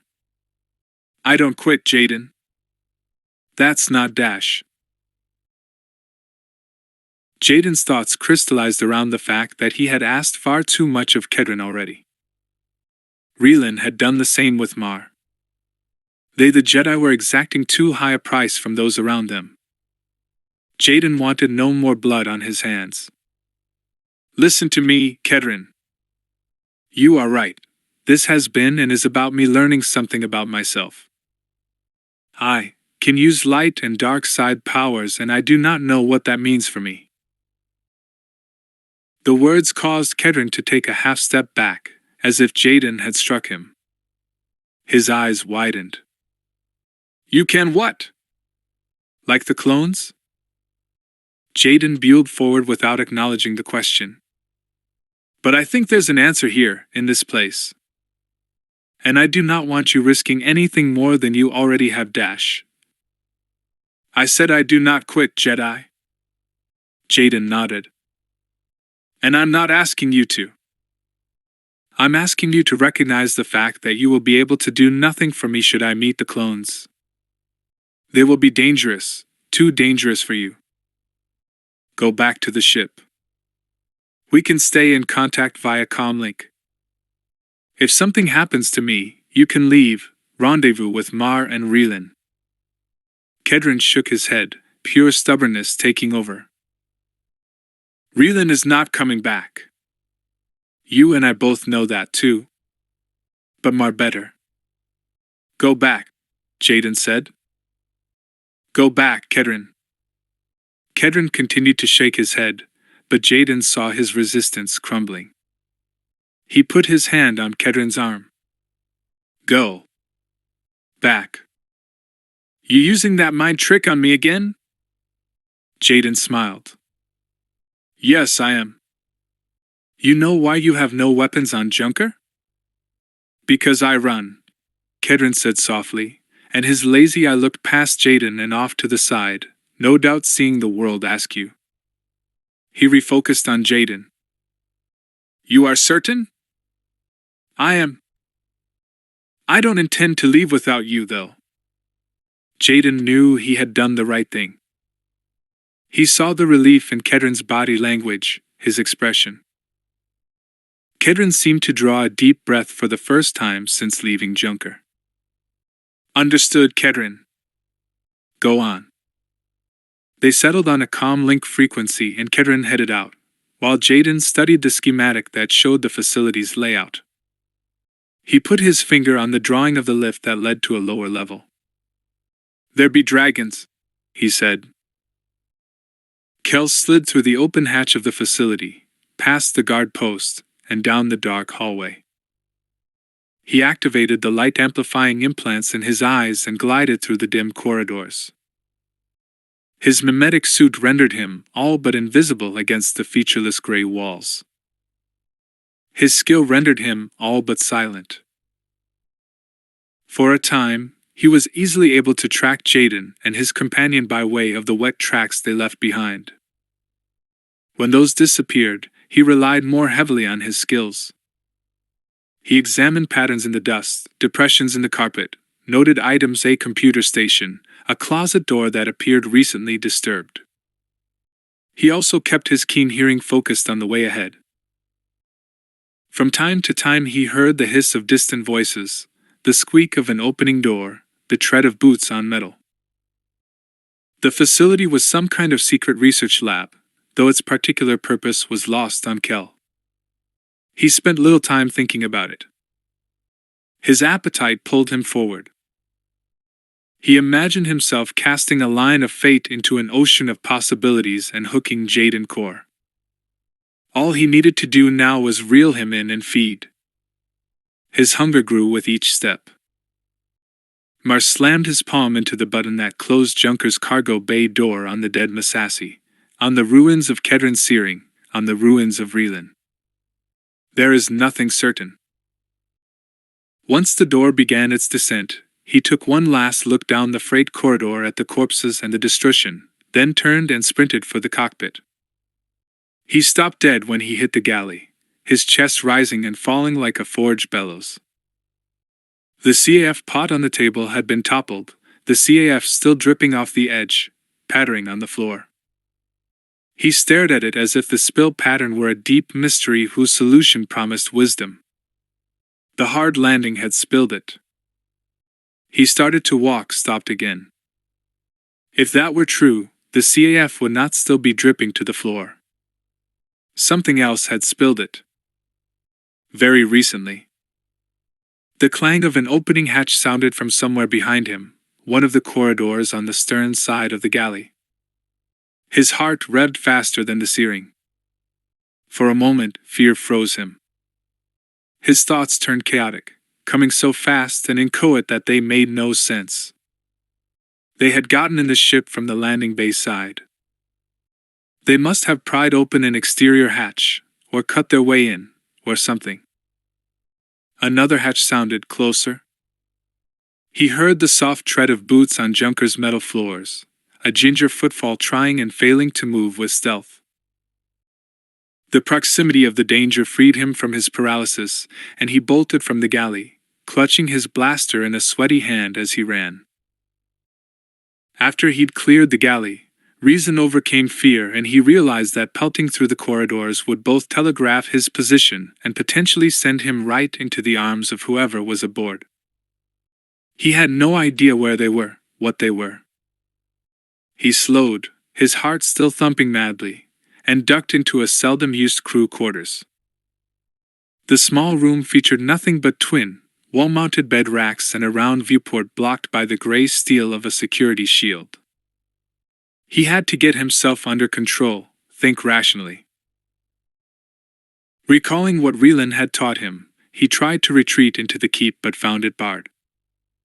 Fear worked against him. He could not seem to catch his breath.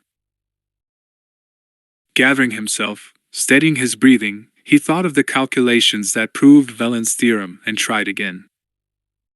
He relaxed as he fell into the force. Its touch comforted him, warmed him, steadied him.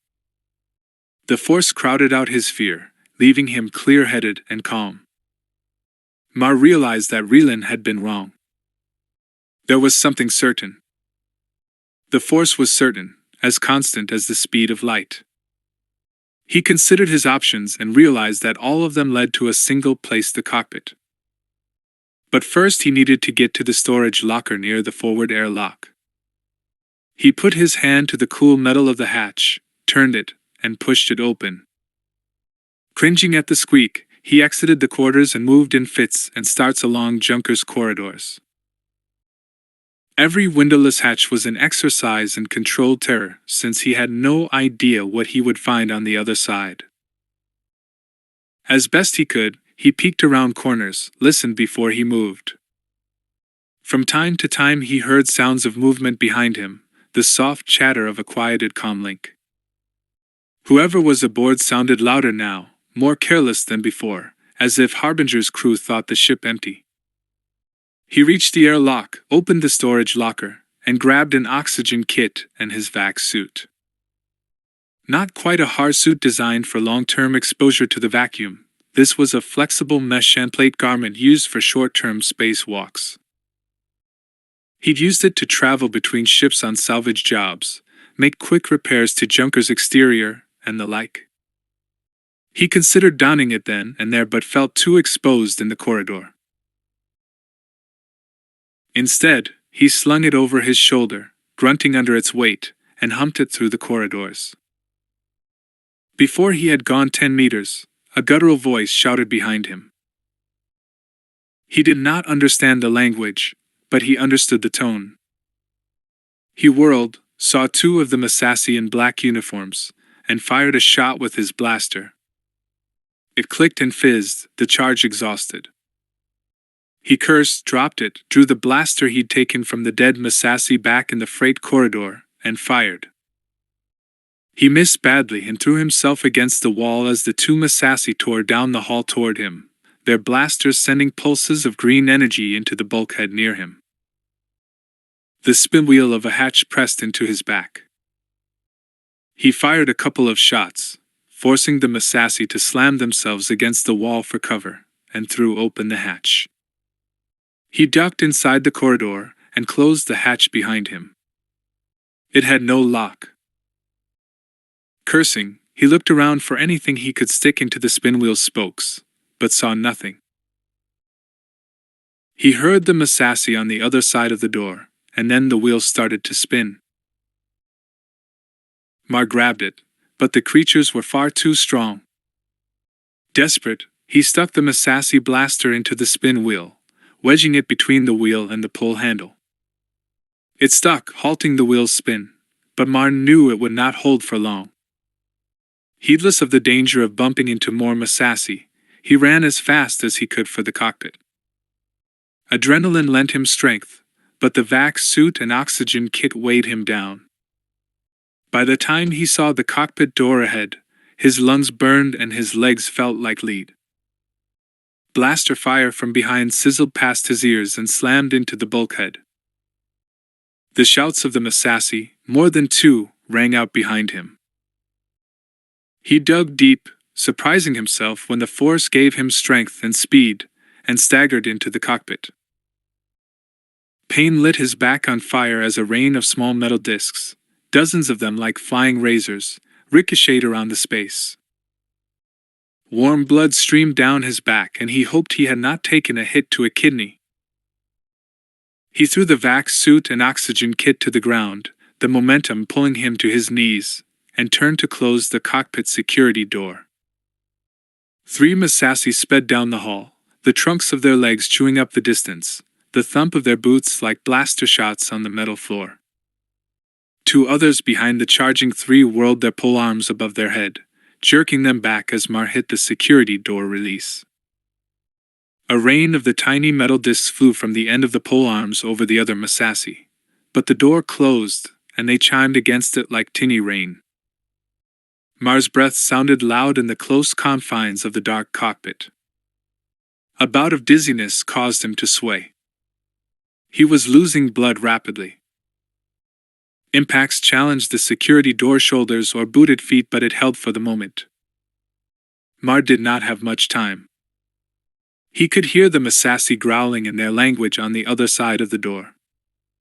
He needed to get off Harbinger, but he dared not lift the security shields for fear the deck crew would shoot out Junker's viewports. He would have to fly her on instruments only. He climbed to his feet, put the autopilot into launch prep, and methodically donned the vac suit and oxygen kit, all while blaster fire from the Massassi pounded against the security door. Judging from the noise, Mar thought more of the creatures must have joined the first 5. Blaster shots challenged the door but did not penetrate it. The autopilot completed pre-launch and Mar squeezed into the pilot's seat. He engaged the repulsor lifts and Junker rose off the deck. For a moment, the Massassi left off their attack on the cockpit security door. Perhaps they had felt the liftoff. Mar's mouth turned dry as he rotated Junker on its vertical axis, using only his instrumentation to orient him. An explosion from outside the ship rocked it sidelong into Harbinger's bulkhead. Mar fell from his seat as metal scraped against metal. For a terrifying moment the power on the ship went brown and Junker started to sink, but emergency reserves kicked in and brought it back online. He cursed as he climbed back into his seat, fearful that he had perforated his suit, but he had no time to examine it. He checked his board, cursed again when he saw that the explosion had scrambled the readout from his instrumentation. Nonsensical information streamed from the scanners. He activated a diagnostic but could not wait for it to resolve itself. In his mind, he pictured the layout of Harbinger's landing bay. To him, it was all angles, proportions, distances in meters. As he fell into the geometry of his mind, he felt his connection to the force strengthen. The connection had always been there, but now that he recognized it, he could more readily use it. Mathematics was his interface with the force. Another explosion slammed Junker against Harbinger's bulkhead. In the corridor outside the cockpit, the Massassi renewed their assault on the door, a more frantic, desperate assault. Mar remained calm, though blood loss turned him mildly dizzy. Thinking of Jaden piloting Junker through the rings, he strapped himself into his seat as best he could. His vac suit did not allow for full use of the harness. Closed his eyes, trusted his instincts, and piloted Junker in the direction he thought was out. If he was wrong, he was flying not out but deeper into the landing bay. In that case, he would soon be dead. He fought down the doubt and continued his course. Blaster fire from the landing bay thumped against the ship, like someone knocking urgently for entry. The Massassi outside the security door beat against it like rancors in a bloodlust.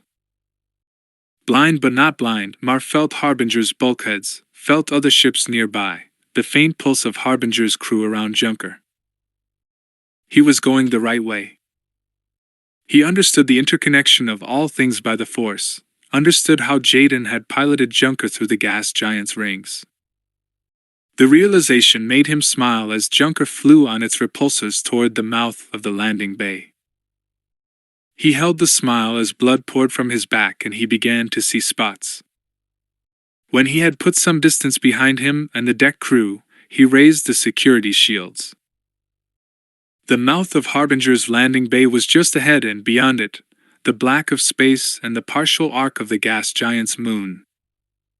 The squeal of straining metal turned him around in his seat and sent his heart racing.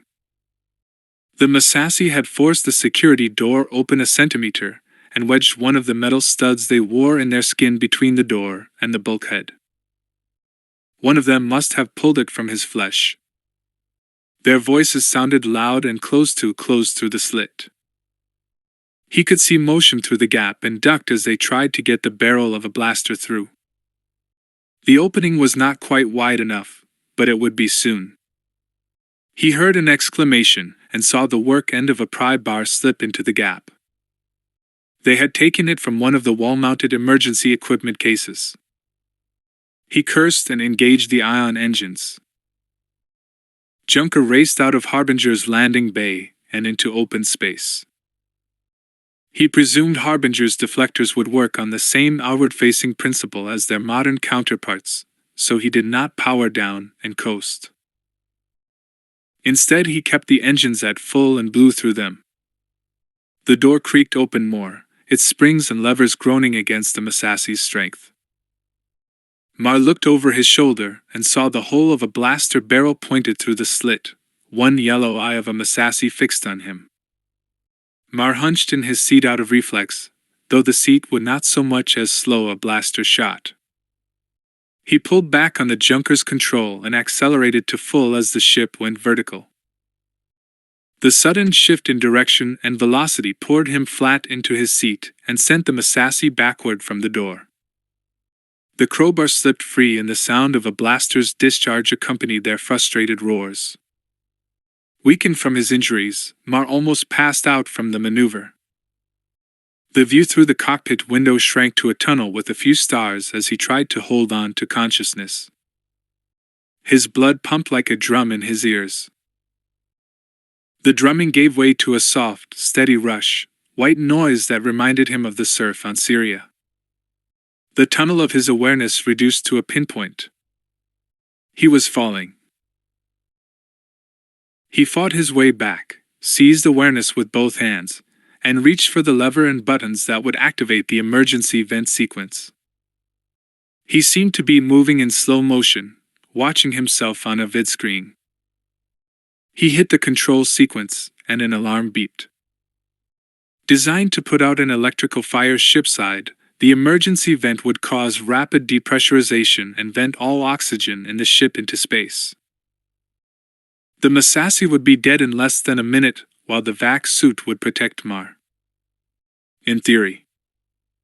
The beeping alarm turned into a prolonged keen, indicating imminent venting.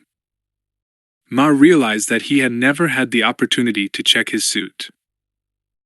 His fall could have pierced it, or one of the Massassi's sharpened disc projectiles could have damaged it. There was nothing for it. The alarm fell silent as the interior of Junker turned into a vacuum. Mar listened to the sound of his breathing inside his helmet, the hiss of the oxygen kit feeding him air. He watched the life support readout on the console show the absence of oxygen. He turned in his seat and found himself staring at the muscular, red-skinned form of a Massassi. The cockpit door was open behind the creature, an open mouth that had vomited the Massassi into the cockpit. Broken capillaries turned the Massassi's yellow eyes into a mesh of black. The creature swayed on its feet, already dying from lack of oxygen. For what seemed an eternity, the Massassi stared at Mar and Mar stared at the Massassi through his suit's visor. Baring its fangs, the creature lunged for Mar, clawed hands outstretched. Mar tried to grab the Massassi's wrists as the creature fell on him, but blood loss had left him with little strength, and the creature got its hands free of Mar's grasp. The Massassi tried to pull Mar from his seat, but the straps secured him. Mar reached for his blaster with a free hand, then realized he had no blaster. The Massassi, mouth wide and gasping for non-existent air, hit the emergency release on Mar's strap and both of them fell to the cockpit floor in a heap. The Massassi scrambled atop, his weight of ice on Mar's chest. Its clawed hands pawed at Mar's suit. Mar's breathing rasped in the echo chamber of the helmet. He tried again to grab the Massassi's arms, but his strength was no match for the alien's. He punched the creature in the face, shoulders, but the blows were so weak the Massassi barely seemed to notice them. The creature's face loomed into Mar's faceplate. Droplets of black blood fell from the Massassi's ears, eyes, and nose, smearing the screen. Mar once more felt the odd sensation that he was watching events happening to someone else on a vid screen.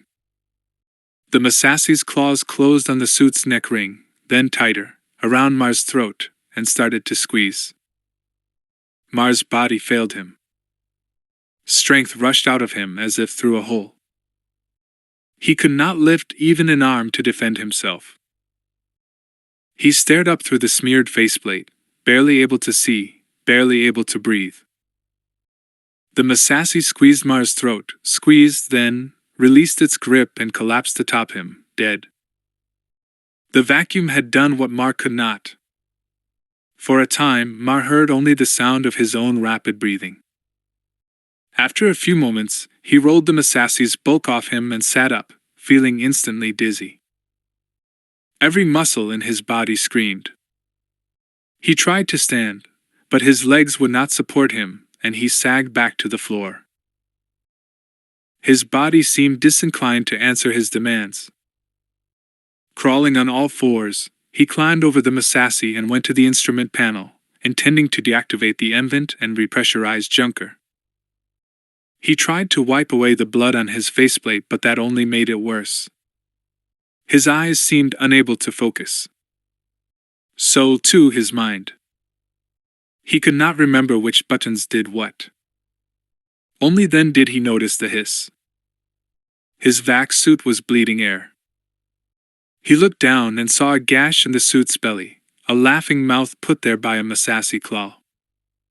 He stared at it dumbly, watching the edges flap as the oxygen kit fed air into the vacuum. He put both hands on the instrument console, leaned over it as if he could intimidate it into cooperating. Forcing himself to focus on the instruments, he tried to clear his mind enough to remember which sequence of buttons would repressurize the ship. When he thought he had it, he pushed them, then pulled the lever. Nothing happened. He sagged into the pilot's seat, his vision fading. He was going to die unless he did something. He flicked on the autopilot, and it blinked at him, awaiting a course. Focusing on the navicomp, blinking through his pain and dizziness, he hit a random button and stared at the coordinates displayed on the screen. He did not recognize them at first, then realized them for what they were, the provenance of the distress beacon coming up from the gas giant's moon. It occurred to him that he would get shot down by Harbinger's fighters before he ever hit the moon's atmosphere, but he realized it did not matter. Oxygen deprivation and blood loss were already killing him. He transmitted the coordinates from the navicomp to the autopilot. He looked out the cockpit window as Junker came around. The moon came back into view, the gas giant and its rings, Harbinger. He wondered briefly how Reelan was, then sank into his chair, into the Force, and did not move. His mind wandered. He smiled, thinking that Kedron could have at least allowed a medical droid aboard. But the captain was as stubborn as a band when it came to droids. He found breathing difficult, tiring. He just wanted to close his eyes and sleep. Reelan stalked Harbinger's corridors, more predator than prey. It was as if Mar had been the compass for his conscience, the Saurian's presence the needle that pointed to right and wrong. Now, alone with his anger, with the lignin, Reelan gave full play to the darkness of his emotions. The ship-wide alarm continued to howl, but he tuned it out, hearing only the call of revenge. He did not bother to hide his presence in the Force. He transmitted it. He wished for Saz to find him. The power of the lignin saturated him, eager to be used in service to his rage. While thinking through his attack and his time aboard Junker, he had planned to return once more to Harbinger's hyperdrive chamber, and rig the hyperdrive to irradiate, or explode the entire ship. But now, flush with power, he had another idea. Moving through Harbinger's corridors reminded him of the last time he had been aboard. He imagined he would hear Drev's voice over his comlink Drev's laughter, but he knew he would never hear his Padawan's voice again. His anger grew with every step. His power grew with every step. He used his growing connection to the lignin to steer him through the ship, a left turn here, there a lift down or up. Laugh even when you die.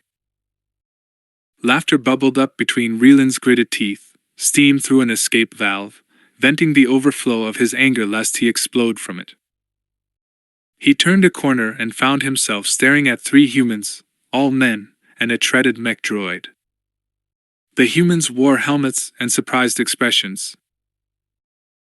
They stopped in their steps when they saw Reelan and his lightsaber. One of them lifted the portable tool chest he bore to his chest, as if it could protect him. Nothing could protect them. The droid beeped a question.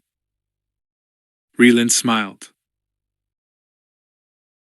All 3 of the humans dropped their tool chests, turned, and ran, shouting for help.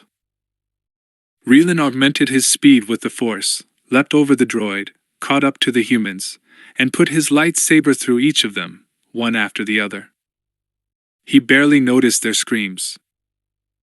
A single Massassi security guard, perhaps hearing the tumult, trotted around the corridor to investigate. "You!" the Massassi said, reaching for his blaster. "Halt right there!" Reelan gestured with his stump, closed a mental hand around the Massassi's windpipe, and crushed it with a thought. The creature fell to the ground, legs drumming the floor, clawing at his throat. Stepping over and past the writhing Massassi, Reelan continued on. He looked down at his hand and saw long fingers of force lightning dancing out of his fingertips. He laughed louder, shouting his hate through Harbinger's walls. Saz! Ahead, perhaps 20 meters, the doors of a turbolift opened to reveal 6 of Harbinger's crew, all humans. He did not see a blaster among them. One started to step off, saw Relan, and stopped cold. His mouth opened, but he said nothing. Instead, he retreated into the lift, said something to his fellow passengers, and frantically tapped at the control panel, trying to close the lift doors. Quickly! Another said, while one in the back spoke into her comlink. Relan roared, increased his speed with the force, and sprinted toward them. The 6 members of the crew flattened themselves against the far side of the lift, made themselves a living mural, but there was nowhere for them to run. Terror filled their eyes and blood fled their faces. The doors began to close, but Relan held them open with telekinetic force. Seeing that, the crew shouted for help, pressed themselves against the walls as if trying to meld flesh with metal. Relan stepped through the lift doors, laughing. The hum of his lightsaber competed with the screams, but not for long. He spun a circle, stabbing and slashing, pleased when his lightsaber met the soft resistance of human flesh. In a few moments the screams fell silent, and only the hum remained. Relan stared at the carnage he had caused. Tears warmed his face, mingling with the blood of those he had killed. Without warning he vomited, Junker CAF and his last meal joining the gore on the lift's floor. That, too, he stared at for a time, until his eyes dried. Whatever had remained of him as a Jedi had just left him in a spray of puke. On the control panel he saw a button for the lower-level cargo bay. He knew he would find the lignin there. The touch of the ore was the fishhook he'd swallowed, and it was pulling him along by his guts. Ever gone angling, Drev? He had said those words a lifetime ago. He pushed the button. When is the last time I felt anything? He said, echoing Saz's challenge to him in their last duel. When indeed? He said, chuckling darkly. Alarms blared from speakers overhead, the sound muted by the Urkish bone mask Saz wore. With each step, he felt more attuned to his tribe and ancestors than he had in a long while. He had lost himself entirely when he had joined the Jedi Order, forced by Jedi teachings to renounce the fierceness of character and passionate spirit that made him who he was. He had partially recovered himself when he had spurned the Jedi and embraced the teachings of the Sith. But he had never felt closer to whole than he did now, moments before he would murder his former master. He was a hunter, a warrior, a Kalish. He threw back his head and screamed an Ingmo hunting cry through the fangs of the mask. Startled faces emerged from hatches and side corridors, but he strode past them without offering an explanation. Through his connection to Relan, he felt his one-time master's growing anger over the loss of his Padawan. For a moment, but only a moment, Saz felt a flash of sympathy for Relan, a flash of kinship. He was pleased that Relan had felt the sting of loss, rather than only the distant, attenuated, abortive emotions the Jedi allowed themselves. Saz knew that all men should feel the pain of loss before they died. In that way, they would know they had lived. Relan was no exception, and Saz was pleased for him. Now he could kill him with true affection in his heart. Relan's anger would lead him to only one place. There, Saz would confront him, and their story together would end. He activated his comlink. Sir, Lurd said. Other than a trail of bodies, we do not yet have any idea of the Jedi's location. He is on his way to the cargo bay, Saz said. The lignin is drawing him. I will alert security and dash. No, Saz said. Order the bay evacuated. I will face him there. Alone. Yes, sir. The lift hummed as it descended several levels to Harbinger's cargo bay. Reeland's lightsaber sizzled, warmed the close confines of the lift. He stared at its light, hypnotized by the swirl of green. He knew it should have been red. He wished it were red. The doors opened and the naked power of the lignin filled the lift compartment, filled Reeland. Light-headed, giddy with power, he stepped into the cavernous cargo bay. Stacks of storage containers lined the walls.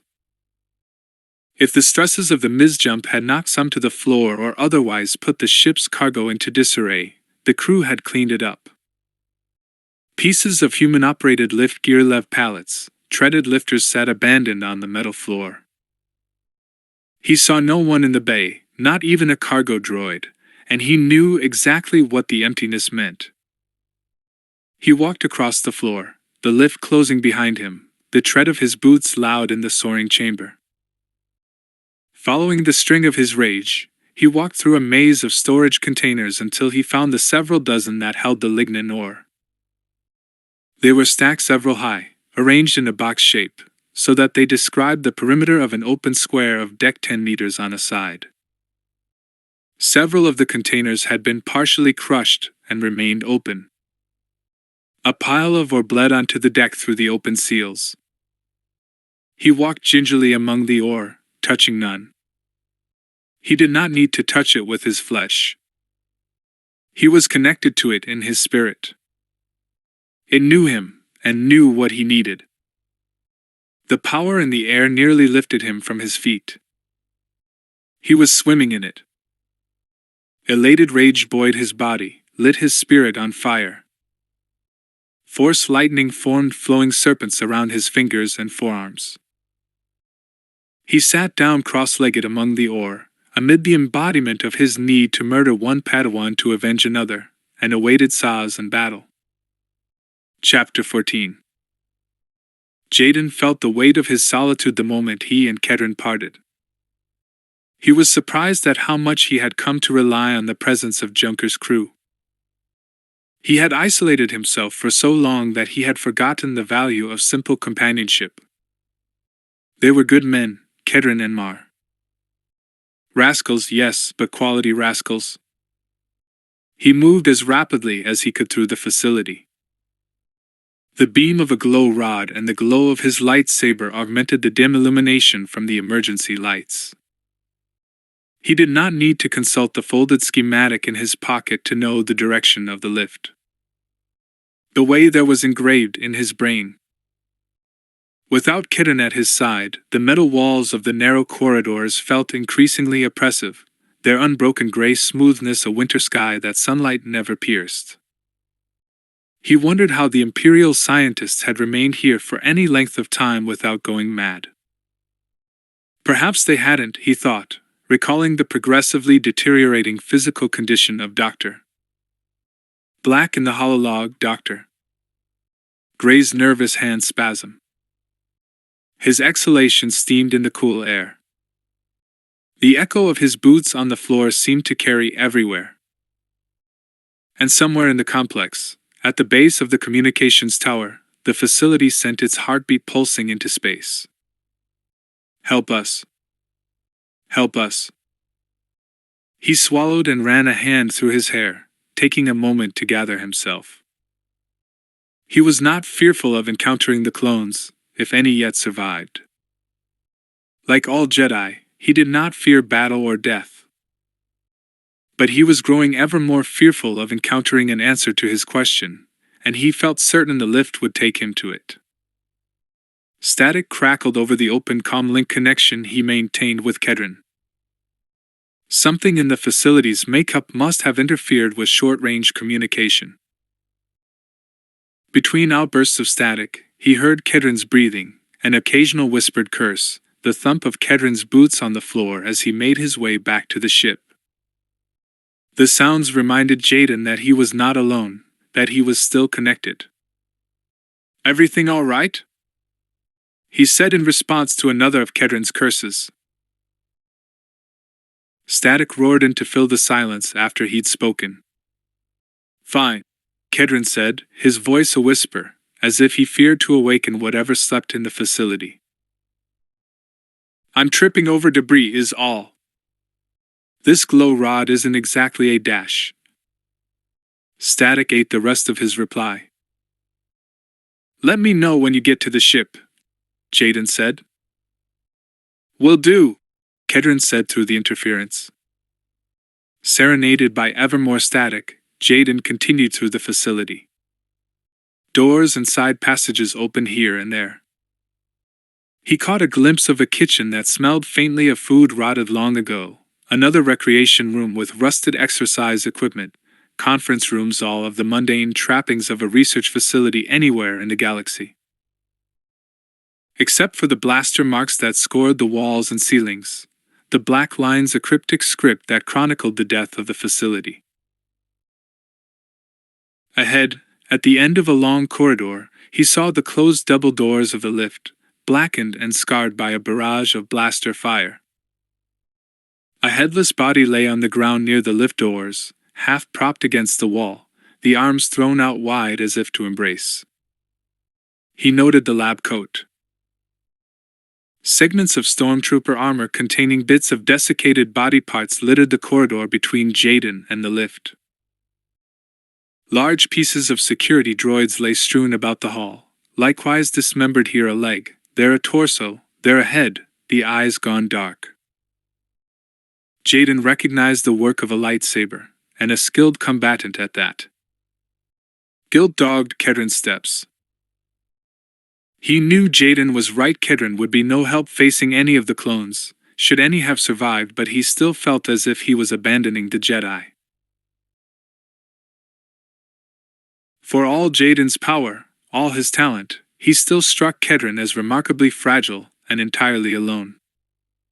And for all Kedron's cynicism, he liked Jaden.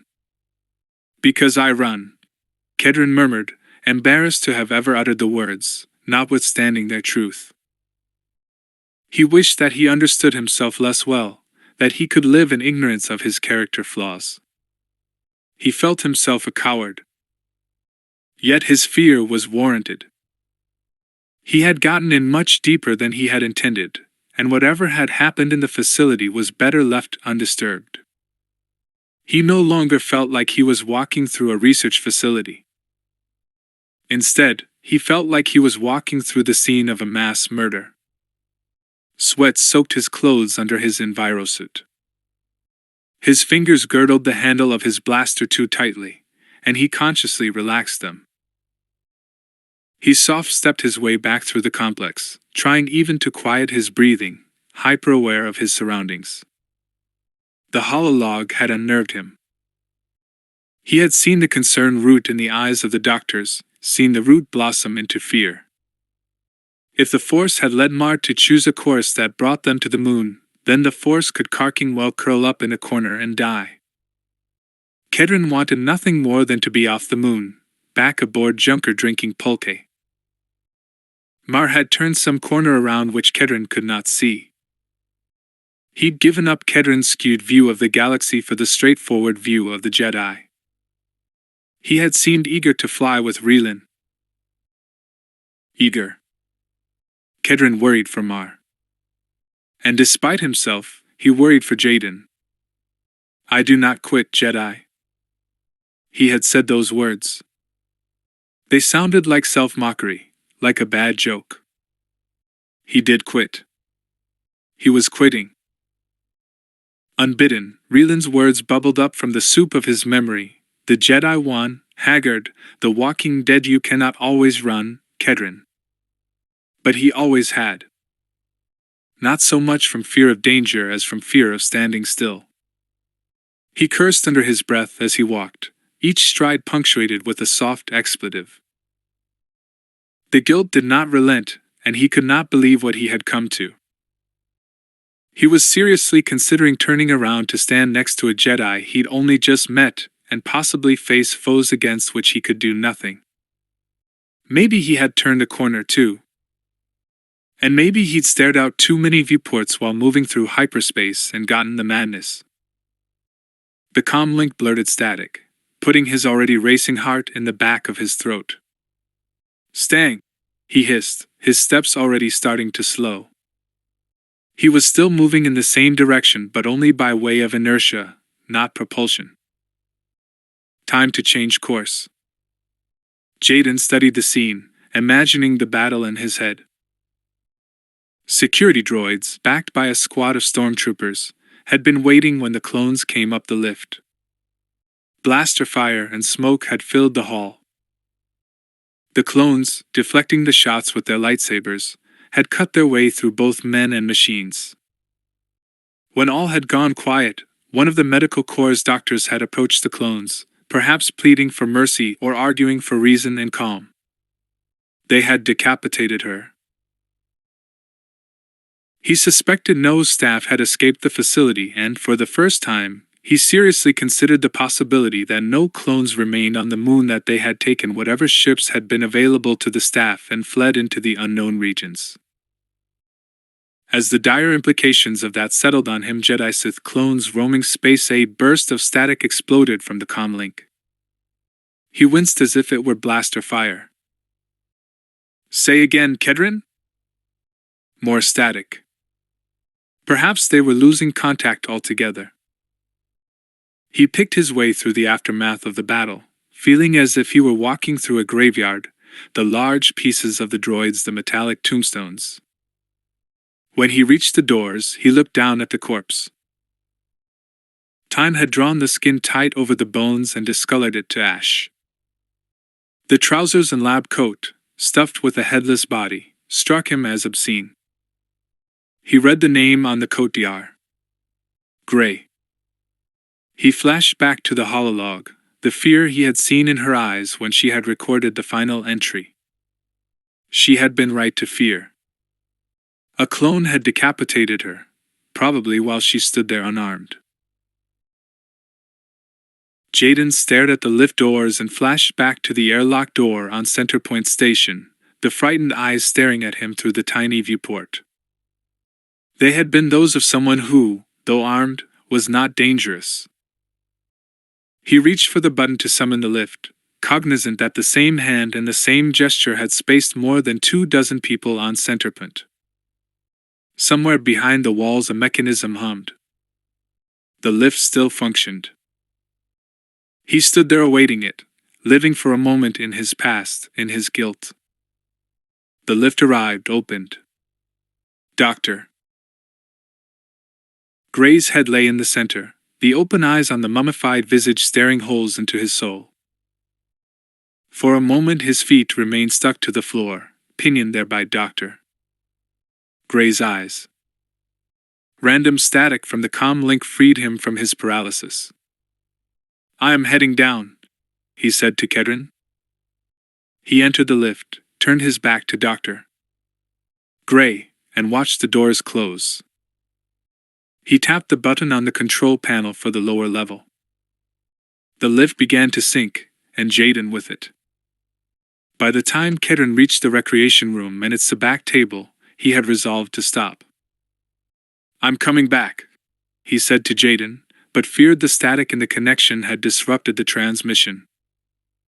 On impulse and without looking at them, he took the cards from the single sabacc hand he had left unturned on the table and stuffed them in his pocket.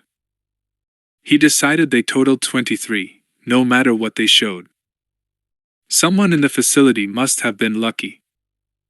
His comlink coughed more static, but he caught the tail end of whatever Jaden said. "Down." "Say again, Jaden?" A voice spoke in his ear, and breath that smelled of rotting meat warmed his neck. "He said he was heading down." Kedron whirled, bringing up his blaster. Kel seized the human's right wrist and held the arm out wide while the blaster discharged, putting a smoking hole in the sabacc table. Cards fluttered into the air like free birds. Kel's and Kedron's D-Nosi whirled around them, the arms of their personal spiral galaxy.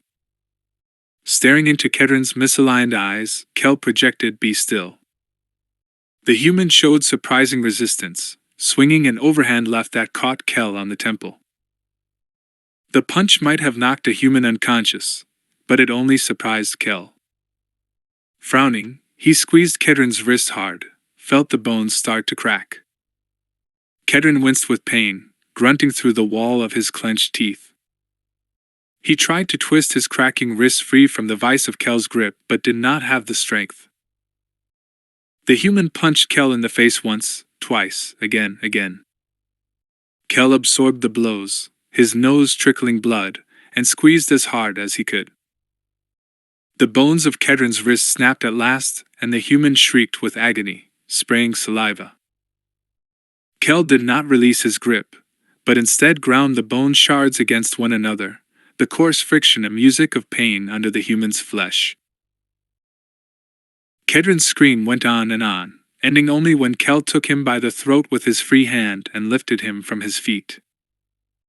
The human hung in his arms, clawing with his one good hand at Kell's grip, trying to draw breath, his legs spasming with the effort. Kell watched his DUOLOGY twist around the humans and overwhelm them, strangling Kedren's possible futures just as Kell strangled his body. He looked into Kedren's pain-dazed eyes.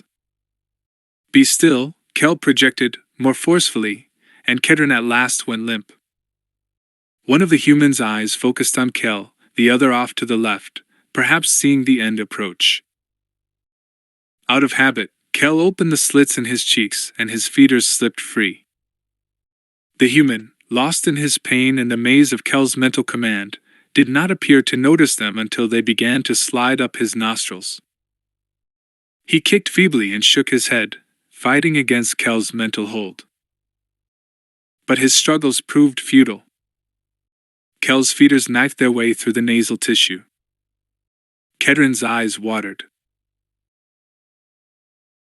Blood leaked around the feeders, out the human's nostrils, and into his beard and mouth.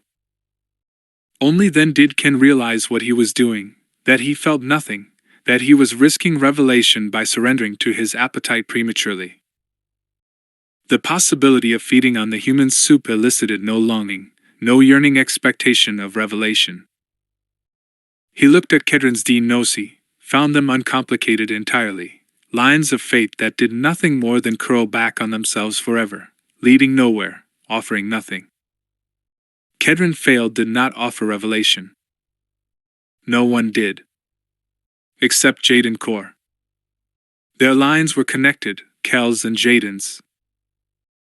Only Jaden's lines, once enwrapped by Kell's, would map out the road to understanding, would scribe characters of revelation for Ken to read. Only then would Ken have what he had sought for centuries. Disgusted with himself and with Kedren, he pulled back his feeders. They came clear of Kedren's face with a wet, slurping sound. A flood of blood and snot poured from Kedren's nose. Kell lowered Kedren to the floor, loosening his grip on the human's throat. Attempting to draw in some air, Kedren instead aspirated some of the blood and snot and began to cough. When he finished, he looked up into Kell's face. The human's eyes watered. A network of popped blood vessels made a circuit board of his eyes. Blood and mucus slathered his mustache and beard. "What are you?" he asked, his voice as coarse as a rasp. Kell almost answered by reflex, "I am a ghost," but stopped himself. "I am a pilgrim," he said instead. Kedren's face screwed into a question and Kell, distracted, drove his fist into the center of it. Kedren did not make a sound. His nose shattered, blood sprayed, and Kell let him fall on his back to the floor unconscious. He gathered up Kedren's blaster, searched him for other weapons, found none, stripped him of his comlink, and left him on the floor. He considered slitting Kedren's throat with his vibroblade, but realized that he was indifferent to Kedren fail. And he would no longer murder with indifference. Perhaps his apathetic butchery had been the reason revelation so long eluded him. He must kill only with his spirit on fire. And he was burning for JADEN KORR. and Jaden had headed down. Kel left Kedron behind and followed after Jaden. His pilgrimage was nearing its end. Kedron swam in pain, drowning, flailing, seeking release. He awoke on the cold floor of the recreation room, coughing blood. Each cough drove a spike of pain through his nose and nasal cavity. The metallic taste of blood clung to the roof of his mouth, near the back of his throat. He winced with remembered pain and terror, recalling the pointed appendages that had squirmed from his attacker's cheeks and wormed up his nose. He'd been unable to breathe, unable to think, violated. Nausea seized him. He sat up, vomited blood, snot, and his last meal onto the deck, where it steamed in the cold. Forgetting the details of his injuries, he steadied himself with a hand on the floor and his broken wrist screamed in protest. The pain from bone grinding against bone almost caused him to pass out.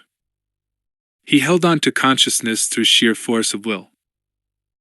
After the room stopped spinning, after the pain in his wrist grew bearable, he used a chair from the sabacc table to help him to his feet. His shattered nose did not allow air to pass, so his breath wheezed through his mouth, left hanging open like a cargo bay door.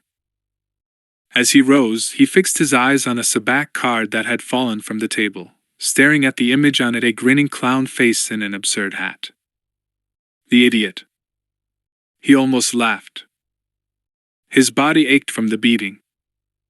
The adrenaline dump and the after-effects of the terror he'd felt left him weak, shaking, barely able to stand. He tried to collect his wits, gather his thoughts, endure the pain in his wrist. Had the creature been one of the clones? It had seemed a Force user. He'd felt it slip into his thoughts and command him to be still. The greasy feeling of being mentally violated had been reminiscent of Jaden's use of the mind trick. Why had it left him alive? He did not know and did not care. It was enough that he was alive. He reached for his comm link, thinking to warn Jaden, and found it gone. The creature had taken it. He looked around the room for his blaster, saw that it, too, was missing. The creature seemed concerned only that Kedron be unarmed and unable to warn Jaden.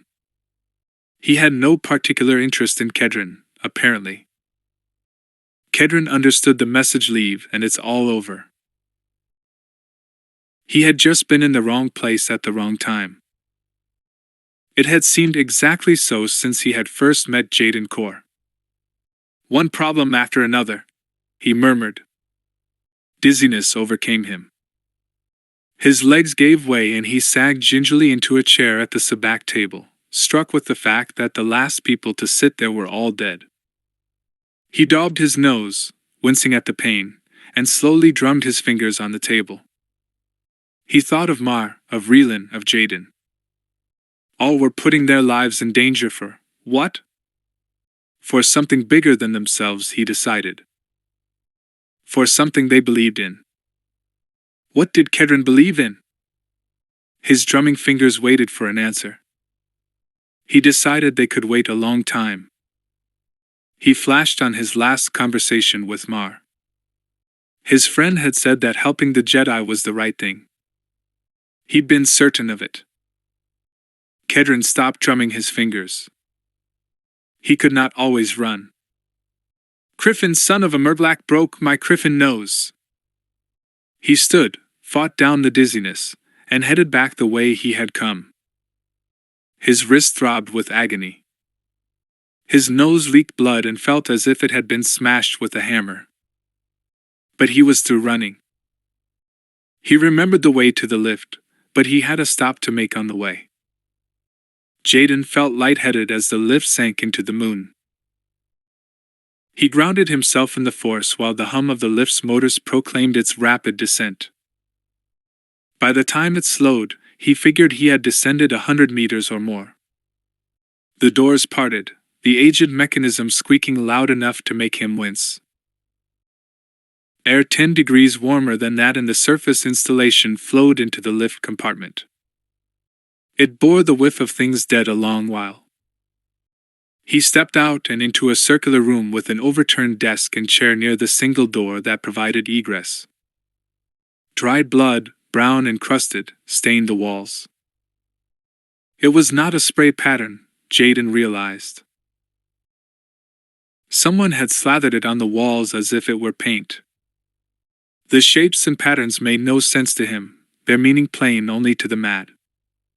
The lift doors closed behind him. He activated the comm link. "Kedrin, do you read?" In the silence, his voice sounded as if he were speaking through a voice amplifier. Water dripped somewhere behind the walls, the rhythm that of the distress beacon. The comm link exploded in static. "Kedrin, do you read?" More static. He was too far underground. He muted the comm link and walked into the room. He realized with horror that he was walking on clumps of hair, lots of it. Human hair.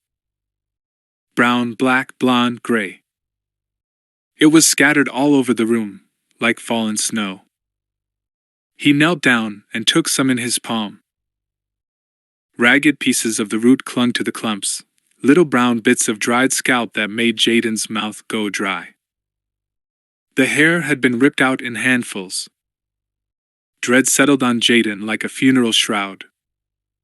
The ceiling suddenly seemed too low, the light too dim, the whole of the complex as oppressive as a tomb.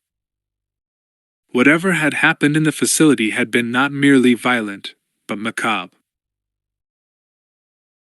A large brown stain covered the floor near the desk, as if someone had bled out there. Other than the unsettling scattering of hair, he saw no sign of any bodies.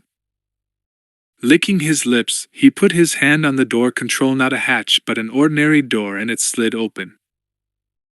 The stink of old death, a stale, sickly sweet stench wafted through, stronger than before. He wondered when he would encounter the bodies. He knew it was only a matter of time. A wide, curving corridor stretched in either direction. From the angle of the arc, he surmised that the corridor formed a circle and came back on itself. Putting his free hand on his blaster, as tense as a coiled spring, he went left. Blaster marks scored the white duocrete walls here and there. Blood spattered the walls. Together, the scorches and blood looked like some ancient, indecipherable script, pictographs of violence. Again, he found stray pieces of stormtrooper armor, souvenirs of the slaughter that had occurred. Again he found no bodies. At intervals he encountered double doors along the inner wall. All were closed and would have required a card reader to pass, but the readers had been destroyed by either blaster fire or lightsaber. Wanting to understand the layout of the complex, he delayed opening any of the doors until he walked the entire corridor. As he had suspected, it formed a circle. Each pair of double doors stood opposite another pair. Drawing a line between each would neatly bisect the circle ringed by the corridor, another example of the Imperial fetish for symmetry. He walked to the nearest set of the metal double doors.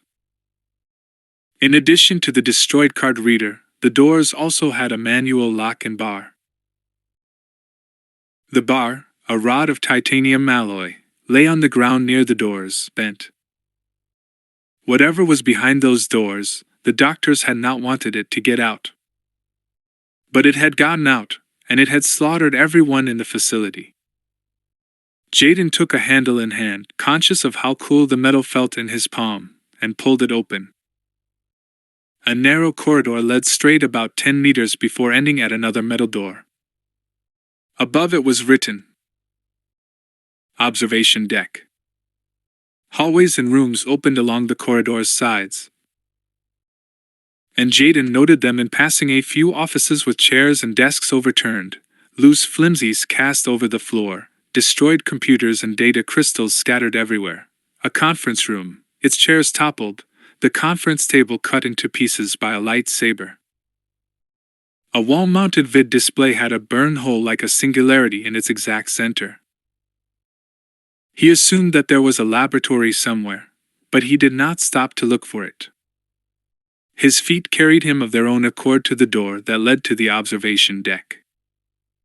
A half-full CAF pot sat on the floor in the corner of one office, somehow completely unaffected by the chaos. CAF mugs, too, littered the floor here and there, all of it the ruins of ordinary activity and interaction. His eyes caught an unexpected shape and he stopped, staring at it.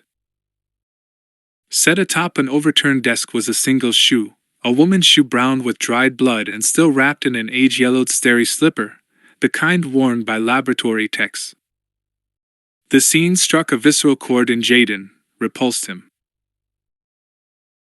Someone or something had to have consciously placed the bloody shoe there, as if its presence exactly there were important, as if it were some kind of trophy, as if it made some kind of sense.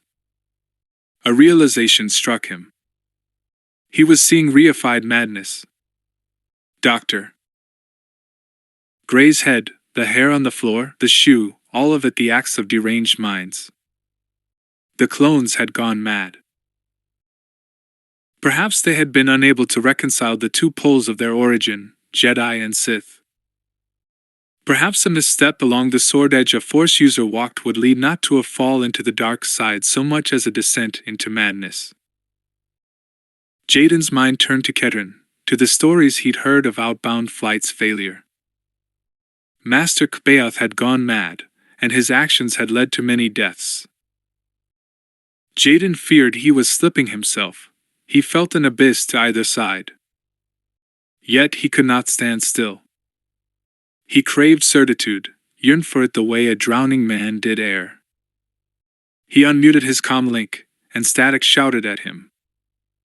Kedron, he said, knowing it was hopeless but wanting to say something aloud, a human sound to break the funereal silence of a facility that felt like a crypt. A metallic clang from somewhere ahead caused him to tense. Moving slowly, he muted his comm link again and approached the door that led to the observation deck. He stood before it for a moment, his lightsaber sizzling in his hand, his other hand on his blaster, but the sound did not repeat. He slid the door open, crouching to reduce his silhouette. A large, round chamber opened before him. The lights suspended from the high ceiling had all been shattered, their glass littering the floor like broken ice, so he flashed his glow rod around the room. It had to have been 100 meters in diameter. Waist-high computer console towers rose here and there from the floor like stalagmites, each one an eerie simulacrum of the communications tower that screamed into space for help. He stepped inside, and the feel of the floor immediately struck him oddly. He crouched and shined his glow rod directly at it. It was transparasteel, dimmed the way Junker's cockpit viewport could dim when the ship entered hyperspace. He also noticed a latticework of hair-fine filaments that ran through it, capillaries of unknown purpose. He knelt and looked through the transparasteel. He could just make out the ghosts of shapes in the room below, but nothing distinct. On the far side of the room, he saw the dark hole of an open lift shaft, the door only half shut, an eye frozen in the act of closing. He rose and walked to one of the computer consoles. The interface was intuitive and controlled the lighting in the room he was in, as well as the lighting, temperature, and noise in the rooms visible through the floor. He turned on the power to the rooms below, expecting the lights to be non-operational. They functioned, illuminating the equivalent of a fishbowl. He pressed another key to eliminate the dimming effect on the floor. The observation deck overlooked a subcomplex of rooms that Jaden assumed to have been the clones' living quarters. Hallways radiated outward from a central meeting room and attached mess hall. Two Dejuric sat atop a table in the meeting room, the static-laden holographic creatures facing each other across the battlefield, the games unfinished. The chairs in both rooms had been pushed neatly under the table. Plates and eating utensils sat in orderly stacks atop the serving counter in the mess. Unlike the rest of the facility, Everything in the clones' rooms was in place, tidy, and invariably white, cream, or some shade of gray. "Womp rats in a maze," he murmured. Jaden walked the observation chamber, his steps slow, staring at the rooms below his feet, tracing them as if he were walking in them himself. The hallways led to sparsely furnished personal quarters, 9 of them. Each contained a bed, a desk, 2 chairs, some old books in hard copy. He had not seen an actual book in a long time, and he puzzled over their presence. A single data crystal could hold an entire library of information and take up essentially no space at all until he remembered Dr. Black's words from the hololog. The doctors had given the clones hard copy books so they'd have no data pads from which to scrounge parts. In fact, Jaden realized for the first time that there were no computers of any kind in the clones' rooms. They'd managed to construct lightsabers anyway.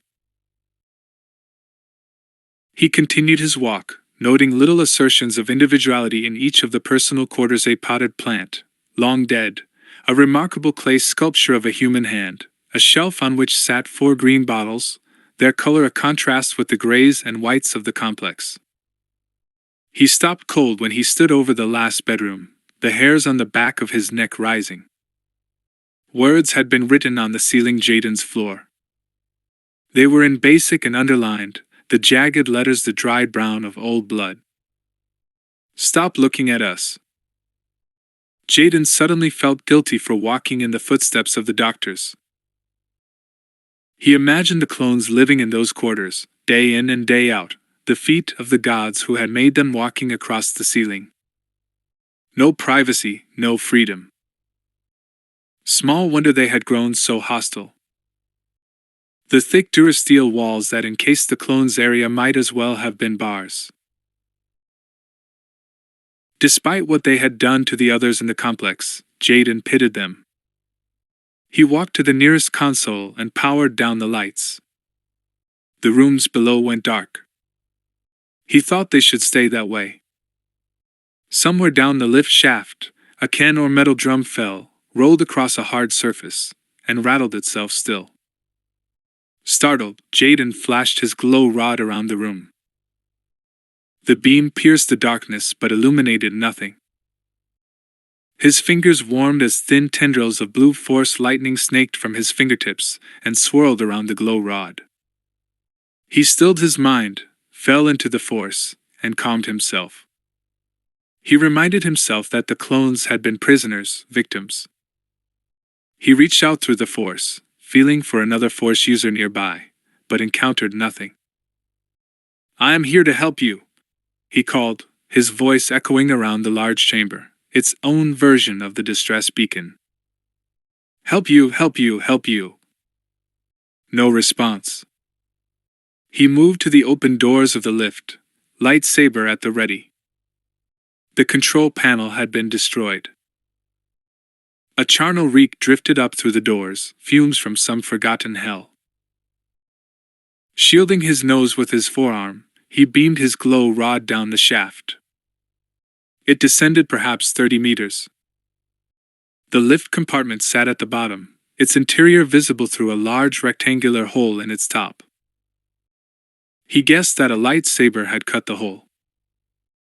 He hung over the void for a long while, smelling death, listening to nothing but his own heartbeat. He had to go down. Metal rungs ran the length of the near side of the shaft, but he did not bother with them. Drawing on the force, he picked his spot atop the lift compartment, and leapt. The force cushioned his impact, and he hit the top of the lift in a crouch. Without pausing, he lowered himself through the hole in the roof and into the lift proper, lightsaber to hand. The smell of death was stronger. He started to call out again, but thought better of it. His glow rod lit a long, narrow corridor that sloped downward. The air felt humid, moist with putrescence. Long, thick streaks of dried blood stained the duracrete floor. Jaden followed them as he might a trail of breadcrumbs. They led to a wide stairway that dropped another 10 meters. A large metal hatch waited at the bottom of it. He descended sidelong, his back against one wall.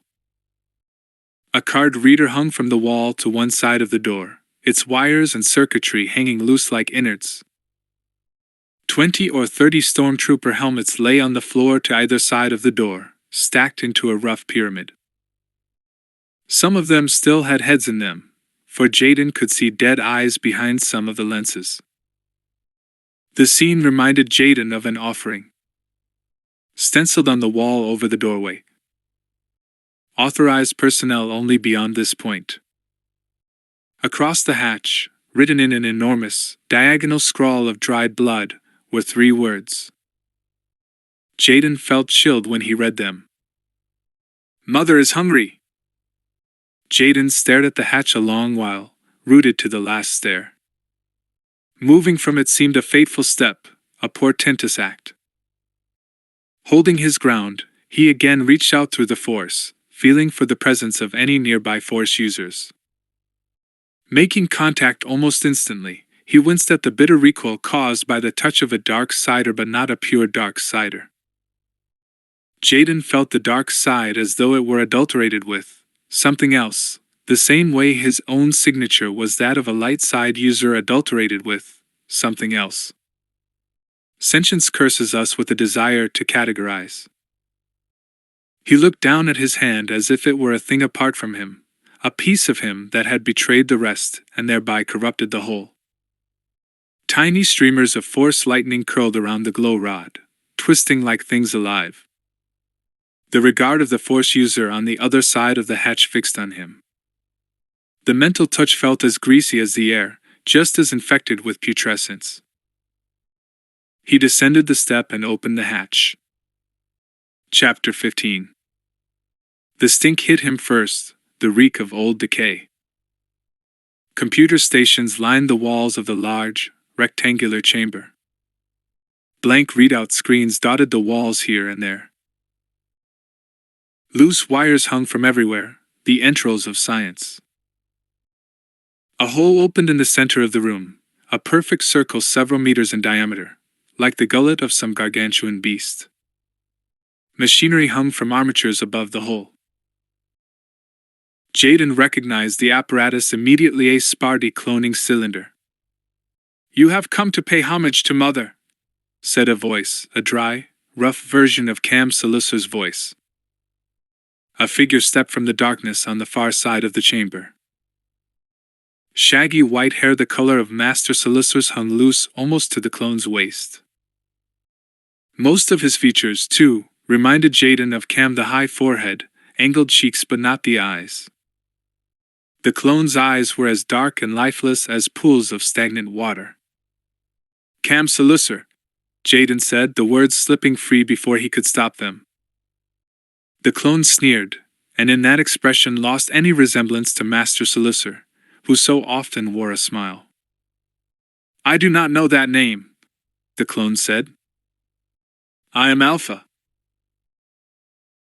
Alpha wore mismatched attire, clothing salvaged from the facility, bits of stormtrooper armor on both shoulders, the forearms, and the hands, and a rough, handmade cloak fashioned from the hide of some creature that must have lived under the ice in the moon's seas.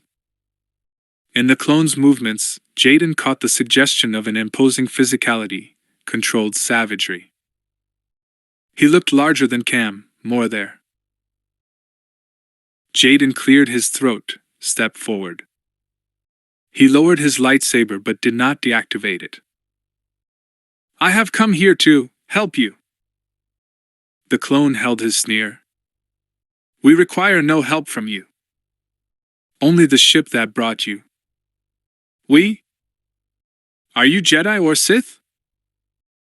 Jaden took a half step sideways, as if to avoid the ugly import of the question. He reached the edge of the cloning cylinder and winced when he saw within it. Bodies lay piled in a grotesque heap, a tangle of decayed limbs, torsos, heads, and tattered clothing, a compost heap of butchery. Empty eye sockets stared up at Jaden. Age-ruined lips showed teeth bared in snarls. Beautiful, is it not?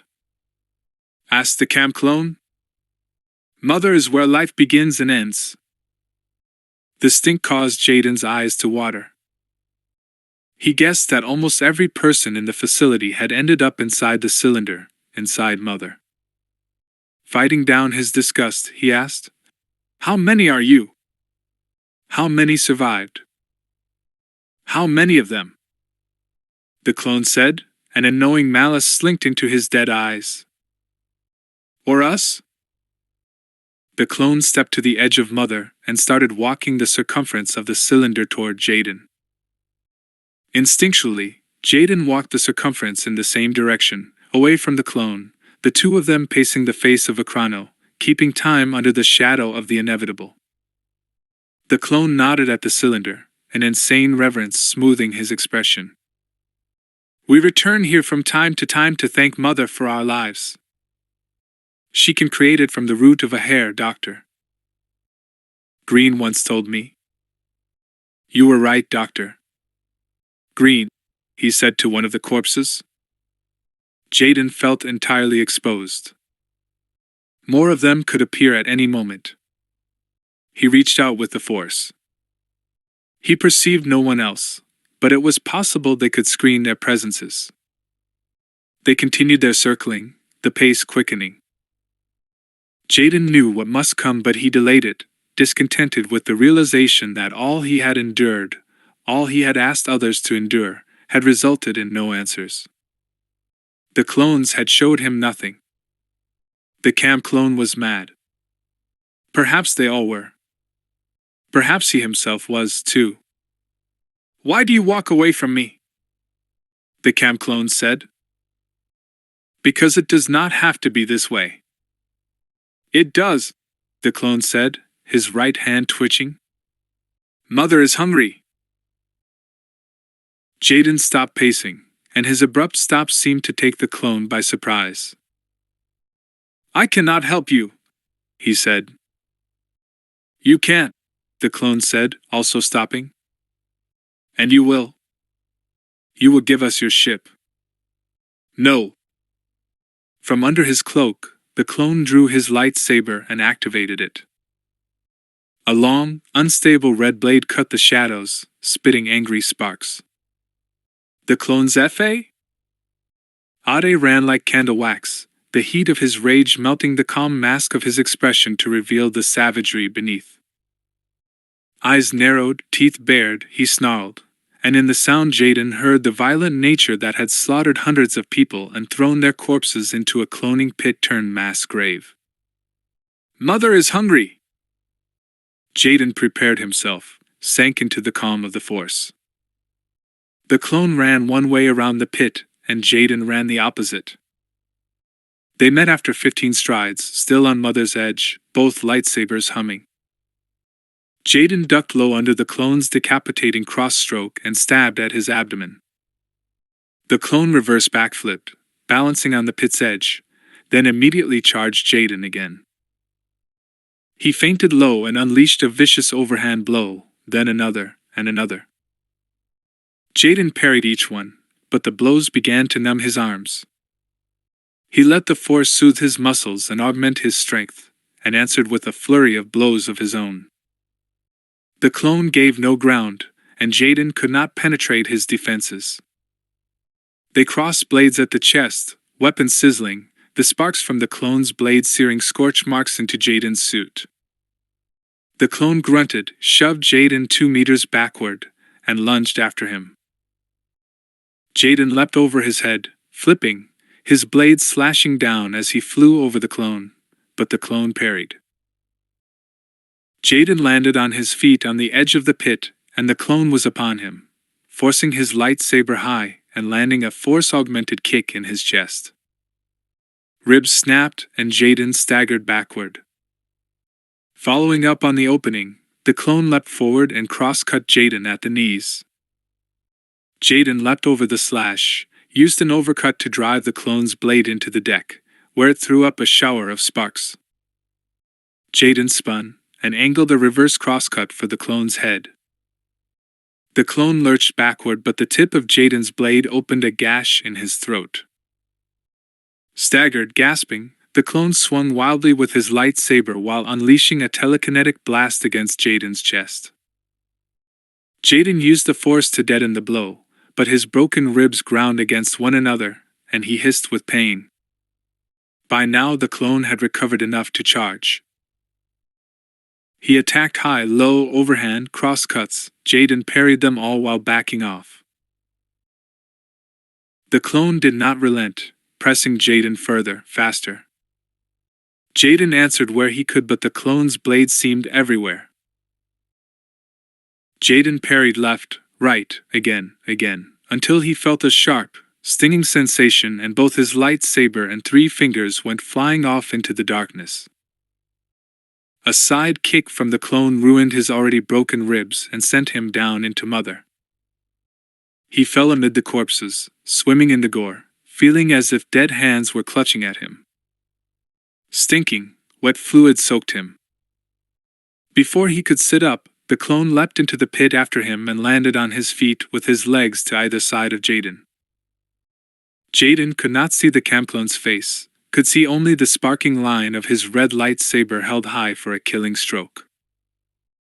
Jaden focused his mind on the blade as it came down. He threw up an arm, grabbed the clone's wrist, and steered the blade wide. The clone grunted in frustration, knelt, and grabbed Jaden's throat with his free hand. "Do not resist. You should be honored to provide sustenance to Mother," he said, and began to squeeze. Desperate, and still holding the clone's right wrist to keep the sizzling red line of his lightsaber at bay, Jaden used his wounded right hand to claw at the clone's grip, trying to dig his remaining fingers under the clone's and pry loose some space for an inhalation. Failing that, he tried to roll aside, to shift his weight and gain some leverage, or free a leg to kick out, but the clone's force-augmented strength was greater than Jaden's. Jaden gagged, tried to shake loose by flailing his head, but failed. His lungs forced him to try to draw air. Unable to pull in oxygen, he saw spots. The clone grunted against Jaden's fading grip, his dark eyes wild, saliva dripping from his gritted teeth. Jaden's arms were deadwood hanging off his shoulders. As he lost strength, the clone's lightsaber moved closer to his throat. The sparks from the unstable blade struck Jaden's face and arm, pock-marking his skin with tiny scorch marks, igniting little flashes of pain. His heart banged in his ears. He was failing. He was going to die. The realization summoned something from deep within the dark crevices of his mind where he kept secrets, even from himself. Force lightning exploded from his hand, squeezed out by the exigency of his circumstances. The blue lines spiraled around the clone's hand and lightsaber. The clone gasped with surprise, loosened his grip, disengaged. Jaden gulped a lungful of air while the darkness within him swelled, and the outburst of force lightning intensified. Jaden knew that fear had unlocked the darkest part of himself, knew, too, that he could free that part, surrender to it, and save his body while destroying himself. But he thought of Kyle, of his training, of Reelan, and denied the impulse. The force lightning died. The clone recovered, growled, raised his lightsaber high. Jaden reached behind his back, pulled out the lightsaber he had built in his youth, his ignorant youth, a lightsaber not so different from that held by the clone. The clone lunged forward.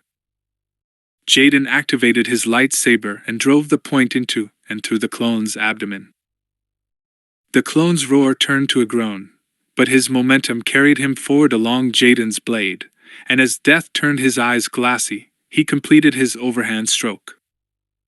The sparking red blade cleaved the bodies beside Jaden and fell from the clone's hand. It lay there, a red line spitting sparks. It had no auto-off, and its energy burned into the corpses and sank part way into the muck. Jaden stared at its red swirl a long time, the dead eyes of the clone fixed on his face all the while. Finally, Jaden thumbed off his lightsaber, and the clone's body fell free. He pushed the corpse to the side. Grunting with pain, he bent and picked up the clone's lightsaber, held it beside his own purple blade as best he could with his damaged hand. Purple and red lines, two choices. He deactivated both weapons, slowly stood. Exhaustion made his body shake. Pain turned his vision blurry. He limped to the edge of the cloning cylinder of Mother. Desiccated skulls and empty eye sockets bore witness to his passage. Open mouths screamed at him to cast himself in, to join them. The stink made him wince. At least he thought it was the stink. With effort, grunting with pain, he slowly climbed out of the pit. When he reached the top, he turned and stared down at the chaotic mass of bodies, all of them twisted together, contorted, as if frozen in a struggle to move over and past one another, or perhaps just pressed into one common mass where struggle no longer mattered. He thought all of it must be a metaphor for something, but his pain and fatigue-addled mind could not decide for what. He started to cast the clone's lightsaber back into the mass of flesh at the bottom of the pit, put it to rest beside his own, but decided against it. Instead, he latched it to his belt, turned, and found himself staring into the eyes of an Ansat. Surprise almost caused him to step back and fall again into the pit. In the silence of the cargo bay, drenched in the power of the lignin, Relan dwelled on his failures. He had failed Saz, failed Drev, failed the Order. He'd even failed Mar, awakening him to the Force so that his first experience with it was the touch of the lignin. Anger turned to rage, turned to hate. He welcomed it. The proximity to the lignin intensified the feelings. His world zeroed down to three things only: himself, his hate, and the object of his hate, Saz. His life had been nothing more than a series of failures. He intended to end it by rectifying the worst of them, Saz. The hum of the cargo bay lift penetrated the haze of his emotional state. He stood, lightsaber in hand, lignin in his being, and waited. He heard the lift doors open, heard the sound of boots on the cargo bay floor, and felt Saz's presence through the Force, the black hole into which Relan had poured his early life. The stacked cargo crates blocked Saz from view, but Relan knew he was there. Saz's voice carried from somewhere behind the containers. "Your anger pleases me. Your handiwork in the lift would earn admiration even from the most savage of my Masasi. Well done, Master."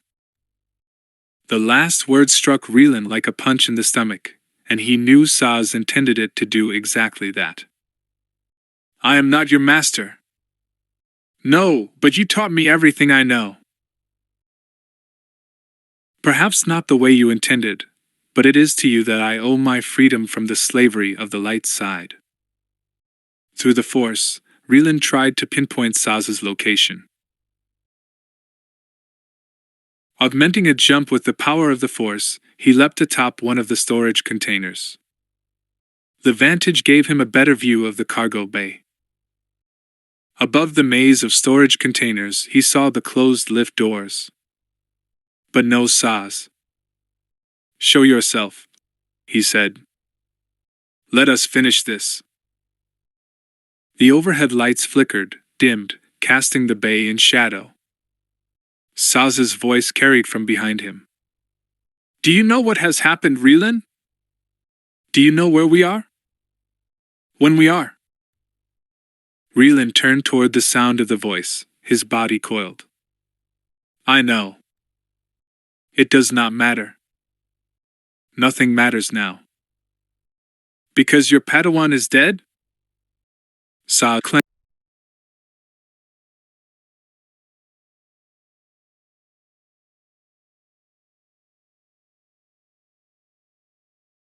Saz chuckled. "Your anger runs deep, not just about your Padawan, but about me." Reland swallowed the fist that formed in his throat. Words rushed up from deep inside, words he never said even to himself. Your betrayal broke my heart, but he held them behind the wall of his gritted teeth. He saw now that his descent had begun with the doubt that had rooted in him after Saz had turned to the dark side. His slide had simply been slow but, ultimately, inexorable. "Come out," he said. "It is time we finished things." Saz's voice came from Reland's left. "It is not too late. Join me. This is a new time, a new place, ripe for a new beginning." Reland was already shaking his head. But Saz continued, "Have you considered that it was never the purpose of the Force that you save me, but that I save you instead? Join me, Reland." The idea pulled at Reland. He felt rudderless, lost. He could join with Saz. "If you do not, your Padawan will have died in vain." And with those words, Saz overstepped. Reland's rage bubbled over into action. He took telekinetic hold of the storage containers near the sound of Saz's voice and slammed two of them together. Metal twisted, crashed. The doors of the containers broke open from the impact, and more lignin ore spilled out onto the deck. He slid another container into them, then another. He realized he was shouting, an incoherent roar of rage with its provenance in a life he now deemed wasted. He stopped, his breath coming hard. "Come out!" Saz leapt atop a storage container opposite the one on which Reland stood. A sea of lignin covered the deck between them, dividing them. Shadows played over the ridges on Saz's bone mask. His lightsaber hung from his belt. "You stink of rage," Saz said. "Where is the calm of the Force of which you so often spoke? The placidity of combat? Or perhaps that was all a lie, as so much you said and believed was?" Reland let his anger consume his spirit, fill him entirely, and with it he drew on the Force, adding to his strength, his speed. "Addictive, is it not?" Saz said. "The lignin, I mean." With that, Saz raised his hand and blue Force lightning exploded from his fist. Reland did not try to avoid it. Instead, drawing on the lignin and fueled with hate, he interposed his lightsaber, drew the lightning to it like iron to a magnet, then spun the blade once over his head and flung the dark side energy back at Saz. More lignin flared on the floor below as Saz drew on it, and absorbed his own Force lightning to no visible effect. Standing in the shadows of the cargo bay, they regarded each other across the deck of lignin. "How should we proceed then?" Saz said. Reland answered by deactivating his lightsaber. He was no Jedi, not anymore, and would not fight with a Jedi weapon. Besides, only one form of combat could sate his rage. He tossed his lightsaber down into the pile of lignin, or below him. Saz took his point, tilted his head in acknowledgement. He detached his curved lightsaber from his belt and tossed it after Reland's. He flexed his clawed fingers, inhaled deeply. "So be it then." Reland shouted and used a Force-enhanced leap to launch himself into the air toward Saz. Answering with a growl, Saz leapt into the air to meet him. They met midway, colliding over the lignin, both of them filled with the dark side, stronger, faster. Reland wrapped one arm around Saz, slammed his brow into Saz's face with the other. The bottom half of the bone mask shattered, raining shards down on the lignin. Saz's lower tooth tore a ragged hole in Reland's forearm before it dislodged and added itself to the mask fragments raining onto the deck. Saz slashed his claws across Reland's face. Reland used the Force to resist the blow, but it still dug jagged furrows into his forehead and tore into an eye, though he barely felt the pain. They fell together, twisting, punching, slashing at a speed and with a force that looked blurry even to Reelin. They hit the ground in a tangle of punches and kicks. Hate fueled their blows. Blood sprayed, bones cracked, the lignin flared all around them as each drew on it in turn. "I hate you for what you did," Saz spat between his fangs. "I hate me for what I am," Reelin said. He rolled away from Saz and from his knees fired a telekinetic blast that drove Saz through the lignin ore and into a storage container. "But I hate you more."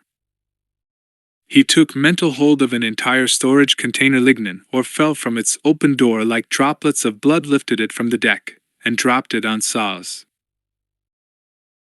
Saz caught it in his own mental grasp before it hit. Grunting, lignin ore flaring to life around him, he threw it back at Reelin. Reelin dived aside and the container slammed into another. For the first time, Reelin felt the waves of controlled rage radiating from Saz, and anger to match his own. Odd that Reelin had never felt it before, in all the time they had spent together as master and Padawan. Saz stood and stalked through the lignin scattered across the floor, the ore flashing as he passed it, consumed by his hate. "You think rage days old can match mine, nurtured over decades? You think power born of infantile anger can equal mine? I have whet the blade of my hate for years, for this moment." He lifted a hand and a concussive wave struck Reelin like a sledgehammer, drove him through the lignin, and slammed him against the storage container. Ribs cracked and his lungs evacuated in a wheeze of pain. Saz continued to close the distance, his eyes dark holes behind the mask, his mouth twisted into a symbol of hate. He held up 2 fingers and Reelin felt Saz's mental grasp close on his throat and begin to squeeze, pinching off his wheezes. Reelin answered with a forced choke of his own, but it only slowed Saz for a moment before he resisted it with his own power. Reelin's vision grew blurry. Spots appeared before his eyes. He could not even gasp for breath. Saz stopped before him, loomed over him, his eyes burning. Feeding tendrils hung from the Anzat's cheeks, their ends a vicious nail of keratin. For a moment, it seemed as if the Anzat's head floated free in space, detached from any body, but Jaden realized that the creature wore a mimetic suit and had thrown back the mask and hood.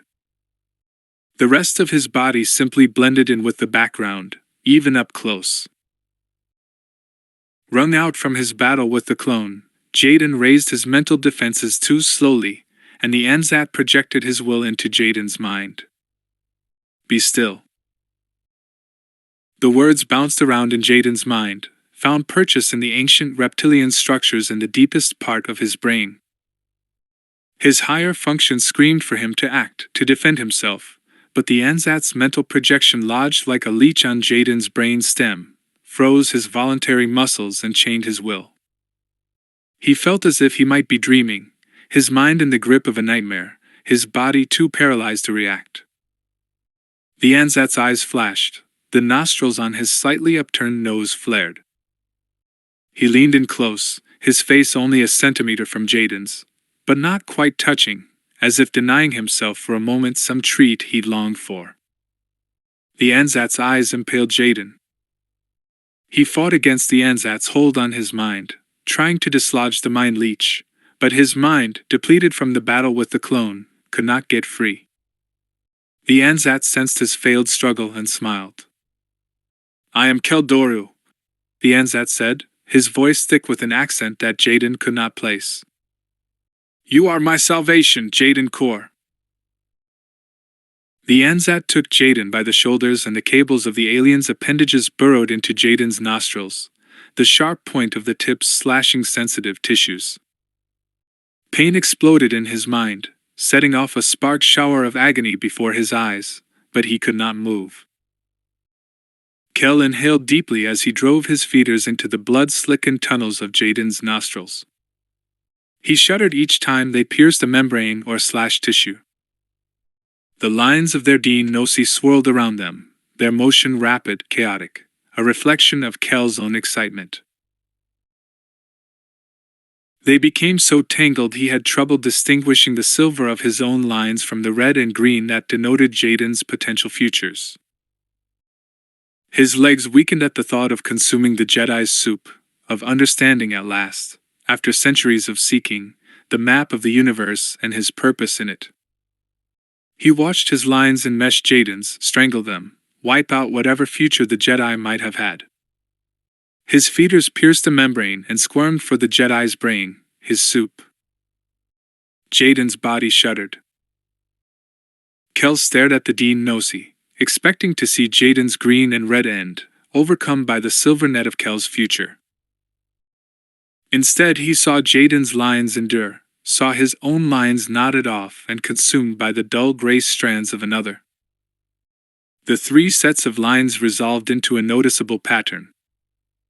Behind the pattern, within the pattern, Kel saw the meaning of life, his purpose.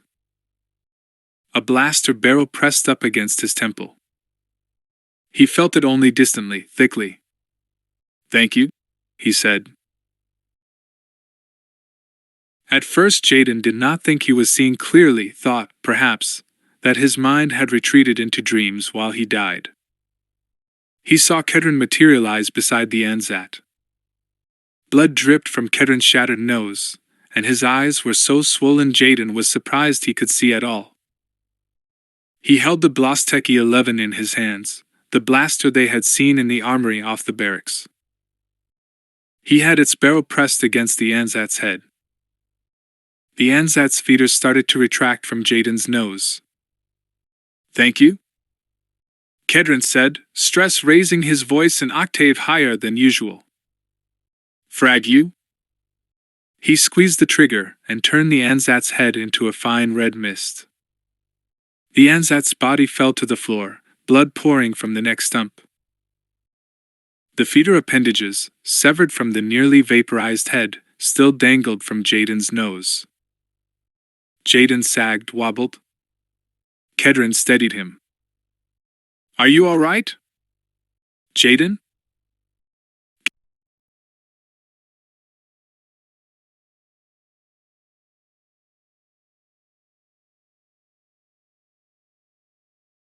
But it was drawing closer, and Jaden was returning to himself. "I am all right," he said to Kedron. "Thank you?"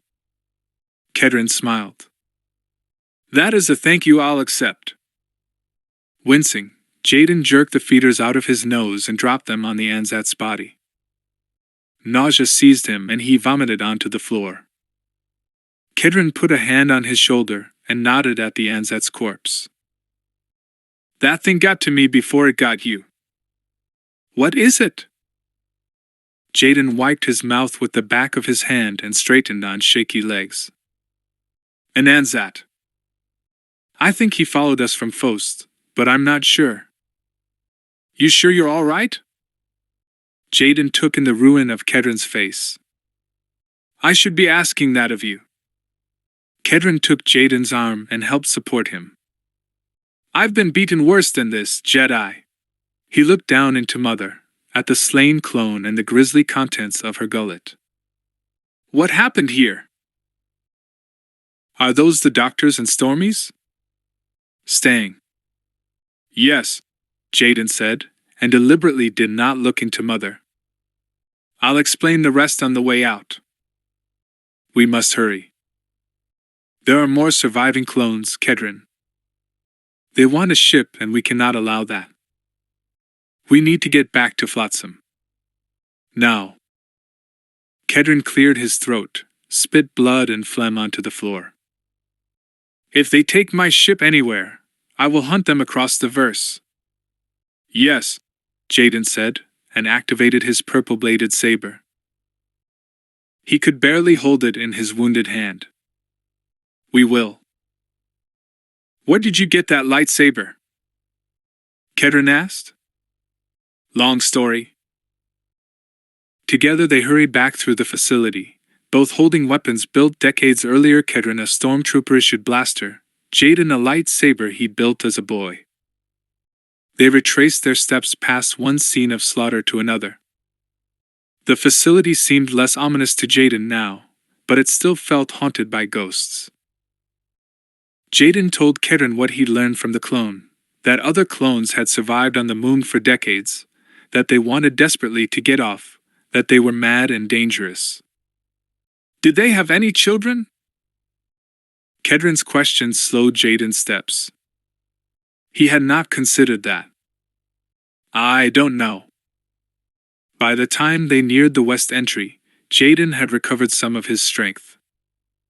He did not have the time or capacity to interpret all he'd learned about the facility and himself, but he would later. Did you get the answer you wanted? Kedron asked as he pulled up his helmet and sealed the neck ring. I don't know, Jaden admitted. He deactivated his lightsaber and started to pull up his helmet, realized that his suit was so damaged from combat with the clone that sealing it was pointless. Seeing that, Kedron said, "You will be cold." "I'll abide," Jaden said. Relan was going to die, was going to add another failure to the long line of failures that composed his life as a Jedi.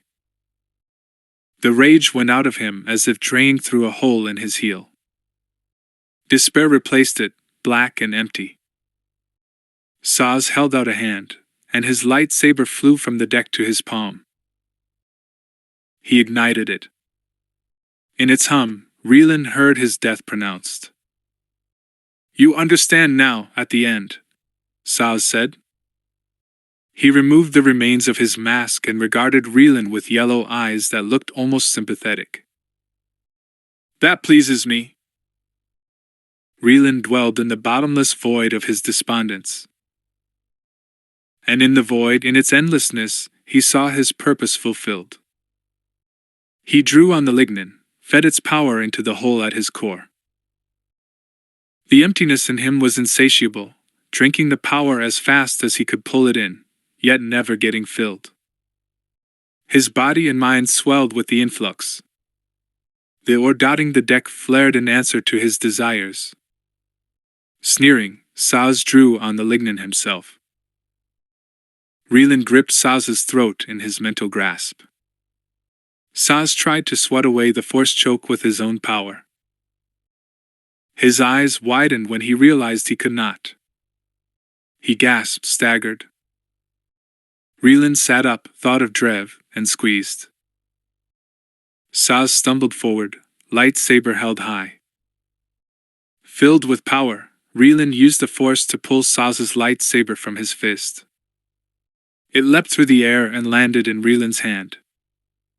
He rose to his knees and Saz fell to his before Relan, still clutching his throat. Relan had nothing more to say to his former Padawan. He drove Saz's own lightsaber into and through his chest. Saz fell face first to the deck without a sound.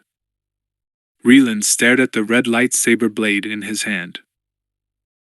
He had resolved that he would not fight with a Jedi weapon, and he had not. He had fought with a Sith weapon, and it had been appropriate. His body felt charged, so filled with the dark side of the Force that he no longer felt human. He had transcended.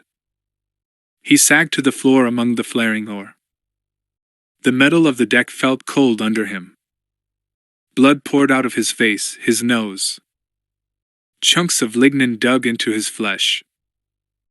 With Saz dead, he suddenly felt his injuries, and agony accompanied each breath. But the pain of his body paled in comparison with the pain of his spirit. He shouted, trying to purge the pain and despair in a wail that shook the crossbeams of the cargo bay.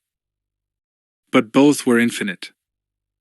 He could have shouted for eternity and found no relief. Still, he refused to fail again. Saz had called his rage days old, but it was more than that. It was a conflagration, the sum total of all the repressed emotion of Relan's life compressed into a tiny singularity of self-consuming anger and despair from which nothing could escape, not even him. And that, he realized, was the unspoken, unacknowledged pith of the dark side. It consumed all who turned to it. Yet he did not turn away. He wanted nothing more than to be consumed, to be reduced to oblivion, annihilated. He welcomed it. But he would not go alone. He continued to draw in the power of the lignin, to feed it into the whole he had become, to let it amplify his hate and despair even as he died. Power burned in him. He was vaguely conscious of the remaining crystals around him flaring, a brief flash of life before he consumed their power and turned them dull and dead. Unbound by concern for his continuing survival, he took in as much energy as he could control. Spirals of energy formed around his body. He felt his torso growing lighter, the flesh becoming diaphanous, transformed by power to become one with the energy. Barely able to feel his own flesh, he nevertheless reached out for his dead Padawan. His fingers closed over Saz's forearm and slid along until he held his former Padawan's hand. Tears flowed as energy gathered, turned on itself, grew stronger. Coils of blue power, like long lines of force lightning, shot out from his flesh, roiled in the air above him, striking the ceiling and the storage containers, penetrating the ship. He drew in more power, more, until the entire cargo bay was lit with a network of twisting, jagged lines of energy, a circulatory system through which flowed his rage.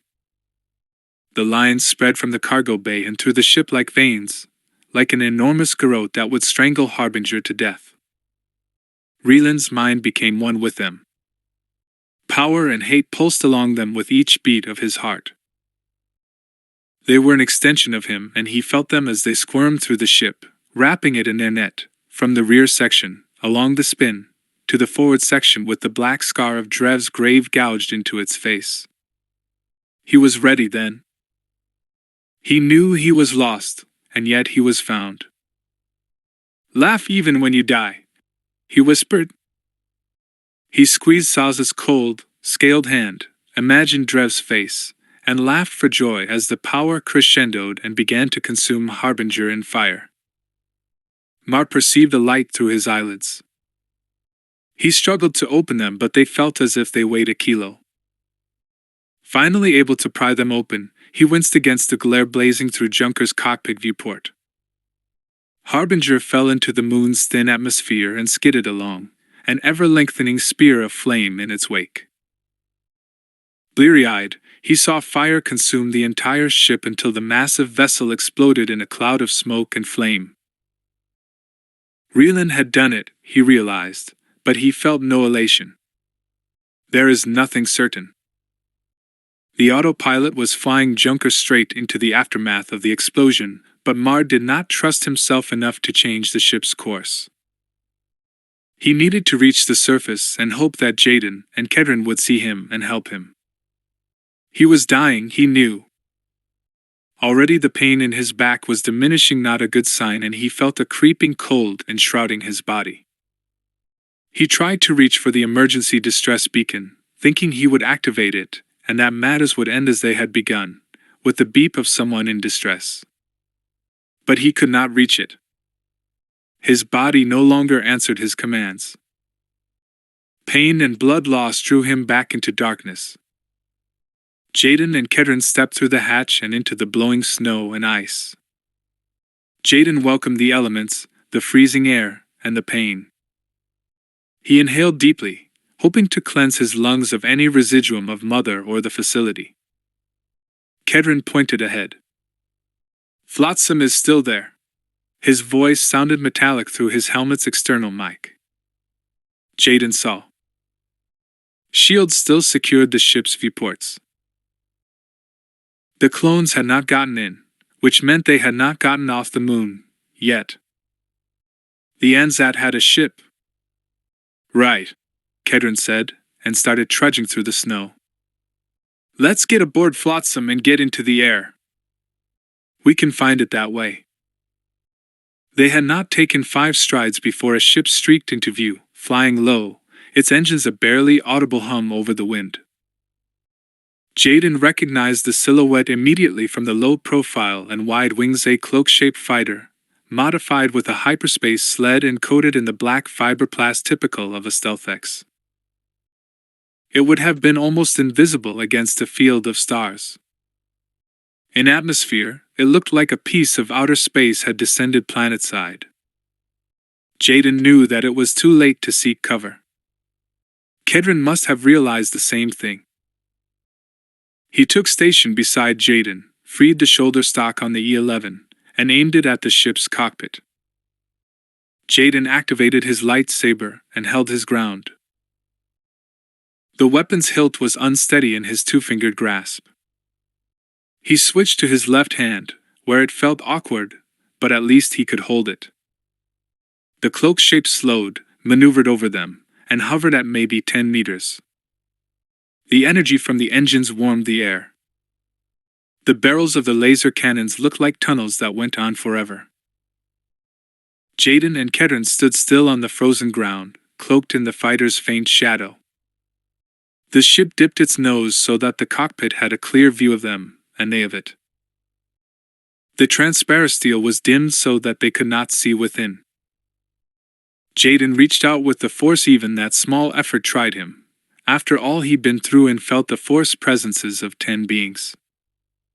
"They do have children aboard," he said. "Or there were more clones than we thought." Kedron lowered his blaster, a symbolic gesture only. The blaster could not have penetrated the cloak shape's hide.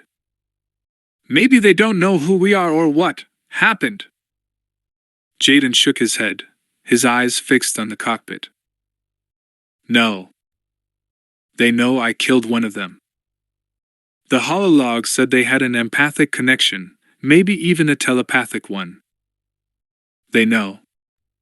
"Stang," Kedron murmured. For a time they stood there, staring up at the unseen crew through the swirl. Finally Jaden shouted up at the cockpit. "If you leave, I will have to come after you."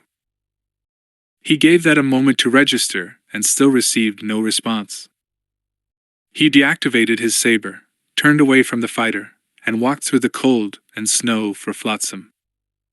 "Let's go, Kedron." "Go?" Kedron said, and hurried after him, looking back over his shoulder at the fighter. "We are either dead or we're not." Their choice. Kedron fell in beside him, partially hunched as though in anticipation of a blow. Jaden did not flinch though Kedron did when a shriek tore through the sky, not the cannons on the cloak-shaped fighter, but the wail of engines failing, of superstructure collapsing. Jaden turned, already flashing back to his vision, and looked up to see the sky on fire. An enormous ship, it could only be Harbinger, streaked across the upper atmosphere, leaving a fat line of fire kilometers long. "Stang," Kedron said in a hush.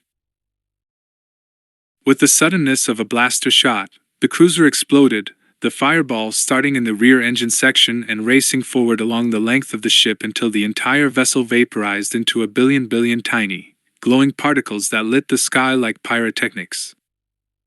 Jaden watched, not breathing, as they started to fall to the surface, a rain of evil. He lived alternately in the present and the memory of his vision. He felt the oily touch of the lignin, the familiar nudge in his very being impelling him to darkness. The feeling did not elicit in him the horror he remembered from his vision, and he wondered what that meant. He resisted the pull. His will, his ability to choose, was something internal, unconstrained by the external. The cloak-shaped fighter's engines fired, and Kedron and Jaden watched it accelerate skyward, its form a black silhouette against the still glowing sky. "It is heading right into the debris," Kedron said. "What are they doing?"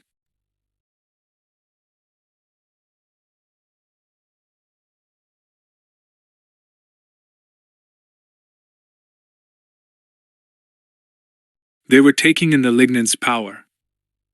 "I will have to come after you," he said again, more softly, unsure how he felt about the words. Another boom sounded far above them, not an explosion but a sonic boom, a ship entering or leaving atmosphere. At first Jaden assumed it was the cloak shape exiting the moon's atmosphere, but instead he saw a familiar disk cutting its way through the sky, falling out of the ruin of Harbinger's death. Junker looked wounded, incomplete without flotsam attached to its fittings and Kedron in its cockpit. Jaden imagined it passing the cloak-shaped fighter and its crew of dark side clones on its way down, imagined paths crossing, lines meeting at angles, currents intersecting. He thought of Relan and felt profound sadness. He knew the ancient Jedi would not be aboard Junker. "That is Junker," Kedron said. He took Jaden by the shoulder, shook him with joy. Jaden winced from the pain but could not stop smiling himself. With the ship so close, Kedron tried to raise Mar on his suit's comlink. No response. "Look at the way she's flying," Kedron said, joy giving way to concern in his tone. "She's on autopilot." Jaden reached out with the Force, felt Mar's faint Force presence, felt, too, that the Saurian was near death. "Let's move," he said, and they ran for Junker as it started to set down. Epilogue. Kedron's voice exploded over the comlink. "He's awake!" Jaden jumped up from the table in the galley, spilling CAF, and hurried to the makeshift medical bay aboard Junker. Kedron had converted one of the passenger berths off the galley into a rudimentary treatment room. Transparent storage lockers held a disorganized array of gauze, scissors, stim shots, antibiotics, Bacta, synth flesh, and any number of other miscellaneous medical supplies and devices. Jaden had to credit him for thoroughness if not orderliness. Kedron and Mar had already seen to their wounds as best they could. They could get better treatment when they returned to Fost. Mar lay in the rack, a white sheet covering him to the chest. He blinked in the lights, trying to shake the film from his eyes. Kedron held his hand the way a father might a son's. "Jaden," Mar said, and grinned through his pain. Jaden had never been so pleased to see a chipped tooth and could not contain a grin of his own. "It is nice to see your eyes open, Mar.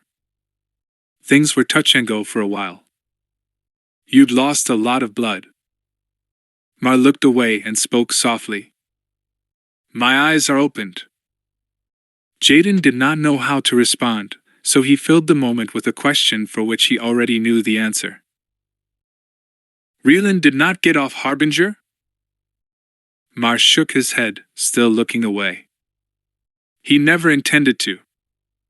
"No," Jaden said. "He didn't." Jaden saw in Relan his own fate. A slow drift toward the dark side. He had never gotten an answer to his questions. He remained as adrift as he had before receiving his Force vision. He wondered at the purpose of it all. Wireless pads attached to Mar's body fed information to the biomonitoring station beside his bed. Jaden eyed the readout. Kedron followed his eyes. "Not bad, eh?" Kedron said, smiling. Deep purple colored the skin under his eyes.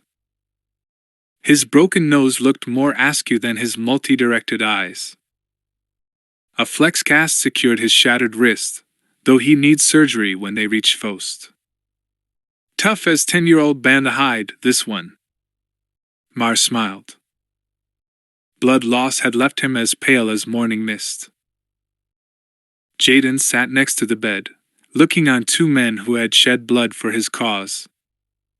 "That nose looks bad," he said to Kedron. Kedron nodded.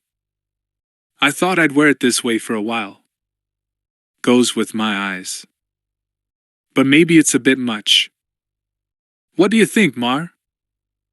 "Keep it as is," Mar said.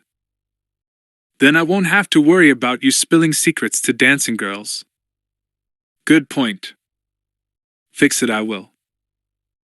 As soon as we get back to Fost." The nose and the wrist.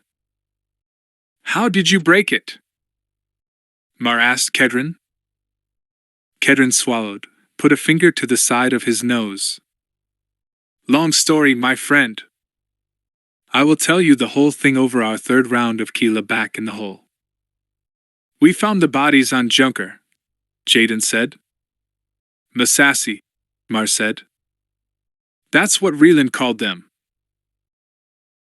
Jaden knew the name, though he had never thought to see one in the flesh.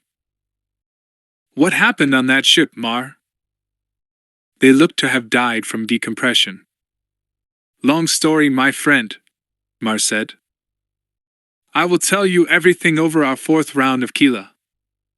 Good enough? Good enough, Jaden agreed. You're buying Jedi, Kedron said. I am indeed. Silence descended, cloaked the room. Only the rhythmic beep of the monitoring station broke the silence. Jaden knew he had to report back to the Order, tell Grand Master Skywalker of the cloning facility, the escaped clones, the lignin, and what it could do, but for the moment he simply wanted to enjoy the company of the two men who had bled with him. What's next for you, Jedi? Kedron asked. You're welcome to fly with us for a time. Mar nodded agreement. Jaden was touched by the offer. Thank you both. But I'm not sure that will work well. As soon as possible, I will report back to the Order via subspace. Then I'll have to track down the clones. Clones? Mar asked. He started to sit up, hissed with pain, lay back down. Like Kedron said, Jaden said. Long story. Kedron ran a palm along his whiskers. No reason we can't help with that, Jaden. Few know the unknown regions as well as us. What? Jaden and Mar asked as one. You heard me, Kedron said. Man can't salvage his whole life, right? There's no pay in it, Kedron, Jaden said, and immediately wished he had not. Kedron winced as if slapped. I am not a mercenary, Jedi. I just try to get by. But I value my friends. Jaden noted the plural. I do too. Hunting those clones will be dangerous work. Yeah, Kedron said, and stared off into space. How about some CAF? Mar said to Kedron, lightening the mood. Sure, Kedron said. Jaden?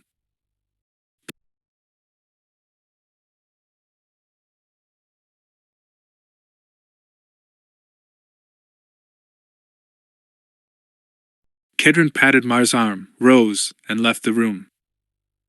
The moment he exited, Mar spoke.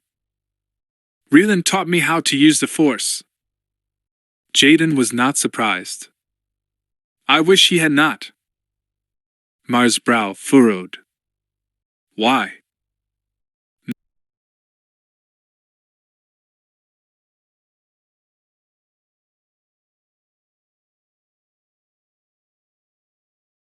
It just raises questions. Mar looked away, his eyes troubled, as if remembering a past pain. Yes. But what is done is done. I am not sorry he taught me. Then I take back my words. I am not sorry either. Mar studied Jaden's face for a moment. Will you teach me more?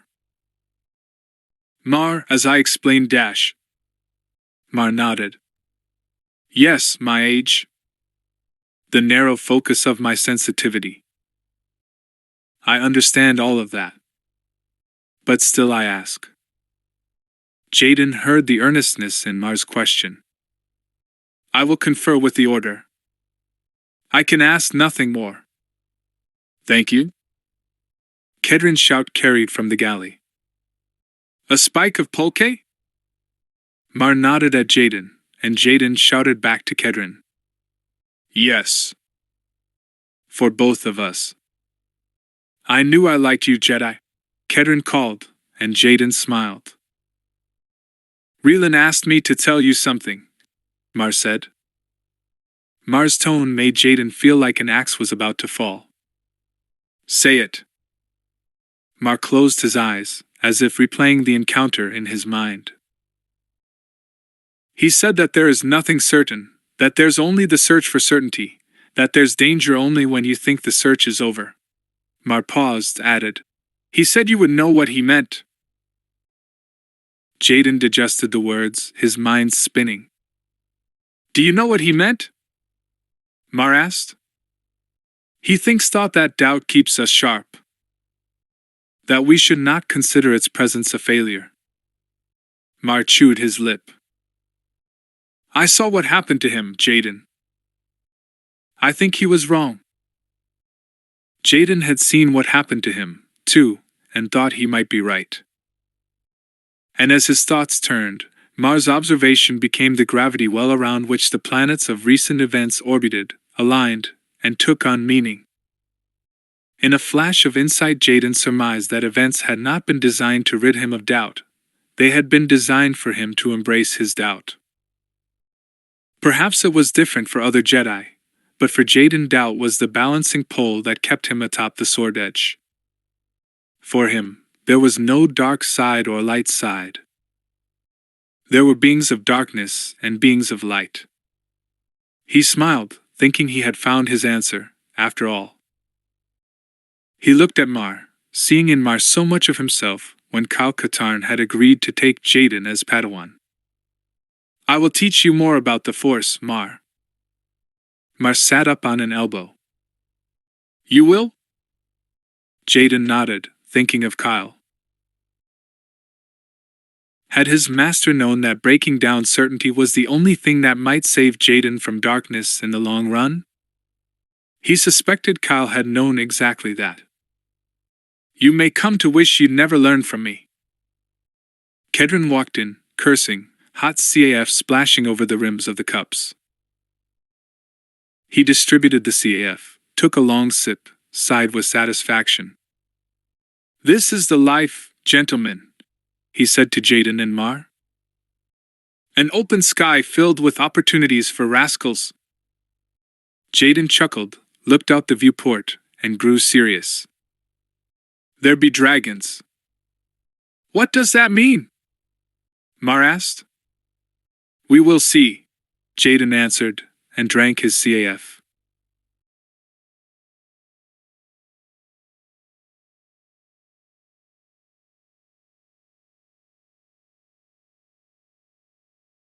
Star Wars.